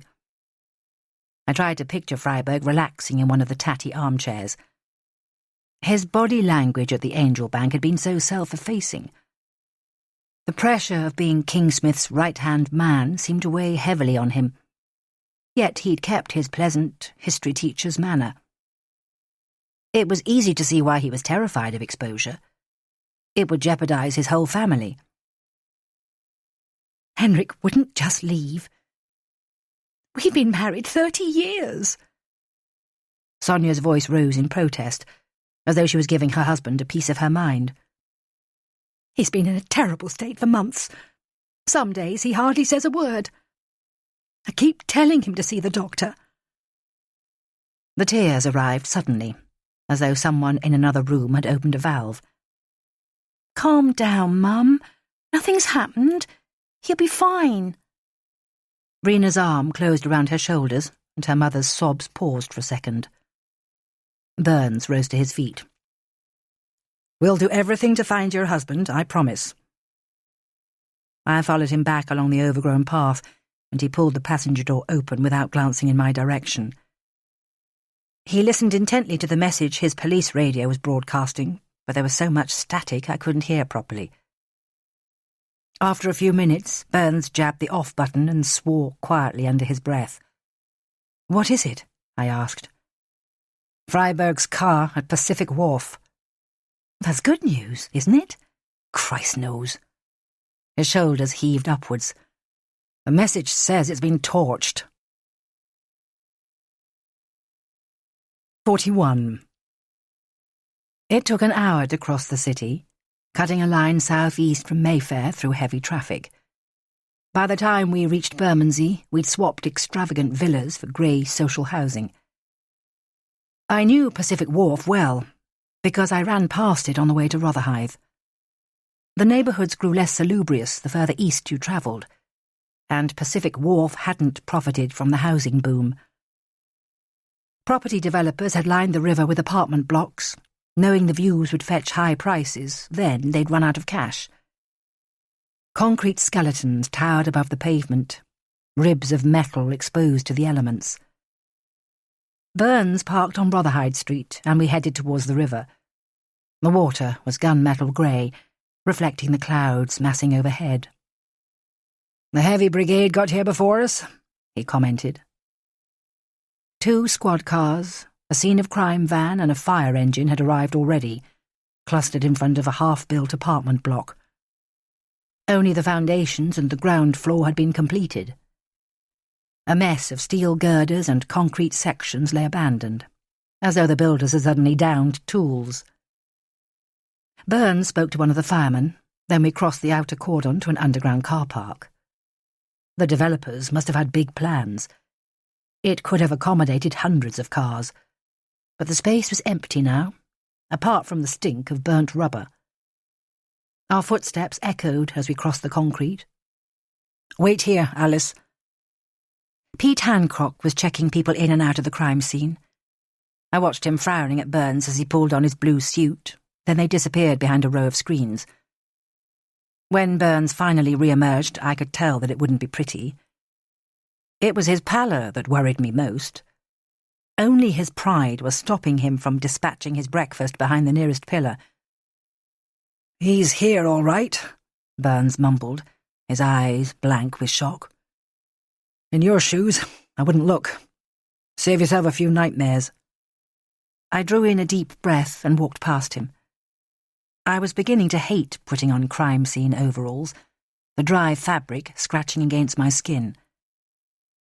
Behind the screen, a layer of black smoke hovered below the ceiling, the smell intensifying with each step. It had a sickly edge, like someone had turned the oven on, then forgotten the Sunday roast. It left a salty, chemical taste at the back of my mouth. A few metres away, a burnt-out car was still smouldering. It was impossible to tell whether it was Freiberg's BMW, because the fire had scorched away every trace of pigment, the chassis stripped to raw metal, windows and tyres melted away. God knows how many gallons it had taken to bring the flames under control. Pools of water were standing on the tarmac, a handful of white feathers drifting on the wet concrete. "Where's Freiberg's body?" I asked. Right there. Burns gritted his teeth. He hasn't been moved. End of Disc 6. Disc 7. I bent down to peer inside the car, then straightened up immediately and closed my eyes. Burns was keeping busy, studying the splinters of glass that littered the ground. It was a long time before I could force myself to look again. The body inside the car didn't seem human. It could have been a sculpture, made from charcoal or black metal.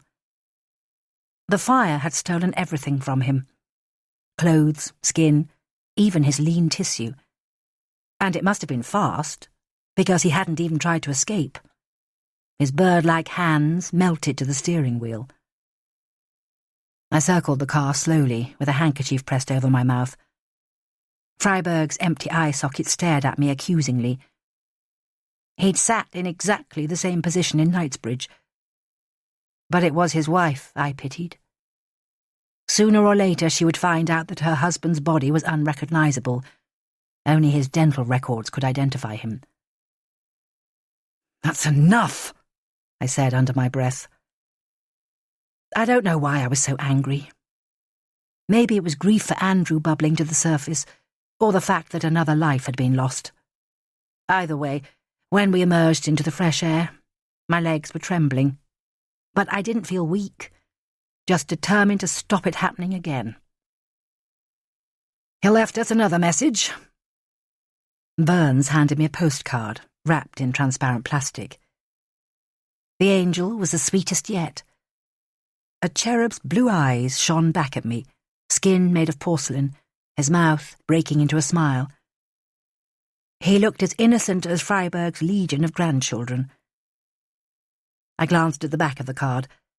The picture was a close-up from Filipino Lippi's An Angel Adoring, hanging in the National Gallery. I felt like ripping it to shreds. It crossed my mind that the cards might have no meaning at all. They were just a taunt, reminding us that we were useless guardian angels. "I'm going back to the station," Burns said when we reached the car. "I'll drop you at home. Taylor will go bleating to the boss if he sees you."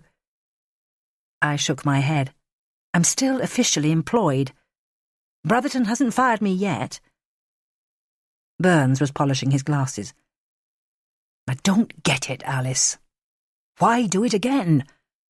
He tried to set Paynon up. I thought he'd walk away and get on with his life." "It's an addiction. He wants to stop, but he can't. The compulsion's too strong." A row of ghosts was waiting for us at the station. Someone had enlarged the angels' faces from each crime scene, and the effect was uncanny. They gazed down through clear, inhuman eyes, judging us all unworthy. There was no sign of Brotherton. Maybe it was her policy to turn invisible when the incident room was busy, only materializing again when things calmed down. My phone rang as Burns was racing from desk to desk, handing out instructions and answering questions. The voice at the end of the line had a broad West African accent. It was Sam Adebayo from the City YMCA, and I remembered asking him to call if he saw Darren. "He stayed here last night," he said, "but he left early this morning." "Did you talk to him?" "For a while. He didn't make much sense, though. He seemed angry. I couldn't get him to sit still." I gave Adebayo the number for the emergency mental health team, and I don't know what prompted me to ask where Darren had been working when he lost his job. Adebayo didn't reply immediately. I heard the sound of pages being turned and realized he was flicking through Darren's file. "The employment agency sent him to the Angel Bank. They fired him for being late 6 weeks ago." I thanked him and hung up, but the information took a while to sink in.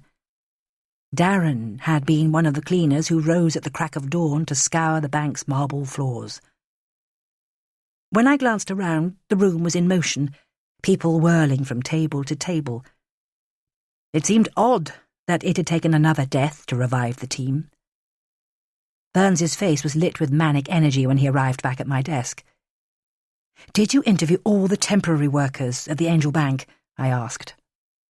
Almost, but a couple are on no fixed abode. Why?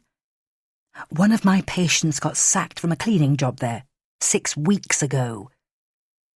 His expression grew more serious when he heard that Darren had served a year for GBH and that he was a diagnosed schizophrenic with anger management issues. Let's get this straight. Burns stared at me. The bloke got fired from the Angel, he has a breakdown and starts talking about guns and knives. Then he sets fire to your brother's van, and you didn't even tell me about him. Don't get carried away, Don. It's not him. He's too ill to plan something like this. We still need to check him out. I tried to argue, but he was already typing commands into the computer at furious speed. Unbelievable, he said, staring at the screen. The bank didn't even log his name. I'm not surprised.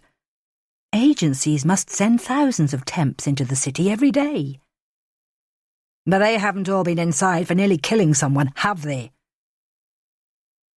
He started handing out orders to a woman at the table opposite. He asked her to contact Darren's probation officer and send a squad car to collect him if he returned to the YMCA. When I looked up again, Steve Taylor was standing on the other side of the room, looking as shifty as ever.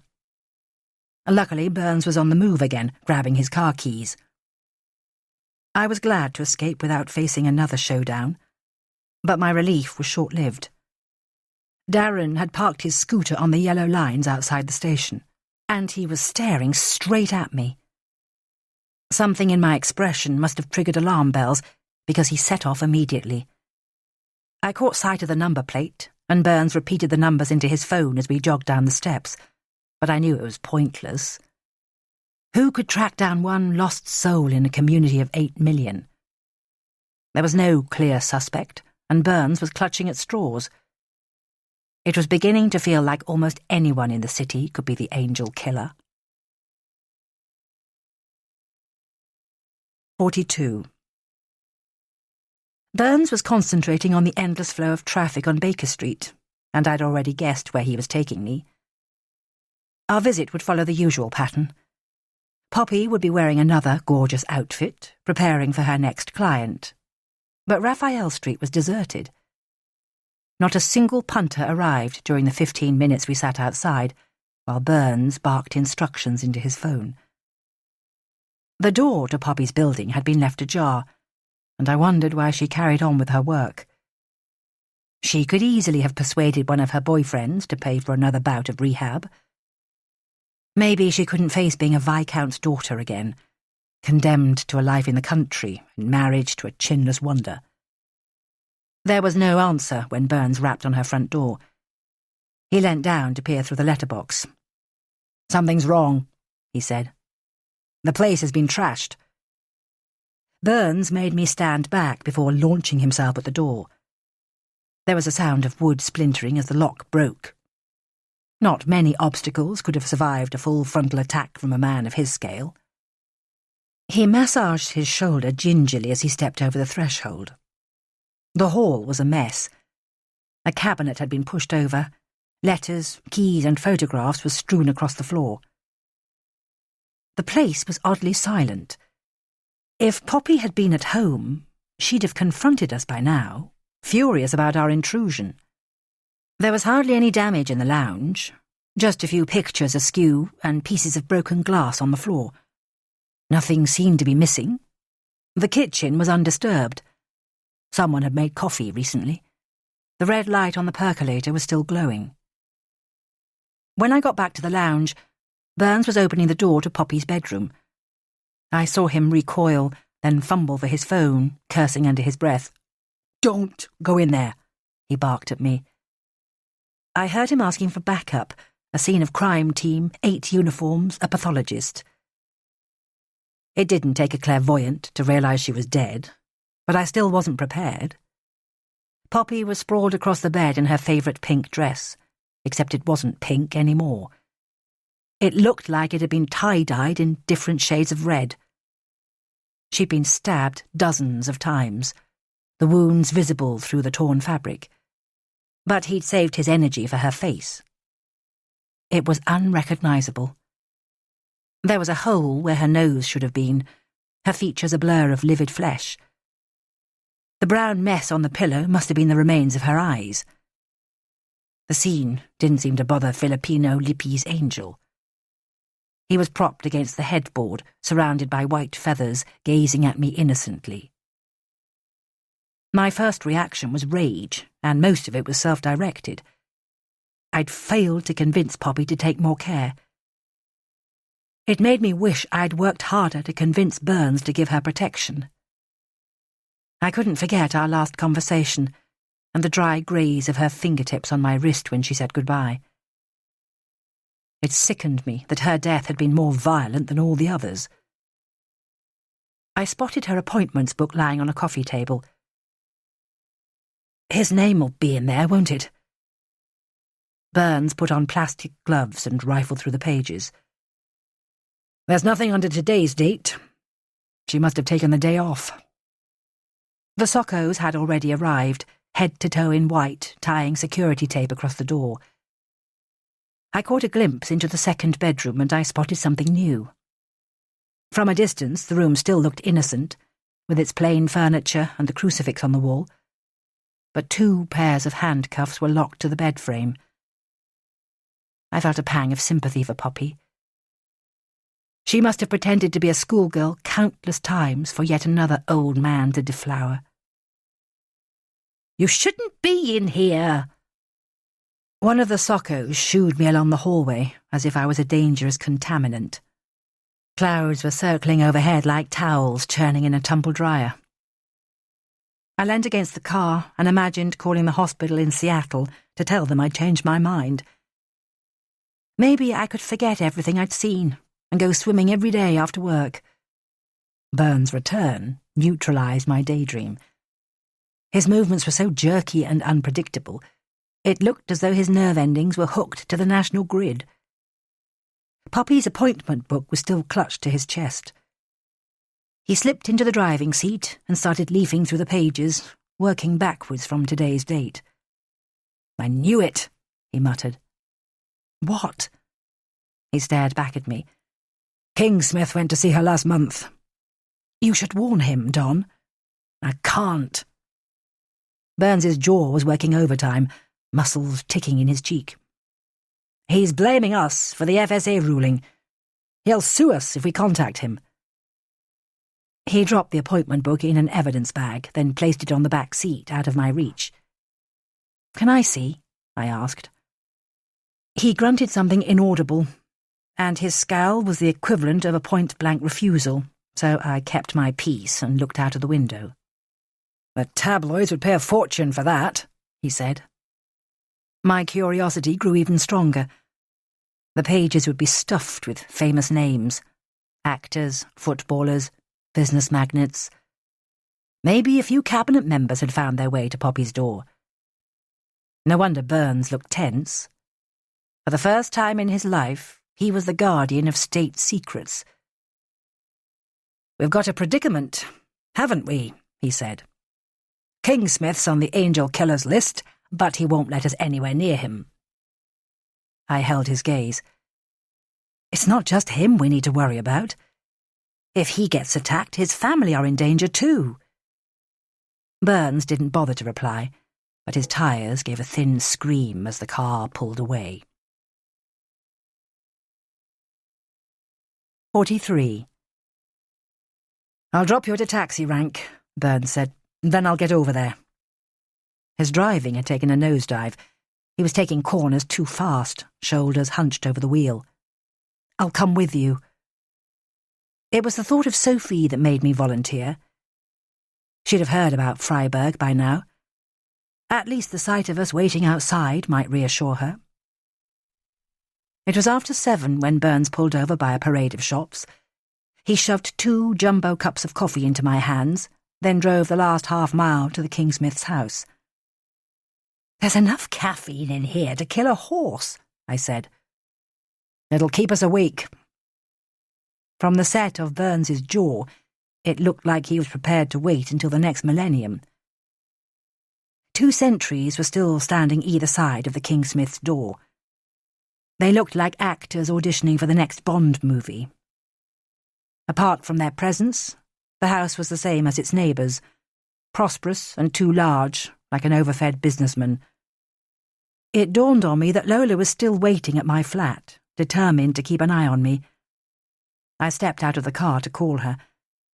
The clouds were even darker than before, marking the sky like smudges of charcoal. "Have you seen Darren?"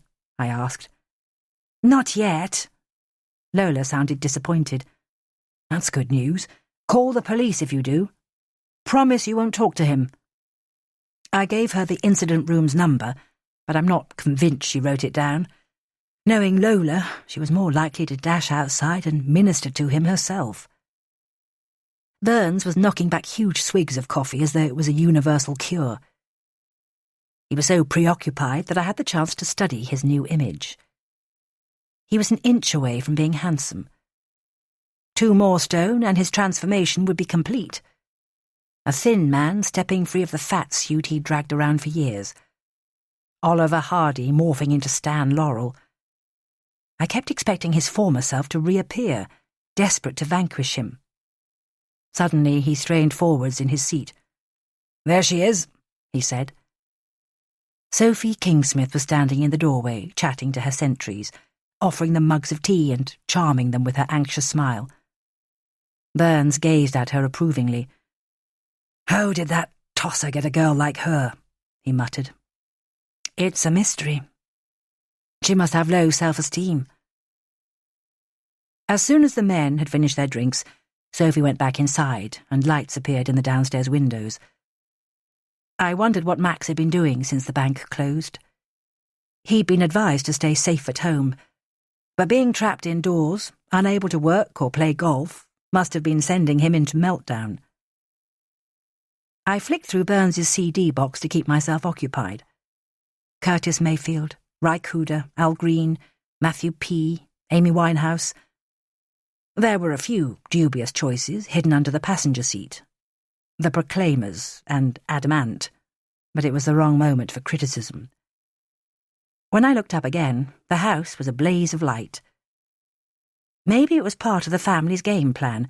If the killer was lurking nearby, it gave the impression that the place was a fortress and everyone inside was wide awake. Burns seemed determined to stay all night. "You'll have to talk to keep my eyes open," I said. "About what?"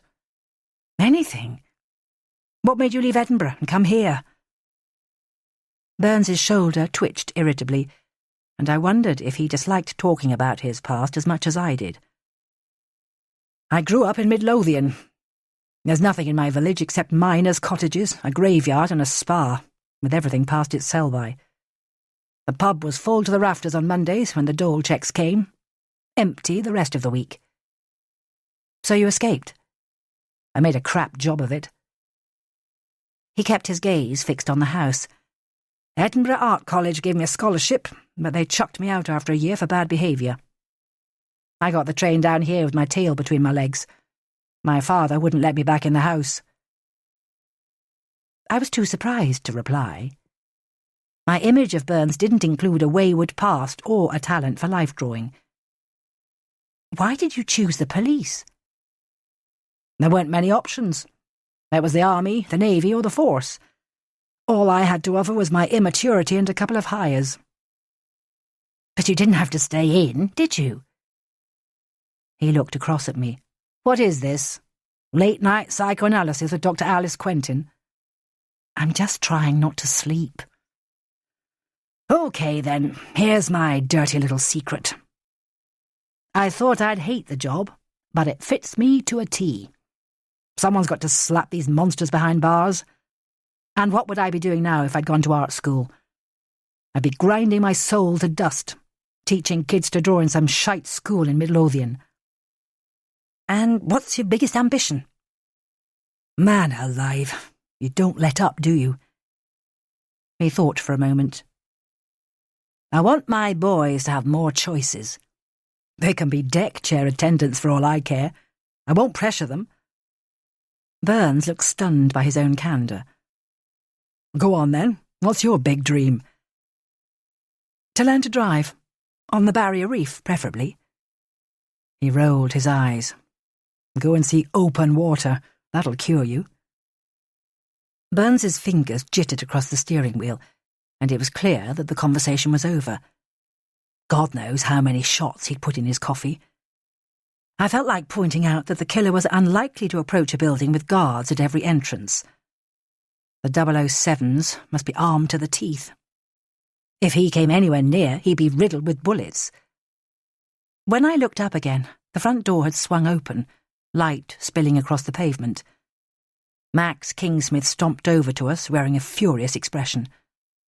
Burns groaned quietly as he got out of the car. "Go home, Inspector, before I call Scotland Yard," Kingsmith snarled.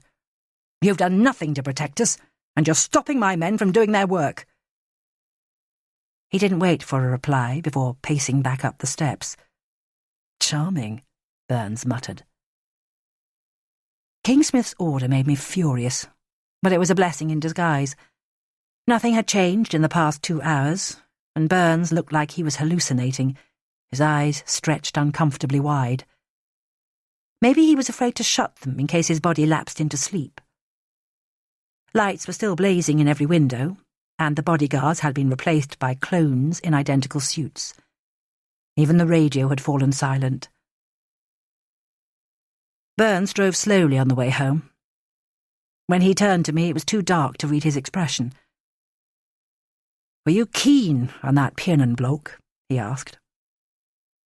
I nodded, but couldn't reply. When I glanced at him again, he'd never looked more dejected. Going home must feel like admitting defeat. He was probably wishing he'd followed his original destiny to become an artist. He insisted on traipsing up the stairs to my flat, yawning deeply as we reached each landing. I watched him stumble back to his car with an odd, rolling gait. When he got home, he'd go out like a light, immune to the loudest alarm clock. A headache thumped at the base of my skull, and I headed for the bathroom in search of Nurofen, tiptoeing past Lola's door. It took me forever to fall asleep. I tried not to imagine the terror Poppy Beckwith had gone through. All I could hope was that the killer had shown her some mercy and sedated her first, but it seemed unlikely. His violence was escalating out of control. I must have drifted off eventually, because a shrill, rattling noise woke me just after 3. My mobile phone was flashing on the bedside table, but I couldn't tell who was speaking. For a second, I thought it was my mother, calling from Crete to harangue me for some unknown crime. And then I realised it was Sophie Kingsmith. Her voice was somewhere between a whisper and a scream. "Help me, please!" I could hear her uneven breathing and another voice in the background. She was talking so fast her words tumbled over each other, and by now I was sitting bolt upright. "Slow down, Sophie, I can't hear you." "He's inside the house," she whispered. "We can't get out." Noises buzzed behind her voice. Someone was whimpering. It was impossible to tell if it was a man or a woman. I was about to reply, but there was a loud, shattering noise, like a plate smashing against a wall. Then the line went dead. I went into panic mode, racing to put on my jeans. We should have ignored Kingsmith's threat and stayed put until morning. I stuffed my phone and car keys into my pocket, then ran downstairs to the ground floor. Will's predictions about the weather had finally come true. Huge raindrops were plummeting from the sky. The smell of rain hitting the parched ground should have been a relief, but I hardly noticed it. Water coursed down my face like I'd just climbed out of a swimming pool. When I reached my car, I made a hurried call to Burns, but there was no reply. Fortunately, there was hardly any traffic, except a straggle of taxis, ferrying the last partygoers home. My windscreen wipers were working overtime as I crossed Tower Bridge. Even on the highest setting, they were struggling to clear the deluge. I drove west, triggering 6 speed cameras. Mooring lights flickered across the surface of the river as I tried to steady my breathing. Hopefully the police would be there already, and Burns would get his moment of glory when Sophie's family were rescued. But I'd been too optimistic. There were no squad cars in sight when I reached Mayfair, and the black-suited security guards had disappeared. Rain gushed down the windscreen in torrents, as though someone was flinging buckets of water at the car. The house blurred, then came into focus again. Sophie and her mother must be locked inside, cowering in their palatial living room. Then it dawned on me that the killer always acted fast. My stomach contracted as I realised I'd arrived too late. By now, the white feathers would have been scattered. Yet another angel gazing up at the ceiling, and the bastard would be miles away, congratulating himself on a job well done. My impulse was to run straight up the steps and peer through the letterbox, but I could imagine the rage on Burns's face. I dialed his number again, but there was still no answer, so I left a message, then waited for him to call back. For once, the city was keeping its mouth shut. All I could hear was rain pelting the roof of my car, the whine of a solitary motorbike, then silence. I remembered Burns's unsteady walk. He'd be asleep by now, deaf to even the loudest ringtone. I would have to make my decision without help from anyone. 44. Worst-case scenarios kept running through my head. Sophie could be lying wounded inside the mansion with Molly in her arms. Or maybe he'd slaughtered them all. My eyelids clamped shut to wipe the images away. The killer must have vanished into the back streets as soon as his work was done. Apart from the light pulsing from the windows of the house, there was no sign of life. It was hard to imagine anyone angry enough to kill a whole family. How could someone get inside, unless one of the Kingsmith's guards let him walk through the door? I picked up my phone and called 999. The woman who answered sounded disbelieving when I explained the situation, as though I might be a fantasist. I rang off immediately and climbed out of the car, the rain drenching me again. Anyone looking out of the windows would have seen a drowned rat scurrying up the steps. The door was open, and there were no sounds coming from inside the house. He must have done his work and vanished, just like the other attacks. I gulped down a deep breath and reminded myself that it was too late for panic. All I had to do was search for survivors. My mouth felt like I'd swallowed a handful of salt as I stepped over the threshold. The first thing I saw was one of the black-suited security guards, slumped against a radiator as though he was trying to keep warm. I knelt down and pressed 2 fingers against the artery in his neck. His skin was still warm, but there was no pulse. Blood was dripping from his shirt, and I knew that checking for wounds would be pointless. I had to concentrate on helping the living. Inside the man's jacket, I spotted his empty gun holster, and information started to slot into place. No one could overpower 4 armed security guards. The killer must have been waiting inside the building, ready to attack. I knew I should wait outside, in case I contaminated the crime scene, but the sound of a man's voice stopped me in my tracks. The low, guttural noise drifted from the other end of the hall, where another security guard was lying on the wooden floor. He'd been gagged, hands tied behind his back, a broad gash in the centre of his forehead. The wound was an ugly, inflamed red, but at least he was alive. His eyes kept blinking as he fought to stay conscious. "It's okay," I said quietly. "You're safe now." My voice made him panic, his shoulders heaving like he was under attack. His eyes rolled wildly as I tried to undo the ties around his wrists. They were bound together with a length of plastic twine, and I was wrestling with the knots when a sound detonated, loud as a thunderclap. I didn't register that it was a gunshot until the bullet ploughed into the wall in front of me. The next one came a second later, and the guard slumped forwards, gouts of blood dripping to the floor. I set off up the stairs, my heart thudding against my ribs. My phone dropped from my back pocket as I ran, the plastic case clattering down the wooden stairs. The lights went out as soon as I reached the landing. The killer must have found the fuse box and thrown the switch, and there was nothing to cling to except blackness. I flailed my arms like a windmill, desperate to touch something solid. A seam of light appeared in the dark. I slammed the door shut behind me, but when I reached down, there was no lock, and the wooden panels felt flimsy. He could shoulder it down in seconds. I groped around until I found a chair, but when I jammed it under the handle, I knew it wouldn't save me. All it could give me was a few extra moments to plan my escape. The footsteps had stopped. Maybe he'd tripped in the dark, or he was standing on the other side of the door, biding his time. The only sounds I could hear were my breathing, raw with panic, and raindrops crashing against the window. For some reason, I was convinced there were no survivors. Maybe he'd forced Kingsmith to watch while he shot Louise, then his wife and baby.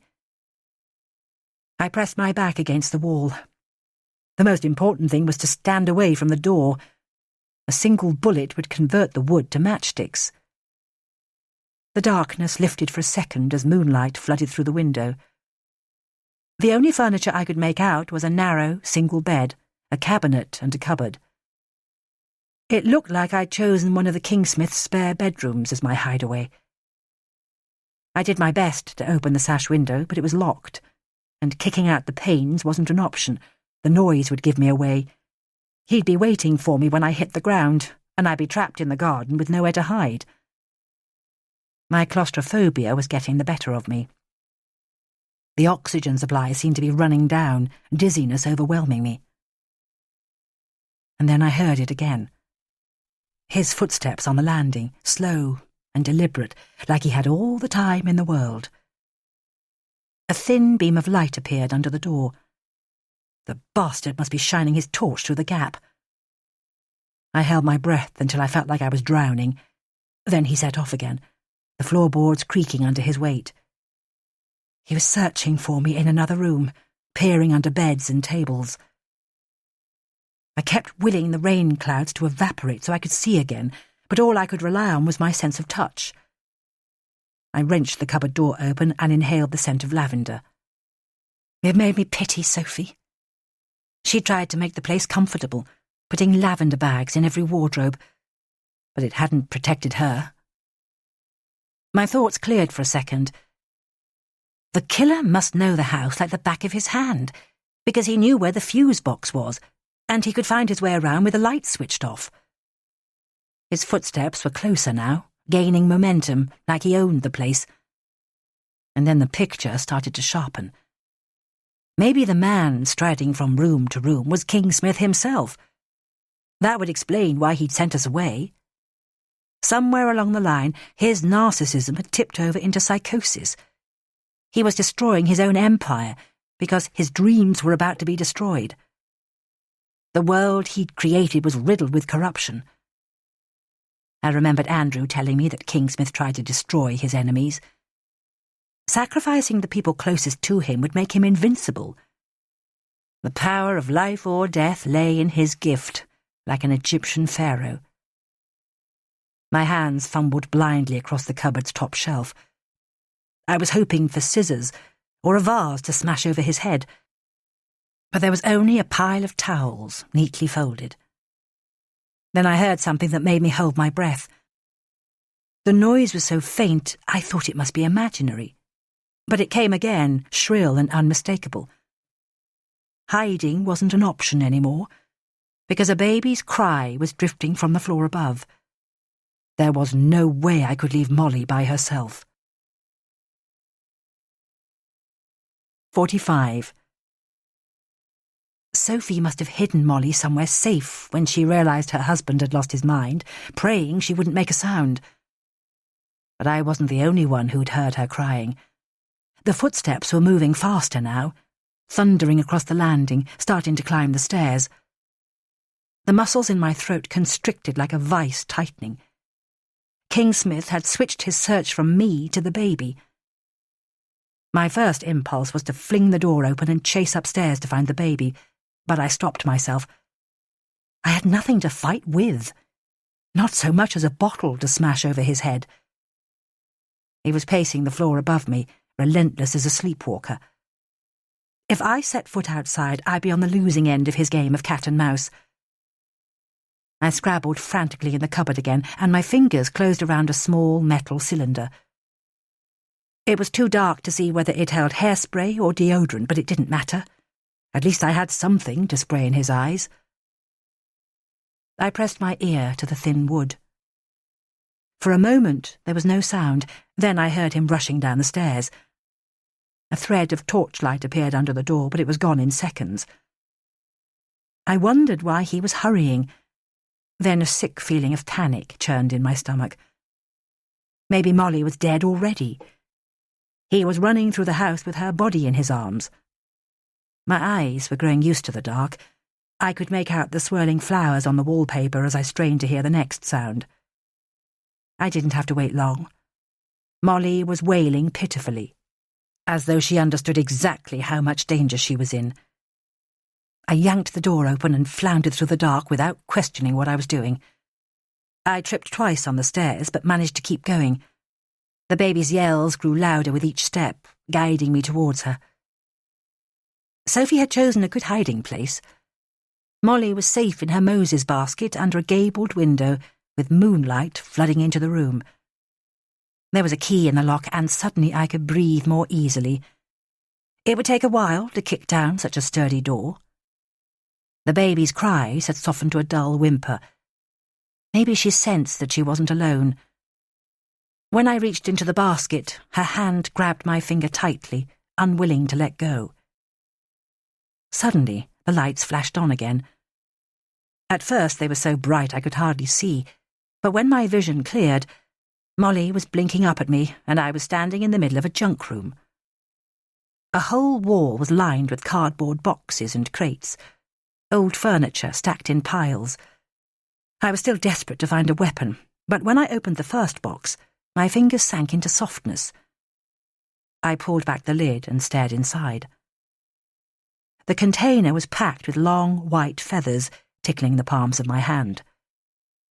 For a second, I was too shocked to move.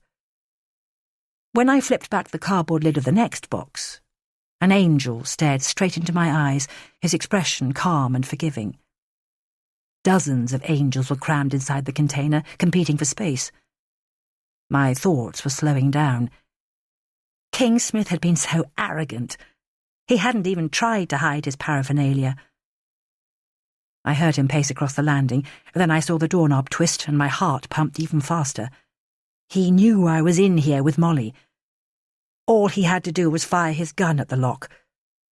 But he moved away, and a familiar smell hit the back of my throat, strong enough to make me gag. The sharp reek of paraffin. That explained why he was wandering from room to room. Fire would cleanse everything, just like it had when he killed Freiberg. It would consume the bodies of his family and the items he'd been leaving at the murder scenes. The place would be an inferno by the time the emergency services arrived, and he'd walk away unscathed. He'd be free to build himself a new world. I dragged in a deeper breath. I had to act now, or I'd end up like Henrik Freiberg, a lump of human charcoal no one could identify. Running back downstairs wasn't an option. He'd shoot me on sight. The window rattled in its frame but refused to open. When I peered through the glass, the drop to the flat roof below looked suicidal. It was at least 20 feet, but it was my only chance. I'd have to jump, with Molly in my arms, while he was busy splashing paraffin into every room. I raised a chair over my head and hurled it at the glass, the pane shattering into jagged pieces. There was an outside chance that I'd land without injuring myself. The baby must have cried herself into an exhausted sleep, because she made no sound when I reached into the Moses basket and picked her up. There was a blanket and a pillow in the basket, and I swaddled them round her. She was a soft, warm mass against my chest as I cleared fragments of glass from the windowsill with the flat of my hand. The stink of paraffin was growing stronger, and I knew that jumping was my only choice. Soon the house would go up in flames, and there was no sign of rescue. Even if the police broke down the front door, King Smith would shoot them immediately. I tried to remember what a surgeon told me once about people who survive falls. It was best to relax. If the body's tense, the impact breaks more bones. I swung my legs through the opening with Molly clasped in the crook of my arm and stared down at the drop. Then I heard a voice. It was raw with fear, but I recognised it instantly. "Help me, please!" Sophie's voice was coming from nearby. Her words were a breathless sob almost too weak to hear. She must have been hiding in a room on this floor. Somehow she'd managed to crawl out onto the landing. God knows what the bastard had done to her. I lowered Molly back into her basket. "Sophie, are you okay?" I called. There was no reply, but I knew I had to help her. With any luck, I'd be able to drag her back into the junk room. At least then we'd be together. The lights flicked off again, and this time the darkness was complete. The moon had gone into hiding. My hands groped along the wall, and there was a low grumble of thunder. Then all I could hear was Sophie's incoherent moans. It was the thought of her, lying there injured, that made me unlock the door. 46. A powerful light dazzled me, and my hands flew up to shield my eyes from the glare.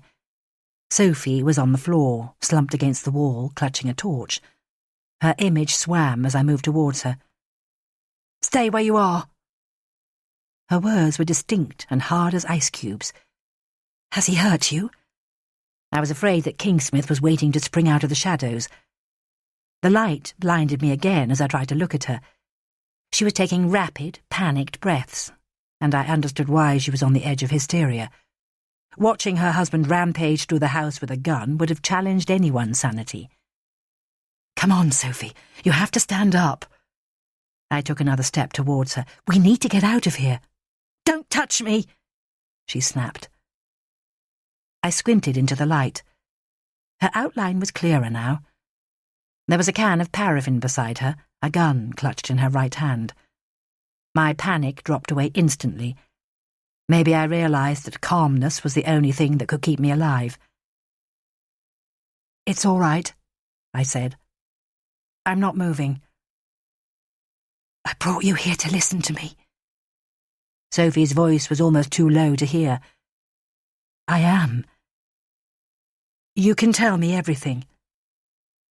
"No one heard me, except you. But you were just as bad as the others. You flirted with him at the party, just like all the rest." Her anxious smile had been replaced by a sneer, and I wondered how I'd made such a fundamental mistake. She wanted someone to confess to before the place went up like bonfire night. My thoughts scrambled to rearrange themselves, but logic's hard to achieve when a gun's pointing at your chest. "They called themselves angels, but they all fucked her, every one of them. The whole gang. Leo and the new boy, Jamie Wilcox. Who cares about his name? It was a club. Max and Henrik were the founding members." "I know, Sophie. I saw what you did to Poppy." The beam of her torch dropped from my face, and I realised how broken she was. Shoulders slumped like an abandoned rag doll, the gun hanging loosely from her hand. "They thought they were God's gift." Her words faded into a sob. "But they were filthy, all of them, and Max lied through his teeth." "I'm sorry," I murmured. "Stephen's pictures made up my mind. They walked out of there, grinning like idiots, but she was so stupid. I told her I was delivering a present that was so big 2 men were carrying it upstairs. The greedy little bitch believed me." She gave a cold laugh. "Andrew saw her for months, you know. He was part of it." I stared back at her. I'd been trying not to consider whether Andrew had visited Poppy. I forced myself back into the present, and when I glanced down, I saw that Sophie's clothes were soaked. It wasn't just the carpet she'd doused with paraffin. When she struck the match, her skin would be the first thing to burn. Setting light to Will's van and Freiberg's car had been dress rehearsals for the main event. "It's over now, Sophie. There are no angels left. Put down the gun and let's go." I heard a police siren on the street outside, but they were too late to help me. You'd say anything to walk out alive, wouldn't you? Her short hair was standing on end, her eyes staring. But you won't. Neither of us will. We can leave right now. Tell the police whatever you like. I won't stop you. Shut up, you bitch! She snarled. Don't patronise me. Her anger had revived her strength. She was on her feet again, towering over me, the gun aimed squarely at my face, and I realised there was nothing to lose. I could say exactly what I thought. You loved it, didn't you? I said.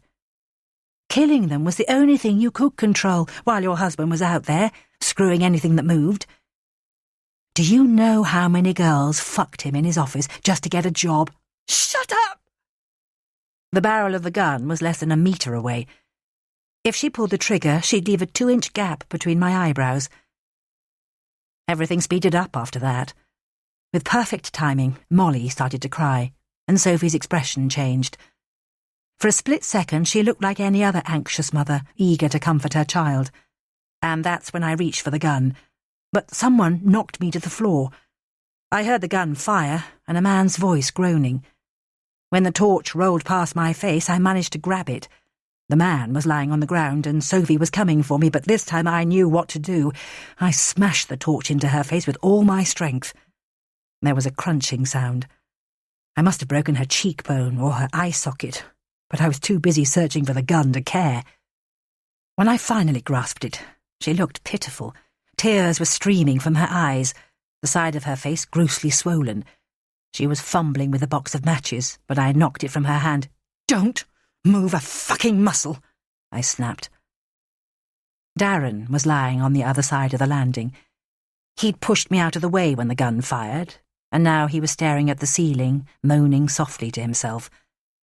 I couldn't go to him because I was afraid to take my eyes off Sophie, even for a moment. The squad cars seemed to take forever to arrive, sirens blaring on the street outside. Someone called my name, but I couldn't reply. I hardly noticed the gang of uniforms streaming past me, leading Sophie away. When I knelt beside Darren, I could see the exit wound in the middle of his chest through the torn cloth of his T-shirt. The bullet must have shattered his spine.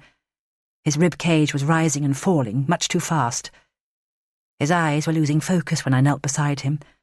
His hands felt icy, as though he'd been lying for hours on frozen ground. The expression on his face was hard to read, but he seemed to be smiling as he looked up at me. You needed me after all, didn't you? His voice was a raw whisper.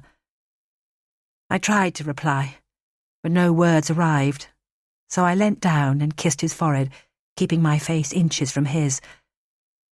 I saw how young he was. God knows why he'd scared me so much. The years were dropping away from him already. He could have been 12 years old, a schoolboy with no concerns, about to fall asleep. Stay here, Darren, I said. Come on, keep talking to me. He clutched my hand tightly, then slipped out of reach. I'd seen people die before, when I was doing my medical training, but this time it was different. His history erased itself from his face. All the filthy hostels he'd lived in, the crooks who'd bullied him in jail, the freezing park benches where he'd slept rough. The burdens disappeared one by one, and when his eyes closed, he was innocent again. I don't remember how long I knelt there holding his hand, but a paramedic helped me to my feet. When I turned round, Burns was leaning against the wall watching me. His lips were clamped shut, like he was doing his best not to scream. Why didn't you wait, Alice? You're lucky to be alive. Disassociation. He frowned. Spare me the long words. It's like when you cut yourself. You're numb until the pain kicks in. Burns carried on gazing at me as though I was speaking in Latin. When I showed him the angel cards, he stared into the box in disbelief, as though he was waiting for them to fly away. I spotted a blonde wig hanging from a hook on the wall. It was beginning to sink in that Sophie had been prepared for her child to die with her when she set the place alight. Where's Molly? I asked. Safe, he replied. She's being looked after. You don't need to worry. It felt like hours before I could leave, and my body was starting to let me down. I had to lean on Burns's arm when we got outside, too dizzy to care about the rain. Burns gave me an anxious look as he settled into the driving seat, water gushing down the windscreen. He asked me something as we pulled away, but I couldn't reply. All I could see was Darren's scooter, still parked on the corner, his crash helmet dangling from the handlebar, slowly filling with rain. 47. It was hard to tell whether I was shaking because my clothes were soaked or because shock had finally set in, but it was a struggle to climb the steps to the police station. A crowd of photographers were already heading in my direction, with Dean Simons leading the pack. "Been up to your usual tricks, Alice?" His voice was too loud, roughened by gallons of cheap booze. Burns cut a swathe through the crowd, and I kept my head down, ignoring the voices yelling at me and the dazzle of flashbulbs. As soon as we got inside, I turned to him. "Can you arrest that bloke for something, please?" "Harassment or invasion of privacy?" Burns asked. "Both. I'll see what I can do." When we reached the incident room, my hands were fluttering against my sides, and Steve Taylor was refusing to meet my eye. His low spirits must have been due to wounded pride. There was no way on God's earth that he could claim victory this time. If Brotherton made cuts, he'd be the first one to receive his P45. Burns strutted past and led me to his office. He made me coffee, then passed me a packet of digestives. "Get those down you," he said. "I'll be 10 minutes. I crammed a biscuit into my mouth, then tackled the mug of coffee, my teeth clattering against the china. I was trying to understand why I still couldn't cry. Distress was churning in the pit of my stomach, but at this rate it would be there until the end of time. Hari would say it was alexithymia, the inability to express emotions, or clinical depression, the nation's favourite cause of insomnia and eating problems.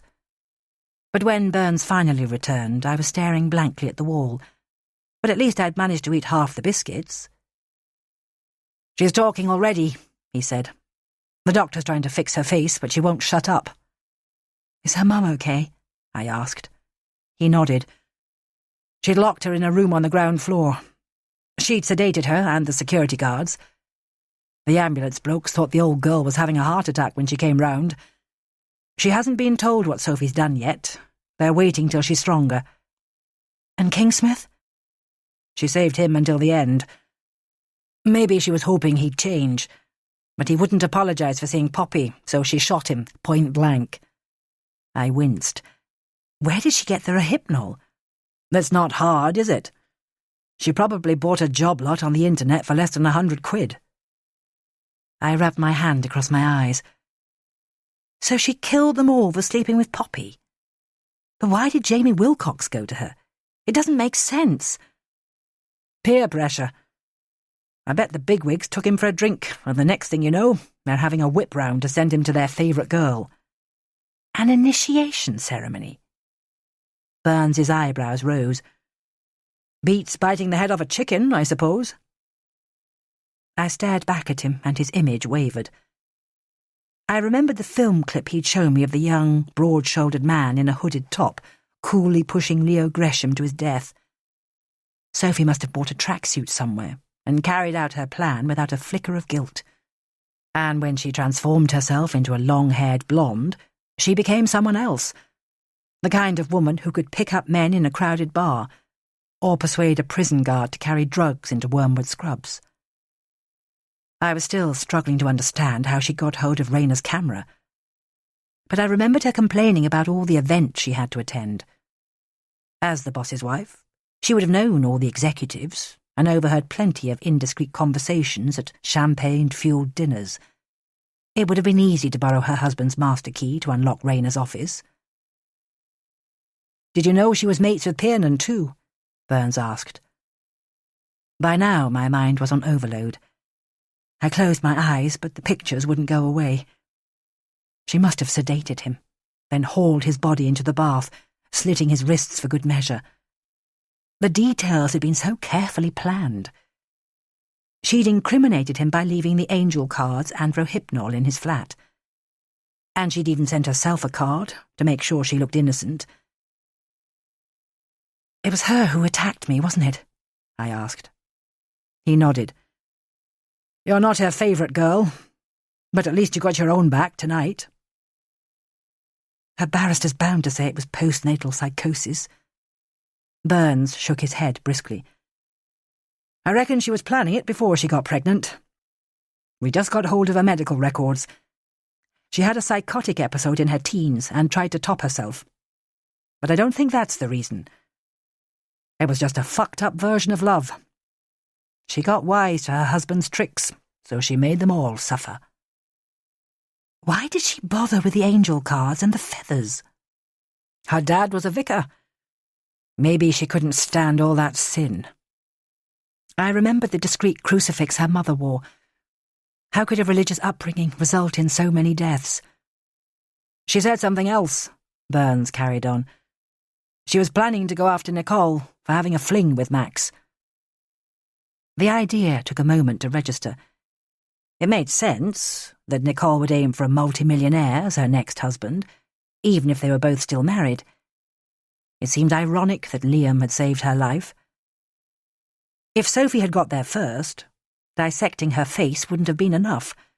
She'd have slit her throat, too. Burns looked more upbeat than he had in weeks.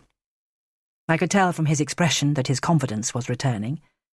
If Taylor had appeared, he'd have hurled him out of the window.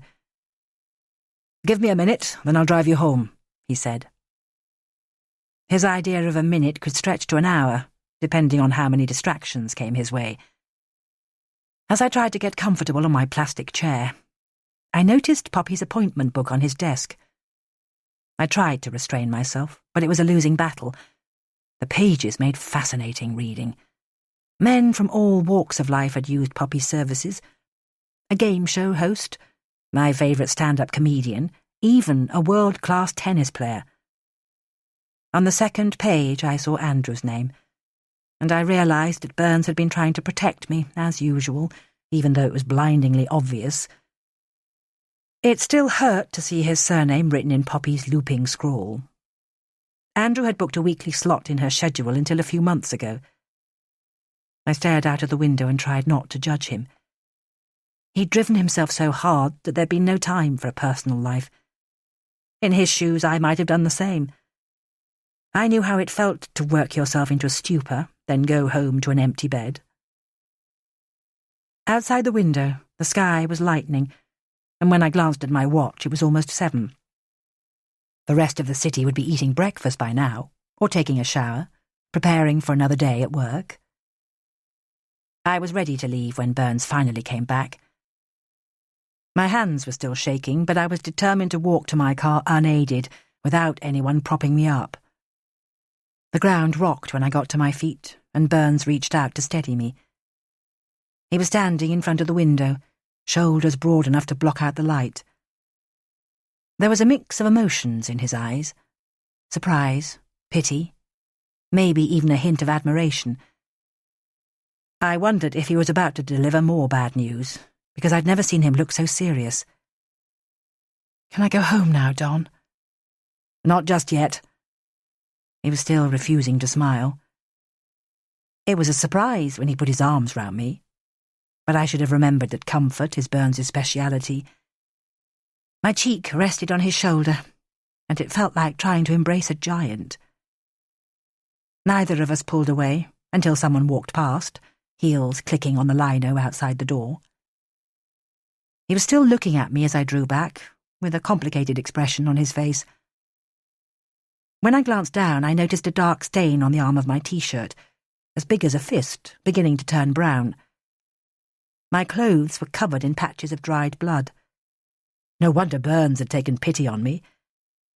I must have looked like the archetypal pathetic blonde, white-faced and shaking like a leaf, almost too shocked to move. 48.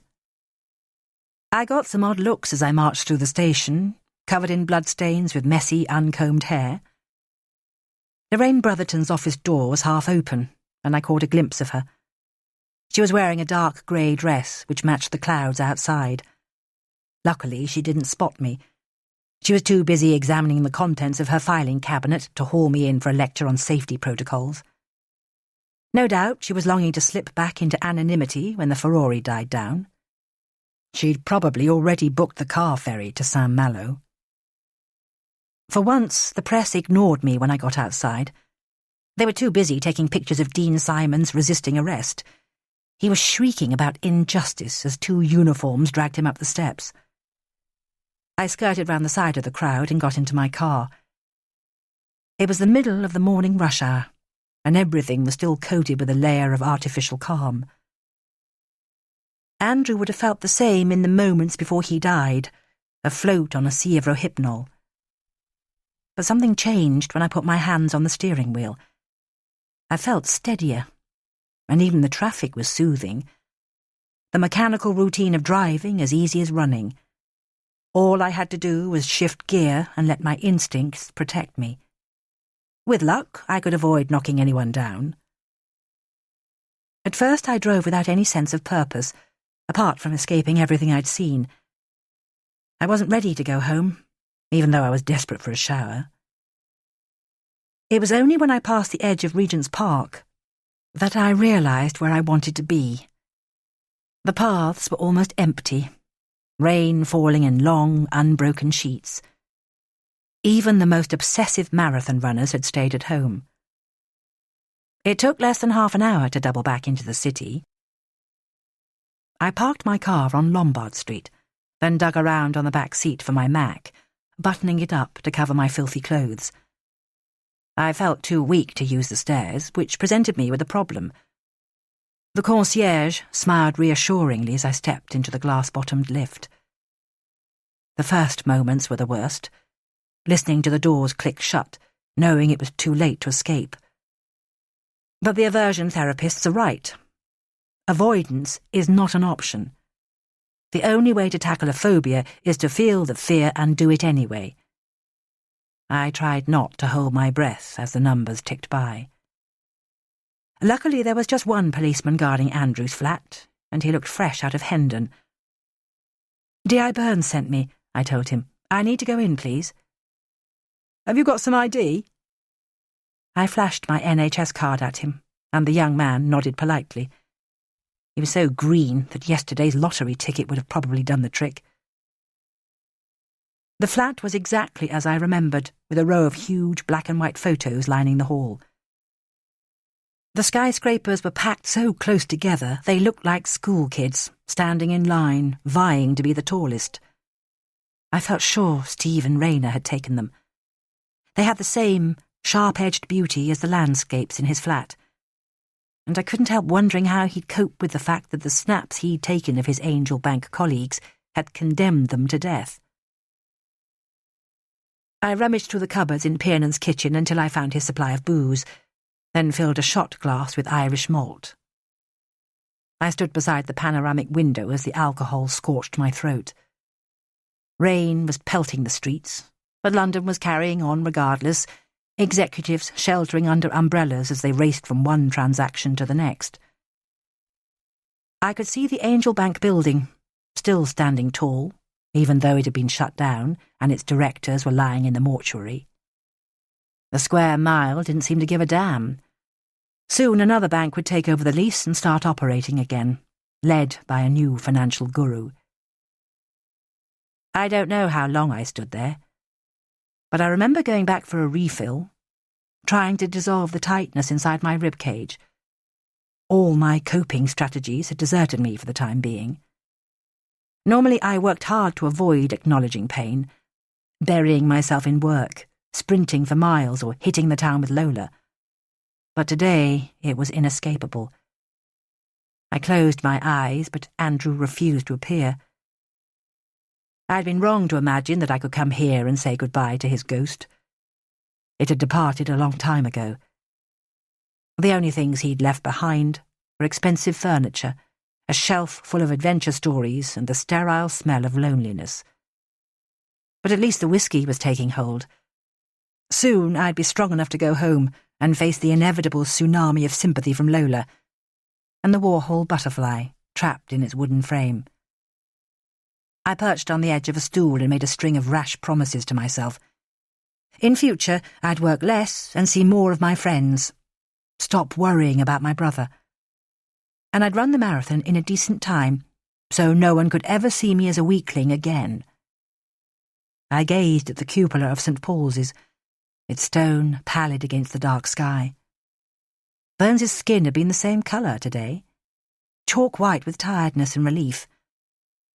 I drained the last drops from my glass and forced myself back onto my feet. The rain was falling more gently when I left the building. My clothes were already so drenched that I didn't bother to hurry back to the car. I stood on the pavement, letting the droplets massage my face, and a man went by on a scooter, slowing down for a better look. It's funny how the simplest things can undo you. His Lambretta was a newer, cleaner version of Darren's, and suddenly I was kneeling beside him again, watching his eyes lose focus. For once, it was easy to cry, and the weather provided the perfect camouflage. The drivers in passing cars would never have guessed. All they'd have seen was a thin blonde in a white coat, with her face to the sky, celebrating the end of a long drought.